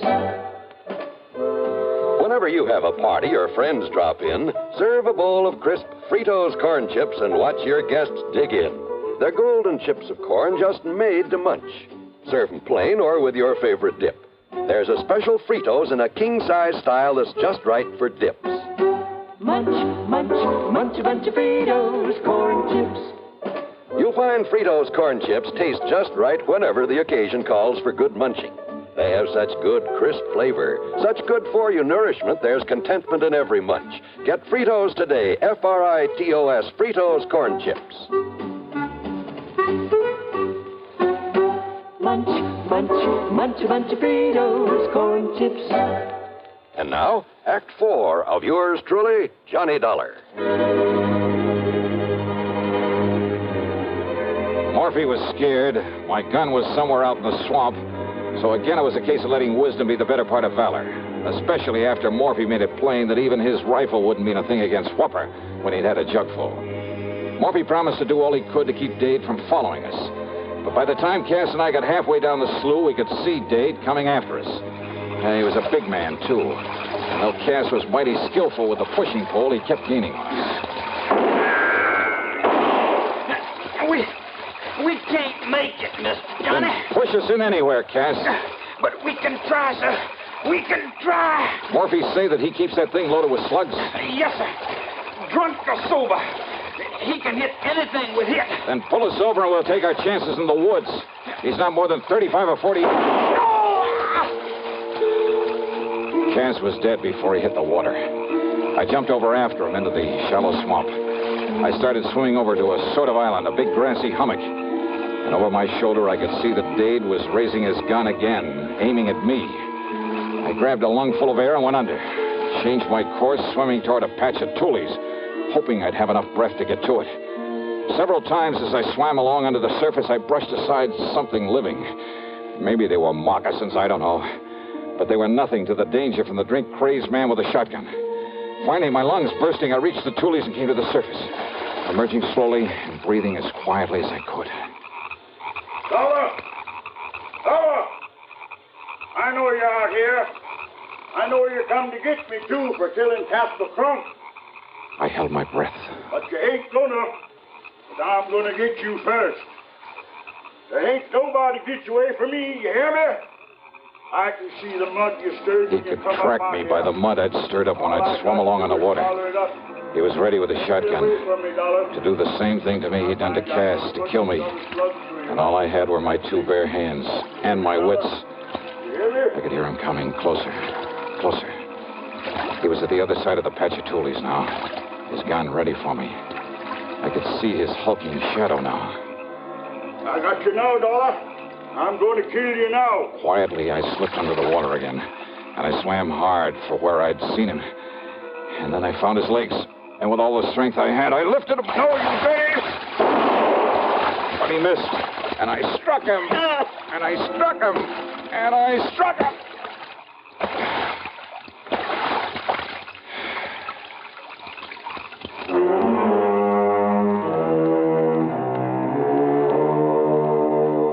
So maybe those people were pretty much a law unto themselves. But Dade Whopper went back to Kennett. There he'll stand trial for 2 murders. And I'll just continue to poke along in this soft, cozy little job of mine. Yeah. Expense account total, including some new clothes and a trip back to Hartford, $340 even. Yours truly, Johnny Dollar.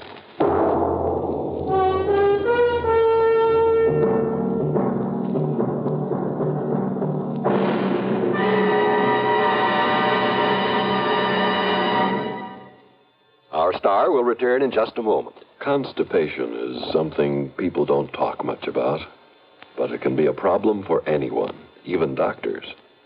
And when constipation occurs, it's interesting to see just what doctors consider important about a laxative they might use or recommend. Now, a majority of the doctors we heard from had this to say: a laxative should be effective, gentle, as close to natural acting as possible, and a medicine that can be used with complete confidence. Well, pleasant-tasting chocolated X-Lax is effective. Overnight, it helps you toward your normal regularity. X-Lax is gentle. Next morning, it gives you the closest thing to natural action. And that's why many doctors and millions of people use X-Lax with complete confidence. X-Lax, the laxative that helps you toward your normal regularity gently, overnight. Is X-Lax in your medicine cabinet? Now, here is our star to tell you about next week's program. Well, next week I go deep underground, into a copper mine, to meet a killer in the dark. Join us, won't you? Yours truly, Johnny Dollar.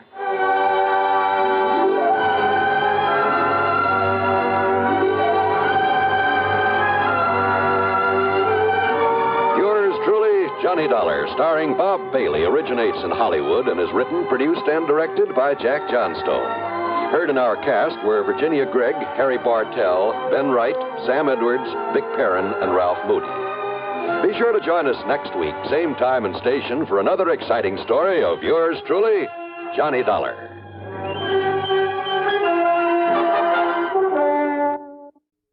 Here are the facts. 2 out of every 3 persons in New York State under 40 years of age have now received at least 1 dose of the Salk vaccine.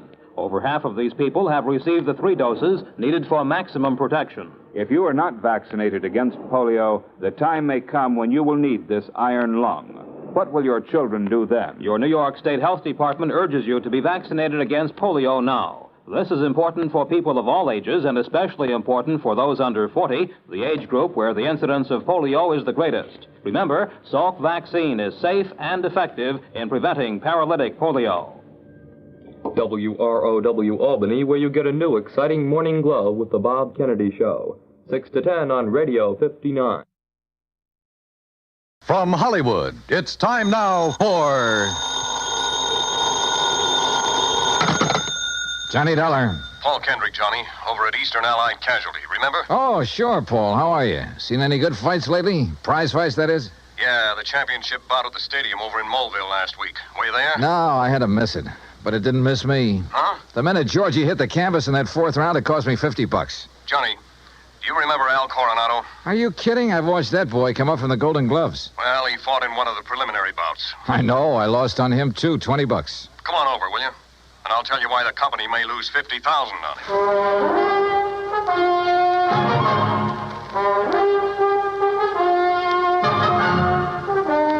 Bob Bailey in the exciting adventures of the man with the action-packed expense account. America's fabulous freelance insurance investigator. Yours truly, Johnny Dollar.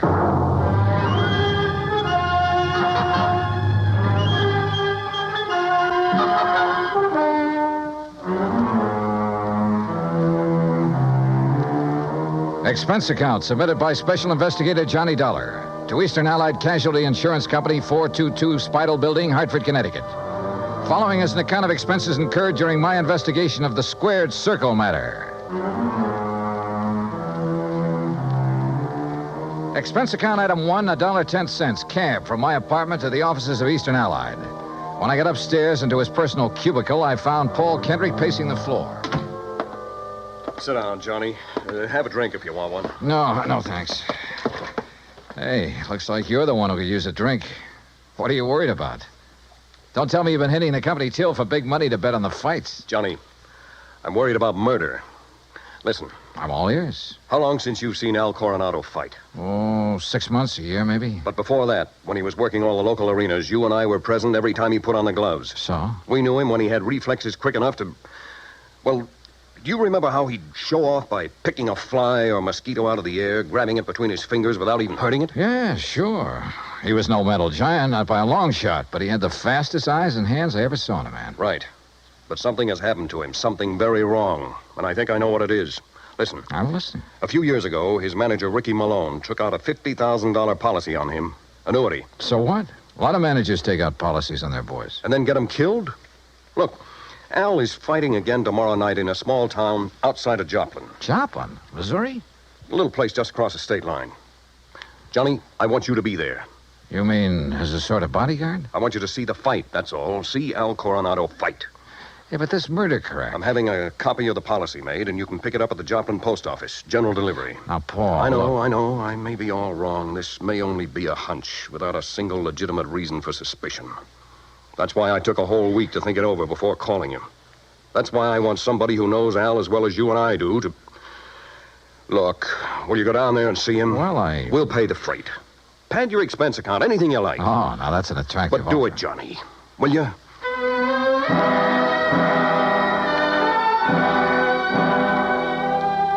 Item 2, another $1.10 back to my apartment to pack. Item 3, $124 even. Plane fare and incidentals to Joplin. By your leave, Paul, the incidentals included a new sports shirt loud enough to startle the whole state of Arizona, an extra pack of razor blades, and a new toothbrush. Also, item 4, $3, flowers for the stewardess, who managed to find me an extra bottle of champagne. I arrived at Joplin shortly before noon, and after checking into a hotel, found that by some miracle, a copy of Al's policy was waiting for me at the post office. A quick glance at it brings up item 5, $4.25 phone call. What do you mean, holding out on you? I thought you said Ricky Malone took out the policy. He did, and pays all the premiums. But the beneficiary named is Frankie Fortina. Now, who's he? I don't know yet. Well, his address is in New York City. You better look him up, will you? I've been trying to. But the last time Fortina was at the address on the policy, it was a racetrack bookie joint. Oh, so that's why you're worried. That's one reason. Well, if you learn anything about him, let me know, will you? I'm staying at the Beverly Arms. Okay, Johnny. Johnny. Yeah? Call me again, will you? After the fight tonight. Sure.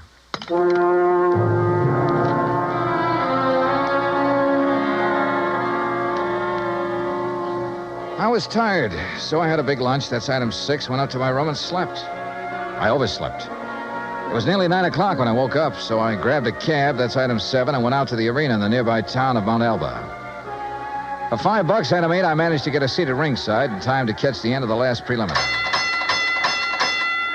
The winner in 1 minute, 10 The program seconds told me of the Al third was round, scheduled for the main event against some local boy named Rafe Cummings. I never heard of him, and I doubt if anybody outside of Tucson ever had. I understood why when he stepped into the ring. This kid looked like the rankest kind of amateur. Strong, sure, and in good condition, but clumsy. He almost tripped over his own size 15 feet. And it was no act of fooling an opponent either. Al, when he came in, looked as good as ever. He gave me a quick glance of recognition, though I'm sure he knew nothing about me except possibly my name. At the opening bell, he came out fast. All the old speed and timing were there. Faint weave and flick out that light, but punishing left. Same old pattern, same old... Wait a minute. Those quick left jabs were only landing about 1 and 4. As though he touched Cummings only when the clumsy ox happened to walk into him.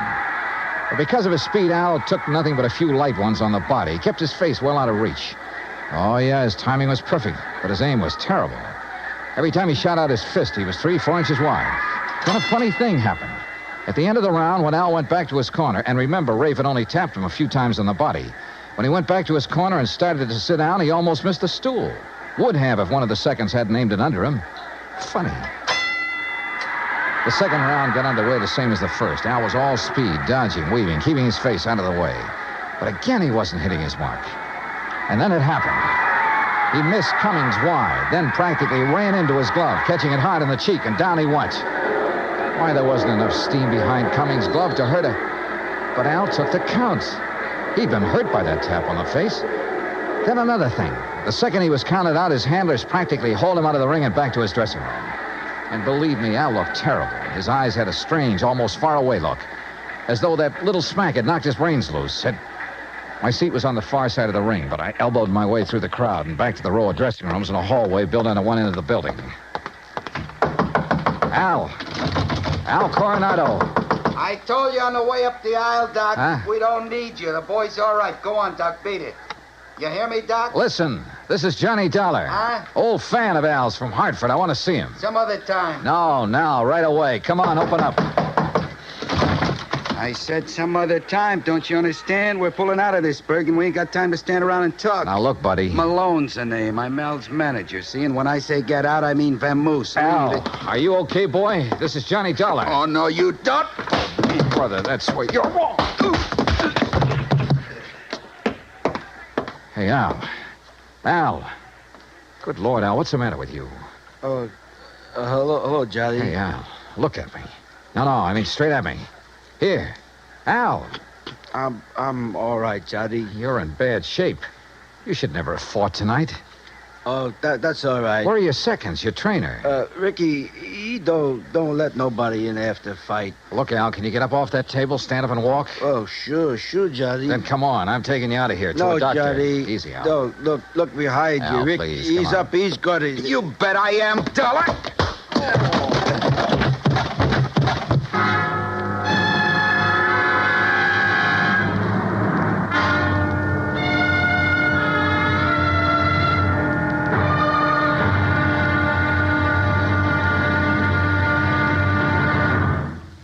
Act Two of yours truly, Johnny Dollar, in just a moment.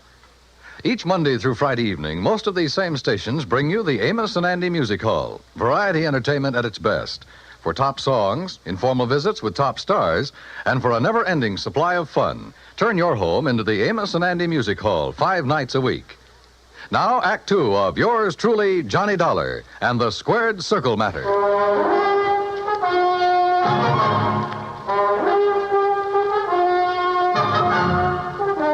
When I came to, the dressing room was dark and quiet. After carefully falling off the table where they'd left me, I groped my way to the light switch, stumbling incidentally over the remains of the chair Ricky Malone had used on me. It was well after midnight, so I left by the dressing room window. The second I reached my hotel room, I put through a long-distance call, hoping Paul Kendrick would be in bed. He was. Yeah, hello? Johnny Dollar. And, Paul, you're right. It'll be murder unless I can stop it. Hey, you awake? Oh, you mean Al Coronado? What's happened, Johnny? Plenty. And listen, that boy is more than punch-drunk. He's had a brain injury of some kind. I'll bet on it. That's what I was afraid of. The tap on the face that knocked him out tonight wasn't enough to hurt a kitten. But a good solid blow would probably kill him. That's why he kept protecting his face. But Ricky Malone is making him keep on? Who else? I just met the gentleman, by the way. Well, what'd he say? Did you question him? Before I could, he cracked me over the head with a chair. Where is he now? Oh, I don't know. What are you going to do? See if the police can track them down. Malone said something about leaving town right away. Keep after him. Did you read that policy carefully? You kidding? I haven't had time. It's an annuity. That much I saw. Beginning in 3 or 4 years, it'll pay Al a nice little income for the rest of his life, if he survives. But the beneficiary named. Yes, Frankie Fortina, who gets the full face value of the policy if Al dies. Johnny. Yeah? I got a rundown on Fortina. You said he was a bookie at one time. That was the least of his crimes. He has a record as long as your arm. As I see it, he owns Al Coronado. Then you're probably thinking what I am. But Al hasn't been doing so well lately. He's taken a big drop in class. Isn't making the purses he used to. You know that? Yes. The ANBA keeps a complete record. So with this injury to his brain, the only way Fortina can clean up on him is by seeing him dead. That's right. Oh, what about medical examinations before these fights? Ricky Malone could bribe his own mother, especially in some of the towns where Al has been fighting lately. That's possible, of course. Also, what you and I believe is wrong with Al is one of the hardest things in the world to detect. Yeah, I must admit he looked great when he entered the ring. Okay, Paul, one thing's in our favor. Neither Al nor Ricky Malone knows who I am, outside of being a fight fan. Just so Fortina doesn't learn different. Where is Fortina, by the way? I don't know. So, Johnny, whatever you do, be careful.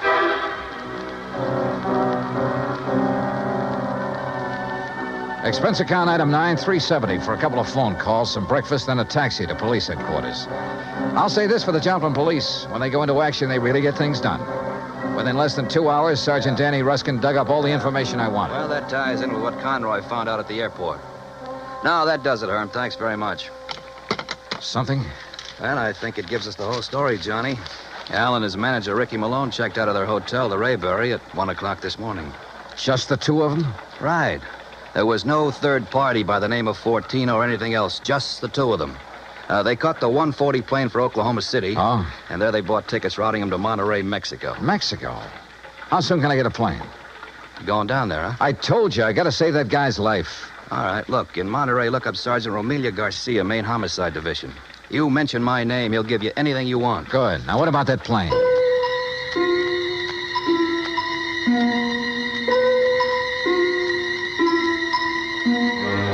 The deal on plane connections turned out to be bad. The best time I could make was by way of El Paso. That's item 10, $127, including incidentals. I finally pulled into Monterey shortly after 8 p.m. I parked my bag at the airport, taxied into town. Item 11, and went straight to main headquarters of the Policia. Sergeant Romeo Garcia was off duty. He'd gone to the fights. Item 12, $4 American for a fast taxi ride to the Plaza del Fisticuffs, or whatever they call it. There, for item 13, $5, I had the sergeant paged over the PA system.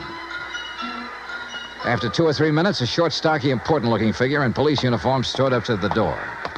Senor Johnny Dollar? Yeah, that's right, Sergeant. How are you? You Americanos. Now, what is so important I must leave the excellent fights to talk with you, huh?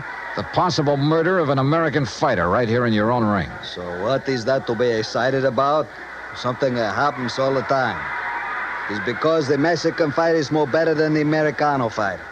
So if that is all that is bothering Incidentally, you... Sergeant Danny Ruskin of the Joplin Police. Sergeant Danny? Why do you not say so at the beginning? Well, you didn't give me much of a chance. How is it, my good friend, Sergeant Danny? Pues it's too long IFC here. Yeah, well, look... Excellent man, Sergeant Danny.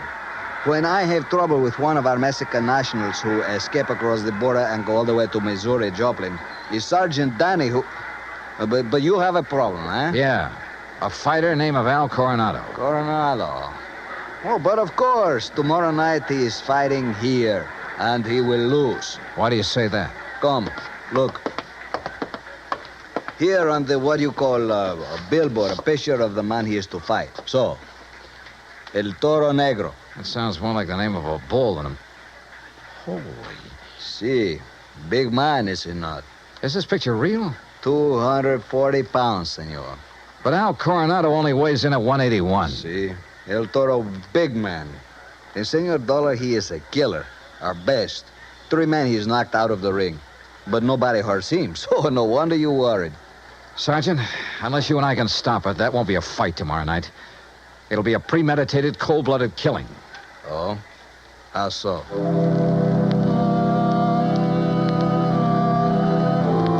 I showed Garcia my credentials, then told him what I knew and what I suspected.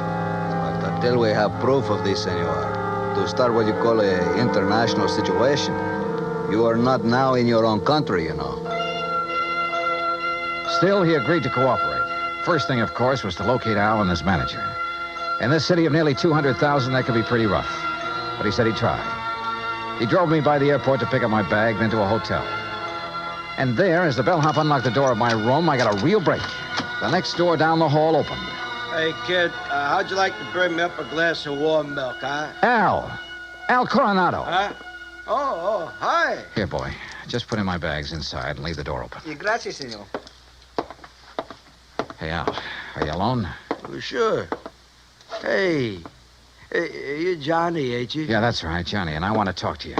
I used to see your rig side all the time up in Hartford, huh? You saw me in Joplin, too. Only you don't remember. Where's Ricky Malone, your manager? Oh, he said he had to go meet somebody. He's always going out. Look, Al, I'm an insurance investigator. Oh? Oh, I got some insurance. Yeah. One more fight and somebody's going to collect it. Ah, no, Johnny, that's my retiring money. The only one who'll retire on it is Frankie Fortina. Hey, Frankie, he's my owner. You know him? Hey, who takes all the aspirin around here? Me. I get a lot of headaches all the time. And maybe that's why I ain't been hitting so good lately. Yeah. Here, catch this bottle. Hey, now... now look what you did. No, Al, you look what you did. You missed that bottle by 3 inches. For the same reason you haven't been hitting well, why you have these headaches. All right, I'll give it to you straight. You've had a brain injury, Al. One good wallop on that head will kill you. And that's just what Ricky and Fortina want. No. Ricky always says to keep my head protected, so you must be wrong. Am I? Well, Ricky's good to me. Why, you numbskull, he's trying to get you killed.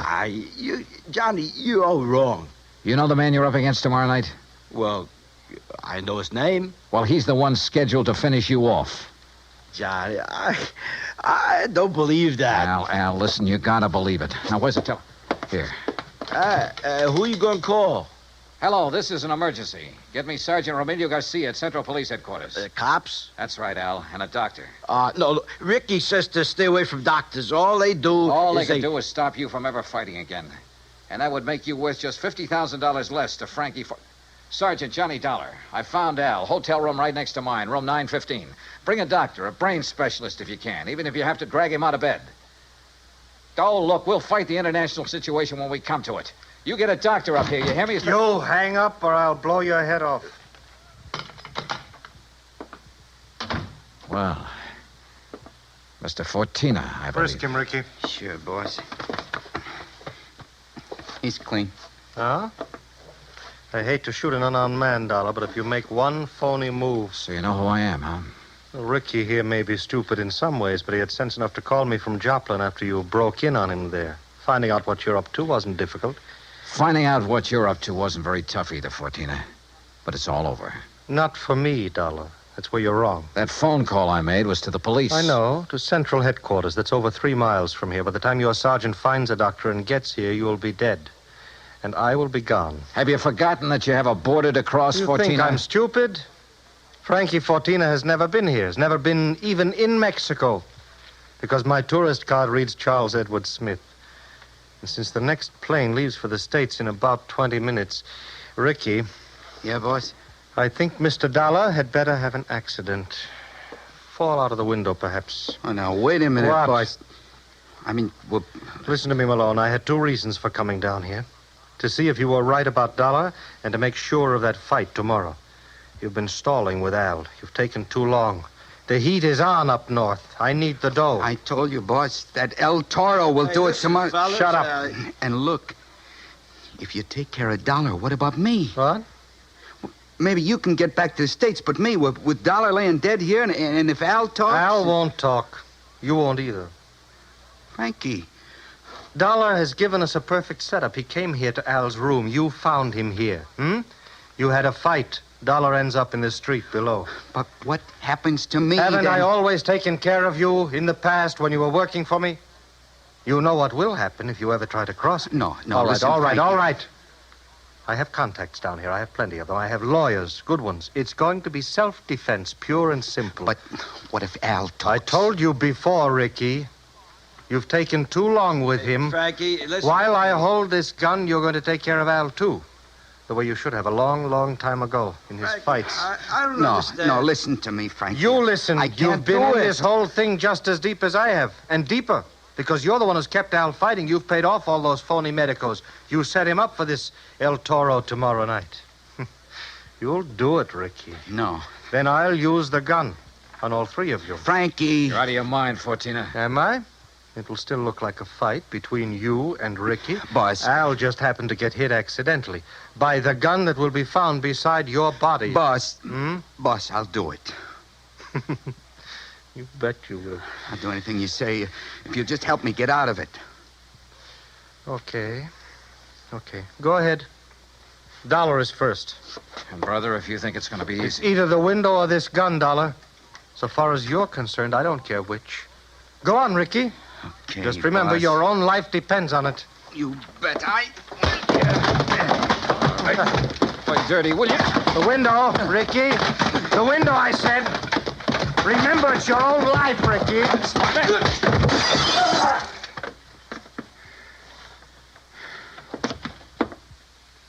All right, Fortina.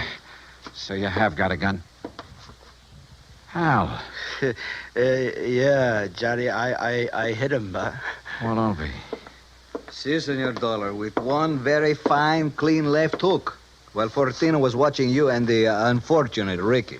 Yeah. You got here a little late, Garcia. You see, but tell me, senor, what makes you think this Al Coronado has lost his punch?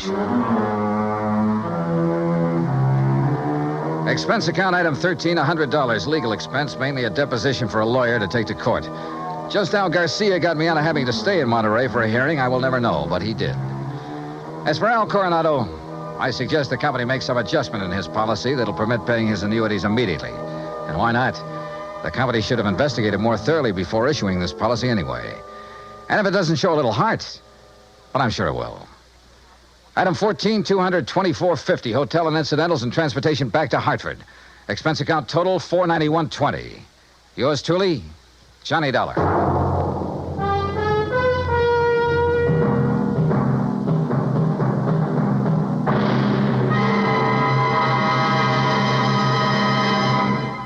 Now, here is our star to tell you about next week's story. Next week, a fast trip to the West Coast to an impossible case involving an impossible man. Join us, won't you? Yours truly, Johnny Dollar. Yours truly, Johnny Dollar, starring Bob Bailey, originates in Hollywood. It is produced and directed by Jack Johnstone, who also wrote tonight's story. Heard in our cast were Harry Bartell, Herb Ellis, Victor Perrin, Jack Crucian, Les Tremaine, and Lawrence Dobkin. Musical supervision is by Amerigo Marino. Be sure to join us next week, same time and station, for another exciting story of yours truly, Johnny Dollar. Stay tuned for 5 minutes of CBS News, to be followed over most of these same stations by the FBI in Peace and War. Dan Cubberly speaking.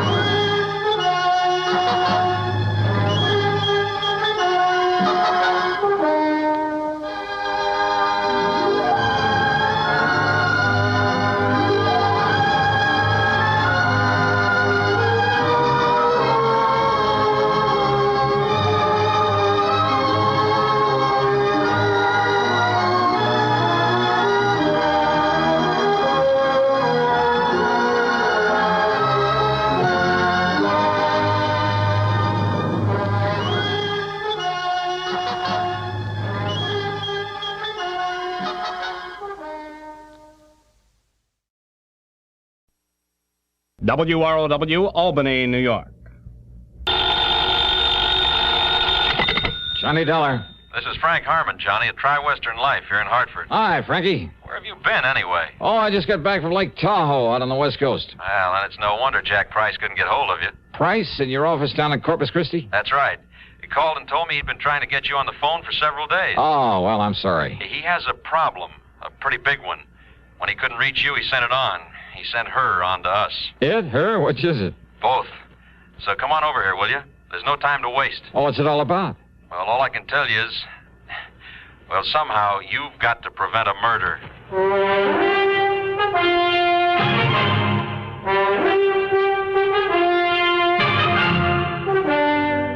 CBS Radio brings you Bob Bailey in the exciting adventures of the man with the action-packed expense account, America's fabulous freelance insurance investigator. Yours truly, Johnny Dollar.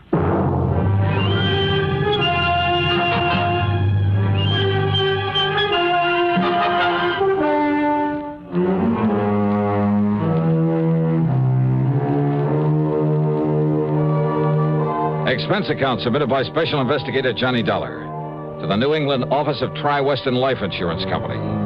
Following is an account of expenses incurred during my investigation of the Unworthy Kin Matter.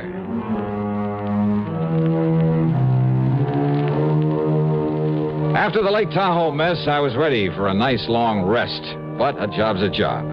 So expense account item 1, $1.10 for a cab back to Frank Harmon's office at Tri-Western in the big new building on the square.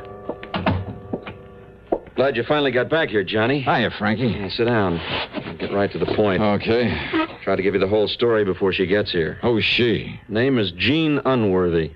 Unworthy? That's right. That's a funny one. Well, our little problem isn't very funny. Now, listen. I'm listening.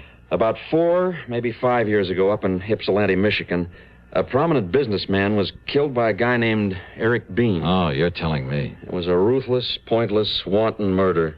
Simply because the victim refused to give him a few bucks. And the defense tried to get Bean out of it on grounds of temporary insanity. Yeah, that's right. But instead, they sent him up to the Michigan State Prison. Gave him life with no chance of parole. Oh, yeah, I remember. It just happens I was in on that case. Oh, of course. Of course you were. Well, all right, then. Well, I didn't play a very important part in it, I have to admit, but I was there. And you were there during his trial. From the first to the last gavel. Yeah, and you know what Eric Bean did when the judge pronounced sentence on him. Yeah, that's right. Because it could be that Bean thought his remarks were partly aimed at me. I mean, this talk about getting even with everybody. All right, sure. Sure, I'll go up to your lousy, stinking prison. Order! Order in the court! But if you think you can keep me in it, you're crazy. Order! Order! Will someone restrain the prisoner? Because I'm going to get out. When I do, I'm going to kill everybody that had anything to do with filling me up. Officer, restrain that man. No! Don't take your hands off him. I'm going to kill anybody that had anything to do with this.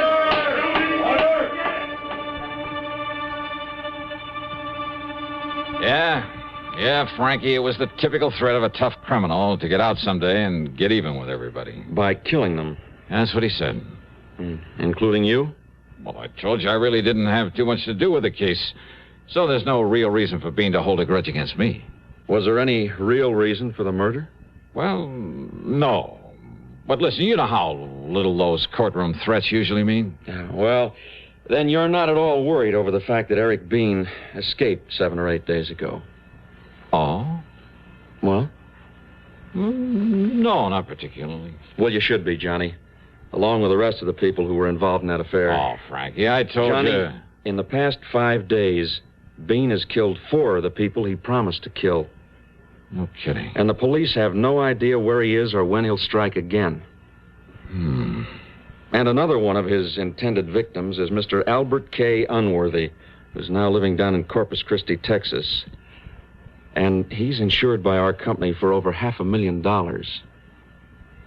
Well? Yeah.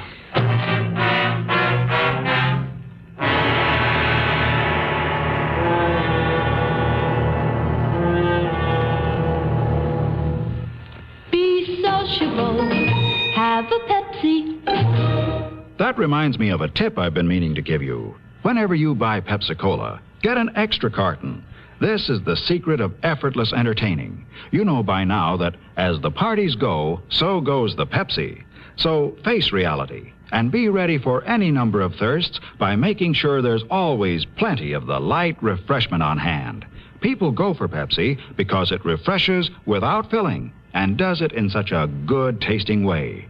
Come to think of it, why not buy a case of Pepsi? Then maybe there'll be enough for you to have some, too. Be sociable. Look smart. Keep up to date with Pepsi. Drink light, refreshing Pepsi. Stay young and fair and debonair. Be sociable. Have a Pepsi. And now, Act 2 of yours truly, Johnny Dollar.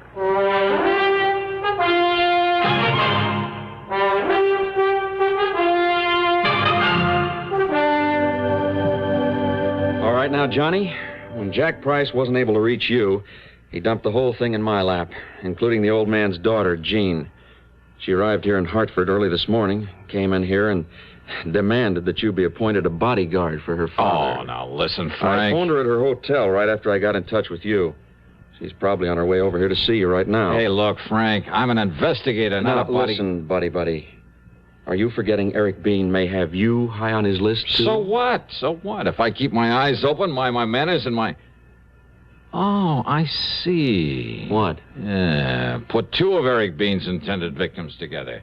Give him a wide-open chance to kill 2 birds with 1 stone, so to speak, and he's almost bound to show. Yeah, so the cops who've been standing by pick him up along with our 2 bodies. And the company has done a great public service. Hooray. No, that wasn't what I was thinking of at all. Frank, I couldn't go down there to Corpus Christi right away anyway. Why not? First thing tomorrow morning, I have an appointment in New York with an attorney for a deposition in that Lake Tahoe case I just wound up. So you lose a few hours. And what's more, I hate those bodyguard assignments, and you know it. But when such an important client's involved, Johnny... Well, there's nothing but a lot of trouble with an A-1 chance of getting shot in the back. Yeah, but don't you see... No, Frank, I'm sorry. If Unworthy wants protection, let him call in the police. They have a very good force there in Corpus Christi. Johnny. And when this dame, this daughter gets here, well, simply tell her I don't want the case. And I mean it, Frank. That's final. That is unequivocally and irrevocably and absolute. Mr. Harmon? Oh, Miss Unworthy. Oh, please come in. Huh? Thank you. Yes. Come in and meet Mr. Johnny Dollar. Hi, Johnny. Suddenly, I changed my mind. Even as that whole office suddenly seemed to change and take on a strange and wonderful glow.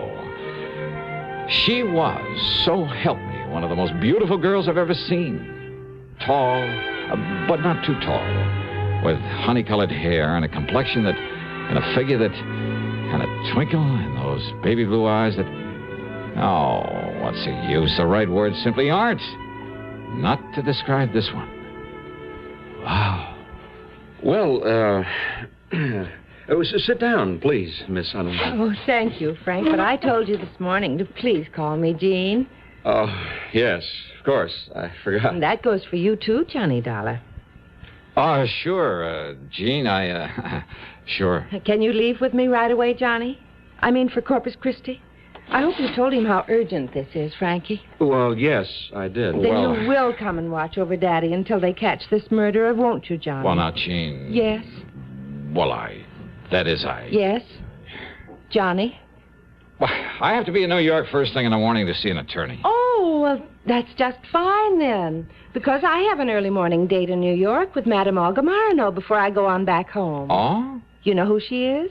Oh, well, sure, I've heard of her, but I never thought anybody in the world actually had enough money to buy those clothes, those gowns that she designed. Oh, now you're kidding me, aren't you? Well, you know. But I just love having her things. Oodles and oodles of them. Uh-huh.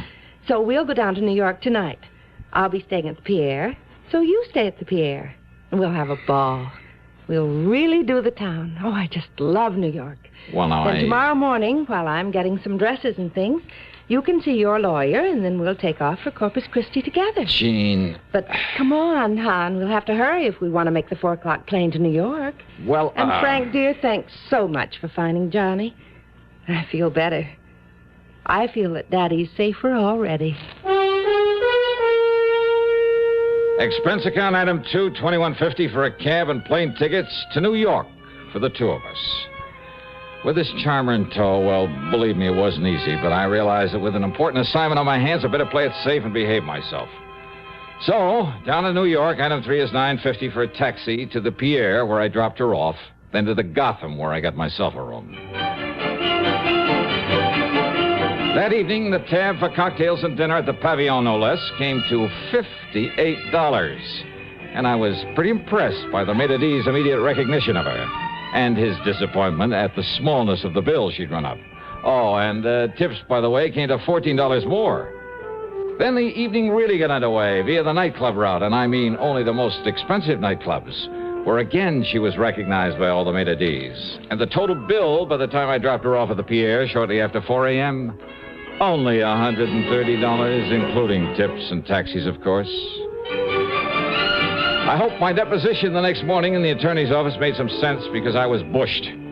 But then, after leaving him on the way back to my hotel, I picked up a newspaper, and I nearly blew my top. Item 5, 6, whatever it is, 85 cents for a call to Frank Harmon back in Hartford.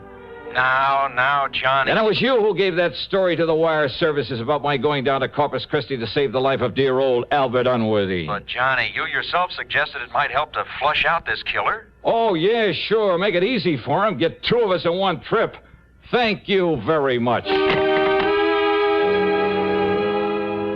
Item 7, $287.50 plane fare, tips and incidentals for the flight to Corpus Christi. And by the time we got there, well, I don't know. I don't know how to say it. But, well, that genie is not only the most beautiful, the most charming.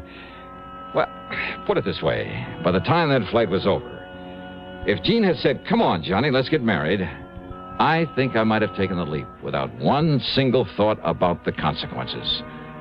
And after we landed and she stepped into a phone booth to call and make sure her father was still all right, well, I was almost annoyed at the sudden appearance of an old pal of mine, Doug Johnstone, kid brother of Jack, who dramatizes these radio cases of mine. How'd I know you were coming down here? Well, Johnny, it's all over the papers. Yeah, I was afraid of that. Oh? Yeah, but how are you anyway, Doug? Oh, I couldn't be better. Hey, boy, you certainly pick 'em, don't you? What do you mean? Your, traveling companion, Jean Unworthy. What do you know about her father, Doug? Well, I kind of thought you might want a little help while you're down here. That's why I came to meet you. Oh? Yeah, now, here's what we ought to do. You, put her in a taxi. Her home isn't far from here. Then you and I run on down to my office and talk a while, and I'll drive you out to their place later. Well, now, wait, Doug. I think that's a very good idea. Oh, Jeannie, this is an old friend of mine, Doug Johnstone. Hi, Doug. Jane, I've always looked forward to meeting you. Well, how nice. In my eye, I'm meeting more good-looking men these days. Johnny, Doug's right. See, it'll give me a chance to kind of freshen up and prepare the royal welcome for you here in Corpus Christi, all right? Well, I kind of So hate you to go have ahead you... with Doug, and I'll see you at the house later. Taxi! Taxi! Huh? Okay, Doug, let's go.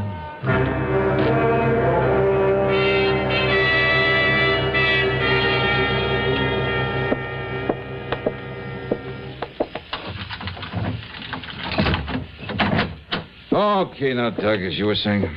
As I was saying, well, sit down. Make yourself comfortable first, General. Thanks. Well? Well, Johnny, old man Unworthy is loaded, all right. Despite this gorgeous daughter of his trying to spend it all. But when she turns on the charm... Oh, you are telling me. Always a sucker for a good-looking gal, ain't you, Johnny? Oh, now, Mr. Johnstone saw her. Oh, sure. Jean is different. The point is... Oh, she sure is. The point is, though, that there may be something in the rumor that her old man is getting a mite fed up with some of her extravagant... Johnny, hand me the phone, will you? What's the matter? You think I don't make a good secretary? Oh, this here's Mr. Douglas D. Johnstone's office. Help. Quick. Gee. Yes. He's here. That killer. What? He's here in the house, and he's going to shoot Daddy with a... No. No, please. Ah! You killed him. You killed him. Throwing a house party every weekday is no small accomplishment. Ask any housewife who's faced the perils of just one house party with fear and trepidation. But Art Linkletter's been at it so long that he never worries today about tomorrow's house party. And yet they always come out slick, smooth, and hilarious. Art's enthusiasm is part of the reason why. The way he lets his guests take the bit in their teeth is another. So you never know where the fun's going to lead once it starts. Listen Monday through Friday on CBS Radio. Now, Act 3 of yours truly, Johnny Dollar and the Unworthy Kin Matter.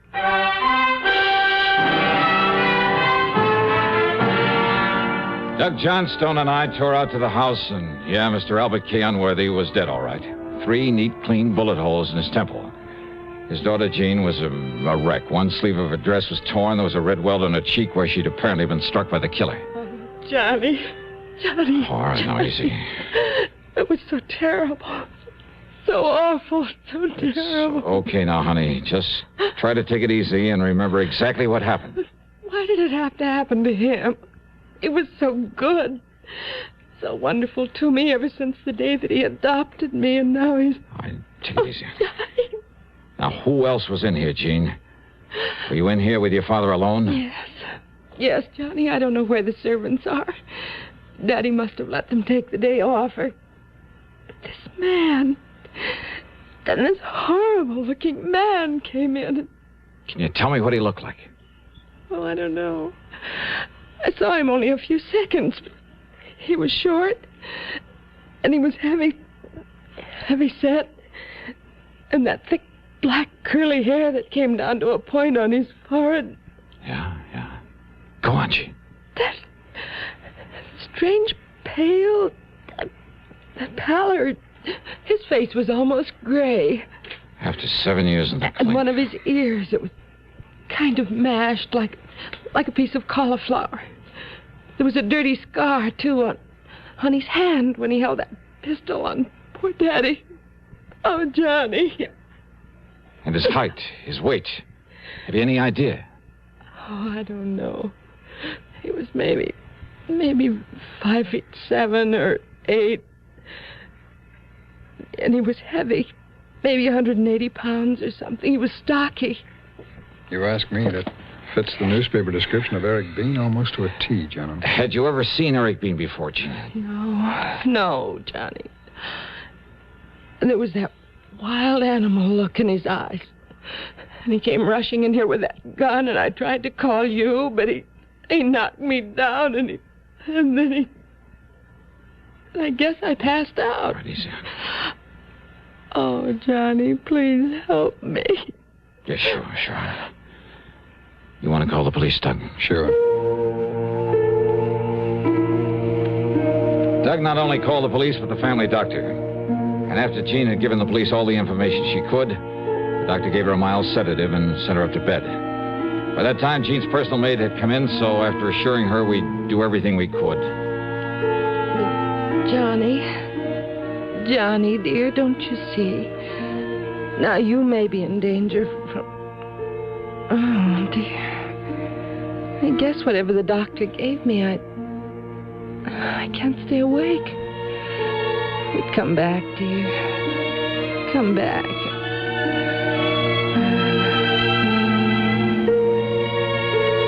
On the way back to Doug's office, neither of us said a word. Not until we got inside and he closed the door. And even then we sat there quietly for a minute. Well, Johnny, you like a little drink?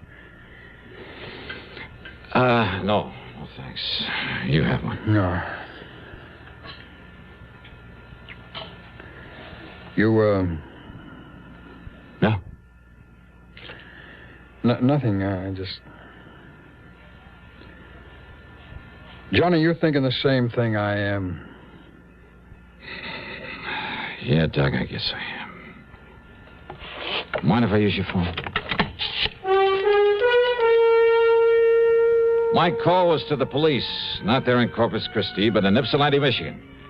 It's item 8440. I got hold of Sergeant Tim Brower, the man who'd originally arrested Eric Bean, who now again was working on the case. What do you mean, am I afraid of him? Are you, Dollar? Well, I expect I ought to keep an eye out for him. Why, you'd be away down on this list. Like maybe Mr. Albert Unworthy and... Yeah, like Unworthy and Phillips and Mrs. Peterson and half a dozen others. The only ones he's trying to knock off now are the people whose testimony really set him up. But we'll get him before he does. Because he's just crazy enough to have set himself a very obvious little pattern in these 4 new murders. Yeah, what kind of a pattern, Sergeant? All the people around here. And in the order of their importance in the case. Oh? First was the judge, Judge Henry Packham, who actually set the sentence. Okay, Sergeant. Then the chief prosecutor, Mr. Frederick Wallman. Okay, Sergeant, that's all I need to know. Then there was... Huh? Well, Johnny? Yeah, well, I guess you tipped me off, Doug, when you said something about her father getting fed up with her extravagance. Her foster father? Oh, yeah, she told us that herself, adopted. There was no real blood bond between them. Mm. So, I suppose it's no wonder she was taking him for all she could. And when she found he was going to pull back on the reins... I'm afraid her description of Bean is what stopped me. Too perfect. I mean, when a man suddenly barges in, knocks her down, and fires... Yeah. 3 bullets into his skull. But when she said he was going to kill him, and we heard only 2 shots... Only 2, Doug. Yeah. Johnny, you want me to go along with you? Just, let me use your car. Sure.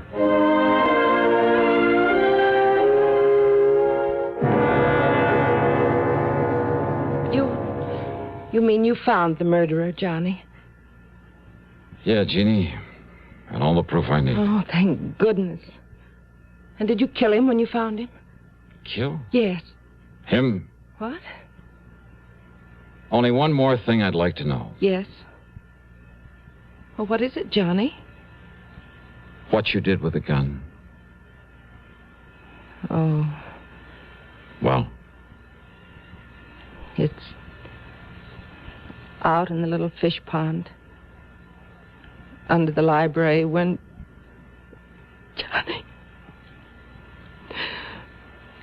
Johnny, not a chance for me? Not a chance.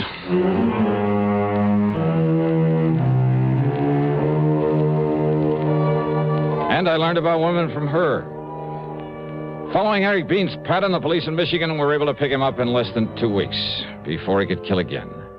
The expense account, the total, call it $500 even. Yours truly, Johnny Dollar.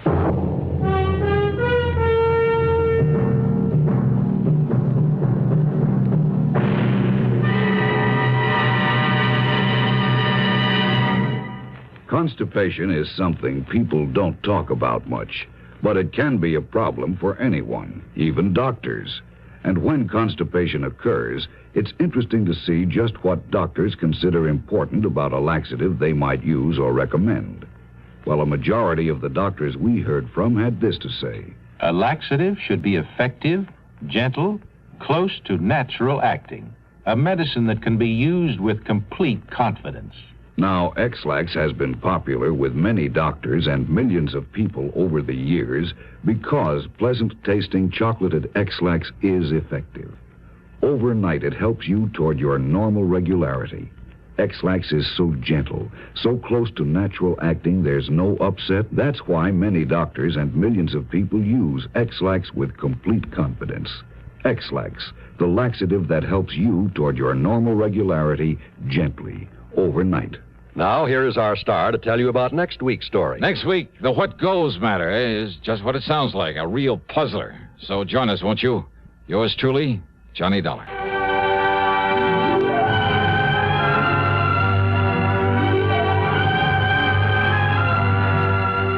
Yours truly, Johnny Dollar, starring Bob Bailey, originates in Hollywood and is written, produced, and directed by Jack Johnstone. Heard in our cast were Virginia Gregg, Dick Crenna, Frank Gerstle, Russell Thorson, Stacey Harris, James McCallion, Bill James, and Gus Bays. This is John Wall speaking. Next, a study in terror entitled Nightman on Suspense on the CBS Radio Network. 590 WROW, Albany, New York.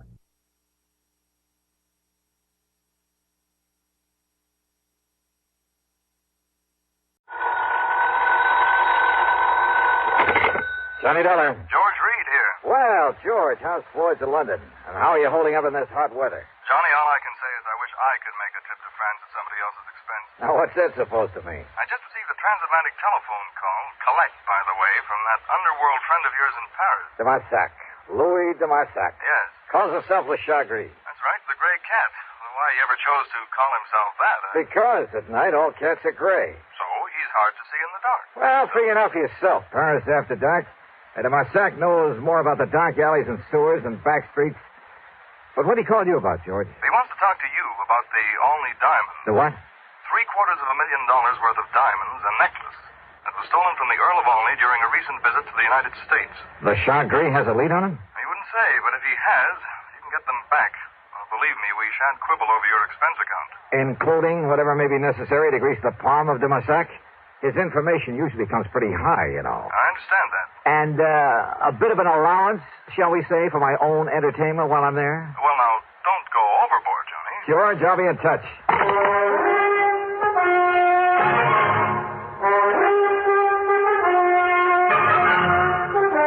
CBS Radio brings you Bob Bailey in the exciting adventures of the man with the action-packed expense account, America's fabulous freelance insurance investigator. Yours truly, Johnny Dollar.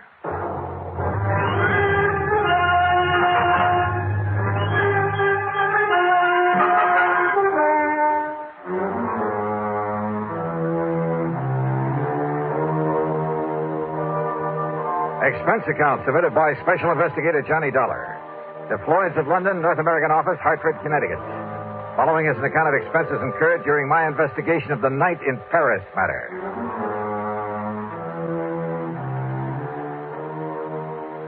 Expense account item 1, $12 even for a call to Paris, France. To a man I wouldn't trust any further than you could throw the Louis de Marsac. Oui, Monsieur Dollar. This is your oldest, your dearest friend, the Chagris. Oldest and dearest friend, huh? What, of course. One of the crookedest, chiselingest connivers I ever met. Oh, but no. George Reed says you have some information about the Olney diamond, which means you've got your hand out, as usual. Oh, believe me, mon ami. I only told him that I wished to speak to you about something. You didn't hint around about those diamonds? Well, perhaps I did make some very slight reference about them. Yeah. When he objected to my phoning him what you call collect. You know where those diamonds are, de Marsac? Well? Okay, how much do you want this time?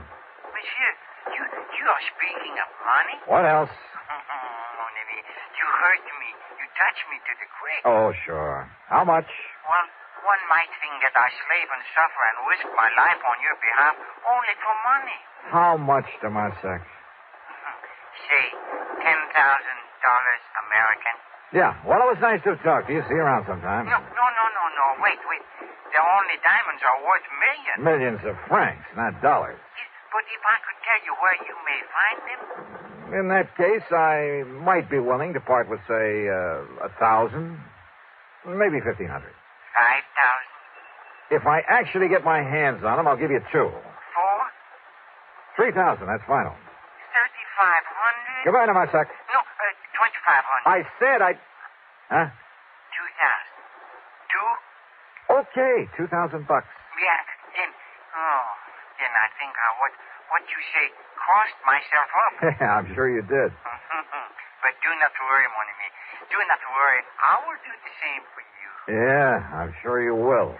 Now, listen, if I take a plane out of New York a little after 9 tonight, I should get there tomorrow at 5:45 p.m. Paris time. Maybe. I'll hang my hat at the Hotel of Bois. You know where that is? But of course. Then I'll pick you up at that hovel of yours at the end of the, Rue de Pas de la Moule. Yeah, the Rue de Pas de l'Amour. And you bring the money for me? I'll be there. Expense account item 2, $1,000 worth of American Express traveler's checks. 428 of it went for plane fare, Hartford to New York to Paris. The flight was uneventful, except for the person who occupied the seat next to me. Annette was her name, Annette Dubon. And brother, well, she's 25 or 6, I guess. Tall, brunette, and beautiful. Apparently has money of her own. I decided this trip to Paris wasn't a bad idea at all. Johnny Dollar? Yeah. Oh, I know who you are.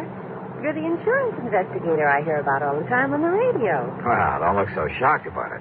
Shocked. I'm thrilled. Tell me all about you. Oh, I'd a lot rather talk about you. Plan to be in Paris long? Oh, a couple of weeks, I guess. Just sort of a vacation. And I'm all alone, so I don't have any definite plans. Ah. Have you, Johnny? I have now. You certainly don't beat around the bush, do you? You know something? I like that. Well, good. Where'll you be staying? The Joy Sang. All right, then as soon as I get things cleared away, I'll call you. Are you over here to work on some kind of a case? No, just to see an old friend of mine. Are you by any chance staying at the Joy Sang? The Lavoie. It's over on... I know where it is. And as soon as you're free, you'll call me. Are you kidding? Well, about that time, the stewardess, bless her heart, came around with a champagne. So, what with one thing and another, the time passed quickly. Then, at exactly 5:45 p.m. Paris time, we landed at Orly. Item 3, 5:20 American for a taxi to my hotel, after dropping Annette off along the way. I shaved and showered, then took another cab to the dingy little apartment of Louis de Massac at the far end of the Rue de Pas de l'Amour. You ask me, it's one of the most disreputable-looking apartments in the whole city. Dirty, squalid, ramshackle. And, of course, LeCharge Gris had to live at the top of 4 long flights of stairs. When I finally got up there, feeling slightly winded, I noticed that his door at the end of the gas-lit hallway was standing wide open.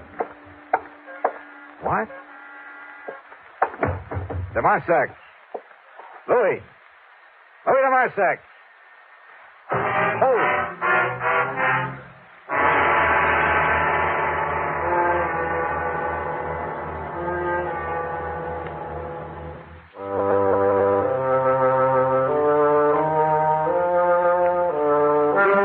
Dingy, dark apartment of Louis de Massac looked like a tornado had struck it.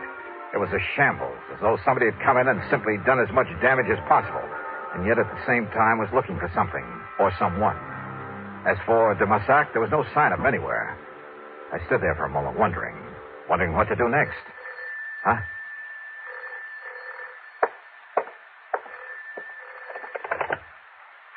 Hello?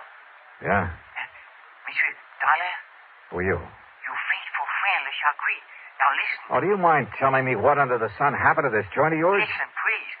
You have turned on the lights? No, but there's enough light coming up in the street. Yeah. Now you must get out of there. Oh? Yes, come quickly and meet me here. Now, please, you will do that? Well, where are you? You're alone? Yes, I'm alone. Then you must leave before somebody finds you there. Like who? There is no time to talk, mon ami. Come, please, and meet me here. But where? I'm at the cafe chez Macabre. Chez Macabre. Yes, it's in Saint-Germain-des-Prés. What you call beatnik. Okay, I'll find it. Do not delay now. You may be in danger. Yeah, sure. I'll grab a taxi. Huh? Who are you? Au revoir, cochon. Oh, no, you don't. Monsieur. No. Hello. C'est bien, pig.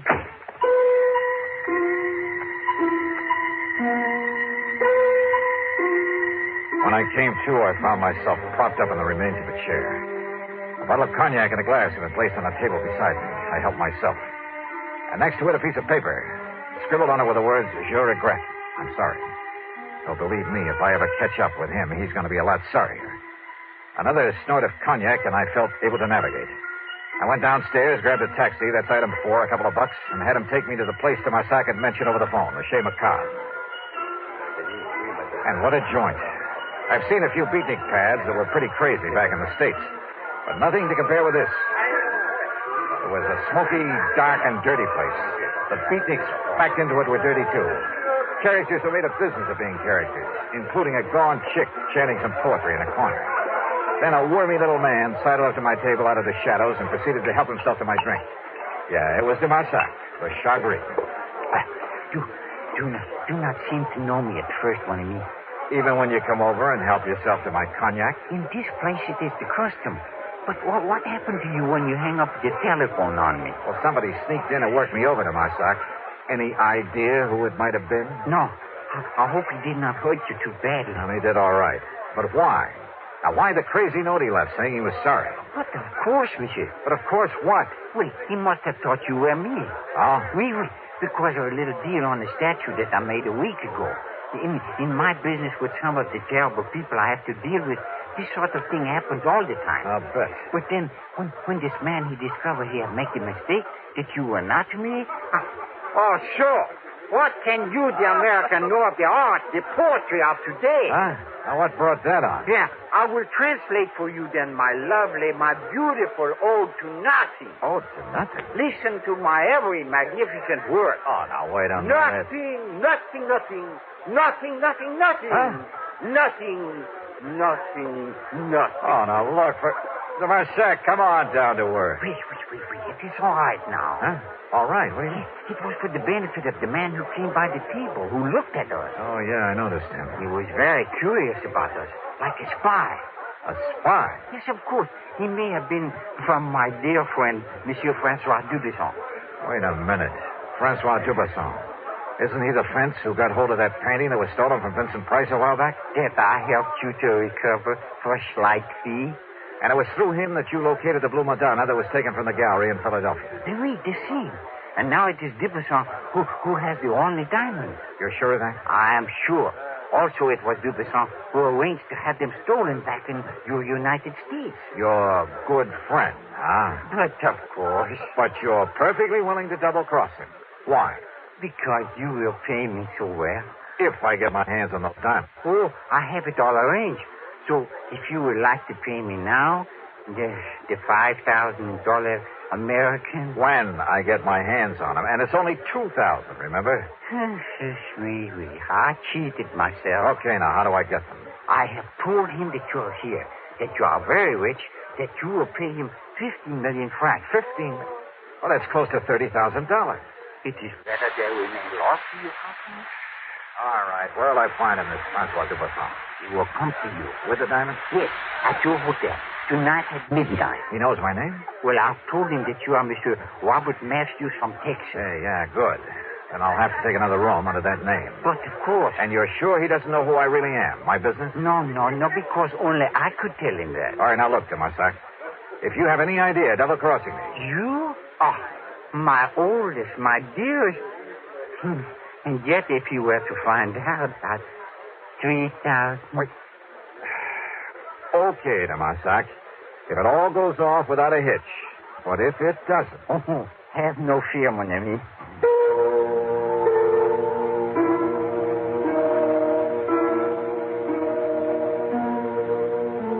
Sure, it was a kind of shady deal to make, to have to make.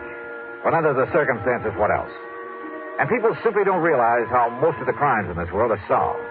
Not by Sherlock Holmes type of detective work, not by the kind of stuff you read in the mystery magazines, but through informants. And one way or another, they all have to be paid off.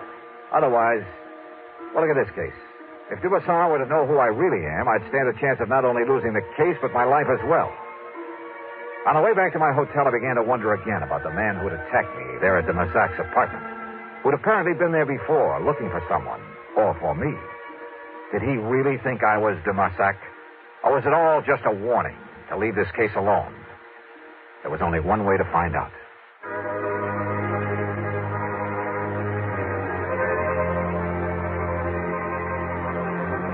Back in my hotel, I arranged for another room under the name of Robert Matthews from Texas, USA. It was the room adjoining my own with a connecting door. In it, using my best Texas drawl, I'd meet Francois Dubuisson when he came at midnight with the Olney diamonds. 15 million francs, de Massac had told him. Little enough for a necklace worth $750,000. But I've never yet paid a thief for the return of stolen goods, and I had no intention of doing so this time. I settled down to wait for midnight. And then I suddenly realized why I'd felt only half-dressed ever since I was attacked over in de Massac's apartment. Sure, my gun was missing. Without it, and if Dubuisson was wise to me, it was the phone in the other room, the one where I'd act out the part of the rich Texan, if there was any point in it.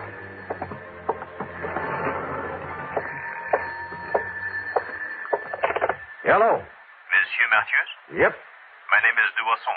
Francois Dubuisson. Say, I've been waiting to hear from you. You are alone, monsieur.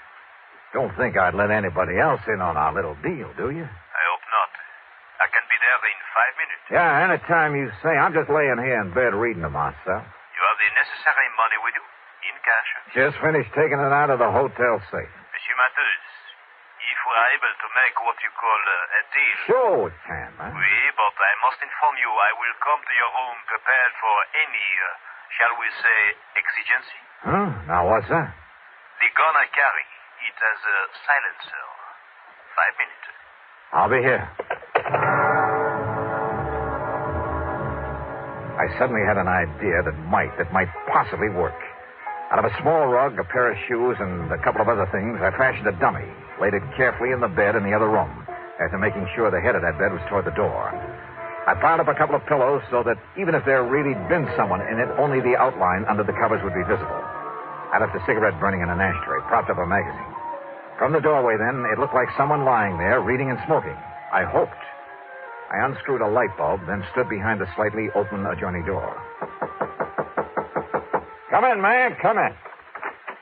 You were very foolish, Monsieur Dollar, to say you obtained the money from the hotel safe. The night clerk has informed me otherwise. Also, he confessed it was you who took both of these rooms. Well, have you anything to say? I told you Dollar was here because of the jewels, Francois. Annette. Oui, ma chérie. So, Annette, you may dispose of him once and for all. Close the door. No. Look, there's a dummy in that bed. Oui, you're right. But Dollar has no gun now. And if he's here, Francois... Take care, ma chérie. Don't worry. First, we try that other room. I nudged open the adjoining door, and with everything I had, I pitched the light bulb across the room at the far wall. No, he's in here. Then I dove in low at the first of them I could reach. Annette! Annette!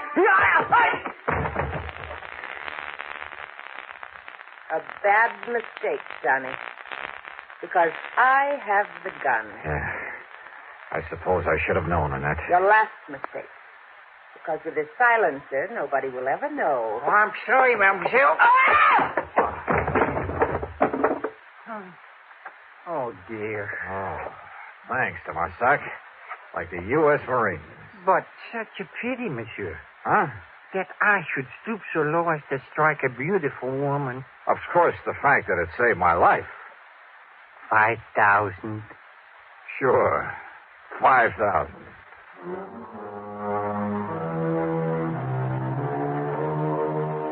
Of course, there'll be some fancy international legal procedure necessary, but I'm sure the company can arrange for return of the necklace to the United States. As for Dubuisson and the lovely but treacherous Annette, well, the Paris police are making the arrangements for them, and I'm sure they won't be very pleasant ones. Expense account total, including a couple of nights on the town, $5,000 for de Massac and deluxe transportation back home, $5,878 even. Wow. Oh, incidentally, I met a luscious little blonde on that return trip who, well, she...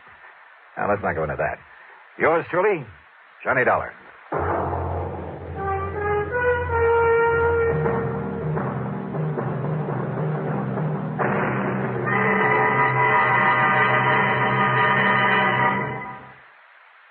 our star to tell you about next week's story. Next week, a foggy night on the Embarcadero in San Francisco.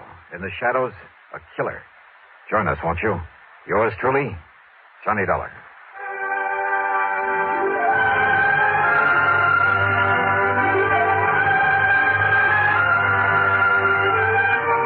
Yours truly, Johnny Dollar, starring Bob Bailey, originates in Hollywood and is written, produced, and directed by Jack Johnstone. Heard in our cast were Virginia Gregg, Boris Lewis, G. Stanley Jones, Tony Barrett, Bill James, and Gus Bays. Be sure to join us next week, same time and station, for another exciting story of yours truly, Johnny Dollar.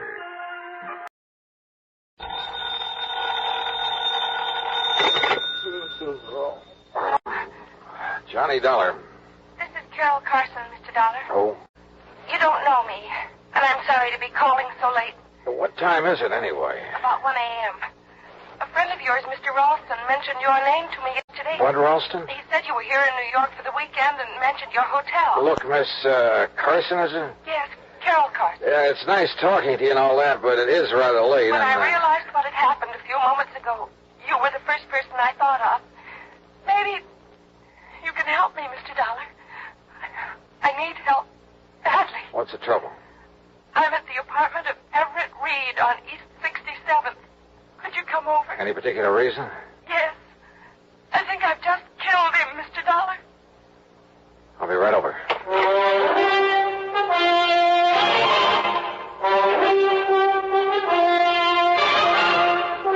Bob Bailey in the exciting adventures of the man with the action-packed expense account. America's fabulous freelance insurance investigator. Yours truly, And now, Act One of yours truly, Johnny Dollar.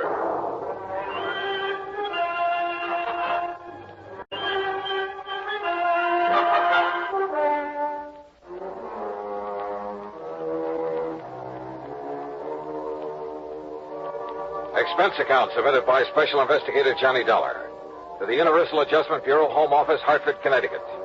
Following is an account of expenses incurred during my investigation of the deadly Doubt matter.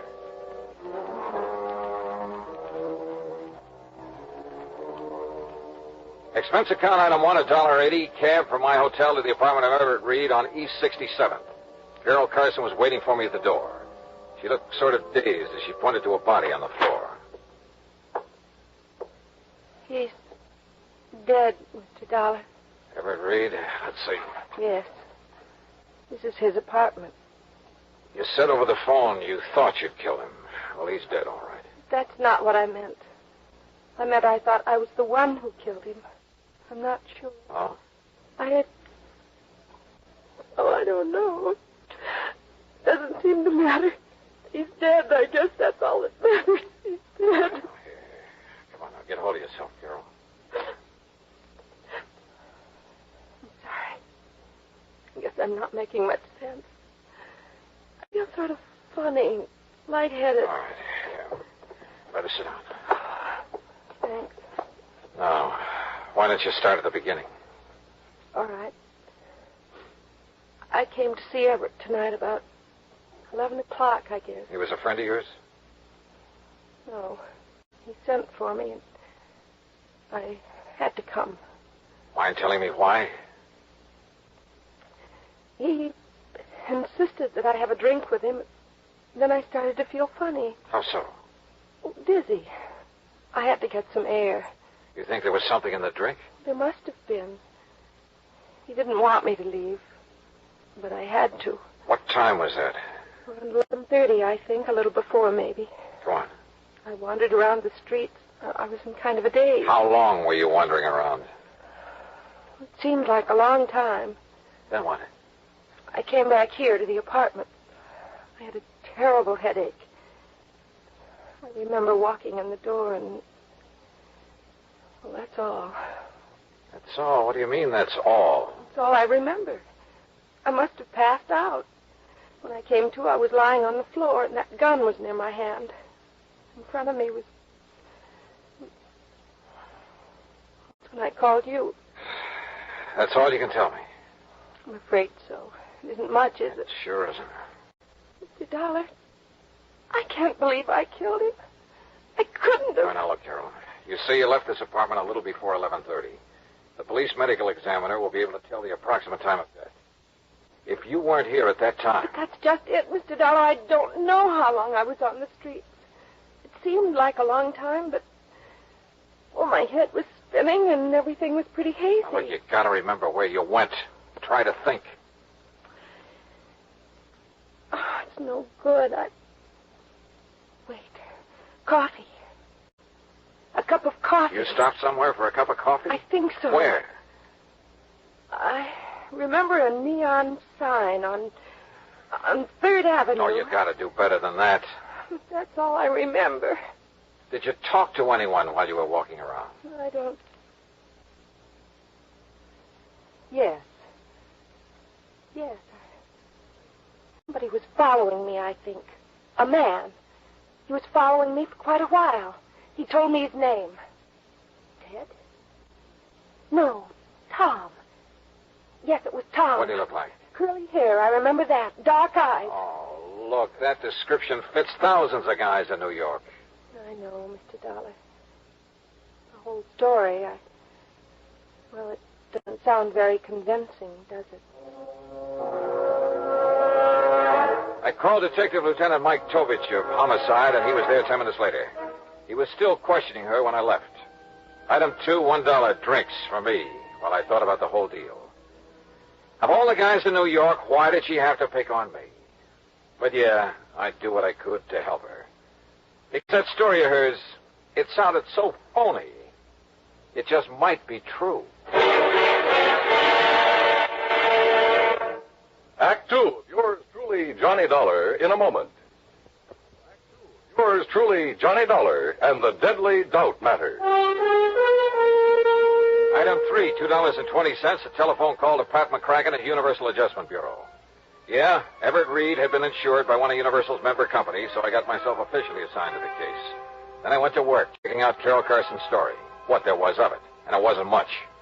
All she'd remembered was wandering around the streets, getting a cup of coffee somewhere on 3rd Avenue, and being followed by a guy named Tom. I started checking every joint on 3rd Avenue from 60th to 70th Streets. An hour and a half later, I hit pay dirt at Eddie's Bar and Grill. Yeah, I think I remember all right. Carson. Carol Carson. Her name don't mean nothing, but from the description you give me, yeah, sure, I remember now. I remember thinking she looked kind of funny when she walked in, like she was in a daze or something. All right. Now, what time was it when she came in here? I don't know, 2 or 3 hours ago. That's not good enough. Was it 11? 11:30? Midnight? Well, what?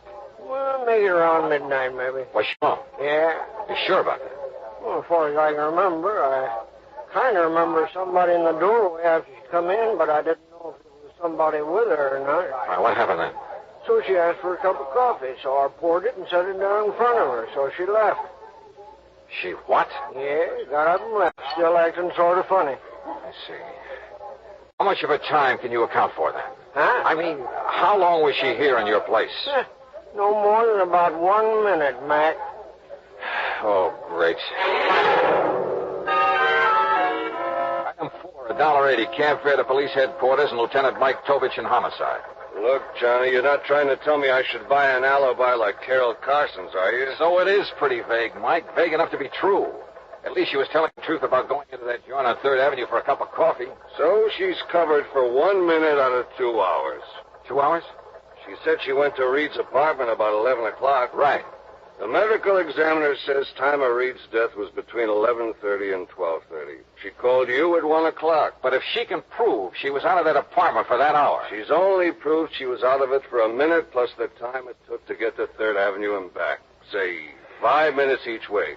That'd still give her plenty of time to kill him. But if we could find this guy named Tom, she says that was following her around, maybe he could prove she was out of the apartment during the time of the murder. Oh, sure. That was a real helpful description she gave us. Curly hair and dark eyes. Yeah. Look, Johnny, so you're taking a liking to her. That's too bad, but don't let it make a fool out of you. Mike, did Carol tell you why she went to Reed's apartment? No, she wouldn't talk about it. She also wouldn't explain a lump she has on the side of her head. Lump she has? Yeah, we think she got it fighting with Reed. What do you know about him? Bad boy. A big gambler. And the way we heard, he'd been winning pretty big lately. Maybe somebody he won from couldn't pay off, except with a bullet. Yeah, maybe anything, Johnny. Prove it, and I'll listen. What did Reed run around with, you know? Usual crowd, Johnny. Jack Vissel, that outfit. Vissel? Huh? Now, if Reed won a lot of money from him... Like I say, Johnny, anything you can prove. Yeah. Come in. Dementovich? That's right. I'm Larry Bowman. I want to know what's going on with Carol Carson. Oh? What's it to you, Mr. Bowman? She's my fiancée, and you've got her locked up. That's right. Suspicion of murder. Oh, that's ridiculous. She didn't kill anybody, and you know it. Look, Mr. Bowman, if I knew it, she wouldn't be locked up, would she? Now, maybe you can tell us why she went to this Everett Reed's apartment last night. I don't know why she went, and I don't propose to ask her either. I trust the lieutenant, and if she went to see him, she had good reason. But Carol's not the kind who could kill anybody. You must have realized that just talking to her. The main thing that I realize is that my personal opinion is beside the point, Bowman. Look, the thing we need to know is if Carol was away from Reed's apartment for almost an hour and a half, like she seems to think she was, walking around the streets. Oh, why didn't you say that sooner? I can prove she was. How? I was with her. Oh? Funny, she didn't mention it. She was probably confused. You sure you're not the one who was confused? Now, look, I tell you, I was with her. Okay. Where were you? On the street. What street? Well, I don't remember. 68th Street, I think. That's not the street Carol says she was on. As I say, she was probably confused. Where'd you go? To a bar. What'd you have to drink? Oh, Carol, too? Well, sure, why not? Oh, you're fighting a losing battle, Bowen. Carol says she had a cup of coffee on 3rd Avenue and that a guy named Tom was following her. Now, listen, You told us enough, Bowman. I can't blame you too much for trying, I guess, but it won't work. You weren't with Carol, and you know it. I know she didn't kill him. You mean you hope she didn't? When it comes to knowing, right now, every bit of evidence we got says she did. And we've got nothing that says she didn't.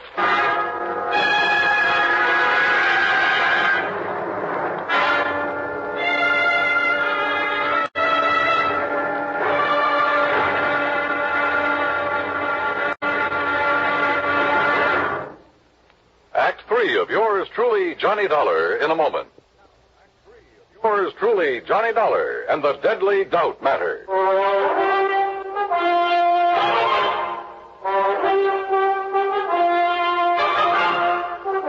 Item 5, 30 cents, coffee for Larry Bowman and me at a little joint around the corner. Lieutenant Tovich can talk about evidence until he's blue in the face, Dollar. Carol's not a killer. You prove that, and Tovich will be the first to listen. But cooking up phony alibis for Carol's not going to help any. Okay, so it was a stupid thing to do. But I can't just stand by and do nothing.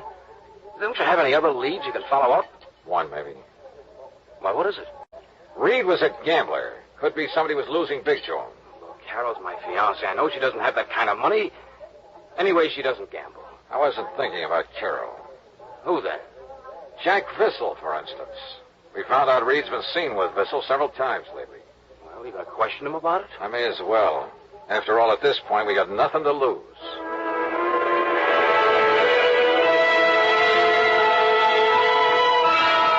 You're barking up a wrong tree, Dollar. What reason would I have to kill Reed? Could be a real good reason, Vissel. Maybe you lost money to him gambling. Some nights you win, some nights you lose. So maybe you lost more nights than you won. So maybe you owe Reed some money. Oh? That could be the motive. Look, Dollar, why don't you take your crazy theory someplace else? Yeah, I owed Reed money.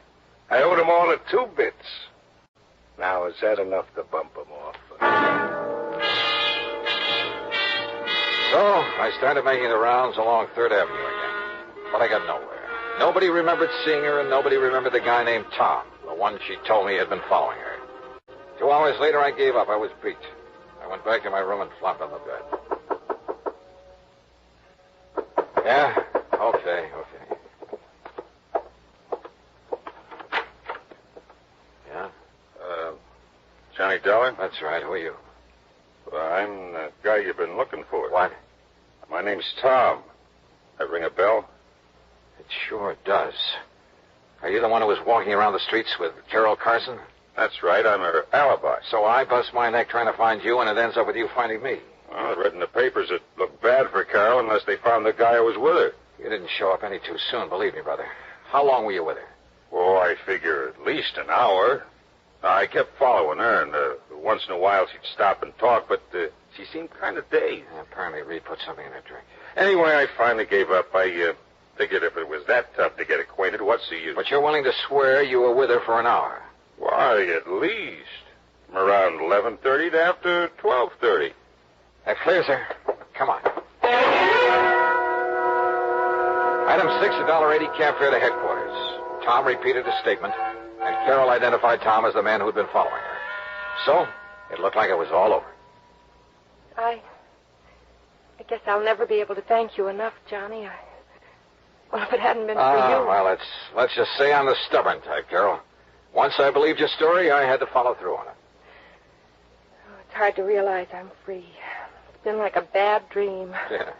I'll bet Larry Bowman's glad it's over, too. Have you called him yet? No, I'll call him from my apartment. Johnny, all I can say is thanks again.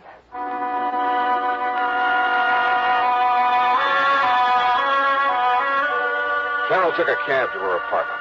I started back into the building, and then, out of the corner of my eye, I spotted another cab pulling away from the curb, following Carol's. And it was Tom. I figured I'd better join that procession.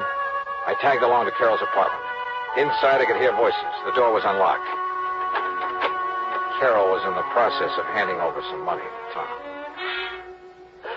Johnny! Yeah. Looks like I got here just in time to witness the payoff. So you bought yourself an alibi, Carol. No. Now, look, Dollar. You better stay out of it. Carol, I gotta hand it to you. You really had me fooled. Well, you don't understand, Johnny. Don't be a sucker, Dollar. Cut yourself in on the pie. I'm willing to have a partner. What are you talking about? Well, last night when I followed Carol back to Reed's apartment, just as I was leaving, I spotted somebody coming down the fire escape. I followed him, found who he was and where he lived. Then when the story came out in the papers, I realized I knew who the killer was. So I figured I could make some dough out of it. But not as long as Carol was in jail. Johnny, just now when he wanted money to keep him from telling the police, I didn't know what to do. I thought if I gave him what I had, it would keep him satisfied until I could figure... Larry, no! No! I spun around, but it was too late. Oh! Kicked the open door. It struck Larry's arm, deflected his shot. Before he could shoot again, I nailed him. Oh.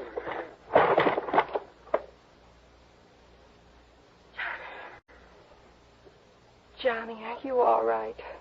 Yeah. Larry Bowman's the killer. I guess I was afraid of that right from the start. You see, Larry'd been gambling with Reed and losing to him. I tried to make him stop, but he wouldn't. Finally, he lost more than he could pay. So you went to Reed's apartment to try and square it, huh? Reed told me maybe something could be worked out. When he put something in my drink, I realized what he meant. That's why I got out. And Larry entered the apartment when you were away, killed Reed, slugged you when you came back, and planted the gun on you. I guess so. I wasn't sure until Tom told me he'd seen Larry climb down that fire escape. At first, I just couldn't believe that Larry would... How do you figure a thing like that, Johnny? How do you figure it?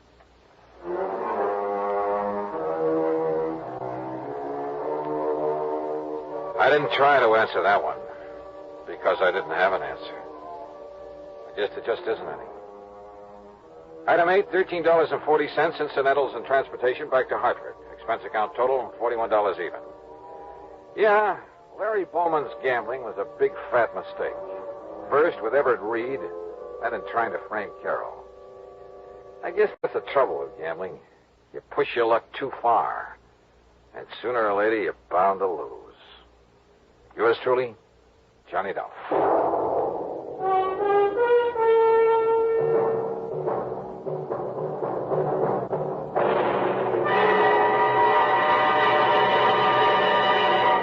Our star will return in just a moment. Now, here is our star to tell you about next week's story. Next week, a doting dowager who sets me out on the wildest case I ever handled. Join us, won't you? Yours truly, Johnny Dollar.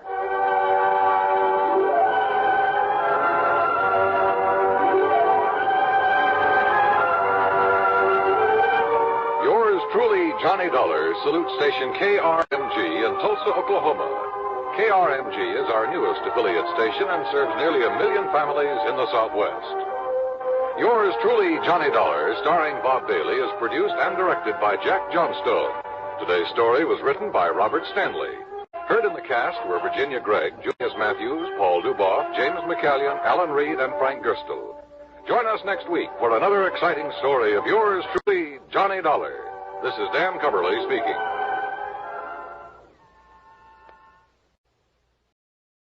From Hollywood, it's time now for Johnny Dollar. Fred Norwood, Northeastern Indemnity Association. Oh, hello, Fred. I haven't heard from you since that case down in Managua, Nicaragua. Got another nice long trip lined up for me? I'm afraid not this time. But if you can leave right away, I wish you'd run down to Baltimore for us. Baltimore? That depends. Depends on what? How free I can be with my expense account in the seafood department. Chicoteague oysters, soft-shell crabs, terrapin soup. Johnny, if you can get us off the hook on this one, I'll okay your expense account blind. Big one, huh? Over 100,000. Murder? Arson? $111,421 missing from a safe. Wow, and you're liable for it if it isn't recovered, huh? For the full amount. But who'd keep that much cash in a safe? Outside of a bank, that is. The Trillingham Tobacco Company. But why? Better get the details from August Trillingham, if you'll take this on. On a freewheeling expense account? Freddie, I'm your boy.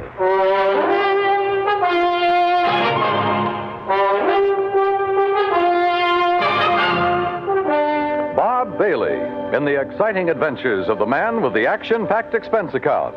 America's fabulous freelance insurance investigator. Yours truly, Johnny Dollar.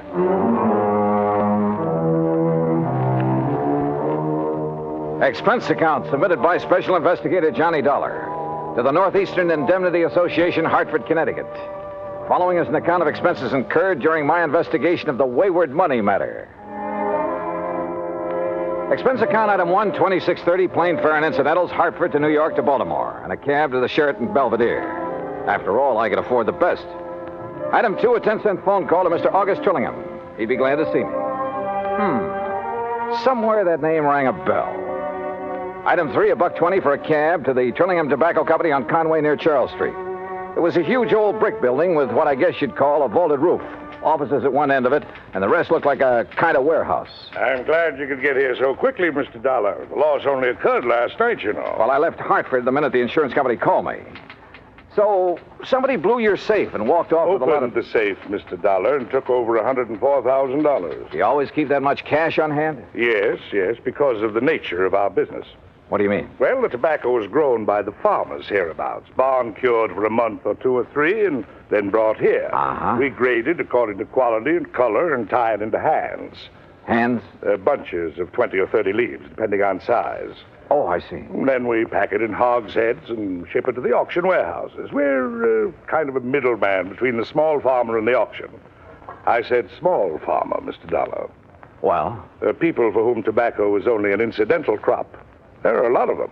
And since we buy from them outright, they want cash.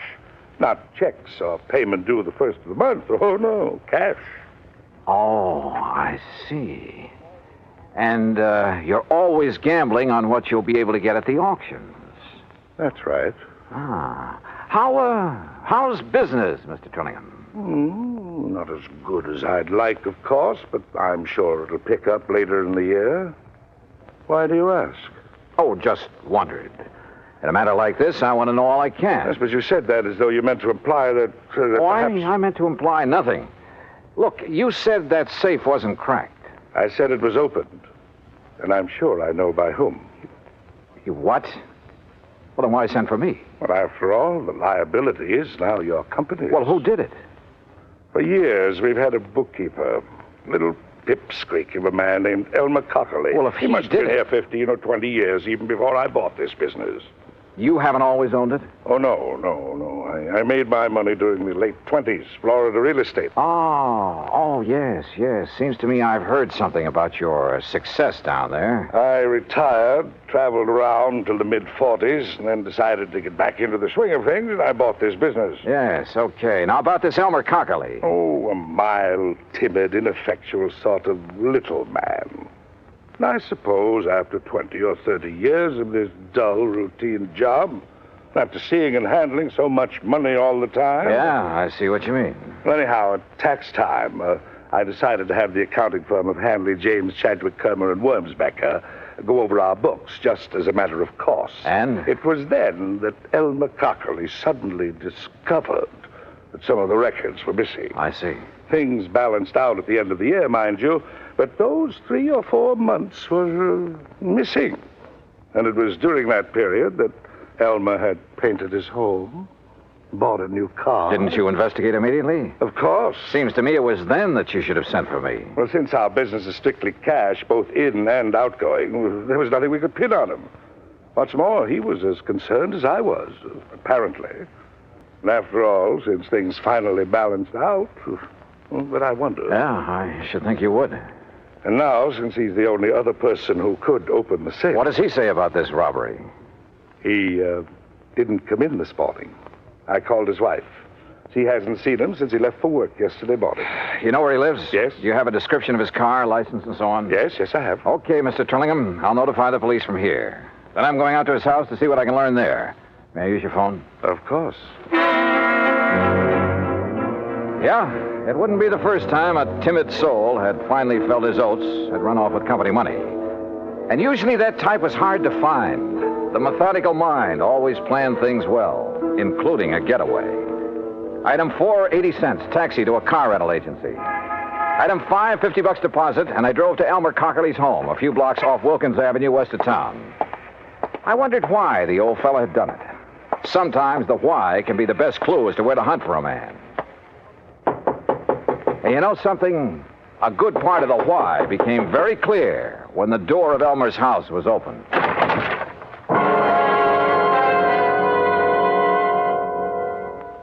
Act 2 of yours truly, Johnny Dollar, in a moment.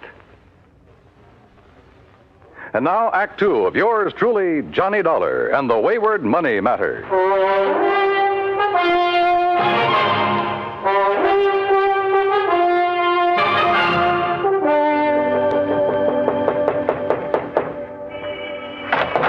Yes, what do you want?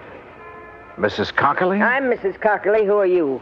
Johnny Dollar, insurance investigator. Insurance investigator? I haven't even filed a claim on Elmer yet. Oh, you think your husband is dead, Mrs. Cockerly? Of course he is.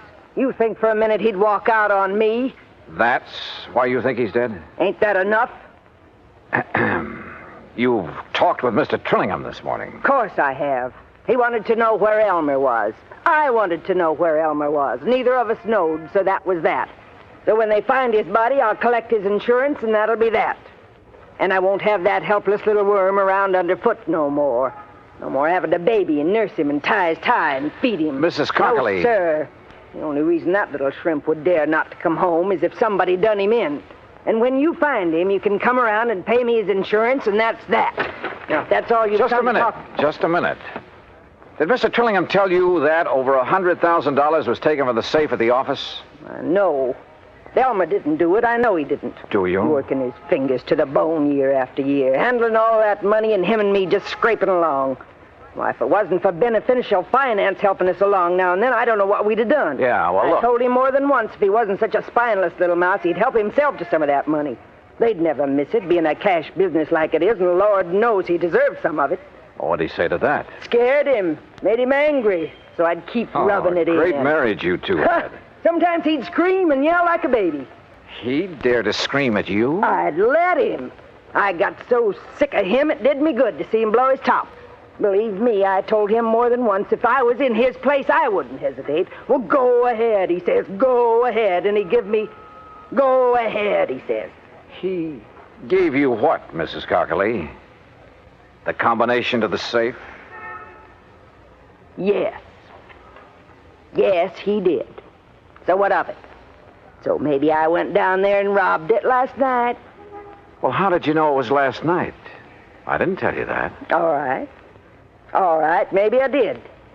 I'd like to see you put it on me. Maybe I will. You think I can't use that kind of money? You think I don't deserve it after struggling all these years, caring for him for nothing because he didn't have the gumption to get what he should have? You know something, Mrs. Cockley? I doubt if you ever gave him a chance to show any gumption. Huh? Do you know Elmer? Did you ever see him? No. And look. Look at his picture here on the hall table. All right. A baby, that's all he is. All or right. was. You've made with a lot of big, noisy talk. Now, just Probably most of it's a lie. I don't believe you'd live 10 minutes with a man if you really felt that way about him. Look, mister. But there must be some reason for it. Some reason for trying to make me suspect you. I told you. Maybe I did do it. Did you? But I'd like to see you prove it. Well, I don't think you did. I'd like to see you prove that. I think all you're trying to do is cover up for him, protect him. And I'll say this, you're taking a mighty offbeat way to do it. Now listen. Where is he?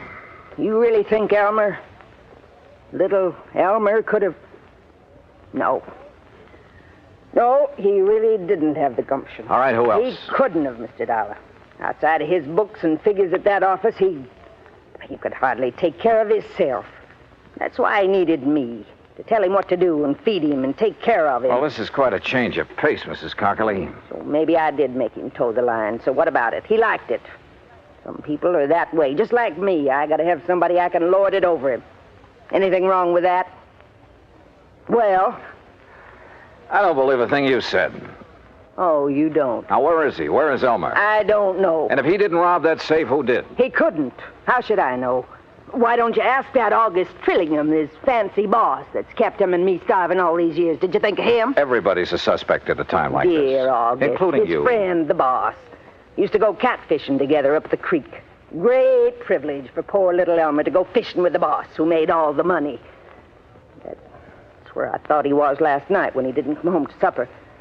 When he wasn't home all night, poor dear. All right, Mrs. Cockley, just quit acting. Acting? Somebody stole that money, and listen. apparently only 3 people knew the combination of that safe. Trillingham, your husband, and you. I tell you, go ask that Trillingham. But only one of the 3 has run out, disappeared. No, I'll never believe that Elmer did it. He could. Sure he could. Anybody could. Now, where is he? I don't know. I think you do. No. And you're trying to protect him. Or are you waiting to hear from him so you can join him and the money? That isn't true. Then why isn't he here if half of what you told me is true? Because go answer the phone. Hello. Yes, I'm her. Who? Oh, just a minute. Sergeant Macklin, he says. Oh, the man I talked to at police headquarters. Here. Thanks. Johnny Dollar. This is Macklin, Mr. Dollar. Yeah, Mac. Looks like it's all sewed up. Yeah, who? Elmer Cockley. Driver's license, identification You found the card. money?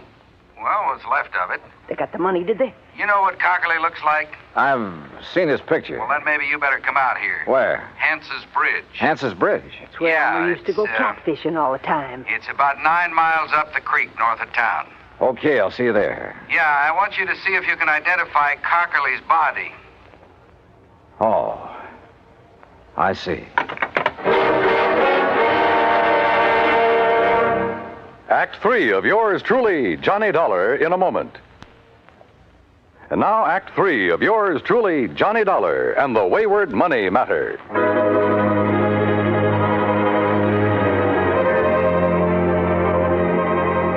Without telling Mrs. Cockley what I'd learned over the phone, I took off in my rental car for the creek north of town for Hance's Bridge. Yeah, this was a crazy case if ever there was one. Elmer Cockley, bookkeeper for the tobacco company, was the only real suspect in the $104,000 robbery.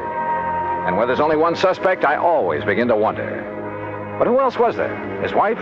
Maybe. She'd done everything she could to confuse me. The owner of the company, Trillingham? Yeah, I thought of him too. Until I got the word from the police that they'd found Elmer Cockley, or what was left of him. They'd found the money, too, or what was left of it. What's left of it is right, Dollar.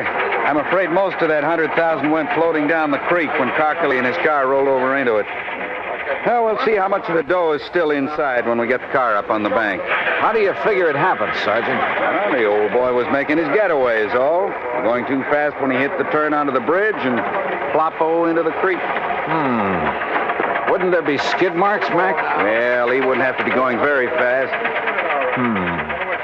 Look. Car's up on the bank now. Come on. Yeah. How do you know it's Elmer Cockley inside of it? License number. And one of the boys dove in, brought up his wallet. Well, here she is, Sergeant. High and wet. Okay, Les. We'll have a look. Only a few small bills in there. Rest of the dough must be out in Chesapeake Bay by now. All right, boys. Take a look, Dollar. Is that Cockley in there? Yeah? Yeah, that's Elmer. Do you think he drowned? Yeah, or banged around so hard when the car plunged in that... Look. See the bruises on his face and chest? Yeah. Not pretty. And Mac. Well, that's that. Just one more who tried and didn't get away with it. I wonder when they'll learn that it just doesn't... Huh? What's that? A little scrap of paper out of his pocket. Huh? Torn. Only part of it, see? Night. Pants. Cat. And Mac, look here. Yeah, what? This bruise, this mark on the back of his head. Yeah, he really got banged around. Show me one thing in this car that could leave a mark like this. Well, most anything. Door handle, top of the steering post. No, sir. All the other bruises are on his face, his chest. And there's only one thing I know that leaves a mark like this. Better get the coroner out here before you touch anything. See you later. But look, where are you going? I'll see you later. Now, what under the... Yes, I heard it from the police department, Mr. Dollar, and well, in spite of what I told you earlier, it's hard to believe. Yeah, it is. He'd been such a loyal soul all those years. But I suppose all that cash, and it was a bit more than we usually kept in the safe, I suppose it was just too much of a temptation for him. Or for any other man. Huh? Even you, for instance. What? Are you joking? So it's not funny.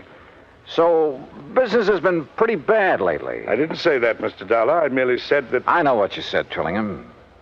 And I remember now what I'd heard about your big success in Florida real estate back in the 20s. Well, I don't see what... You were one of those guys who sold a lot of swamp and jungle, some of it underwater, to suckers from up north. I was young, an opportunist in those You were days. a crook. You're a crook now. And a killer. Mr. Dollar... What a natural to hang it on. Poor, timid little Elmer Cockley. Sure, why not? He'd be the natural suspect in anybody's book. Do you realize what you're accusing me of? Let's go fishing. Catfishing. Tonight at Hance's Bridge. Only you shouldn't have put it into a note to him. What note? The one I found on his body. So you met him there. You slugged him, put him behind the wheel of his car, then ran it down the embankment into the creek. You thought the rolling over would account for any bruises he'd get. Listen, But not that mark on the back of his head, the one made by the butt of a .38 special. I've seen too many of them, Trillingham. Oh, I see. You still have it. That's right. And I'll use it. You didn't get away with murdering Elmer. You'd never get away killing me. I can go a long ways on $100,000. And before I let you stop me... Mr. Dollar, the police told me poor Elmer has... Close that door. You did it. Quiet. I don't know how, but you killed him. Quiet and close that... Oh, I'll do it myself. Oh, Buster! Yeah, he did it, Mrs. Cockley. And believe me, he'll pay for it.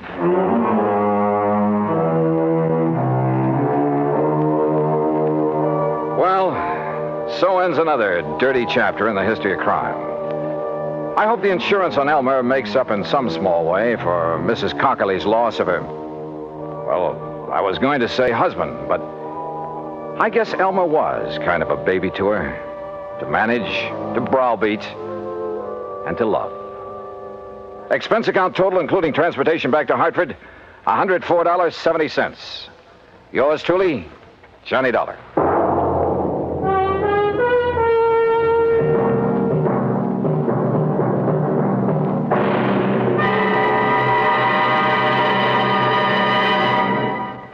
Our star will return in just a moment. Now, here is our star to tell you about next week's story. Next week, a fishing trip to Lake Mojave Resort. Fishing, that is, for a thief. Join us, won't you? Yours truly, Johnny Dollar.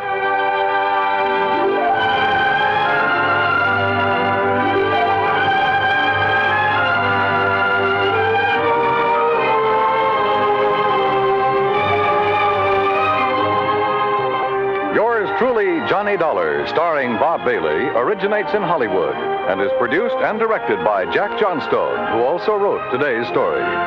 Heard in our cast were Virginia Gregg, Edgar Barrier, Alan Reed, Vic Perrin, and Frank Nelson. Be sure to join us next week, same time and station, for another exciting story of yours truly, Johnny Dollar. This is Dan Cubberly speaking.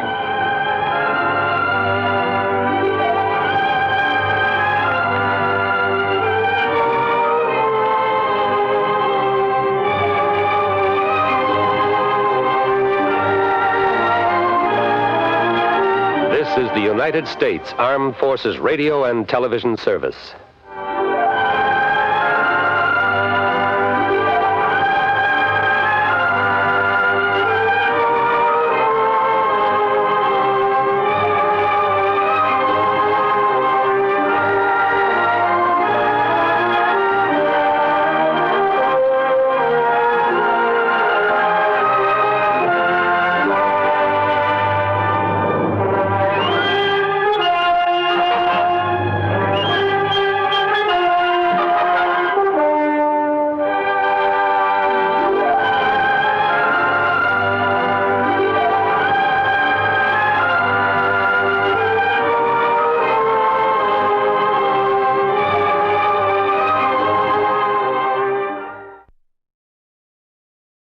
From Hollywood, it's time now for...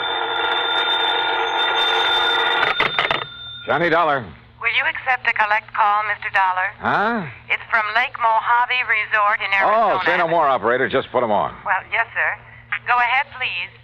Hi, who is it this time? Buster Favor, Ham Pratt? Johnny, this is Red. Yeah, well, how's the fishing? Time for me to make another trek westward and find out from... Huh?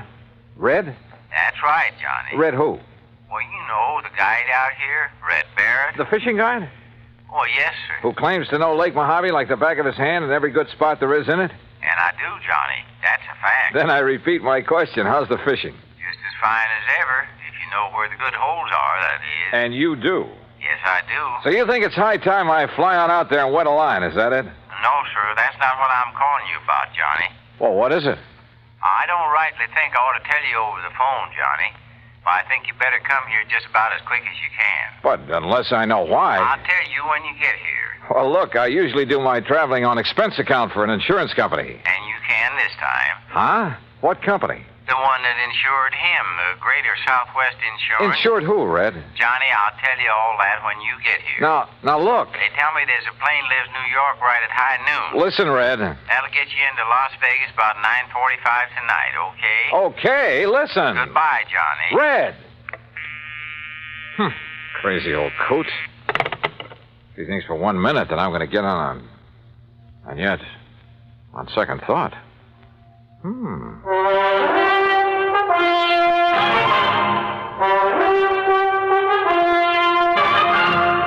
Bob Bailey in the exciting adventures of the man with the action-packed expense account, America's fabulous freelance insurance investigator. Yours truly, Johnny Dollar.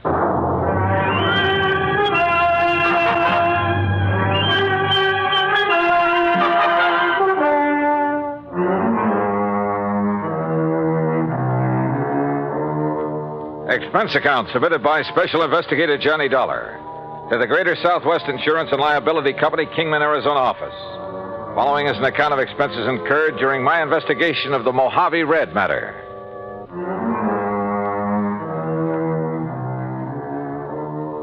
Expense account item 1420, phone call to the Kingman, Arizona office of Greater Southwest Insurance and Liability. On the theory it might be well to check with their agent, Jake Kessler, before going off half-cocked. Hi, Johnny.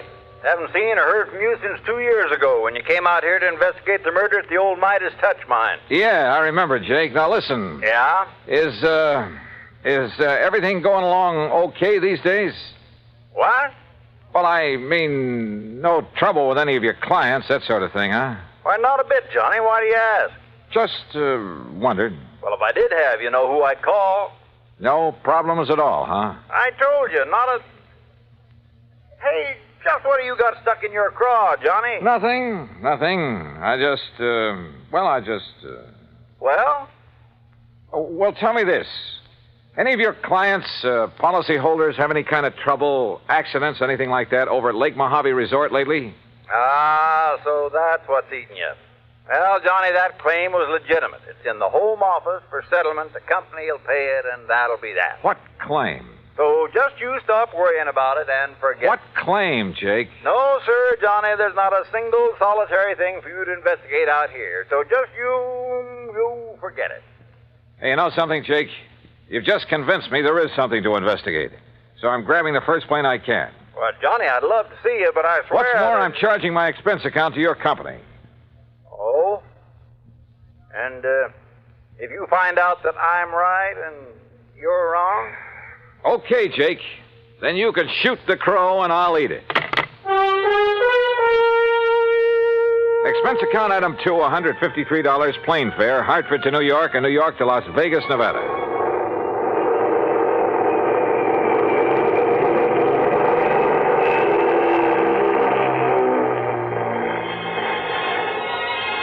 It was 9:45 on the dot as the big mainliner slowly circled down out of the clear starlit sky.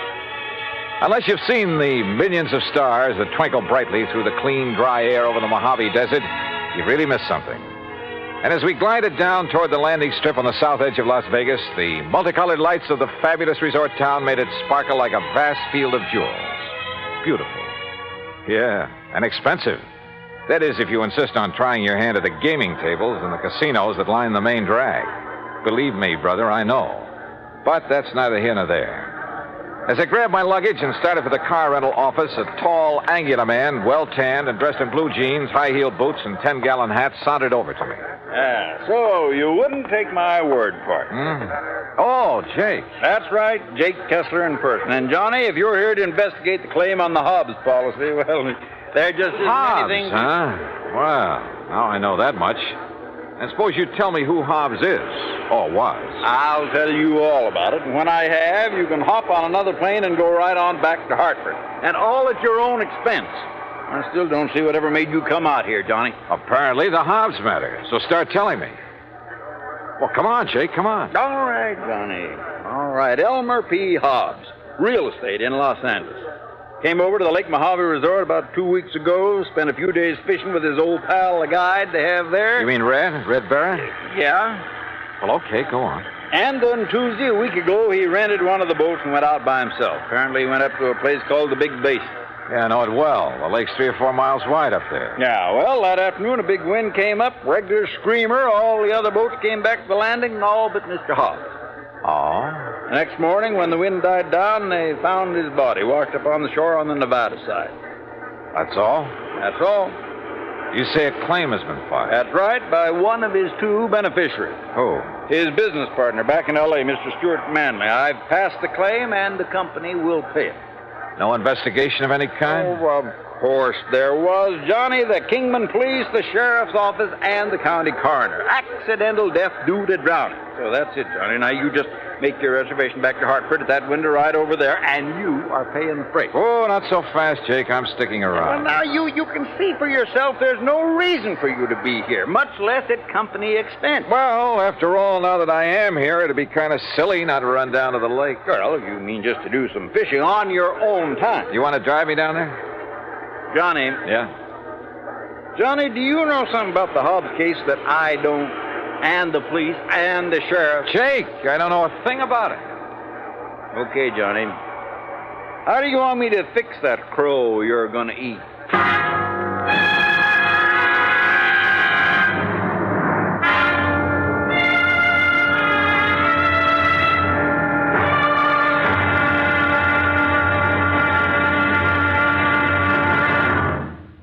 Act 2 of yours truly, Johnny Dollar, in a moment. Our flag now numbers 50 stars, and behind each star there stands yet another flag representing one of the 50 states. Vermont's state flag, in its early form, imitated our national flag, uniquely bearing 17 stripes and 17 stars, with only the inscribed word Vermont to distinguish it. The good people of Vermont assumed, as did our national government, that stripes as well as stars would be added as each new state entered the Union. Vermont entered the Union after Tennessee and Ohio And with Kentucky to join shortly, the Vermonters naturally put 17 stripes on their flag. In 1818, the United States Congress put a stop to this. And since then, the stripes have always been at 13, and only stars are added for each new state. Vermont's present flag captures the famous beauty of the Green Mountain State in its coat of arms, and inscribed is the phrase, Vermont, freedom and unity. Vermont's state flag, the flag of the 14th state to enter the Union, was adopted on April 26, 1923. And now, Act Two of yours truly, Johnny Dollar, and the Mojave Red Matter.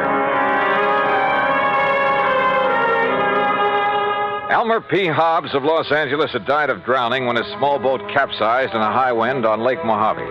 At least that's what Jake Kessler, his insurance agent, told me. Accident pure and simple, he said, and I could hie myself back to Hartford and forget about it. But I didn't.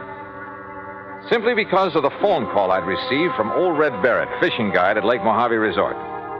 I persuaded Jake to drive me over there on the excuse that as long as I was nearby, I might as well do some fishing. So he dropped me off, and since it was after midnight, went on back to Kingman. I wandered on down to the dock and boathouse.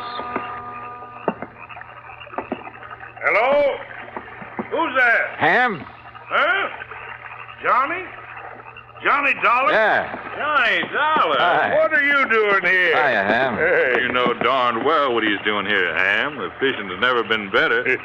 Only how'd you get the word? And how are you, Johnny? Oh, just great, Buster. Did you stop by the office, let Marilyn fix you up with a room? No, because as I recall, old Red usually sleeps here on the dock. Oh, Red.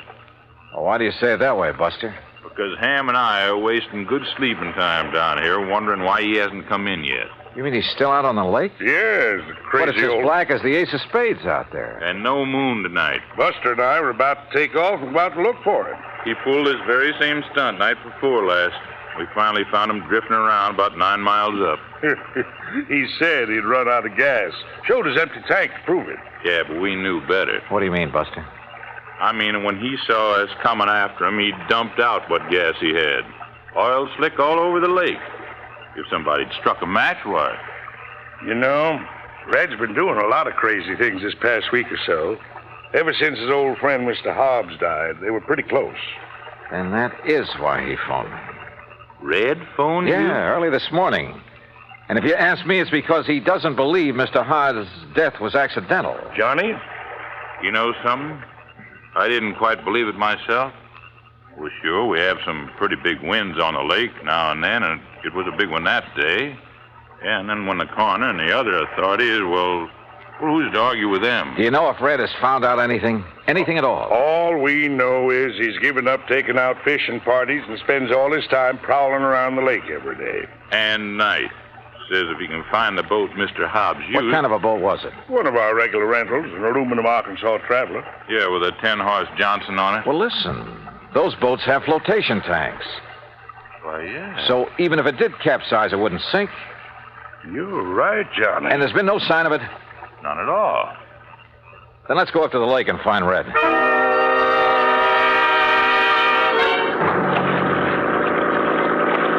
Except for the stars far overhead, the night was black as ink. And the 50-horse outboard skimmed us along at better than 30 miles an hour. Believe me, it was a strange feeling, almost like flying through space. How Buster found his way around the islands, rocky points, and reefs, I'll never know, but he did. Throw your flashlight over to the left, Ham.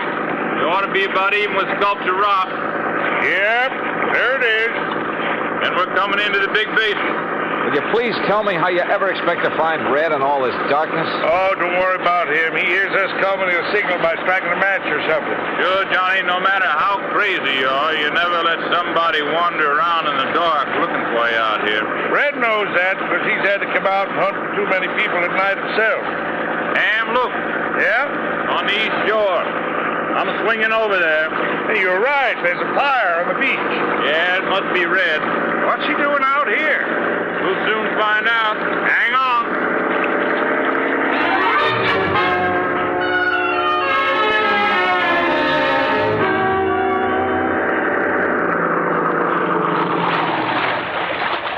Well, all I have to say is you took long enough to bring Johnny up here. Red, you old reprobate, what under the sun are you up to this time? I just told you. I've been waiting for you to bring Johnny.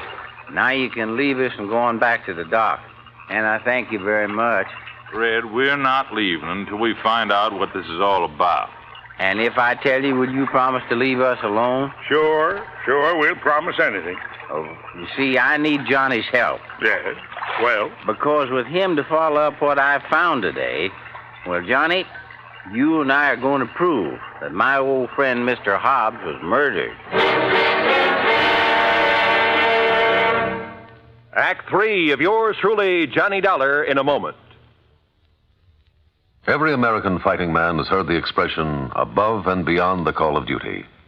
How many of us have sat down and considered just what that word duty means?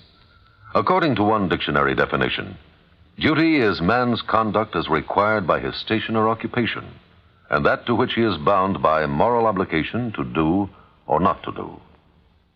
When a man does more than his duty requires, he becomes more of a man in the eyes of his fellow men.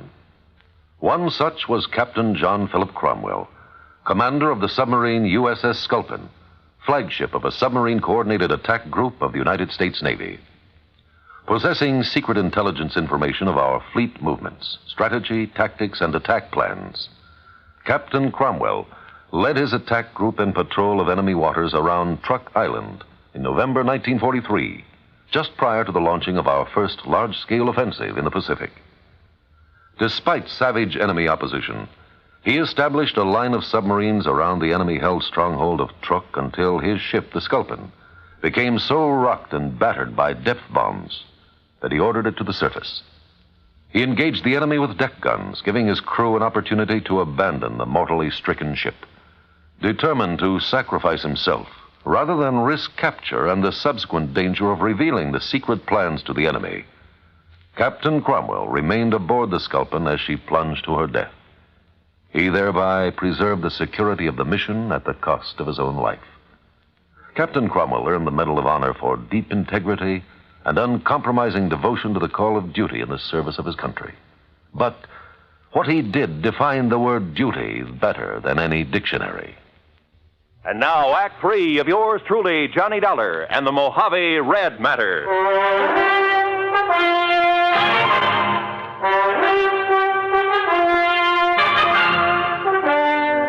I'll tell you this, Johnny. Red here's one of the wildest, most irresponsible old characters I know when he wants to be. But he's okay nonetheless. And if he thinks you and he can find proof that Mr. Hobbs was murdered, well, he must have a good reason for it. Well, Red? Oh, now, Ham, do you think a man like Elmer Hobbs, knowing the lake the way he did, would ever let the big wind catch him off guard up here in the basin? No, I don't, Red. I know that's the way Buster felt about it, too. Well, I said that to you myself, Red. But now, what's this proof you have of murder? Well, Ham and Buster, aren't you going on back now that I've told you why I wanted you to bring Johnny here? Was there any harm in our knowing what you found, Red? After all, we might be able to help you and Johnny. Yeah, I thought about that, but you see, I might just possibly be wrong about... Well, I might just be wrong. And I wouldn't want to be ashamed in front of a lot of people. By a lot, you mean 3. Well, that's 3 times as many as just Johnny here. Oh, well, now look, No, Johnny, he means it, so Ham and I'll go on back to the dock. But I still don't see what difference... Johnny, when you get to know Red as well as we do, you'll stop trying to figure out the whys and wherefores of some of the things he does and what makes him tick.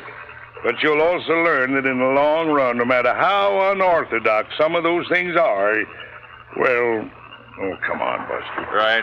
See you when you get back to the dock, Johnny. Oh, you got some food, Red? You know I always keep something in my boat, Buster. Okay. Well, far be it from me, Red, but all I have to say is that whatever you think you found proof of, well, it sure better be something. Oh, it is, Johnny. At least I think it is. Now, you just scrunch yourself a place to sleep in the sand. It's pretty late. Huh? Well, it took you so long to get here, and we can't see anything in the dark anyway. Oh, now look, Red, for heaven's sake. Good night, Johnny. Sleep well. And that was the end of our conversation. And I began to wonder if Jake Kessler hadn't been right in the first place. If I hadn't come out here on a wild goose chase after all. But the more I wondered and thought about it, with nothing but the warm desert night about us, and the twinkling stars, the magic sound of fish jumping in the lake, the sleepier I got. So I slept.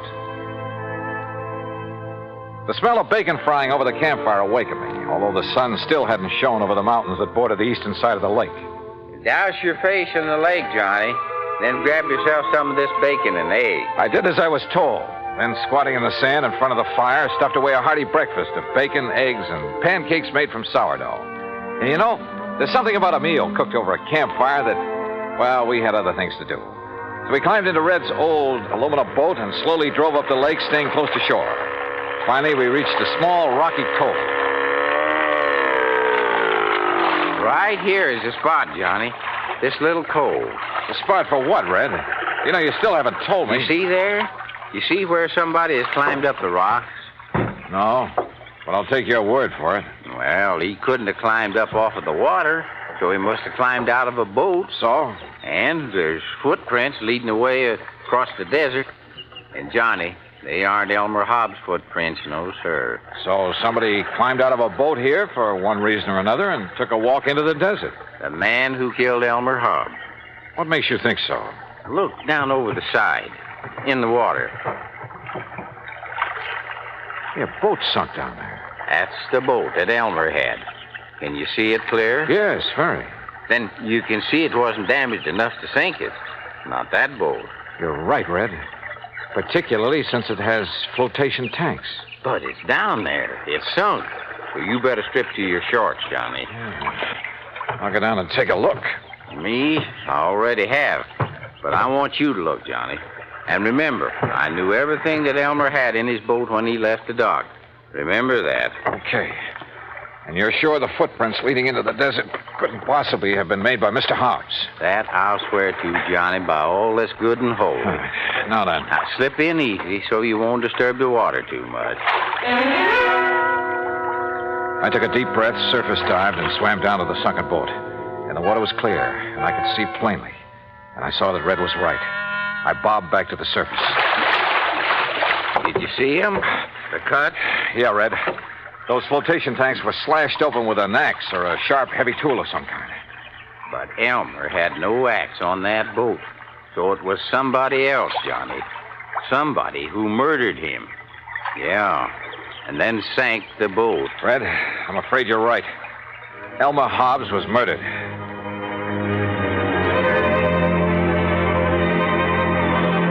So there you have it, Jake. And if I were you, I'd call off payment on that claim immediately. Granted, the case isn't over yet. I still have the job of finding out who killed Elmer Hobbs.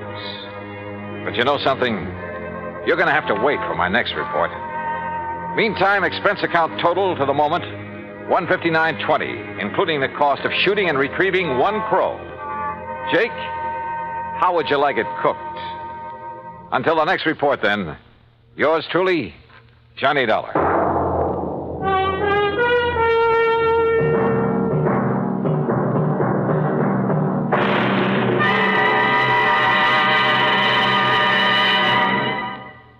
Our star will return in just a moment. Our flag now numbers 50 stars, and behind each star there stands yet another flag representing one of the 50 states. Oklahoma's state flag depicts an Osage warrior's circular buckskin shield from which hang 7 eagle feathers. Across the shield is the Indian's calumet, or pipe of peace, crossed with the white man's peace symbol, the olive branch. On the shield are small crosses, the Indian's graphic sign for stars, indicating lofty ideals or a purpose for high endeavor. The background of the flag is a field of blue, the blue of the Oklahoma sky, signifying loyalty and devotion. The important symbols, however, are the calumet and the olive branch. These override the shield, the symbol of war, and bespeak a predominant love of peace by a united people. Oklahoma's state flag, the flag of the 46th state to enter the Union, was adopted on April 2nd, 1925. Now, here's our star to tell you about next week's story. Next week? Well, after all, the case isn't really closed. But it will be next week, believe me. Join us, won't you? Yours truly, Johnny Dollar.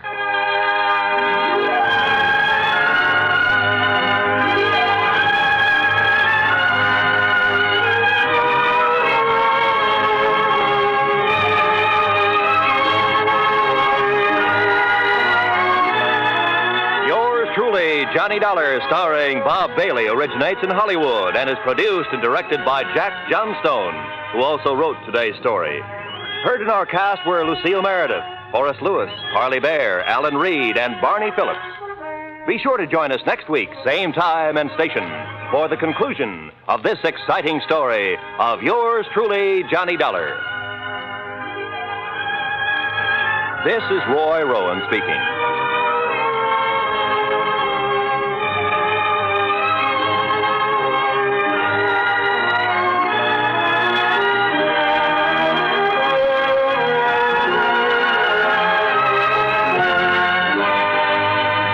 This is the United States Armed Forces Radio and Television Service.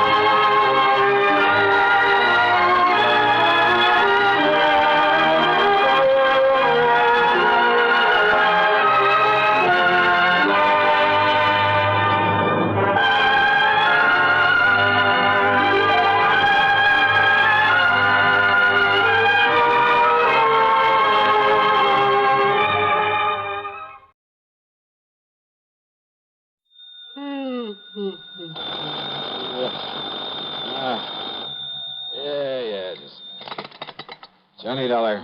We're all clear, Johnny, because I've assured them that you have more than adequate federal security clearance. After all, you were permitted to investigate that missing missile matter. No, wait a minute. What? So, in spite of the fact this sort of thing isn't exactly covered by the insurance we've written for them, well, I wish you'd go over there right away. Wait a minute, will you? Who are you? Oh, I'm sorry. This emergency and all. This is George Reed, Floyd's of England, here in Hartford. Now, Johnny, if you're free... George, don't tell me you're in your office at this ungodly hour. Johnny... It isn't even 9 a.m. yet. I know. I just got here a few minutes ago. What's the big emergency? A phone call I just received from Dr. Paulus Rayburn. Do you know him, who he is? Rayburn? No. He's the head of Nuclear Processors Incorporated. Where's that? Out on Woodland, beyond the north end of town. You know, that large group of concrete buildings at the edge of Piney Woods? Nuclear Processors, huh? Yes, that's right. Now, we handle all the insurance on the place and its equipment, though I understand there's no actual coverage in this specific instance. Nonetheless... What do you mean? Nonetheless, because they're a client, in view of our reputation for extraordinary service at all times, plus the sizable premiums we collect from them, well, I hardly think we should let this call... Yeah, well, what's bothering this Dr. Rayburn out there? Something very important has been stolen, he tells me. Like what? I don't know, he wouldn't say. But he did imply it's something vital to the outer space rocketry program. Okay, George. So, in view of the fact you have security clearance... Yeah, I said okay. And the fact it'll take some hours for an investigator to come up from Washington... Yes, George. Plus the fact he made it plain the time element is George. most important. And since you're right here within a few miles... George, stop yammering and hang up that phone so that I can... Okay, baby. Oh.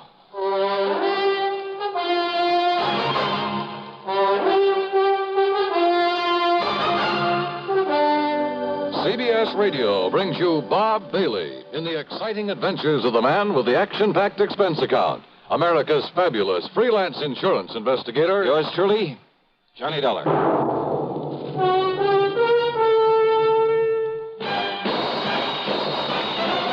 Are you smoking more now, but enjoying it less? Have a real cigarette, have a Camel. The best tobacco makes the very best smoke. Have a real cigarette, have a Camel. Are you looking for flavor and mildness? Have a real cigarette, have a Camel. The best tobacco makes the very best smoke. Have a real cigarette, a real cigarette, a real cigarette, have a Camel.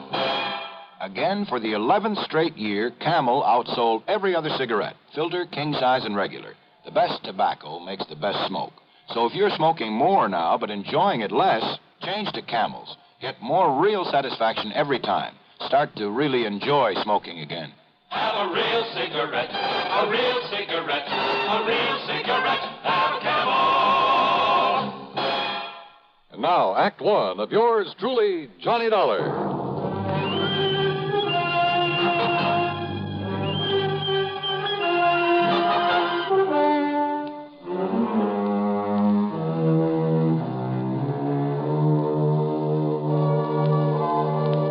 Expense account submitted by Special Investigator Johnny Dollar to Floyd's of England, North American Office, Hartford, Connecticut. The following is an account of expenses incurred during my investigation of the Nuclear Goof Matter. Expense account item 1, 40 cents for some coffee and a couple of soggy donuts along the way during my drive out to nuclear processors. A tall, heavy wire fence surrounded a group of squat, windowless buildings, partially hidden by the huge oak and fir trees of piney woods. At a sort of glorified sentry box beside the gate stood not one, but 3 armed guards. One of them was chewing out the other 2. But he stopped long enough to look over my credentials, make a phone call from inside the sentry box, then open the gate for me. He directed me to a big steel door in the otherwise unbroken face of one of the nearby buildings. There, after I'd parked my car, another guard took me inside. He led me through a perfect maze of long, narrow corridors with heavy wooden doors at the sides, all of them closed. From somewhere in the building came the almost ominous hum of machinery. Big, powerful machinery. Or maybe I felt it rather than actually heard it. Finally, we came to a door with a single name Rayburn on it.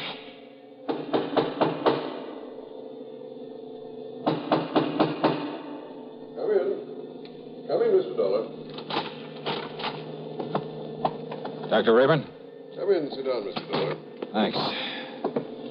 Only how do you stand it in here, Doctor? I beg your pardon? Well, compared to this place, the city morgue is real cheerful.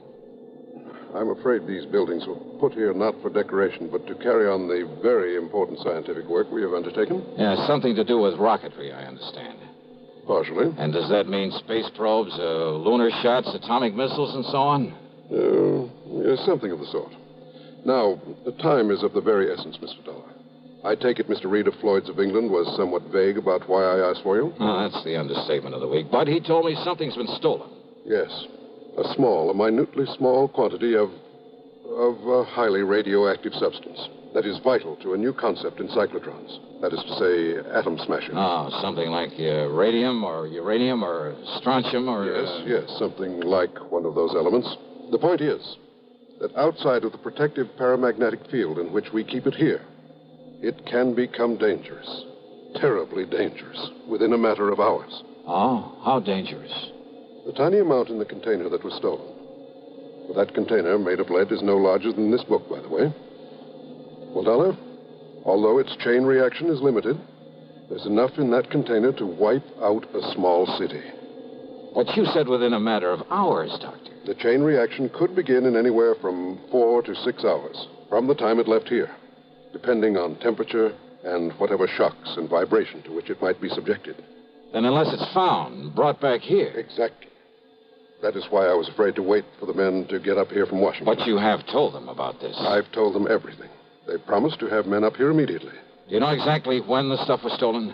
It's now 9:34. Yeah. Dr. Rallinoff left here with this material at exactly 7:46. Rallinoff? Dr. Igor Rallinoff, the man who stole it from us. But if you know... If only he knew the potential, the terrible potential destructive power of this thing he's carrying about with him. You must find him, Mr. Dollar. It must be returned to us before it's too late. Here's Hollywood star Mona Freeman. Who feels like acting with a miserable cold? I relieve cold distress the fast way with 4-way cold tablets. Yes, tests of all the leading cold tablets proved 4-way fastest acting. Amazing 4-way starts in minutes to relieve muscular pains and headache, reduce fever, calm upset stomach, also overcomes irregularity. When a cold strikes, do what I do. Take 4-way cold tablets. It's the fast way to relieve nasty cold distress and feel better quickly. 4-way, only 29 cents. Now, here's a word about another fine product of Grove Laboratories. Does dandruff dull your hair, leave scalp itchy? Get Fitch Dandruff Remover Shampoo and get rid of unsightly dandruff in 3 minutes. 3 minutes with Fitch regularly is guaranteed to keep embarrassing dandruff away forever. Apply Fitch before wetting hair, rub in 1 minute. Add water, lather 1 minute. Rinse 1 minute. Every trace of dandruff goes down the drain. 3 minutes with Fitch, unsightly dandruff's gone. Fitch can also leave your hair up to 35% brighter. Fitch Dandruff Remover Shampoo. And now, Act Two of yours truly, Johnny Dollar and the Nuclear Goof Matter.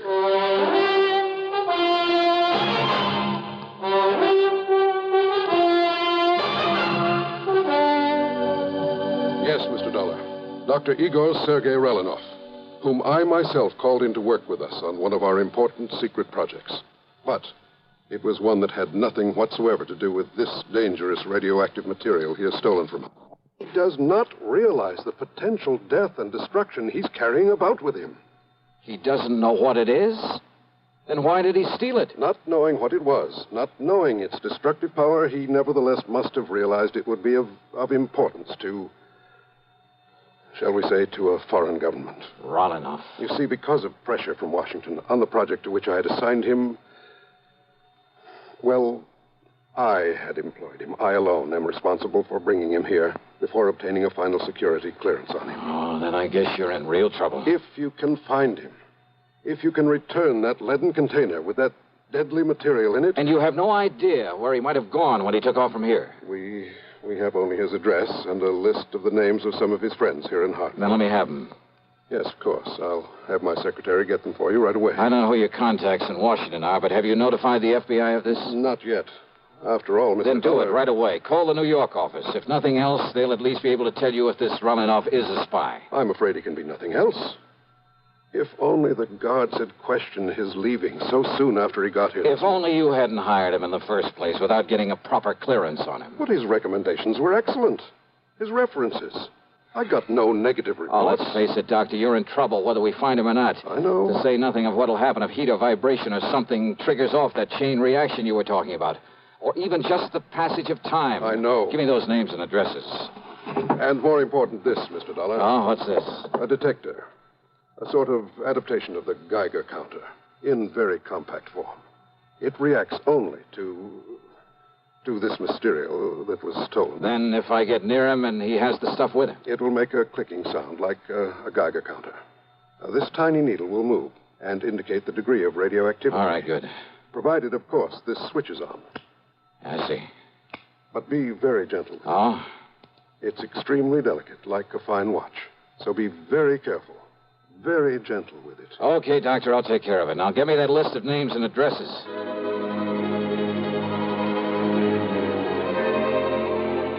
Expense account item 2420 for a tank full of gas, and I really stepped on it getting back to town. The delicate little instrument on the seat of the car beside me. Simple-looking device. A tiny metal box with a switch on the front, a dial on the face of it with a needle pointing at 0, even when I turned on the switch. Even the radium on the dial of my wristwatch got no response from it. I decided to go first to Relinov's address, way the other side of town, south of Colt Park. Then it suddenly occurred to me that in all the rush, I'd failed to get a description of the man I was looking for, or even a photograph of him. Oh, sure, with a name like Relinov and a scientist, it wouldn't be too hard to picture him mentally in a general sort of way. And if there was a landlord or landlady at the place he lived, even a neighbor, I could get all the description of him I'd need. Nonetheless, within a few blocks of the place, I decided to stop somewhere and telephone Dr. Rayburn. You know something? That decision got me nothing but trouble and delay. At the next corner was a drugstore. I knew there'd be a phone booth. I watched a bus pull away from the corner, then drove in to park, not seeing the young fellow who just stepped off the bus until it was too late. Good Lord, I've killed him.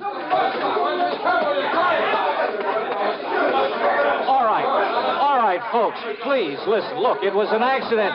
Now, look, he'll be okay. Come on, help me, somebody, will you, please? Pick up his bag there, and I'll get him to a hospital. Help me, will you? Here, I'll help you, mister. You think he's still alive? Yeah, he's still alive. He'll be all right. Please, open the door for me. For sure. And here's his briefcase. Toss it in back. Sure. There. Now, when the police come, tell them I've taken him over to General Hospital, please, will you? Yeah, sure.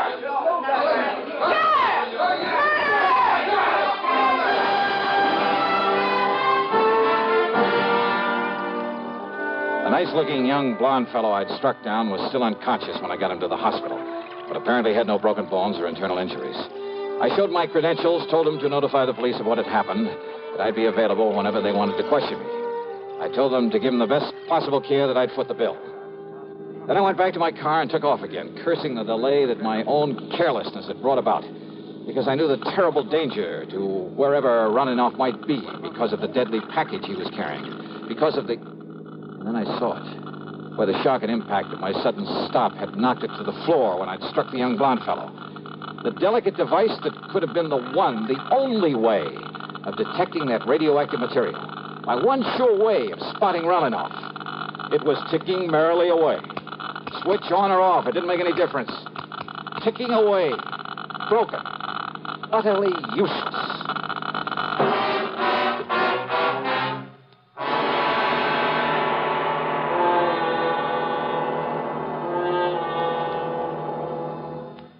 We'll continue with the third act of yours truly, Johnny Dollar, in exactly 1 minute.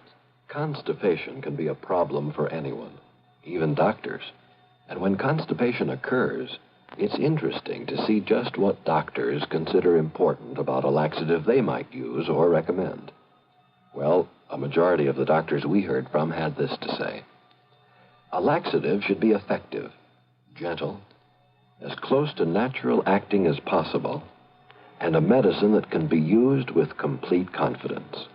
Now, X-Lax has been popular with many doctors and millions of people over the years because chocolated X-Lax is effective. Overnight, it helps you toward your normal regularity. X-Lax is gentle. Next morning, it gives you the closest thing to natural action. And that's why many doctors and millions of people use X-Lax with complete confidence. X-Lax, the laxative that helps you toward your normal regularity gently. Overnight. Is X-Lax in your medicine cabinet? And now, Act 3 of yours truly, Johnny Dollar and the Nuclear Goof Matter.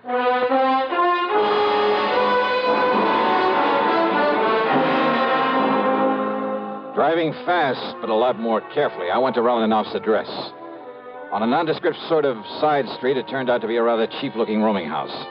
Hardly the kind of place you'd expect to be the residence of an important scientist. But it was the address Dr. Rabin had given me. And if I could find there some clue as to where he was, where he'd gone.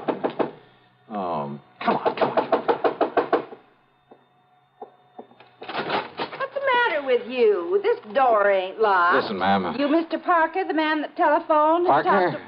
No, listen. Dr. Relinoff's room. Room? Well, he's got 3 of them, regular apartments. Yeah, where? Only you won't find him there. Not him, anyway. Where, I said. Please, come on. Well, it's up on the 3rd floor. Okay, thanks. Got the whole floor he has. Okay. Who are you? What do you want, anyhow?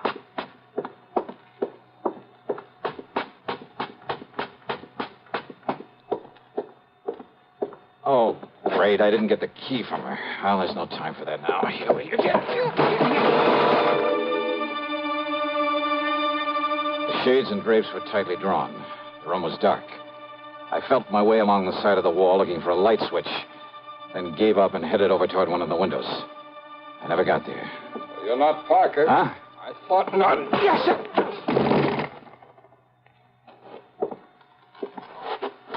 No bag with you, so you weren't Relinoff either. Okay, then, buddy, let's have some light in here and see who you are. If you're one of his pals, come here to... What? No, you can't. Oh. Brother, you certainly look like... Well, maybe you got some identification. This card case of it.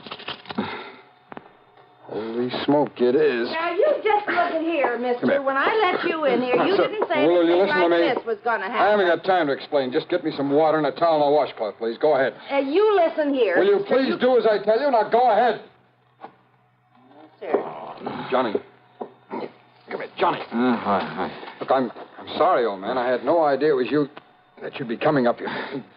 Johnny boy, can you hear me? Johnny. Here, Stace. That's right. Now, come on. Take it easy there. Stacy Ringler. That's right, Johnny. Look, I'm sorry. FBI. No, Johnny, I'm with Nucleonic Investigation Department now. Easy, baby. And Then it's you I gotta thank for this. Yeah. Yeah, Johnny, and I'm sorry as the devil. I had no way of knowing it was... You all right? All right, now listen to me, Johnny. Yeah, Steve. Listen. You're working on that stuff that was stolen from nuclear processing? Yeah, that's... Harry Parker and I came up from Washington on it. Yeah, We came in by jet. Now listen. Ralanoff must have thought he had plenty of time, that they wouldn't miss that stuff until tomorrow when they planned to work on it. Uh-huh. Well, rather than arouse suspicion by galloping out of town, he was taking his time. But we got here in a big hurry. All right. I holed up here in his rooms, and Parker was checking on how he'd get over here from that plant in case he came back here. Are you listening to me? I'm listening. Go ahead. He was there in the drugstore at the bus stop. He was about to close in on Ralanoff when you ran him down.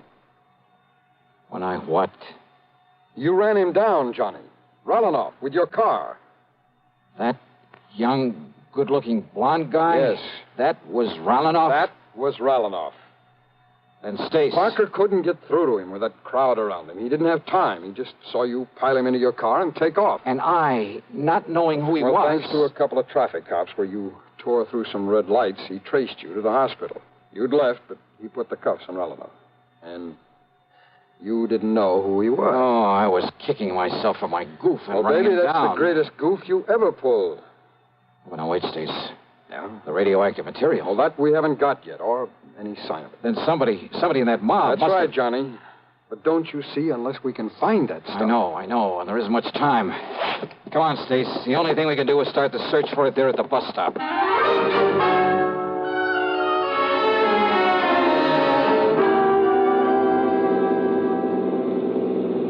Johnny, unless we can locate every one of the people who were there. And Parker said there was a big crowd by the time he got out of that drug...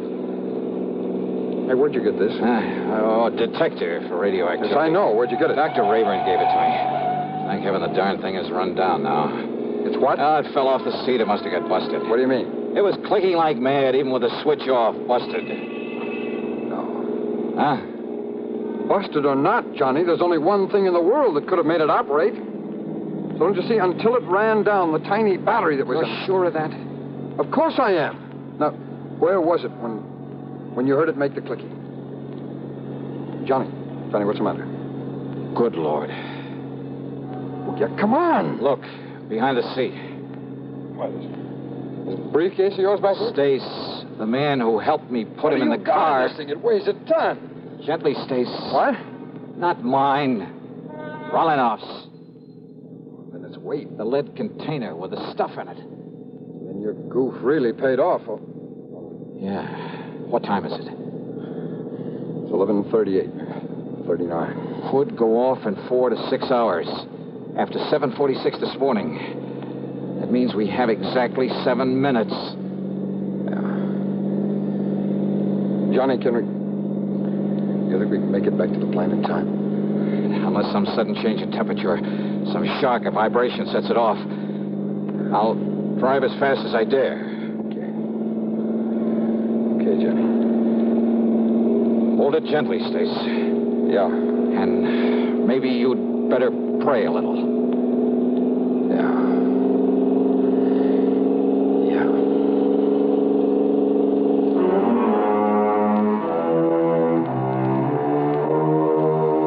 So, by some miracle, we made it. But only seconds before that tiny mass of nuclear destruction was due to become critical. Yeah, we made it by the skin of our teeth. But after all, what more could you ask? Expense account total... Oh, so what? I needed a tank full of gas anyway. Yours truly, Johnny Dollar.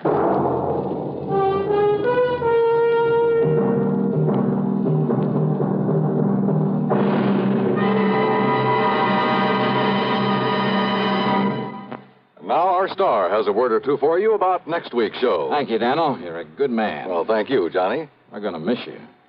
Next week, well, let's face it. The case I have to work on has more twists and turns and angles than anything you can imagine.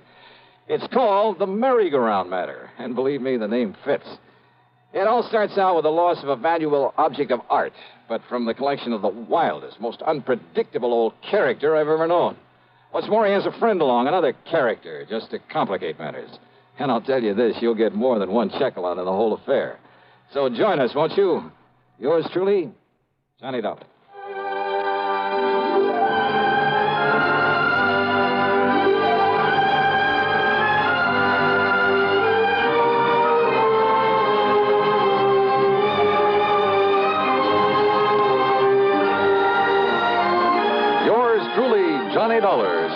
Bob Bailey originates in Hollywood and is written, produced, and directed by Jack Johnstone. Heard in our cast were Virginia Gregg, G. Stanley Jones, Bartlett Robinson, Sam Edwards, and Stacey Harris. Be sure to join us next week, same time and station, for another exciting story of yours truly, Johnny Dollar.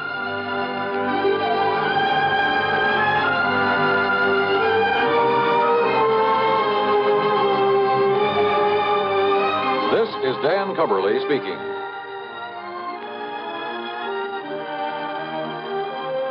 This is the CBS Radio Network. Better buys are your reward. At Orange Motors for a Ford. Get your orange guarantee from the largest dealer in Albany. In the heart of Auto Row, Orange is the place to go. Orange Motors has the parts it's true, plus 44 years of experience too. Orange Motors, if you're wise, for better service, better buy. Talk about service. Do you know about Control Tower service? Come to Orange Motors, 799 Central Avenue, and see the most efficient automobile service department in eastern New York. 44 years of experience. Get quality work and get it fast at Orange Motors, 799 Central Avenue, Albany. Better Ford buys, used or new, at 799 Central Avenue. Orange Motors, if you're wise, for better service, better buys. Radio 59, WROW, serving Albany, Troy, and Schenectady. From Hollywood, it's time now for Johnny Dollar. This is Barry Winters at Masters Insurance and Trust. Oh, hi, Barry. It's been years. Sure, Johnny, because we don't usually have trouble with our accounts. You mean you didn't? Huh? Until now. Well, yeah, I'm afraid that's about the size of it. And this time it's bad trouble. Tell me all. Simplex Tackle Company, Johnny, over in Danbury. Fishing tackle? That's right. Oh, how come I never heard of them? Well, they're a small outfit, a kind of glorified partnership. What's that mean? Well, it's owned by 9 men. One of them, Hanley Thomas, is president. The others are secretary, treasurer, and a flock of vice presidents. So what's happened? Well, the 9 of them, plus the 20 or 30 workers at the plant, are all covered by a group life insurance deal. And listen. Yeah? We've just had to pay off on 3 policies in a row. Well, that's too bad, but why call on me? Because, Johnny. What? Those 3 deaths were all murders.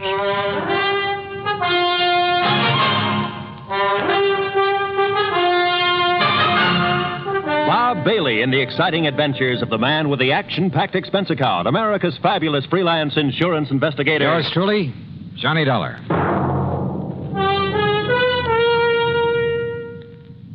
And now, Act One of yours truly, Johnny Dollar.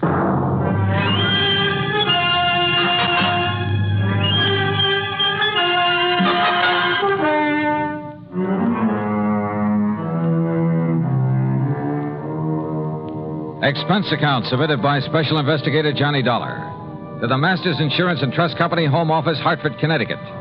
Following is an account of expenses incurred during my investigation of the ugly pattern matter.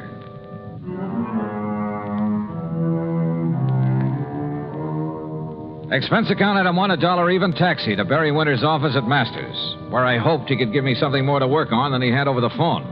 And you know something? As it turned out, he gave me a lot more than he thought he did. The police? Sure, they've been working on these murders, Johnny, but they haven't come up with anything, except a theory that one man is behind them all. Why, Barry? Because the victims have all been members of the Simplex Tackle Company. Well, but I don't... Because they've all occurred within a month. Because each of them occurred on a Wednesday. Pattern, huh? That's right. And also, Johnny, because there's been no apparent reason for any of them. Uh-huh. Have the police found anything? Nothing. Same kind of weapon used in each case? No.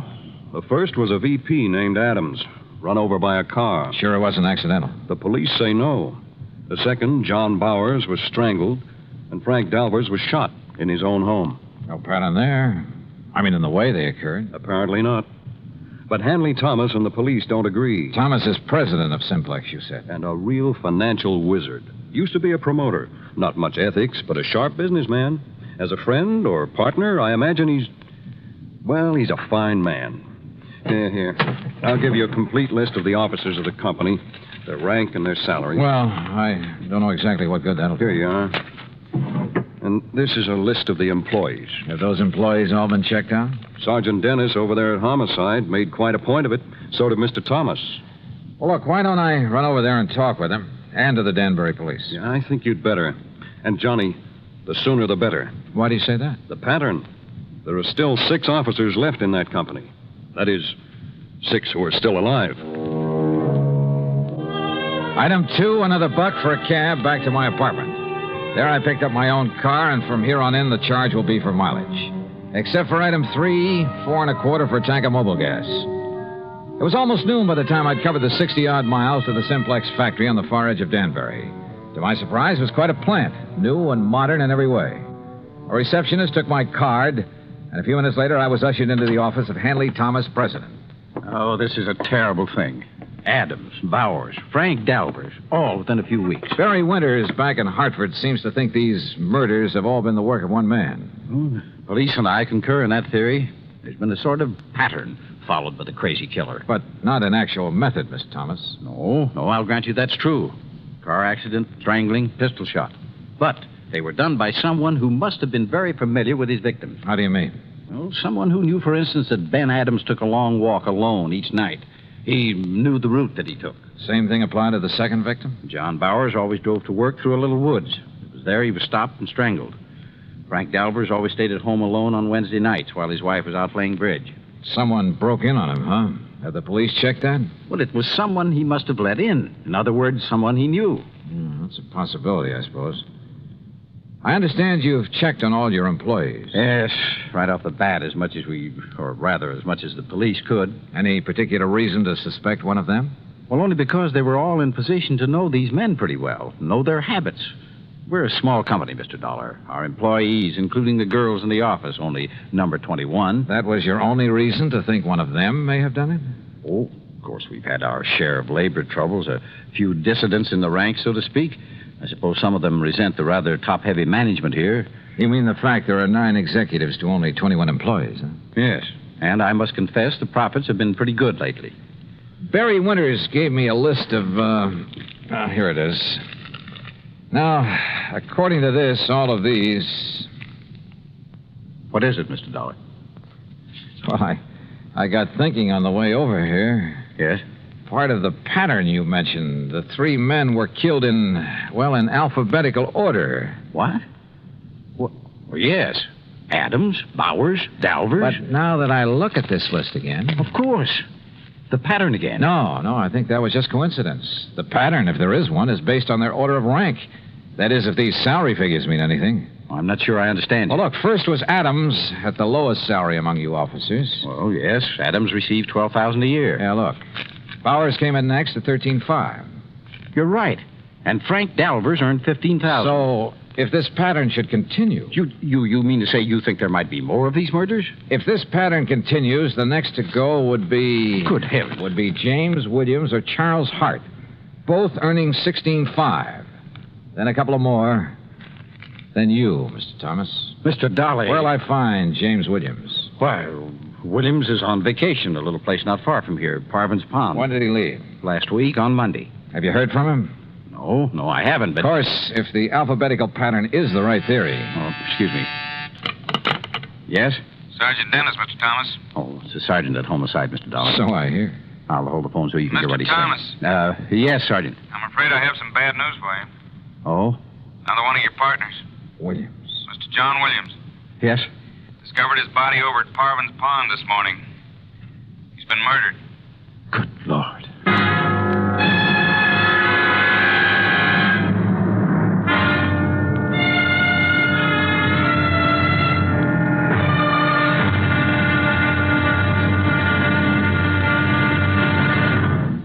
Act 2 of yours truly, Johnny Dollar, in a moment. And now, Act 2 of yours truly, Johnny Dollar, and the Ugly Pattern Matter.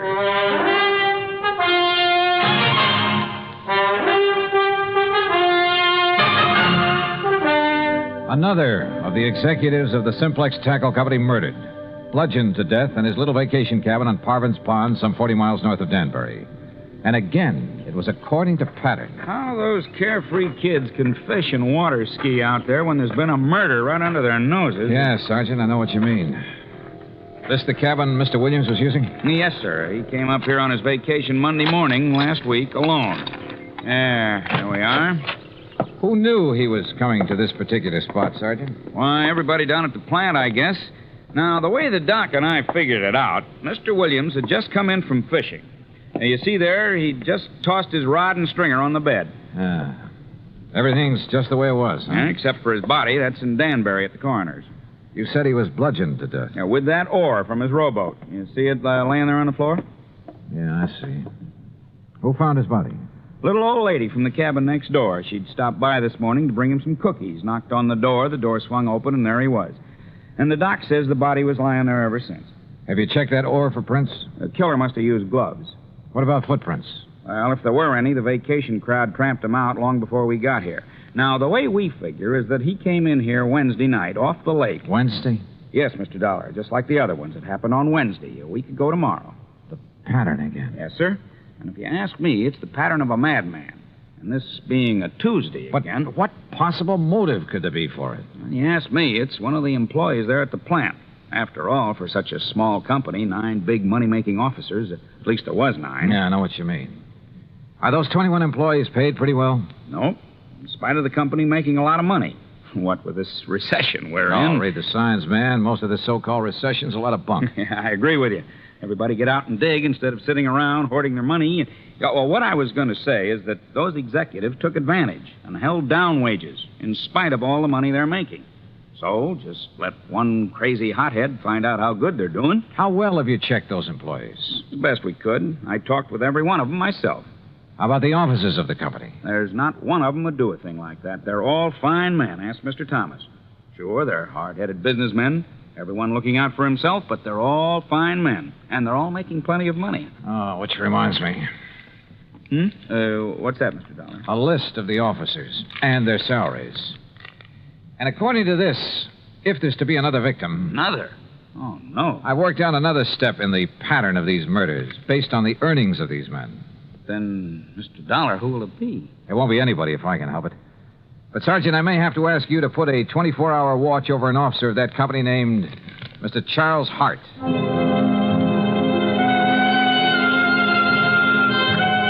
I didn't bother explaining my own idea of the pattern to Sergeant Dennis. After all, my theory could be wrong.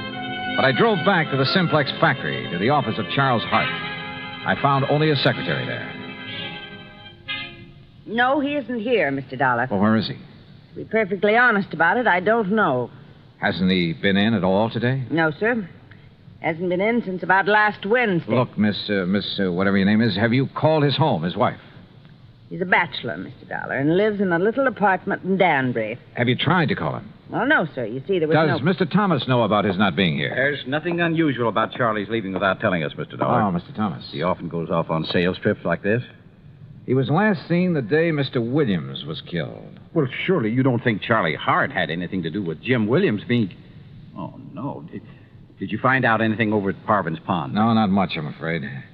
Could this Charlie Hart have had any reason for wanting Williams out of the organization, and Adams and Bowers and Dalvers? Of course not. Yes.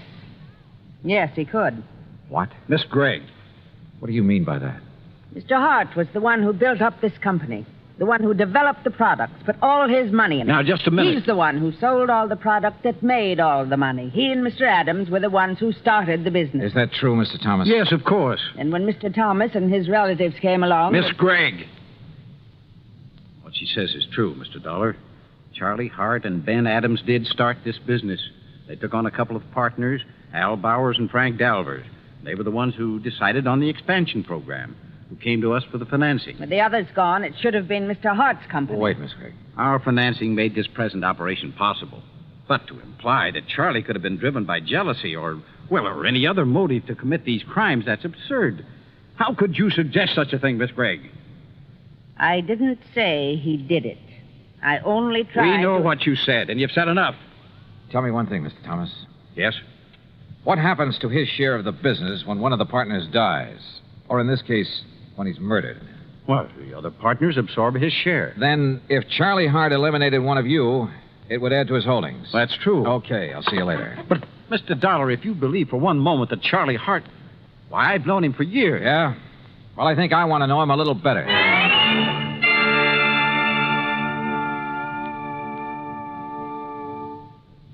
Act 3 of yours truly, Johnny Dollar, in a moment.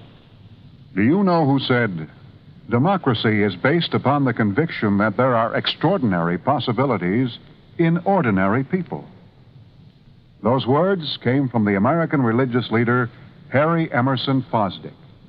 From the earliest days of the United States of America, there has been the sentiment that the average person can achieve an important goal if he is given an environment in which he can develop his capabilities to the fullest extent. An environment in which the individual is given the rights and privileges that he needs for development. It is the duty of every American to protect and stimulate this environment. Remember the words of Harry Emerson Fosdick. They are part of your American heritage. The extraordinary possibilities of ordinary people are inherent in American democracy. And now, Act 3 of yours truly, Johnny Dollar, and the Ugly Pattern Matter.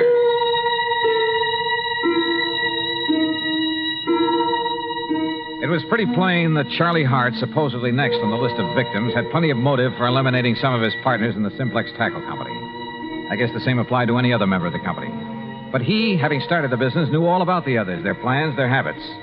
And he'd been last seen just prior to the murder of James Williams. I got his address, hopped into my car, and drove back to Danbury. But ringing his bell and pounding on his door got me nothing. Here, young man. You want Mr. Hart? You'll probably find him at the factory. Are you the building superintendent? That's right. Then I want you to let me into Mr. Hart's apartment. Well, now... All right, here are my credentials. I'm an insurance investigator. Investigator? Yeah, here, see? Johnny Dollar, special... And if that isn't enough, here's a 5-spot for your trouble. 10.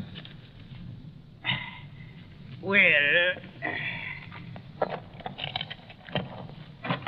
But now don't you let on that Okay, Dad, thanks.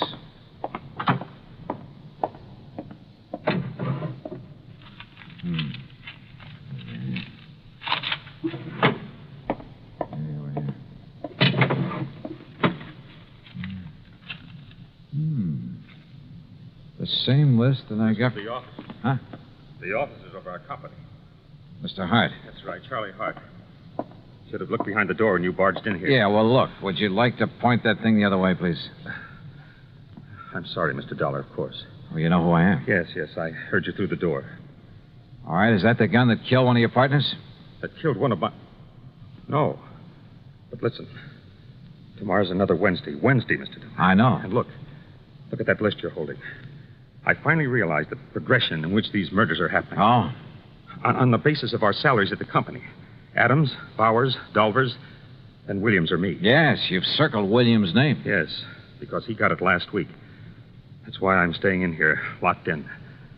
Because tomorrow, if the killer strikes again, that crazy maniac killer... Maybe.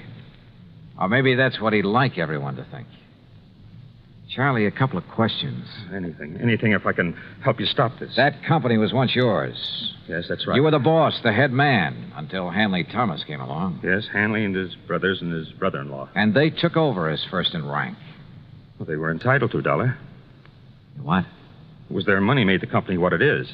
I'm not an administrator, a man who knows and plays all the angles. I'm just a worker and a salesman. Now, wait a minute. You mean you're content with the present setup? Yes, of course. In spite of the prodding of a sweet old secretary who thinks that Wait a minute. But these murders, Mr. Dollar. You stay put. Keep that gun and don't move out of this apartment until I tell you to, no matter who comes to the door, to save your life. You think you know... Charlie, it's been right under my nose. The obvious. Almost too obvious. But I had no proof of anything. Only a hunch, but a potent one. So how to prove it out? Bluff? It might work. If I was right. I drove into police headquarters and picked up Sergeant Dennis, then out to the Simplex Tackle Company. But when I walked in, it was after hours, no secretaries about. When I walked into the office, I borrowed the sergeant's handcuffs and made him wait outside, his ear glued to the door. Well, Mr. Dollar, I didn't expect you back. What do the handcuffs mean? They mean arrest for the murder of your partners. That's a very bad joke. You and your brothers and brother-in-law, the whole company yours, once you got rid of the men who started it, who made it possible for your capital to make it pay off. But tell me, were you going to kill off your relatives, too, one by one? This is the most absurd thing... You covered your tracks pretty well. Perfect crimes. Except for that ore you used to kill Williams. Fingerprints as big as life all over it. Impossible. I figured the gloves you wore must have had holes in them or have been worn very thin. What? That you just didn't notice in the excitement of the moment. And when I finally found those gloves... You've been out to my home, ransacking my home. And when your wife confessed that you weren't at home at the time of any of the murders. That's a lie. She helped me plan the whole thing. Oh. Then you admit the murders. After my bluff about the fingerprints. I see. But now that you know, you haven't had time to tell anyone, there's no one around to hear the shot, Mr. Dollar. Oh, but I heard a real clean confession, Mr. Thomas. Sergeant, no, that was just to protect myself from this... I'm afraid that kind of talk's a little late. No, it is. Look out!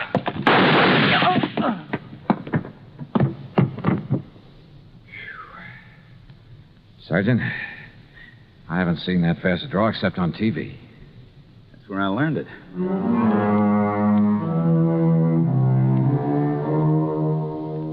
There'll be a lot for the courts to work on about who else was involved with Thomas. The sergeant's bullet killed him, by the way, and I'd call it good riddance. Or at least quick justice. So, expense account total, including a lot of mileage on my car, $101 even. Remarks? Why bother? Yours truly, Johnny Dollar.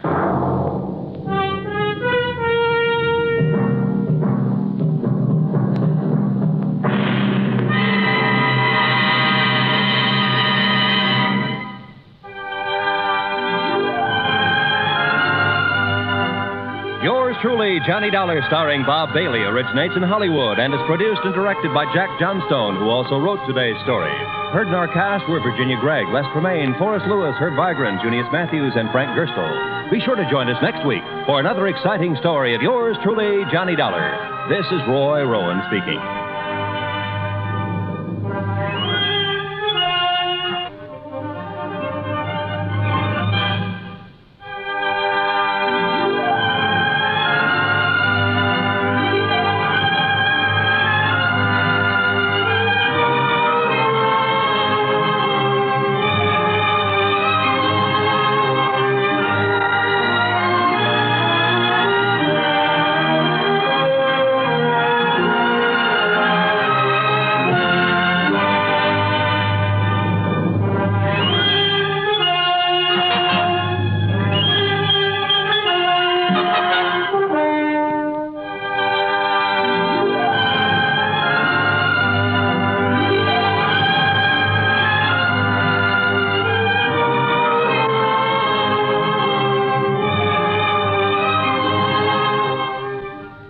Johnny Dollar has come to you through the worldwide facilities of the United States Armed Forces Radio and Television Service.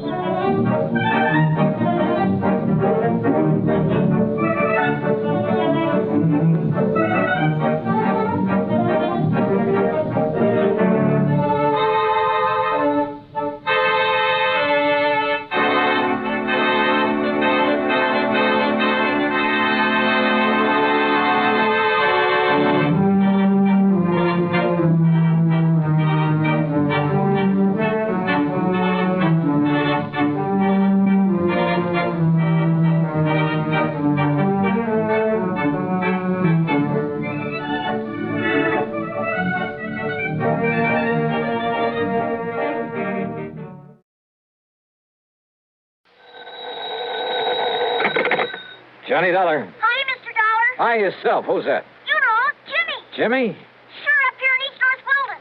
East North what? And I saved up the money for this long-distance call for my newspapers. Use my own money, because it's very, very important. Oh, well, I'm sure it is. But now you haven't told me Jimmy who. Jimmy Carter. You remember the artist. Artist? I helped you solve that case about the crook you were looking for up here. Remember? Oh, sure, in East North Weldon, Massachusetts. Yes, sir. Well, what are you calling about, Jimmy? I can help you solve another case, Mr. Dollar. Can you? What kind? Well, it's murder, Mr. Dollar. What? Yes, sir. Murder.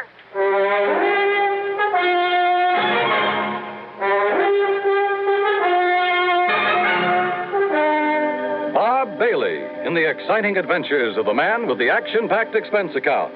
America's fabulous freelance insurance investigator. Yours truly, Johnny Dollar.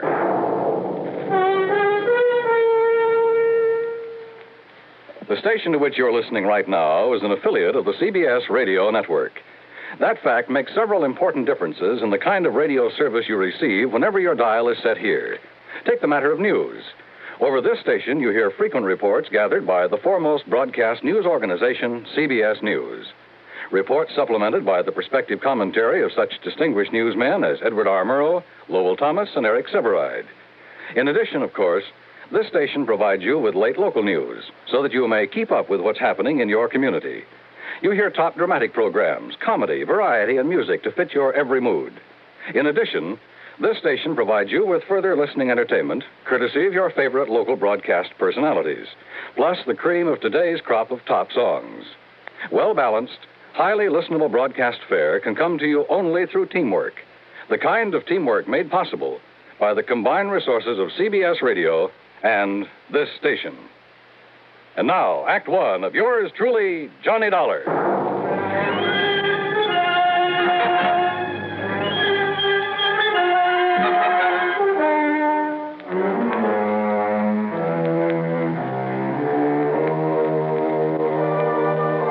Expense account submitted by Special Investigator Johnny Dollar to the Amalgamated Life Association, Home Office, Hartford, Connecticut. Following is an account of expenses incurred during my investigation of the Jimmy Carter matter. It was only last fall that I'd gone to the sleepy little town of East North Weldon up in Massachusetts to run down a heavily bearded man who'd stolen some money a while back from a furniture plant. It was little Jimmy Carter who'd really solved the case for me by drawing some hair and a beard on a poster. A poster of the bald-headed, clean-shaven mayor had shown him up as he looked before as the criminal. Sure, I remember Jimmy Carter. Well, yes, sir. That's why I'm spending my own money to make this long-distance telephone call from the telephone booth here in the drugstore. Because if you come right up here right away, I can help you solve a murder. Who's, Jimmy? But if that murderer ever finds out that I know who he is, well, that's why I think you better come up here right away. Yeah, well, Jimmy... See, everybody around here, and even his own insurance company, too, they all thought he just had an accident.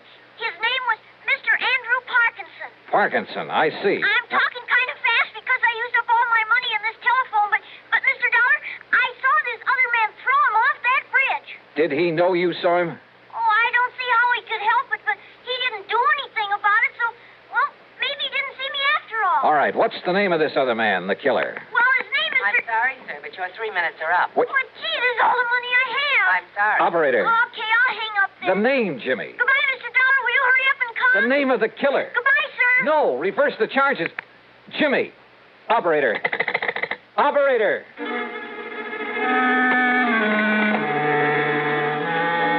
Expense account item 1, 10 cents. Phone call to the Auto Club for some route information.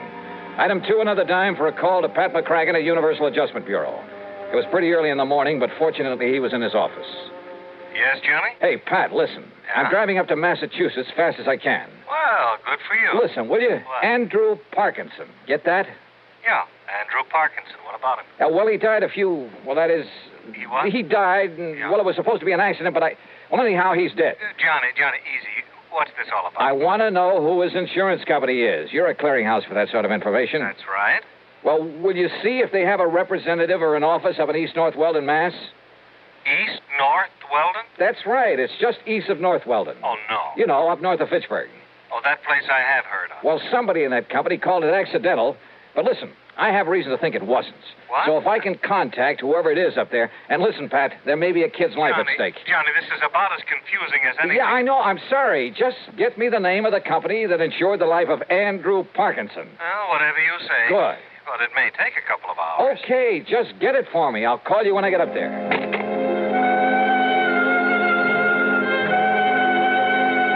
Item 3, $4 even for a tank full of gas.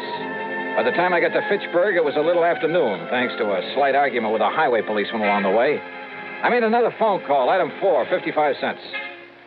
Pat McCracken. Did you find out that insurance company for me? Oh, Johnny? That's right. Ah, yes. It's one of the smaller outfits, Johnny. Does a lot of rural business. Amalgamated Life Association. Okay, thanks. Policy on Andrew Parkinson was issued by their local representative, Mr. Waldo Bottomley. They're in East North Weldon? That's right. Good. And the company's report on Parkinson says that his death was accidental. It's already been reported? Mm-hmm. Well, when did he die, Pat? Day before yesterday. And a claim's been filed? Yes. $10,000 with a double indemnity clause. Wait a minute. Who's the beneficiary? Lucius R. Weatherby, same town. Okay, thanks a lot. No, wait a minute, Johnny. Tell me what all Wait, this... nothing. I tell you, a kid's life may be in Well, danger. what does a kid have to do Sorry, with this? Pat, I gotta hit the road.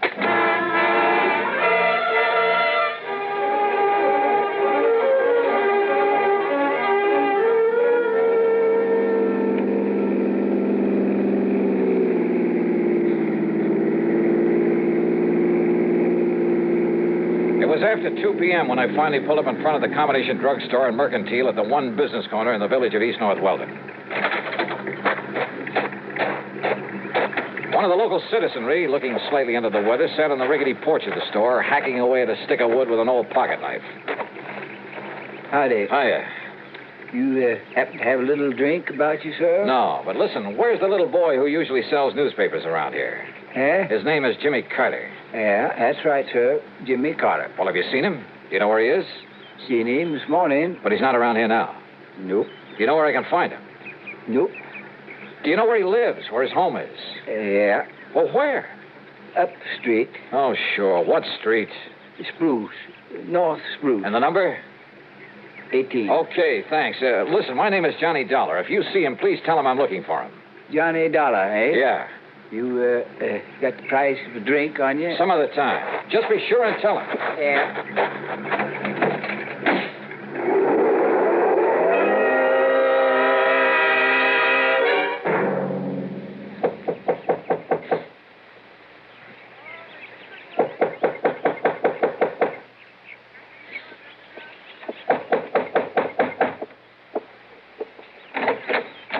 Yes, Mrs. Carter? that's right. My name is Johnny Dollar. Mr. Dollar, where is he? What have you done with him? What? Jimmy, my son Jimmy. He said he had to talk to you. Oh, well, he did. That is, he called me on the He's been phone. just sitting around the house like he was sick or something all day yesterday. And he tossed and turned all night in his sleep. Mrs. Carter. Then this morning he jumped up from his breakfast, only he wasn't eating any of it. And he said he had to see you. He had to talk to you. He said he'd be right back. All right, now but listen. that was early this morning. So when he didn't come back, I went to the school, but he wasn't there. So I went down to the corner where he picks up his papers every noon from the bus. But he hadn't been there. You're sure? The papers, the bundle of papers, they were all still there. Now, listen, Mrs. And he Carter. hasn't come back here. Something's happened to him, Mr. Dollar. Something's happened to Jimmy.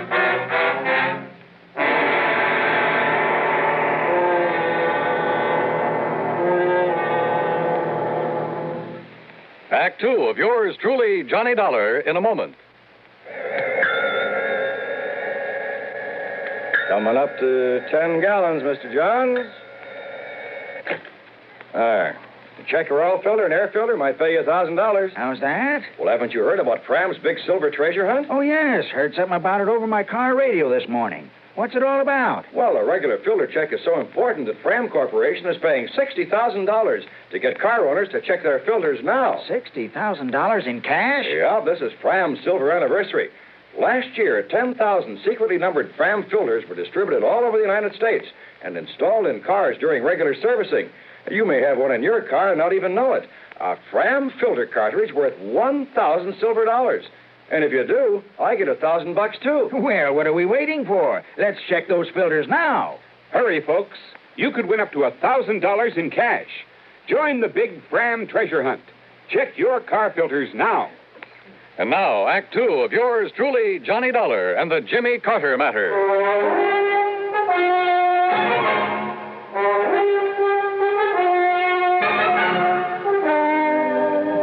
Jimmy Carter, the cute little kid who'd helped me solve an embezzlement case up in the small New England town with the unlikely name of East North Weldon, who'd call me on the phone to report a murder.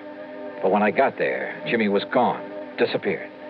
Jimmy said he was going to talk to you, Mr. Dollar. But that was early this morning, and he hasn't come back. What did you do with him, Mr. Dollar? Where is he? Well, I haven't seen him, Mrs. Carter. But he said Well, that he was he telephoned to me down in Hartford, asked me to come up here and see him because he asked me to come up and see him. He idolized you, Mr. Dollar, ever since you were up here last fall. And when he said he had to talk to you, I thought you were already in town again. But I wonder what he was so anxious to see you about. Oh, well... And he's been acting very strangely the last day or two. ever since poor old Mr. Parkinson fell off the bridge and was killed the other night. How well did he know this man, Parkinson? Oh, as well as he knew everybody in town, Mr. You don't think his disappearance this way could have anything to do with Mr. Parkinson being killed? Oh, well, how? How could it? I'm sure I don't know. Doesn't everybody say Mr. Parkinson's death was an accident? Yes. Yes, they do. Still. Oh, now stop worrying, Mrs. Carter. Jimmy will show up. If he doesn't, I'll find him for you. Oh, dear. Sure. Jimmy's okay. He'd better be. Jimmy had said he was calling me from a booth at the drugstore. As I drove back to it, I noticed the name of the proprietor on the sign over the fly-specked window. Waldo Bottomley, the man who Pat had said was local representative for the insurance company. There you are, Mrs. Atterbury. You just tell him to take one of these every 2 hours. By tomorrow, he'll be all right again. Yes, sir? Mr. Bottomley? Yes, sir. My name is Johnny Dollar. I'm an insurance investigator. I've heard of you, sir. All right, good. Now, look. But if you're here in connection with the death of Mr. Parkinson... Yeah? Well, in addition to representing Amalgamated Life Association, and the claim on Mr. Parkinson's insurance has already been sent down to Hartford... I know that. Well, I'm also the coroner hereabouts. Then it was you who pronounced his death as accidental? Yep. After Dr. Herbert examined the body for me. All right, now listen to me. Mr. Parkinson was an old man, Mr. Dollar. Had trouble with his feet. Eyesight wasn't so good either. Mr. Bottomley. So when he tripped against that old railing on the bridge the other night, and the railing gave way and he fell to the rocks below... Did anybody you know of actually see him trip and fall? Well, no, sir. Well, I think that Parkinson was murdered. And if I can find little Jimmy Carter... Jimmy? Have you seen him today? Do you know where he is? Well, now that you mention him, Mr. Dollar, he should be back from school by now and selling his papers. I asked you, have you seen him at all today? Early this morning he was in. Yeah? I changed a lot of pennies for him into nickels and dimes and quarters. All right, and then? And then he left. Hey, haven't you got a... Isn't there a phone booth here in the store? Booth is out the door, Mr. Dollar, around the side of the building. Then you wouldn't have seen him if Jimmy went out there to make a phone call. Only one might have seen him is old Lucius Weatherby. Lucius Weatherby? The town drunk. Wait a minute. You talking about that old character sitting out front? Oh, I've asked him not to sit there in his condition, but now that he's... Well, you see, Lucius is the beneficiary. Yeah, wait a minute. Lucius Weatherby is the beneficiary of Parkinson's insurance. Yep, as I was about to say. No wonder he wouldn't tell me anything about Jimmy. What's that, sir? So he killed Parkinson to collect the insurance. Jimmy saw him. And what was that? Bottomley, I have a few questions I'd like to ask that Lucius Weatherby. Now, wait, sir. Yeah? If you expect old Lucius to remember anything... You bet I do. Plenty. Then you'd best take along this bottle of medicinal brandy. What? Yes, sir. That'll be $3.75. Well, break it over his head. But you don't understand. No? He can't remember a thing unless he's had a little... Mr. Dollar! All right, Weatherby. Howdy. You changed your mind about buying me a little... Oh. Where's Jimmy Carter? What did you do with him? If you don't mind letting go of my collar, sir. Come on, start talking. Jimmy? That's right. Where is he? Well, sir, I seen him this morning. You told me that before. Now, what did you do with him? Well, nothing, sir. I swear. He came out of the store this morning, went into that phone booth. Yeah, he did do that. Yeah, and then what? What did you do? Now, sir, if I had a little drink, I could remember better. Come on, you old son, answer me. Well, he went off in that car. Car? What car? Well, he didn't want to, but... Who? Well, who made him go off in a car? Well, if I could just remember, it was a man. Come on, who? Somebody I know. Yeah? I'm sure I could remember if I had a little drink. Now, you listen to me, you lying... He's telling you the truth, Mr. Dollar. Oh, sure he is. Yes, sir. But if you give him a bit of this medicinal brandy to refresh his memory, truly... Okay, let me have it. That'll be $3.75, if you please. Okay, here. I'll get you the change. Don't bother. Because if this doesn't bring the truth out of him, so help me, I'll... Act 3 of yours truly, Johnny Dollar, in a moment. Be sociable, look smart, keep up to date with Pepsi. Drink light, refreshing Pepsi. Stay young and fair and debonair. Be sociable, have a Pepsi. When friends drop in, let your hospitality show you're sociable in the modern manner. Pepsi, you know, is the favorite of the smart and young at heart. Be sociable, look smart, keep up to date with Pepsi. Drink light, refreshing Pepsi. Stay young and fair and debonair. Be sociable, have a Pepsi. Have you tried a Pepsi lately? And now, Act 3 of yours truly, Johnny Dollar. The town drunk, who could only remember things with a drink under his belt. If you ask me, that's a lot of hooey. Nonetheless, item 5, $3.75 for the bottle of what the local druggists call medicinal brandy. Old Lucius Weatherby started lapping it up. Mighty fine, sir. Mighty fine. All right, now listen. You listen to me. I'd better let him have a little more, Mr. Dollar, if he's to remember properly. Yeah, a little more. Oh, and here's your change from the Lucius, $5. you say that when Jimmy walked out of the phone booth, he drove away with somebody. Yeah. Against his will. Yeah. Your change, Mr. Dollar.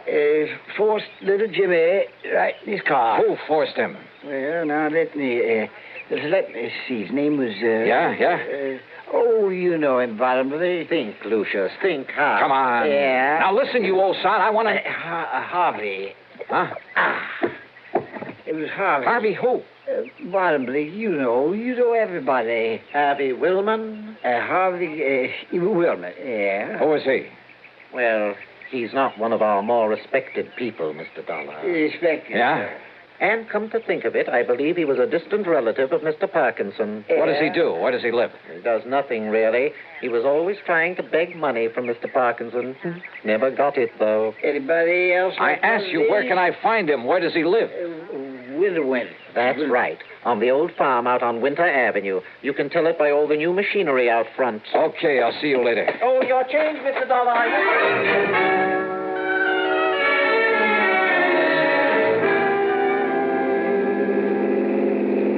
On the way out to Harvey Woolman's farm, I suddenly realized that for once in my life, I'd forgotten to bring along a gun. Judging by all the equipment out front, Woolman must have gone through the Alice Chalmers catalog and taken one of everything.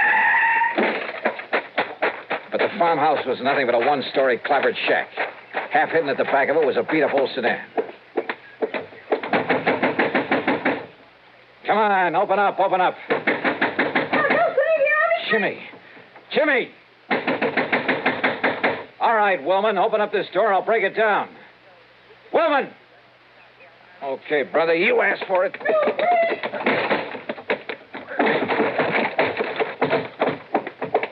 Hey, Jimmy. Jimmy, are you okay?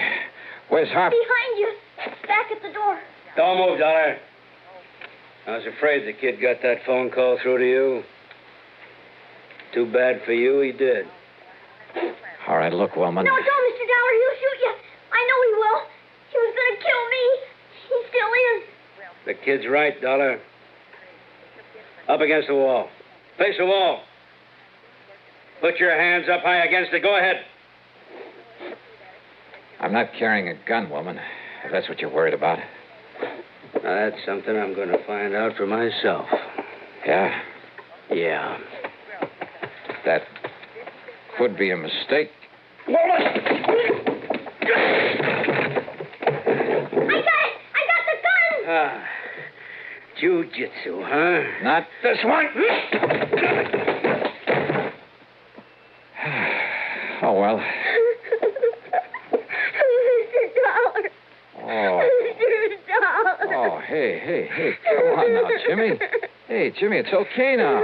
Everything's okay. He was going to kill me. He was going to kill you. Oh, look, you and I kind of stopped him in his tracks, didn't we? Hey, you know something, Jimmy? Now you're a real hero. Because this time you trapped a killer for me. Gee.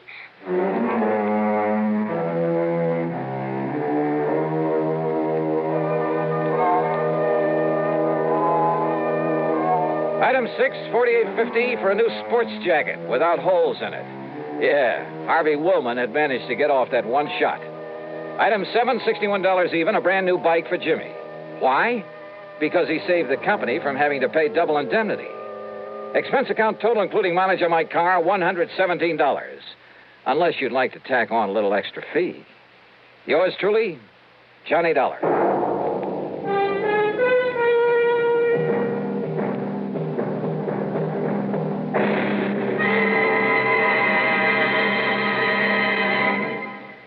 Our star will return in just a moment. If your 1957 income was more than $5,000, last year, when you filed your federal income tax report, you had to use Form 1040, the long form. Those who earned $5,000 or less were permitted to use the short form, Form 1040A, if they chose. This year, the Internal Revenue Service is offering taxpayers a new Form 1040A, a simplified form with only 15 lines to fill out. The most important difference about this new form is that those whose 1958 incomes were $10,000 or less, and if you take only standard deductions, you're now permitted to file your return on the new short form 1040A. If you earned over $10,000 during 1958 or intend to itemize your deductions or other income variations, the long form 1040 must be used. The Revenue Service again reminds you to be sure to attach all W-2 withholding tax certificates pertaining to your earnings to the form you intend to file. Send your return to the District Director of Internal Revenue at the appropriate district office. Now, here's our star to tell you about next week's story. Next week, San Francisco, a wonderful town.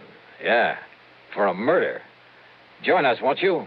Yours truly, Johnny Dollar.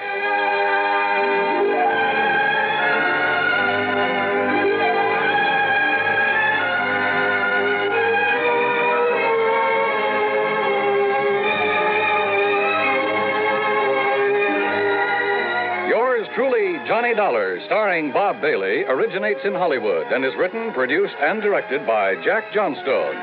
Heard in our cast were Virginia Gregg, Dick Beals, Larry Dobkin, Forrest Lewis, Edgar Barrier, and Jack Crucian. Be sure to join us next week, same time and station, for another exciting story of yours truly, Johnny Dollar. This is Dan Coverly speaking.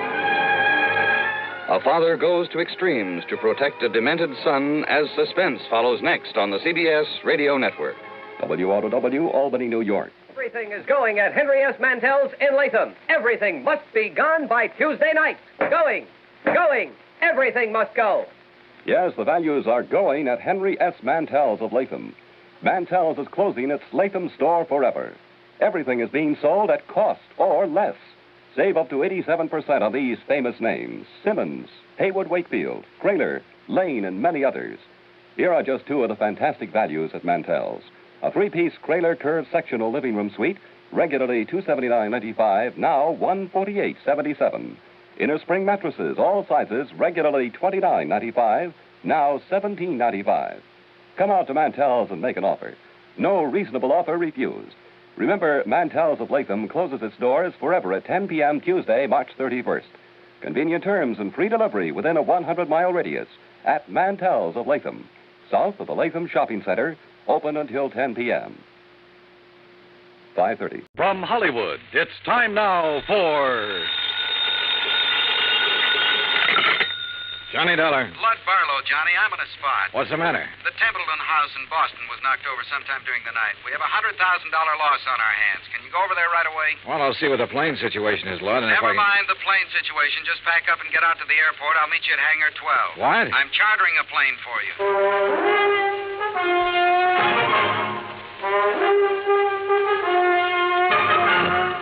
Bob Bailey in the exciting adventures of the man with the action-packed expense account, America's fabulous freelance insurance investigator. Yours truly, Johnny Dollar.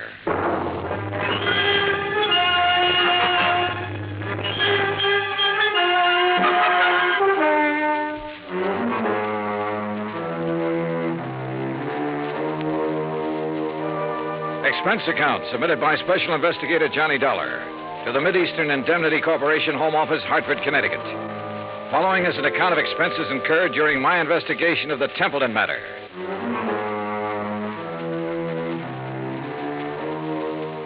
Expense account item 1, $5 even, cab fare from my apartment to Hangar 12 at the airport. A twin-engine Bonanza had been rolled out and a fueling truck was pulled up alongside. A man in a sheepskin seemed to be supervising things. The man who seemed to be supervising him was Lud Barlow. When he saw me, he waved his briefcase. Hey, Johnny. Hi.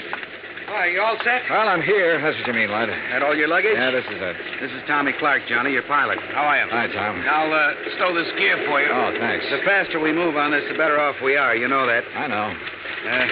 This is the blanket policy. This is the itemized list. This is the itemized list broken down. You'll have to check the itemized against the sales. Your authorization procedure. And a description of stock records, including shipments received by Templeton House up to and including the first day of last week. Okay? Swell. Now maybe you'll tell me what this is all about. And when you get there... What? What it's all about. Let's start with Templeton House, huh? It's the biggest jewelry firm in Boston. You said they were robbed last night. Burglarized, broken into somewhere between 5 and 7 o'clock in the morning. All set, Mr. Dollar. What'd they get away with? Well, that's for you to find out, Johnny. We carry a blanket policy on all their stock. Anything in the store in the way of merchandise is covered. On the phone, you said something about $100,000. It may be $200,000, Johnny. I take it you talked to somebody in Boston. Yeah. Did you talk to the police? Yes, for a minute. I told them I was sending a man. They're expecting you. Give you a hand, Mr. Dollar. Oh, thanks, Tom. Okay? Yeah. Thanks. Who's in charge, lad? Lieutenant Roebuck. Roebuck? Yeah. Get your seatbelt, Mr. Dollar. Oh, sure. He'll want to see those contents records. You be sure and tell him they're up to date. Who's the man with the company? What? The man at the company. Templeton. Stand clear, Mr. Barlow. Remember, Johnny, a client can face a thing like this a lot better if the man from the insurance company standing by. I'll try to remember that. Good luck and keep me informed.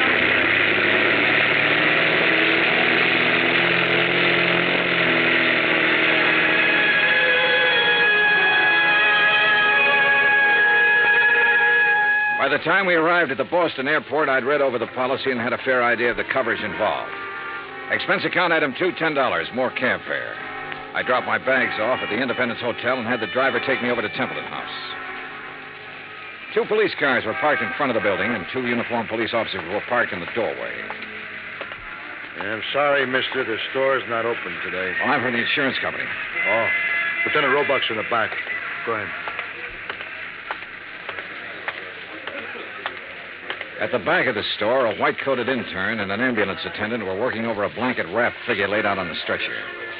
One of them was operating a plasma tube. The other was checking the pulse. A group of men, some in uniform, were watching closely. The tall, thin one seemed to be in charge of things. Roebuck? Yeah. Johnny Dollar, Mid-Eastern Indemnity. Oh, that didn't take you long. This, Sergeant Younger, Sergeant Toohey. This is Mr. Dollar from the insurance company. Hi, man. What's this? Oh, this man was a special patrolman working the area. He must have walked right into the middle of it and got himself shot. They've been giving him transfusions ever since they found him. Uh-huh. Said anything yet? He hasn't been conscious. Doc, how about it? We can't do any more here, Lieutenant. We'll have to risk a trip to the hospital and try to operate. Okay, boys, load up. Doc, this is Mr. Dollar, insurance company. How are you, Doctor? Okay. Doc, we're going to want to talk to him the minute he comes around. I'm not going to promise you anything, Lieutenant. Well, see you. All right.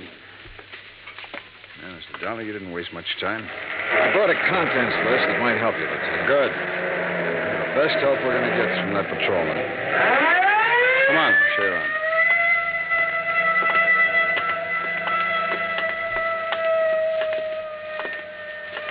This is where they got in. Jimmy, huh? Yeah, most likely. There's marks there on the door jamb. As near as we can tell right now, they only took important stuff. Easy to move. Easy to break down and unload, you mean? Yeah. Here you can see where they snipped the alarms, grounded the wires. Mm-hmm. Showcases aren't touched. No, they went straight for the safe, Dollar. Well, we really got something on our hands, huh? You don't just break into a store and open one of these things very easy. Someone did.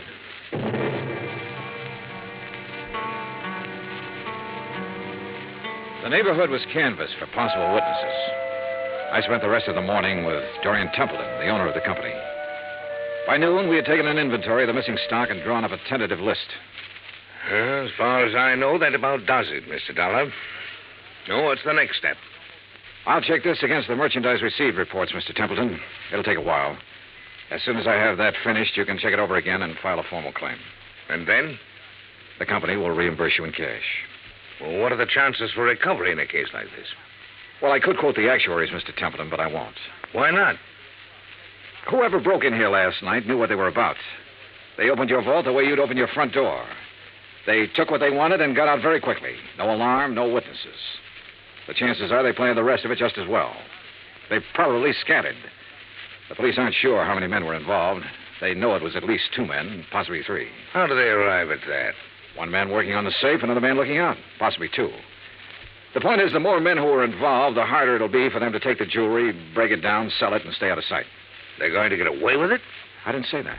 Well, nothing seems to have gone wrong with their plan so far. One thing went wrong. That special patrolman surprised them.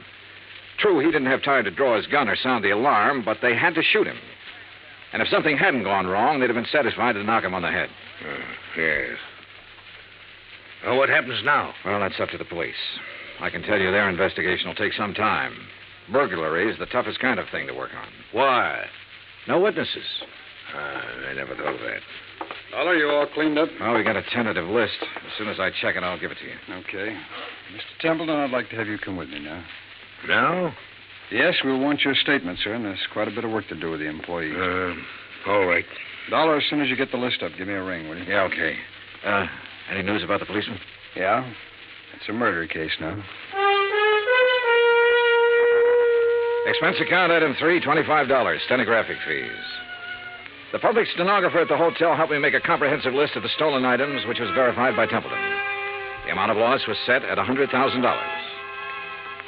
By late afternoon, clerks, stenographers, accountants, designers, salespeople, stonecutters, all in Templeton's employ had made statements to Lieutenant Roebuck. The statements were in the process of being checked. A general roundup of known safecrackers and burglary suspects had begun. Expense account item 4, $3.75 dinner. Lieutenant Roebuck and myself. Well, it's going to be a long night. Yeah. Any luck on the employees? Oh, it's hard to say yet. One of them has a record. Hmm? Yeah, a fellow named Tabor, one of the janitors there. He's a 2-time loser. I had him tucked away in a cell until we clear some of this other stuff away. Has he said anything? Oh, he denies all knowledge. As far as time incident goes, he was home sleeping when all this happened, but that doesn't rule him out of somehow getting that safe combination and passing it on to a friend. Yeah. Man with a record's apt to have that kind of friends who'd be interested in just that kind of thing. Hey, how much do you want me around? You're a free agent, Dollar. If you have any ideas, I'll listen. It's a tough baby, any way you look at it. Let me talk to Tabor. There might be a shortcut. Why not?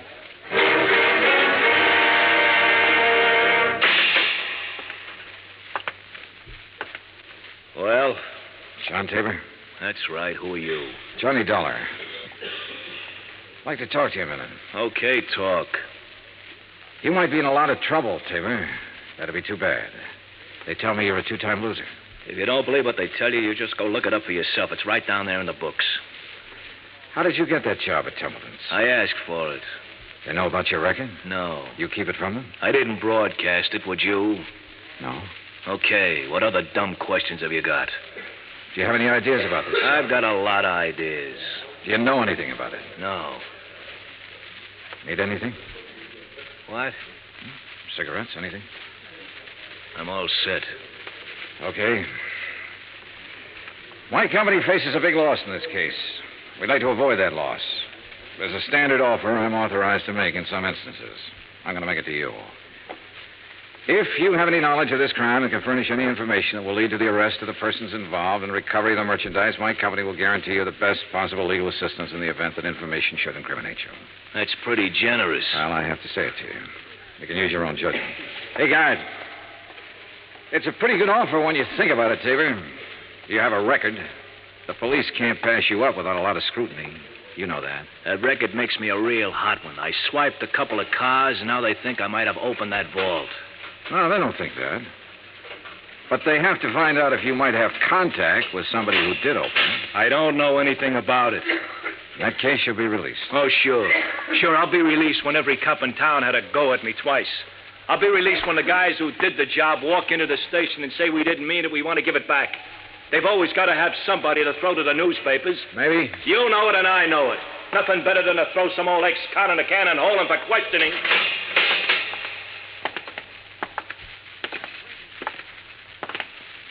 Well, Dolly? You go for it? No. Any more ideas? Turn him loose, Lieutenant. See whom he talks to and whom he meets. John Tabor was released without bail, and a 24-hour watch was put on his residence. By 10 o'clock the next morning, the police had located 3 witnesses to the shots that had killed the special patrolman. However, none of them had seen the burglars or the car that was used. The district attorney's office issued an order impounding the financial records of Templeton House. A complete audit revealed that its affairs were in excellent shape. It also revealed that Templeton himself was the only man in the jewelry firm who had the combination to the vaults. His statements emphatically denied giving the combination to anyone. As far as the police were able to determine, he was telling the truth. The search for all known safecrackers extended into New York and Philadelphia and Chicago. On the morning of the 3rd day, a claims adjuster arrived from Hartford with a check for $100,000, full payment on the claim. 2 hours later, we had the first break on the case. Hey! Caller, hey! What? Oh, hello, Lieutenant. Come on, get in. What's up? Well, the Harbor Division found a body down by the docks early this morning, all weighted down with 38 slugs.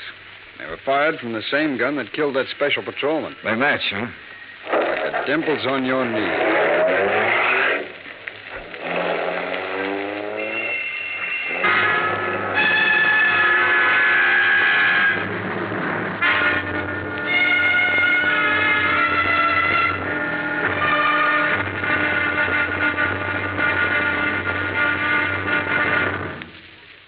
Act 2 of yours truly, Johnny Dollar, in just a moment. It is a rare event when a young man decides to leave civilization behind and hide himself away in the steaming jungle, just so he can help his fellow humans in a remote corner of the world. The late Dr. Tom Dooley did just that when he left the United States to help the sick and starving jungle people in the little kingdom of Laos in Southeast Asia. Dr. Dooley's story is well known to nearly everyone. And all over the world, people talk of his little jungle hospital on stilts. That's where he treated the dread diseases of the jungle and trained native medical technicians so that they might help their own people. Dr. Dooley wrote and lectured to many people so that the work of his medical assistance program, Medico, might go on. It was not easy for someone so young and so talented to give up the bright lights of the city and plant himself down in an unknown jungle just for the purpose of helping unfortunate people he didn't even know. But through Medico, Dr. Tom Dooley wanted to help people. He wanted to help people to help themselves. Today, the work of Medico is going forward in a number of countries besides Laos. Young men are being sent to the United States to be schooled in medicine with the idea of returning to their own countries to help their own people. Hundreds of thousands of dollars worth of medical supplies have been donated by American businessmen and pharmaceutical companies. Today, Dr. Tom Dooley's work is being continued for him. It is helping to create better understanding. It is an injection of the spirit of freedom, the right of all men everywhere. Now, Act 2 of yours truly, Johnny Dollar and the Templeton Matter.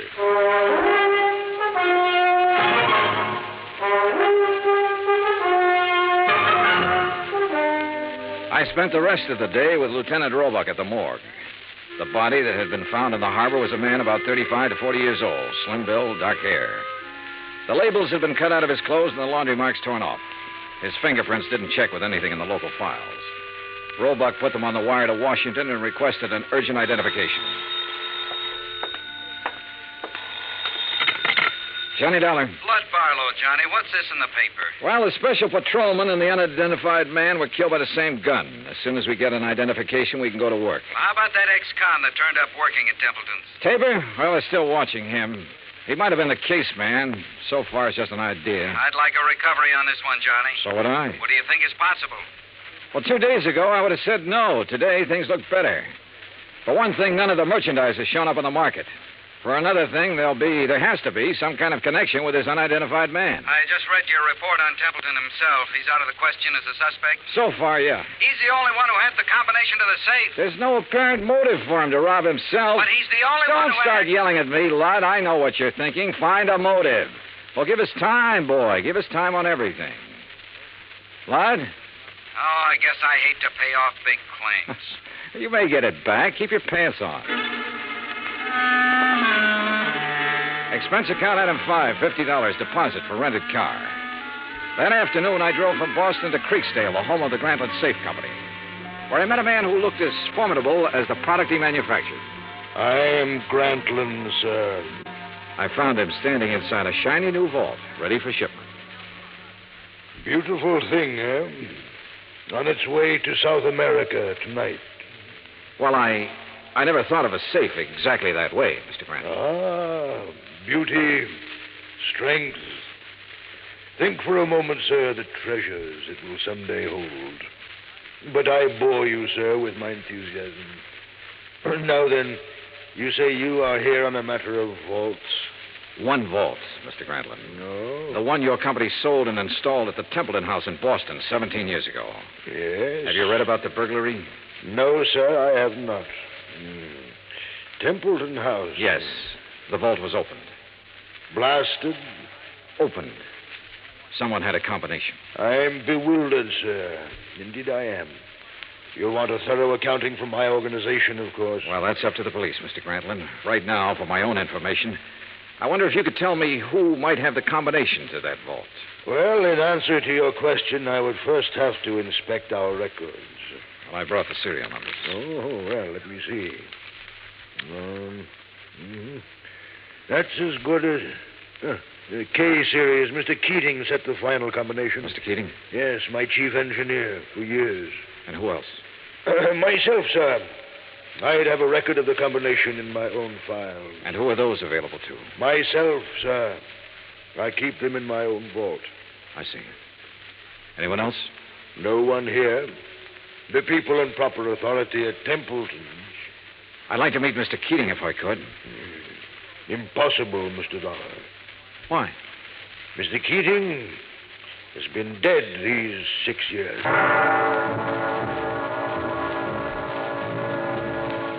I drove back to Boston, phoned Roebuck, and told him about my interview with Grantland. He said he'd already started looking into Grantland's background and expected to have a report within 36 hours. I was a little surprised when Dorian Templeton called half an hour later and asked me to have lunch with him. Would you like a drink? No, not now, guys, no. I didn't know whether to call you or the police, Mr. Dollar. I finally decided on you. Uh-huh. What's the matter? Well, it's one of those strange things. I'm not a particularly observant man, and I don't know why I observed this. Go on. However, last night, Mrs. Templeton and I went to a dinner dance at the country club. We thought with all this business, a little relaxation should do me some good. Yeah, sure. There was a young girl at the table next to ours, a very pretty girl whom I've never seen before. I happened to notice her handbag, jeweled affair, quite expensive. One of our items. Yeah? It didn't occur to me until we were leaving that it had been sample stock, not for sale. What do you mean? It was stolen, Mr. Dollar. Why not the police, Mr. Templeton? I was going to call them first thing this morning and report it. And then I got a package in the mail. It was the handbag, intact. Crazy? You said it. Did you happen to get the name of the girl? I asked the maitre d'. He said her name was Helen Tabor. That's not so crazy.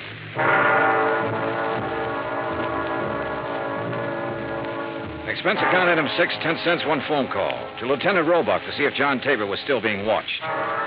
Roebuck said that 2 men were on duty watching his house at all time. I saw them when I drove up an hour later. They were parked across the street.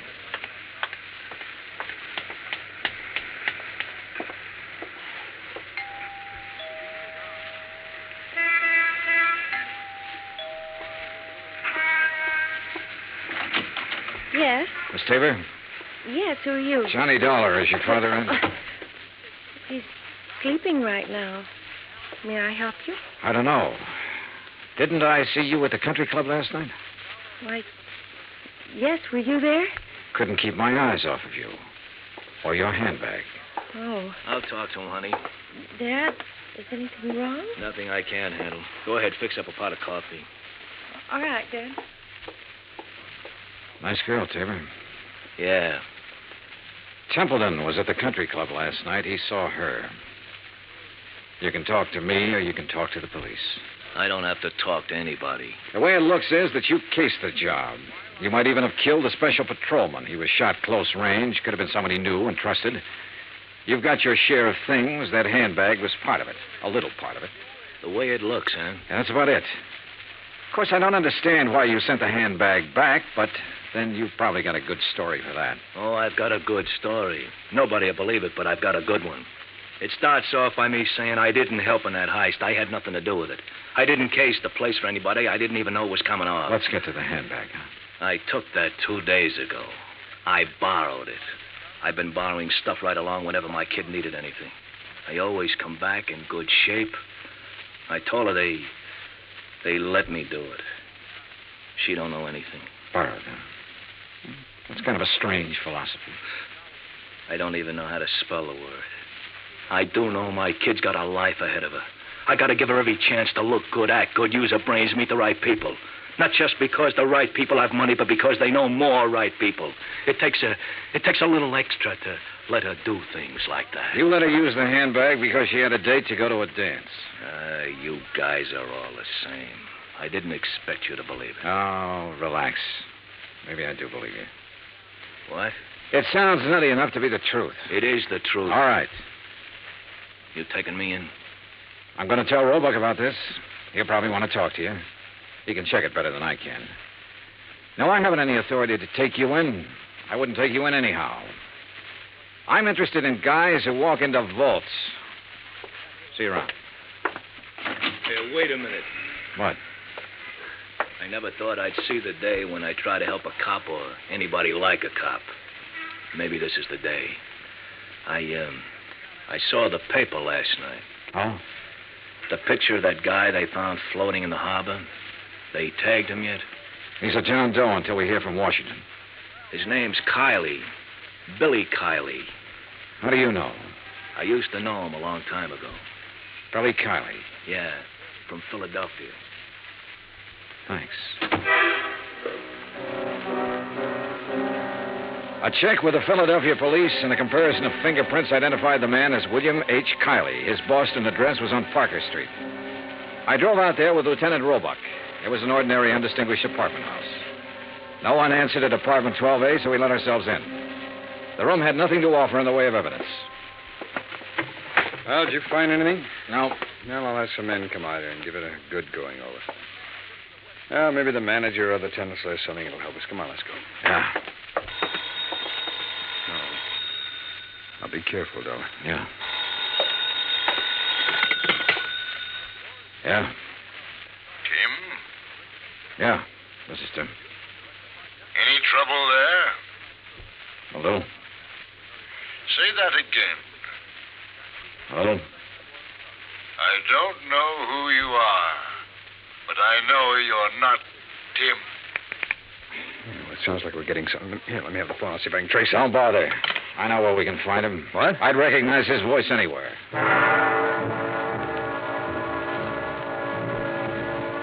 It was dark by the time we got to the Grantland Safe Company factory in Creeksdale. There was a single work light spreading a sickly yellow glow over the main floor loading platform. We were expected. It went off somewhere in the darkness of the building. You okay? Yeah, I'm okay. All right, let's try for that stair railing. Right.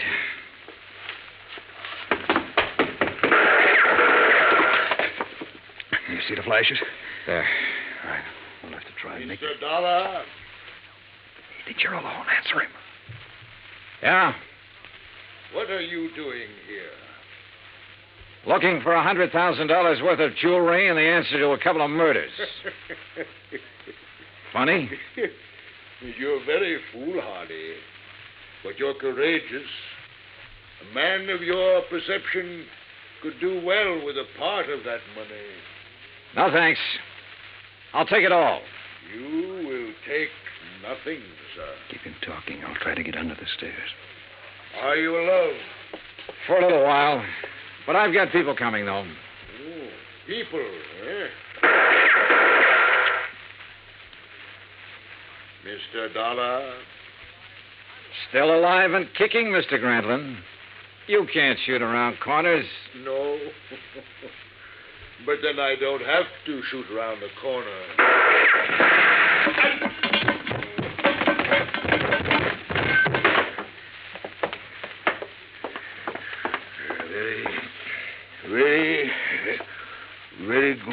Very good shooting, sir. Granland, I want a statement. No statement. No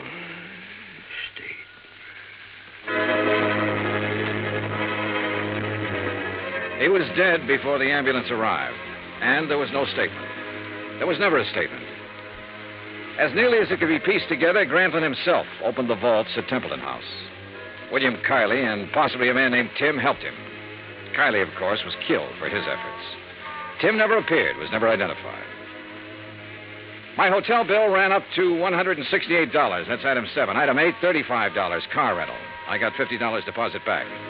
Item 9, $32.50, airfare and incidentals back to Hartford. Expense account total, $413.28. Remarks? Put that against $100,000 the insurance company didn't have to pay off. Johnny Dollar. This is Barlow. I just talked to Roebuck in Boston. There's not one scrap of that jewelry anywhere in that whole safe factory. Not one piece. I know. What? Just about now, there's a safe at the port of New York being shipped to South America. It's a Grantland safe. And if you hurry over there, you can... Yours truly, Johnny Dollar.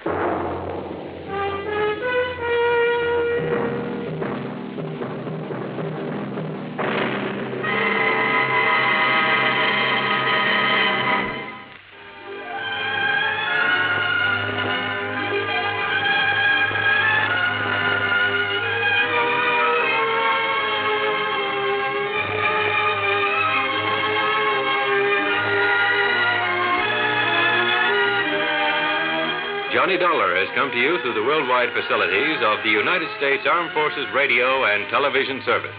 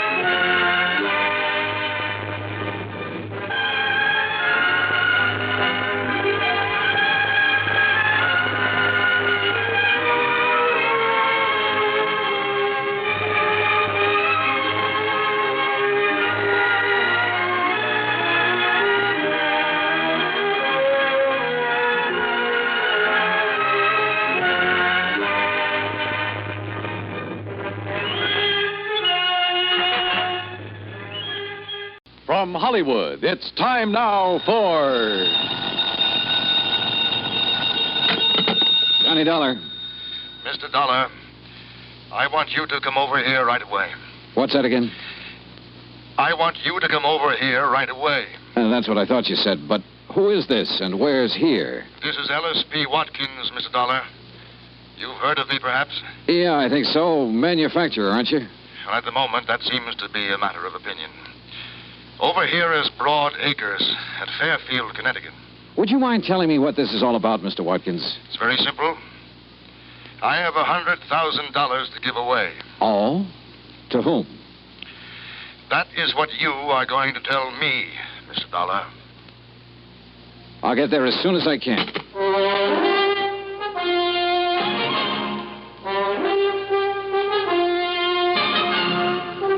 Bob Bailey in the exciting adventures of the man with the action-packed expense account, America's fabulous freelance insurance investigator. Yours truly, Johnny Dollar. And now, Act One of yours truly, Johnny Dollar.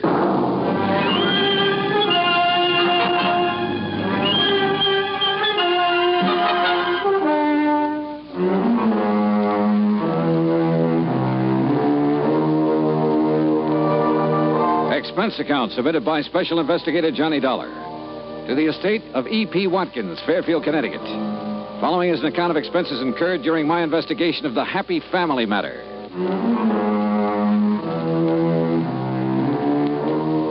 Expense account item 1, $1.20 taxi from my apartment to the home office of the Universal Adjustment Bureau and Pat McCracken. Well, didn't take Mr. Watkins long to get in touch with you, Johnny. Yeah, I figured he must have got my name from you, Pat. E.P. Watkins holds a life policy for $100,000. Beneficiary was to have been his wife, but she died several months ago. Now he wants to designate a new beneficiary. You mean he wants me to tell him who the beneficiary should be? That's right. No, thanks. Now, look, You Johnny... look, Pat. I got tangled up in a family matter once before. I still have the scars to prove Johnny... it. Why doesn't Mr. Watkins pick his own beneficiary? Ordinarily he would, but in a case like this, it might take time. So what?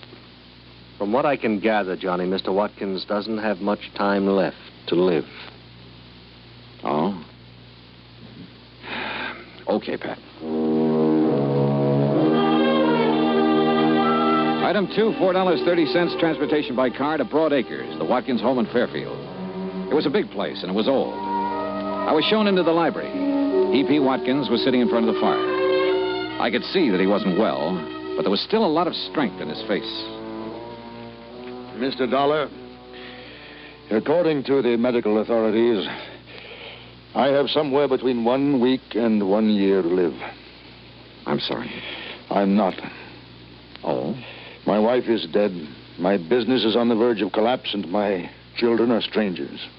Should I be sorry? Well, I don't know. I have 3 possible beneficiaries. A daughter, Sheila, 28 years old.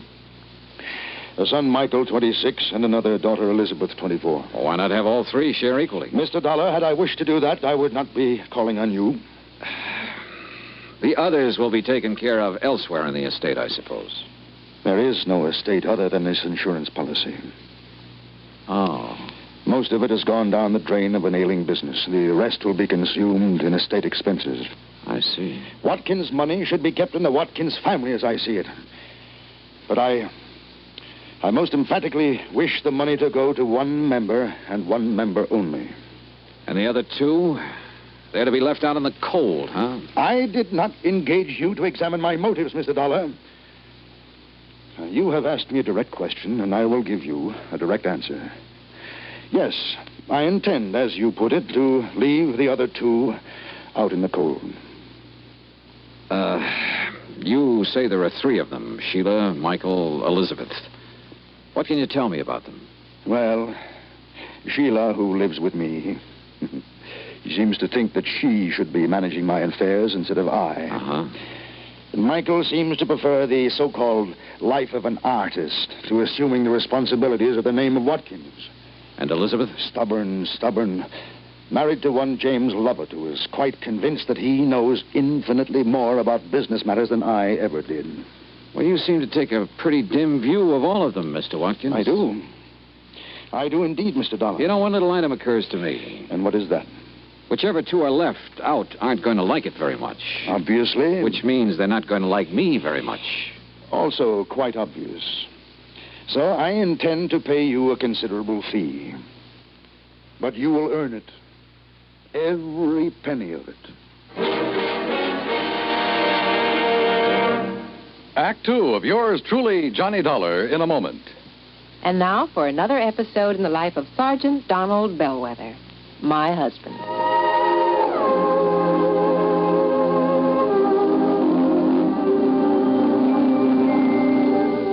Reba, is everything packed in this duffel bag? Yeah, everything but these, Sarge. Oh, let me see that bottle. Reba, what in the world would a bunch of guys on a fishing trip want with these indigestion pills? Well, now, you just take them along, Don. Remember, you boys will be doing your own cooking for 3 whole days. Yeah. Maybe you're right.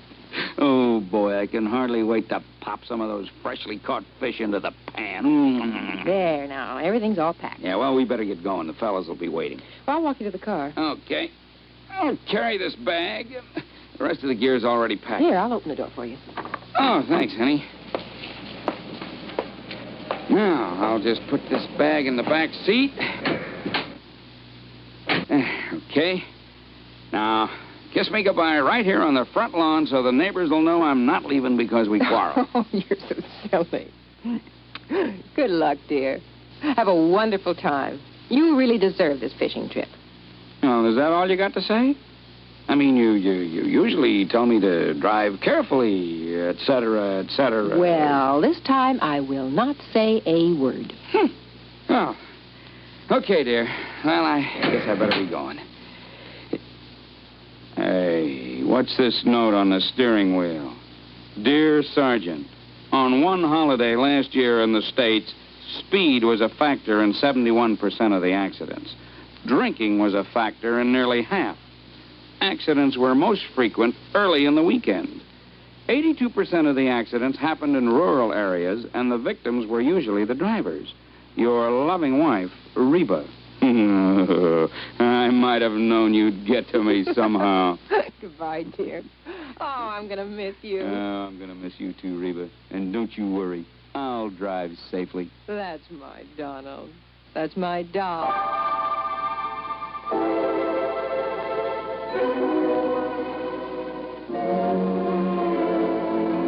And now, Act Two of yours truly, Johnny Dollar and the Happy Family Matter.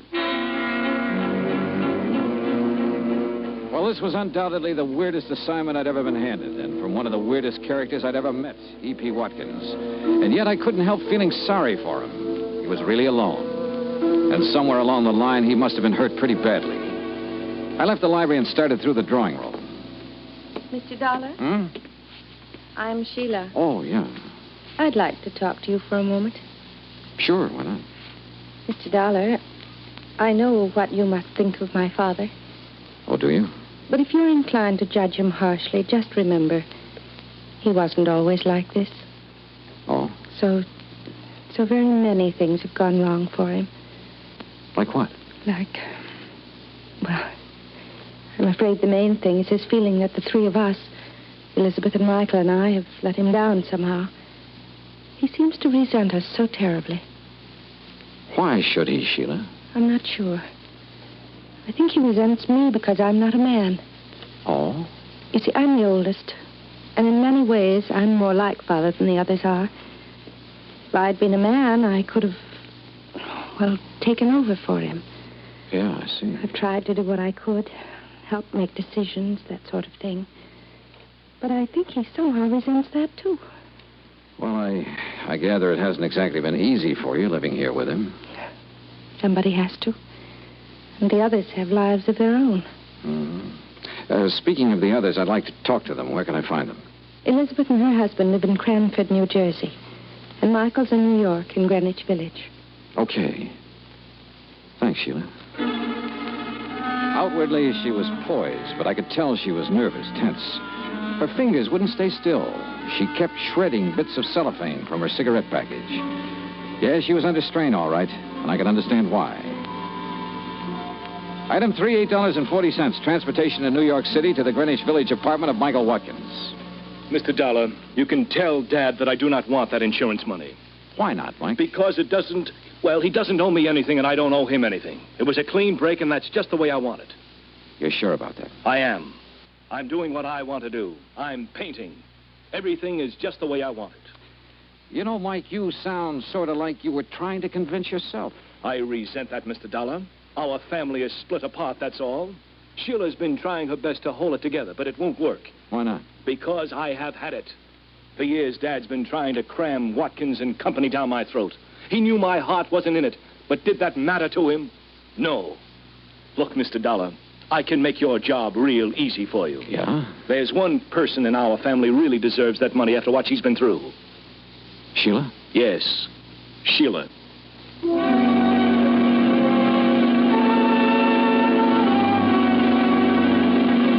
Item 4, $6 even. Transportation to the Lovitz home in Cranford, New Jersey.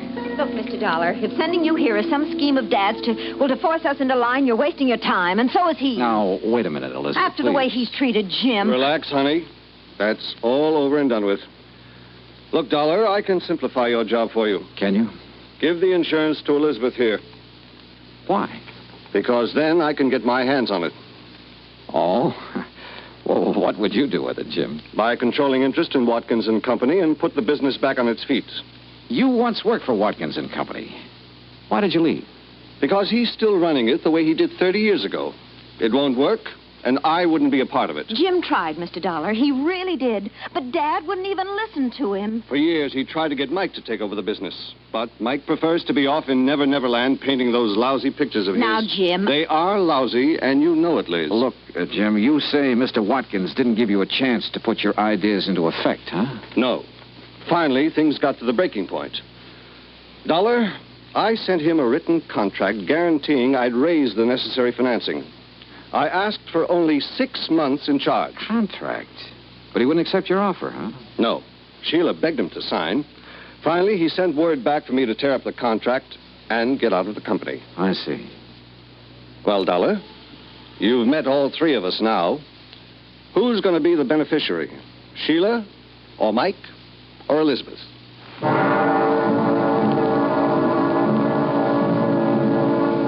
One thing I wanted to check on was Jim's opinion that Mike was not a good painter. I nosed around until I found an art dealer who'd handled his work. He showed me a couple of paintings and then leveled with me. So far as he could see, Mike was a lousy artist. I went back to my hotel to think it over, but I found a message that Mr. Watkins' attorney wanted to talk to me. He'd taken a room on the floor above, so I went upstairs. Come in. Halfway into the room, I noticed it was dark. Then, as I heard the door slam, I felt a gun barrel in my back. Hold real still, Dollar. Who are you? That don't matter. What's this all about? Dollar, this case you're working on, you drop it right now. And if I don't? If you don't, you get dropped for keeps.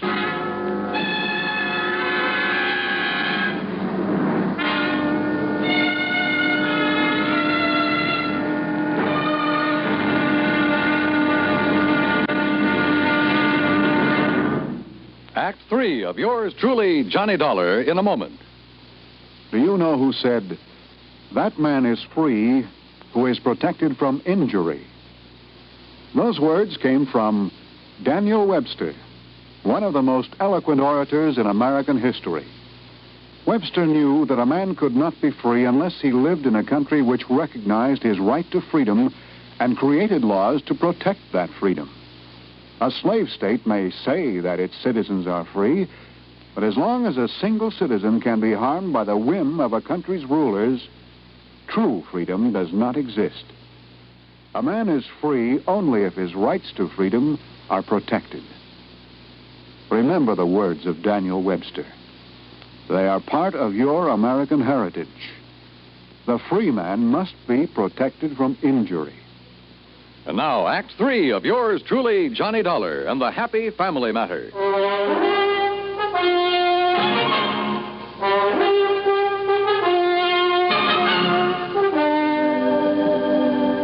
get the message, Dollar? Sure. I dropped the case or else. Look, you're obviously not Watkins' attorney. The message was just a decoy to get me here. Who hired you to give me this warning? Don't get so nosy, Dollar. You got the warning. It's the main point. Just to make sure you get the message. I'd seen what was coming and ducked, then swung and knocked the gun out of his hand. He gave me a knee in the stomach that flattened me.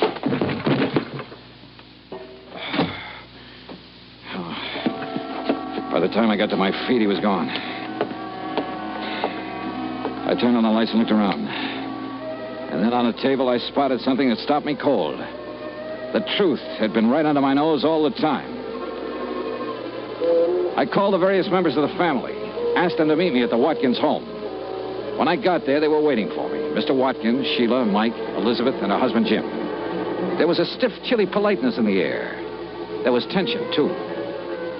Mr. Dollar, I want you to know that I resent your theatrical gesture in assembling us like this. And I'm sorry, Mr. Watkins, but you hired me to do a job, and I'm trying to do it. I'm sure you have reasons for this, Mr. Dollar. But you must know how painful this is to Father. Yes, I know, Sheila, but it's necessary. I don't see why, Dollar. I'm coming to that, Mike. Now, look, let's face it. This is not exactly the happiest family in the world. It's been torn wide apart. All right.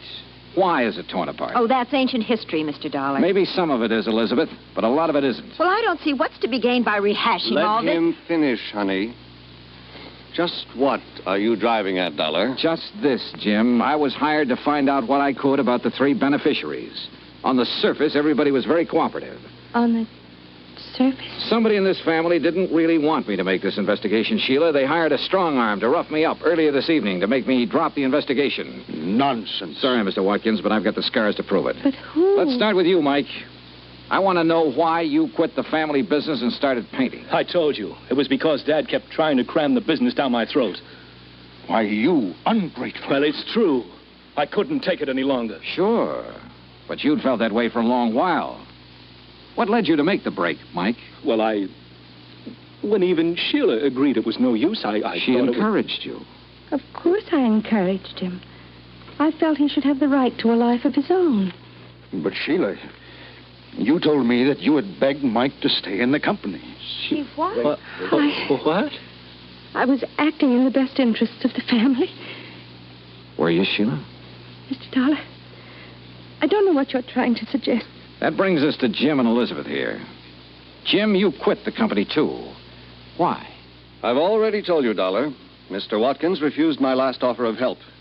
Kicked me out. Well, that's not true. What offer are you talking about? That contract I sent you. What contract? You never saw it, did you, Mr. Watkins? I most certainly did not. But Wait a minute. I gave the contract to Sheila. She said it'd be better if she handled it. Then she told me later she discussed it with her father and he refused. Sheila, you lied. Well, Sheila? Mr. Dollar, I refuse to discuss. Sheila, you have a nervous habit of shredding cellophane cigarette wrappers to bits. In the hotel room where that hired strong arm jumped me, I found a little pile of shredded cellophane near the ashtray. Sheila. I don't understand. Mr. Dollar, do I understand that you're suggesting it's been I who've torn the family apart? Well, Sheila. Yes, Father. Why? I'm not sure. I don't know. Hey, look, I'm an insurance investigator, not a psychologist. But I don't think this is too hard to understand. Sheila, weren't you trying somehow to punish? I'm not sure. Sheila. Oh, Sheila, if that's true, you need help. They all had a life of their own. Except me. We'll help you, dear. We'll get help for you. I hated what I was doing. But I just couldn't seem to help myself. Mr. Dollar, you will understand that I am rather bewildered by all this. I do, Mr. Watkins.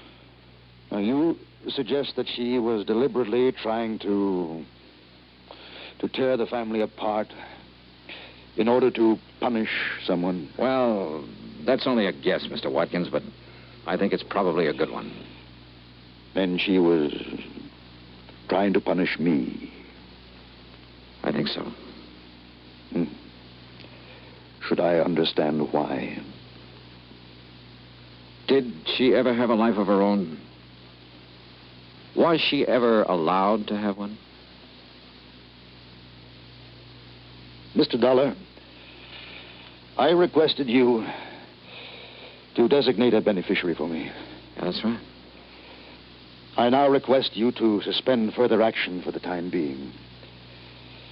It appears the matter requires further thought. Yeah. Yeah.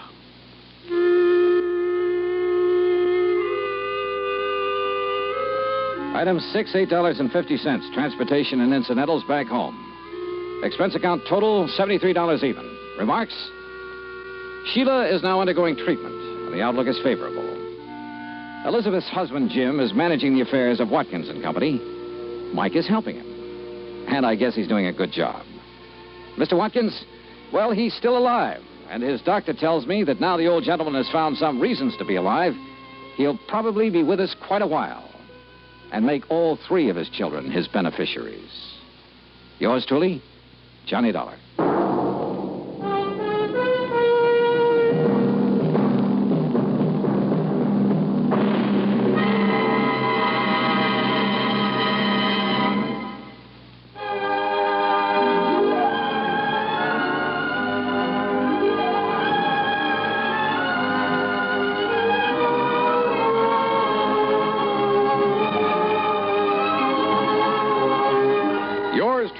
Johnny Dollar, starring Bob Bailey, originates in Hollywood and is produced and directed by Jack Johnstone. Tonight's story was written by Robert Wright. Heard in our cast were Virginia Gregg, Shirley Mitchell, John Daner, Larry Dobkin, Peter Leeds, and Paul Duboff. Be sure to join us next week, same time and station, for